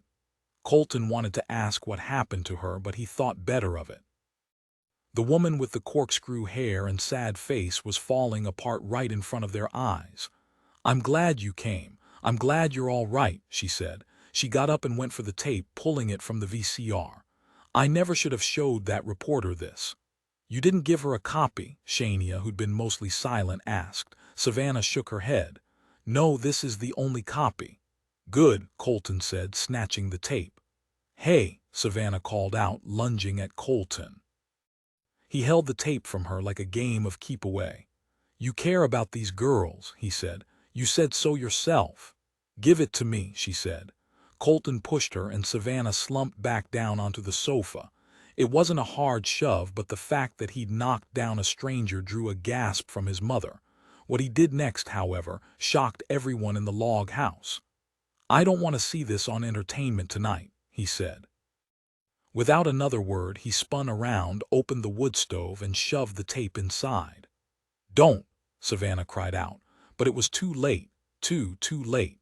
"Sorry about the carbon monoxide and the other toxins in the plastic," Colton said. Savannah sat back down and buried her face in her hands. There was nothing she could do. In a very real way, deep down, she was glad that the tape was gone. It had been like a finger pointing at her for almost 15 years. As she looked back up and watched it melt, then burn, a sense of relief came over her. Hayley hugged Colton. Taylor had wanted to do the same. Both understood his reasons for destroying it. It was for them to protect them. "Who else has seen it?" Shania asked. "No one," Savannah said. "Just you three, me, and that reporter." "Why didn't you show it to the university?" Taylor asked. Tears came once more to Savannah's sad eyes. "Because," Shania sat down and put her hand on Savannah's knee. "Why?" she asked. Although tears flowed, somehow Savannah pulled herself together and picked out the words she needed to say. "Because I was ashamed," she began. "Guilty. My sister was dead and anyone else probably would have heeded the warning. I was operating under the assumption that logic should rule the day, not emotions. I messed up. What was on that tape was real. It wasn't some mumbo-jumbo carnival game. Somehow you too sensed what was going to happen to Serena. Have you done that since? I mean, of course you have. Neither Hayley nor Taylor answered. They might have if Colton and Shania hadn't been standing there. My sister's death is my shame, and it will be until the day I die, Savannah said. You couldn't have known, Hayley said. Savannah nodded. But you knew. You were babies, and you knew. We were babies, said Taylor. We didn't know anything. Savannah didn't seem convinced. Even in her shock and grief, she was able to process the past like the researcher she once had been. Your age has nothing to do with it then or now. I don't know what you mean, Taylor said. Savannah shook her head and dried her tears. Of course you do. Everyone on the bus went into the water and died, but not you two. I don't like where this is going, Colton said, actually meaning every word. Nothing like what happened with you when we were babies has ever happened since, Taylor said. Savannah remained unconvinced. Really? That surprises me. Be surprised then, Taylor said. As they sat there, the tape dissolved into the red and orange coals of the wood stove. The only trace that it had burned was a ribbon of dark soot along the top of the glass panel that allowed a peek inside. Really, Hayley said, looking at Colton and hoping that he didn't think she was some kind of freak, because she wasn't. She and her sister did see things differently from others, but they figured they likely weren't alone in that regard. Sure, they were special, but not any more so than anyone else who could pick up on the hidden hurt, the secret worries, and the dark plans that others foisted upon the unsuspecting. While the four of them huddled around the wood stove, all could agree that its contents shouldn't be disclosed, but there was that reporter and her ceaseless need for attention and recognition. How in the world would they convince her to forget about it? Chapter 49. It was after 2:45 a.m. when Shania, Colton, Hayley, and Taylor got back into the car. For the first few moments, no one said another word. Even after what they'd seen on the video and heard from Savannah Osteen with their own eyes and ears, it seemed as if there were no words to convey whatever anyone was thinking. Hayley caught Colton's dark eyes in the rearview mirror. He'd protected her and her sister by getting rid of the tape. But what did he think of her now? How do we solve a problem like Moira? Taylor asked. In another time and place, Hayley might have teased her sister with singing some corrupted lyrics from their mother's all-time favorite movie, The Sound of Music. How do you crush a reporter with your hands? But not then. She resisted the temptation. She kept her mouth shut. Let's go talk to her, Colton said, looking first at his mother before turning to face the girls. Shania didn't answer. She merely looked at her son and nodded. Her eyes were focused and free of the shock of the others in the car. When? Taylor asked. Now, he said. Now. It's literally the middle of the night, Hayley said, looking at her phone, grateful that their parents hadn't discovered they'd slipped out of the house. Shania put the car in the wrong gear, and it lurched forward into the fringy bank of cedar boughs. Sorry, she said, releasing a small laugh, a laugh that was almost a therapeutic exhale. A little bit harder than riding a bike. I agree with Colton. We need to get to the reporter's house. We don't know where she lives, Taylor said. Colton held up another MapQuest printout. Oh, yes we do, Colton said. Moira must have left this at Savannah's. We just have to follow it from here to her place in Paradise Bay. We have to reason with her and tell her to back off, Hayley said. That's right, Shania said. The Camry headed up the highway on its way to the seemingly wrongly named Paradise Bay. Valerie Ryan's eyelids popped open at 3:21 a.m. No sudden noise. No flash of light preceded it. Just the gentle and predictable unshuttering of her sleeping eyes as they had done countless times over the past decade. Valerie lay in bed looking at the big, fat digital numbers on her bedside clock. 3:21. March 21. The first day of spring, the day when her daughters and the others from the Daisy Troop plunged over the side of the bridge into the choppy waters of Hood Canal. Without waking Kevin, she got up and slipped on her bathrobe, a Christmas gift from her daughters the year before. That night, she felt a compulsion to check on the girls. It was as if she was being called to do so, quietly, maybe in the way that dogs can only hear certain whistles. Valerie crept up the stairs and turned the low knob on Hayley's door. Moonlight flooded the room, and it was clear that the bed was empty. Racing to Taylor's room across the narrow landing of the staircase, she saw that Taylor's bed was empty too. Where on earth were they?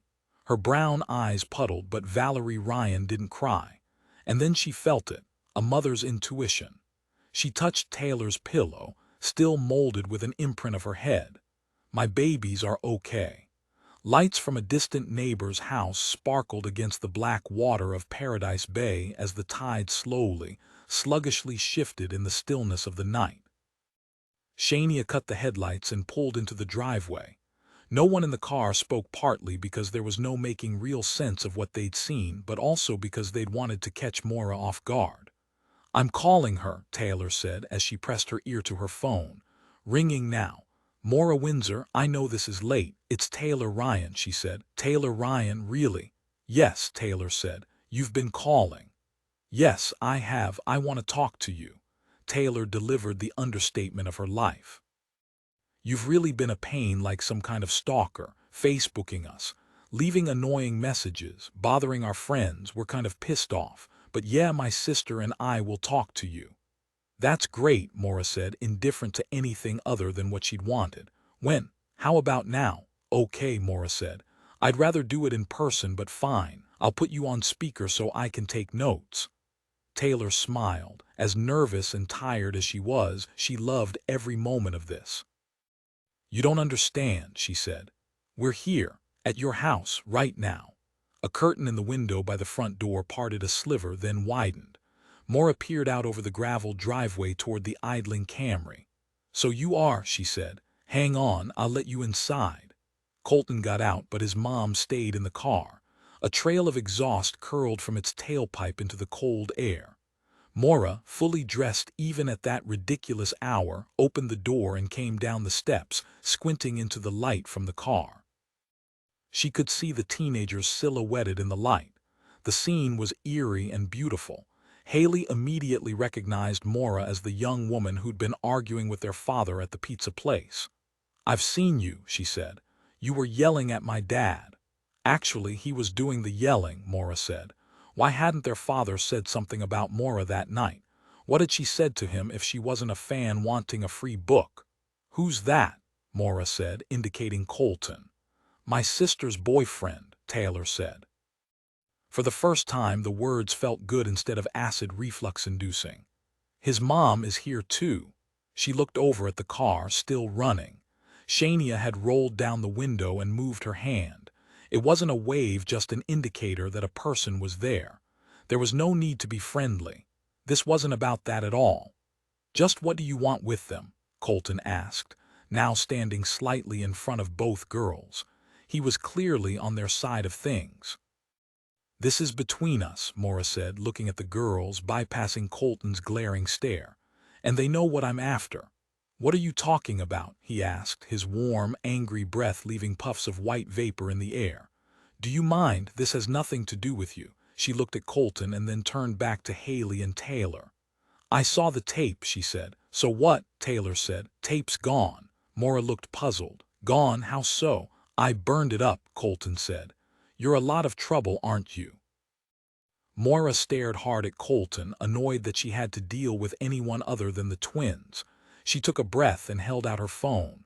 "Savannah's tape might be gone. That is, if you were stupid enough to burn it. Doesn't matter to me. I made a copy, not the best quality, but good enough." "I don't believe you," Hayley said. "Show me." Maura looked down at her phone and pressed a button to start the video. The image was minuscule, but it was good enough to see the pasta message. "Then you'll talk to me?" she asked. "If you have the video, what choice do we have?" Taylor asked.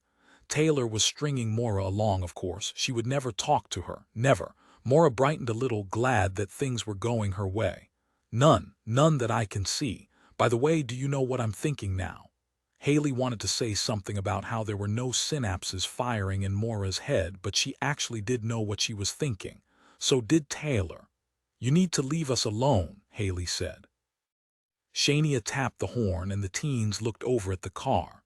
Maura turned too, but the clouds blocked the moon and it was hard to see in the dim light. A dog started barking, or rather yapping. It was a very familiar bark yap. Hedda, Taylor lost it right then. "You're the one who took our dog, you took our effing dog." She pushed past Moira, nearly shoving her to the ground, and rushed up to the porch. Her eyes were darts of anger. Colton was at her heels. Stunned by being strong-armed, Moira steadied herself. "It wasn't like that. I found her. I was going to bring her back to your place tomorrow." "You are such a big liar," Hayley said. Moira started to sputter. "I promise. I was going to bring her back. I saw on your Facebook wall that she was missing." Taylor opened the door, bent down, and picked up the dog. The laziest, fattest, ugliest doxy in the history of the world was in her arms. At that moment, no one could have taken that dog from her. "What a liar," Taylor repeated. "We're getting out of here." Hayley tugged at her sister. "Wait, what about the recording?" "I don't care," Taylor said. "I don't deal with people like that." "I'm sitting on the story of stories," Moira said, "and I'm going to tell the world about you, about what you two can do." "Just shut up, you psycho dog stealer." It was Colton. "Shut it." "Wait, we can work something out," Moira said. Her voice was pleading, desperate. She didn't want to lose this opportunity. She needed to talk to those girls. "You can trust me to do a good job." "This isn't about a news story and you know it," Taylor said. Moira was frantic, spinning around and trying to figure out a way to get them to stay. Her light eyes flashed with fear.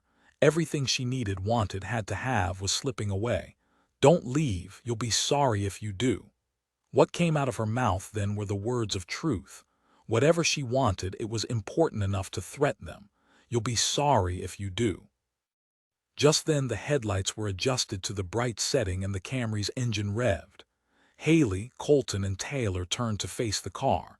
It started across the driveway, gaining speed.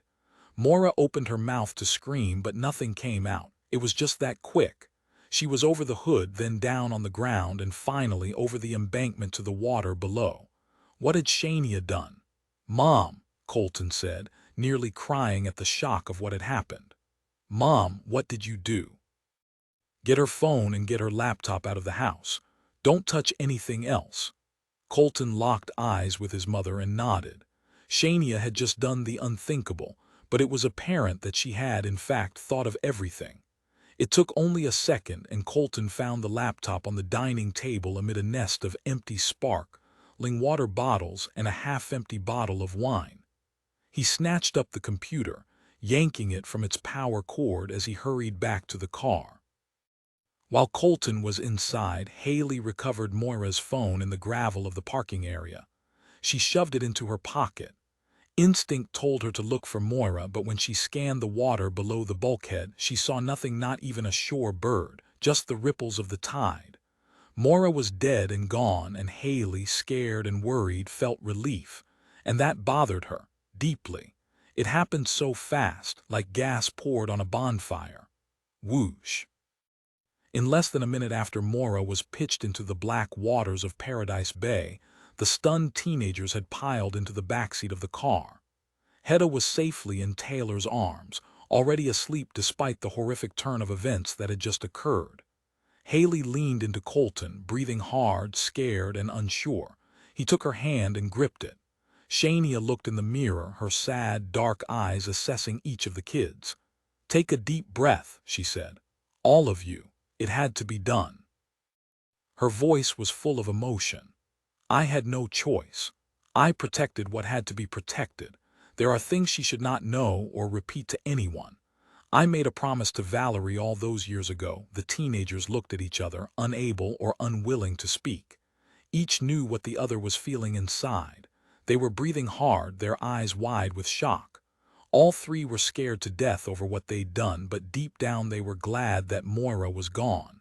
As Shania James had said, there was no choice. It had to be done. Post-mortem, after the flurry of police activity that had marked the weeks following the winter holidays had finally died down, Port Gamble began to return to its more sedate, at least on the surface, and familiar mode. To outsiders, It once more appeared to be the pretty town on the water with the happy faces of visitors and residents, all enjoying views of a stunning bay as spring took over the ice and snow. Most who lived there, however, wouldn't really say that it was quite the same as it had been before Caitlin Berkeley's unfortunate double tall skinny death in the bathtub. For many, things were very, very different. Harper and Sandra Berkeley sublet the remainder of the lease on the timberline and made plans to start over in a place where there weren't as many memories. It wasn't thoughts of their beloved daughter they were running from, but the recollections of living next door to the hurt and hate that had caused her death. They knew that Caitlin's resentment of Starla had been the spark of the tragedy, but it was easy to lay the blame squarely on the occupants of house number 21. The hatred Sandra had for Mindy, Starla, and Tegan had a strange effect on her. She was able to use that emotion to replace the other that had marked her life since she stood on the Hood Canal Bridge, saving only her own child. Hate felt better than regret, better than guilt or shame. The Berkeley house was rented 3 days after it went up for lease fast by anyone's standards, especially considering what had occurred in that upstairs bathroom. A new girl named Amanda O'Neill moved into Caitlin's bedroom and was working her way into the circle of friends at Kingston High. Next door, a vindicated Jake Damon stood by button pusher Mindy Larson, though he was about the only one in town who really did. Mindy tried her best to prove that she was sorry for the cruel game that she had initiated to such a tragic outcome, and she was grateful when the Kitsap County Prosecutor's Office gave her probation for her relentless cyberstalking of a teenage girl. She never told anyone that Starla had been involved too. Tegan was required to attend 2 years of counseling sessions to deal with what he'd done. It had, of course, been a terrible accident. Starla turned her mother's evil plot and her brother's freak-show infatuation with Caitlin to her advantage, causing even more Kingston High teens to fall at her feet in awe, in envy. "My dysfunctional family is part of my backstory," she said. "A messy backstory is essential to true stardom. Ask just about anyone in Hollywood." Maura Windsor's body was recovered, and her death was also ruled accidental. The Jefferson County Sheriff's Department reported that while her blood alcohol level wasn't beyond the legal limit had she been driving, it apparently was much too high to walk with sure footing. They concluded it was the booze that had caused her to tumble down the bank to her rocky death in Paradise Bay. Neither Colton nor his mother talked about what happened that night. In fact, a week after Maura died, people in town noticed that the old Camry was gone. Shania James had donated it to a children's charity in Tacoma. Many assumed she had finally decided she wanted no more reminders of the incident that involved the car. They were right, of course, but wrong about exactly which incident. When Kevin Ryan called the North Kitsap Herald to launch his new book, he mentioned Maura's name to offer his condolences to the editorial staff. They'd never heard of her. If she had been working on a story, it wasn't for their paper, or maybe any other paper at all. Hayley and Taylor continued to talk through the outlet between their bedrooms. They knew they had to keep quiet about Shania, but everything about that night kept resurfacing in their thoughts during the weeks after the incident. They were relieved their secret was safe, but did the ends justify the means? They continued to get the feelings and visions that had been a part of them long before that plunge off the bridge. Whenever they could, they revisited what occurred when they were 5 years old and fighting for air in the icy waters of Hood Canal. Sometimes they talked about it, speculated, even made jokes. Other times, new details emerged in dreams, bits about Shania, their mother Maura, and someone else, someone sinister they couldn't quite see. Taylor had one that came over a series of consecutive nights the week after Tegan confessed to sneaking into Caitlin's bedroom. That dream again. Official-looking papers. A file. One word, revenge. She rubbed her eyes and leaned over to whisper to her sister on the other side of the wall. "Going to get a drink," she said. "Want anything?" "What time is it?" Hayley asked. Her voice was groggy from what had to be a much sounder sleep than her twins. Taylor sighed. "Late, too late." "You aren't going to guzzle some water to recall something," Hayley said. "No," Taylor said. "Just thirsty." Hayley smiled and turned to roll back into the cozy slumber of the bed she shared with Hedda that night. "Good," she said. "We've had enough drama around here for a while." Hayley was right, of course. And yet, as Taylor started down the stairs, she knew that the deep chill that came with that terrible December was the start of something dark and dangerous. She could feel it. Truth in fiction, while the characters and the plot of Envy are fictional, the storyline in the novel takes some cues from a famous case involving the October 17, 2006, suicide of Missouri teenager Megan Meyer. The case involved Megan, 13 years old, who had a falling out with her neighbor, Sarah Drew. Sarah's mother, Lori Drew, created a phony MySpace account and pretended to be a teenage boy named Josh Evans. She and others used the account to harass and taunt Megan as retaliation for the fight with her daughter, which may have led to Megan's suicide. In 2008, Drew was indicted and convicted, but her conviction was reversed on appeal in 2009. Megan's tragic case sparked a greater awareness of cyberbullying, and though awareness has increased, so have the crimes. Cases in which adults are the perpetrators of cybercrimes against children have been widely reported. Crimes in which young people seek to discredit, inflict pain, humiliate, and embarrass others are on the rise.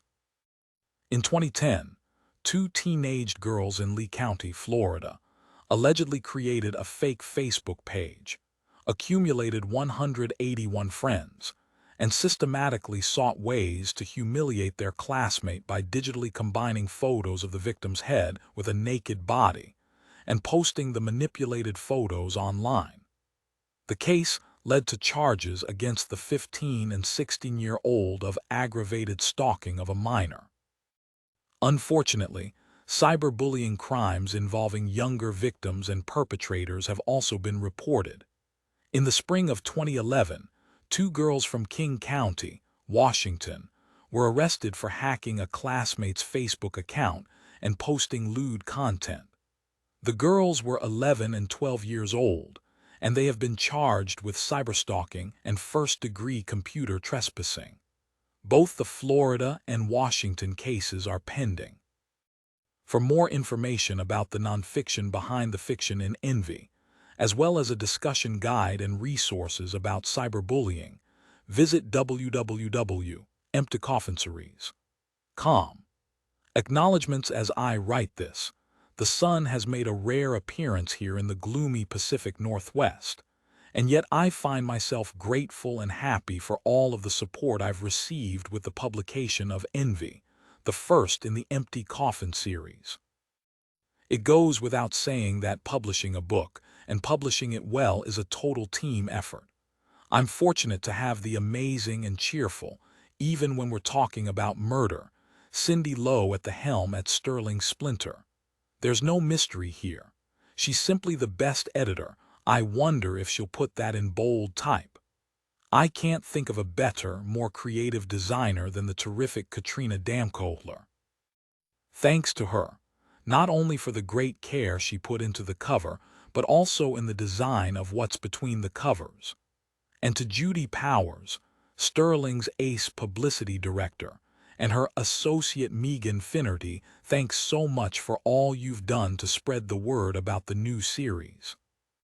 Thanks to the usual suspects, Agent Susan Rayhofer of the David Black Literary Agency, and early readers Tina Marie Brewer, Maisie Nunn, Annette Anderson, Mary Anderson, Hannah Smith, Jessica Wolfe, Anjali Banerjee, Randall Platt, Shauna Smith, and Jim Thompson.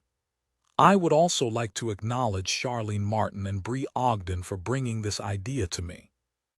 I want to take this space to acknowledge M. William Phelps, my true crime author protege, who has become a master and whose friendship over the past decade has meant so much to me. Thanks, Matt, for all the great times we've had talking about serial killers and publishers. Who's scarier, On a personal note, I can't ignore the contributions of my family. We've traipsed through crime scenes, looked for body parts in the woods, and had some killer conversations literally with people on either side of homicide. Thanks and love to Claudia and our girls, Marta and Morgan, for sharing my life of crime. Sneak peek.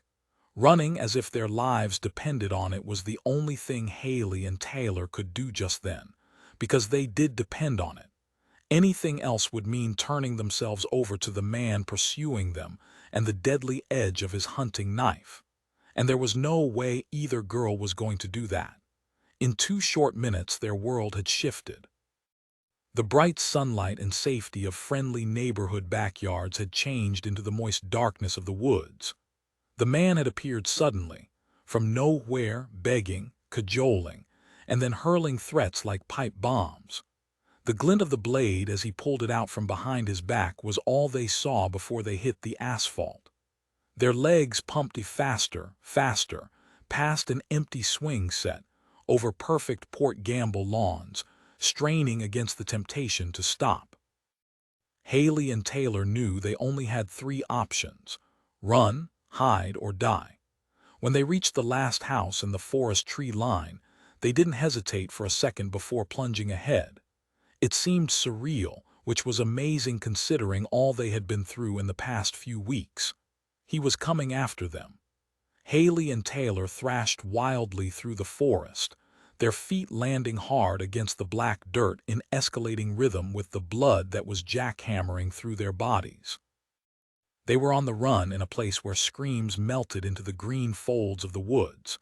The twins knew they should stay together, and they tried not to look over their shoulders, hoping they wouldn't get caught, wondering what horrors would happen to them if they did. The heavy lumbering noise of a large body crushing decaying leaves and brushing past mossy logs told the teens their pursuer was closing in. Then they heard the bristly sound of his thick voice, pleading, calling to them. "Stop! This is just a big misunderstanding. I only want to talk. I won't hurt you." Lies. The word floated through Hayley's mind as she imagined his real intention. "Come here, closer, so I can take this knife and slit your pretty, slender throat like a chicken." As Hayley tunneled through a tangle of salmonberry bushes, small circles of red bloomed across the white field of her t-shirt. Another idea flashed through her mind: berry juice. In her heart of hearts, though, she knew it wasn't. Salmonberries are bright orange, not red. In the terror of the moment, she paused mid-stride and realized that she and Taylor had become separated. She touched her fingertips to the damp fabric. It was blood. Hers, his, her sister's. Hayley could hear the man's heavy breathing, though she was sure he was not near enough to see her. She imagined the stink of his breath and how he'd spout more lies. She was determined not to let him get any closer. Because if he did manage to find her, jump her, and grab her, she knew that she would have to fight for the knife and do to him what he planned to do to her. Just like a chicken. As she passed through the thicket, not feeling the salmonberry thorns or the branches lashing against her face, Hayley wondered one thing above everything else. Is my sister safe? Sprawled face down on the ground, Taylor Ryan froze. She desperately tried to remain calm and still, not move, not breathe. She even tried to force her own heart from beating. It was pounding like a drum, and she was sure the man with the very large knife could hear it. She had tumbled over a fallen tree, gashing her right hand on the broken knob of a branch. Crimson muddled the knee of her jeans mechs that she'd saved all winter to buy. If this had been any other time, any other moment, she would have examined the jeans for tears. But not at that moment. Besides the maniac chasing her, only one other thing was on her mind as she crouched in the crook of that fallen hemlock. She wondered about Hayley, her twin, her other half. Taylor could feel the tears running down her face as she struggled to stay composed in that dank, dark forest. It was dead silent, the kind of silence that she hoped would conceal her location. "Come out now. I won't hurt either of you," the man called again. Either of you, Taylor thought with relief. Hayley must be alive. Taylor rolled on her side and took cover in a ratty nest of sword ferns, trying to make sense of what had happened to her sister and her, and why. First, there was a text message from someone with important information, a deeply hidden secret about the twins, and something about the videotape that Savannah Osteen had shown them. Then there was that fateful meeting with a stranger.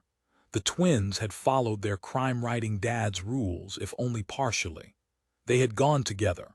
They didn't go in anyone's car. They agreed to meet in a public place. They did all of that. They were not stupid. They were raised on Bundy, Manson, and that somewhat appealing Craigslist killer.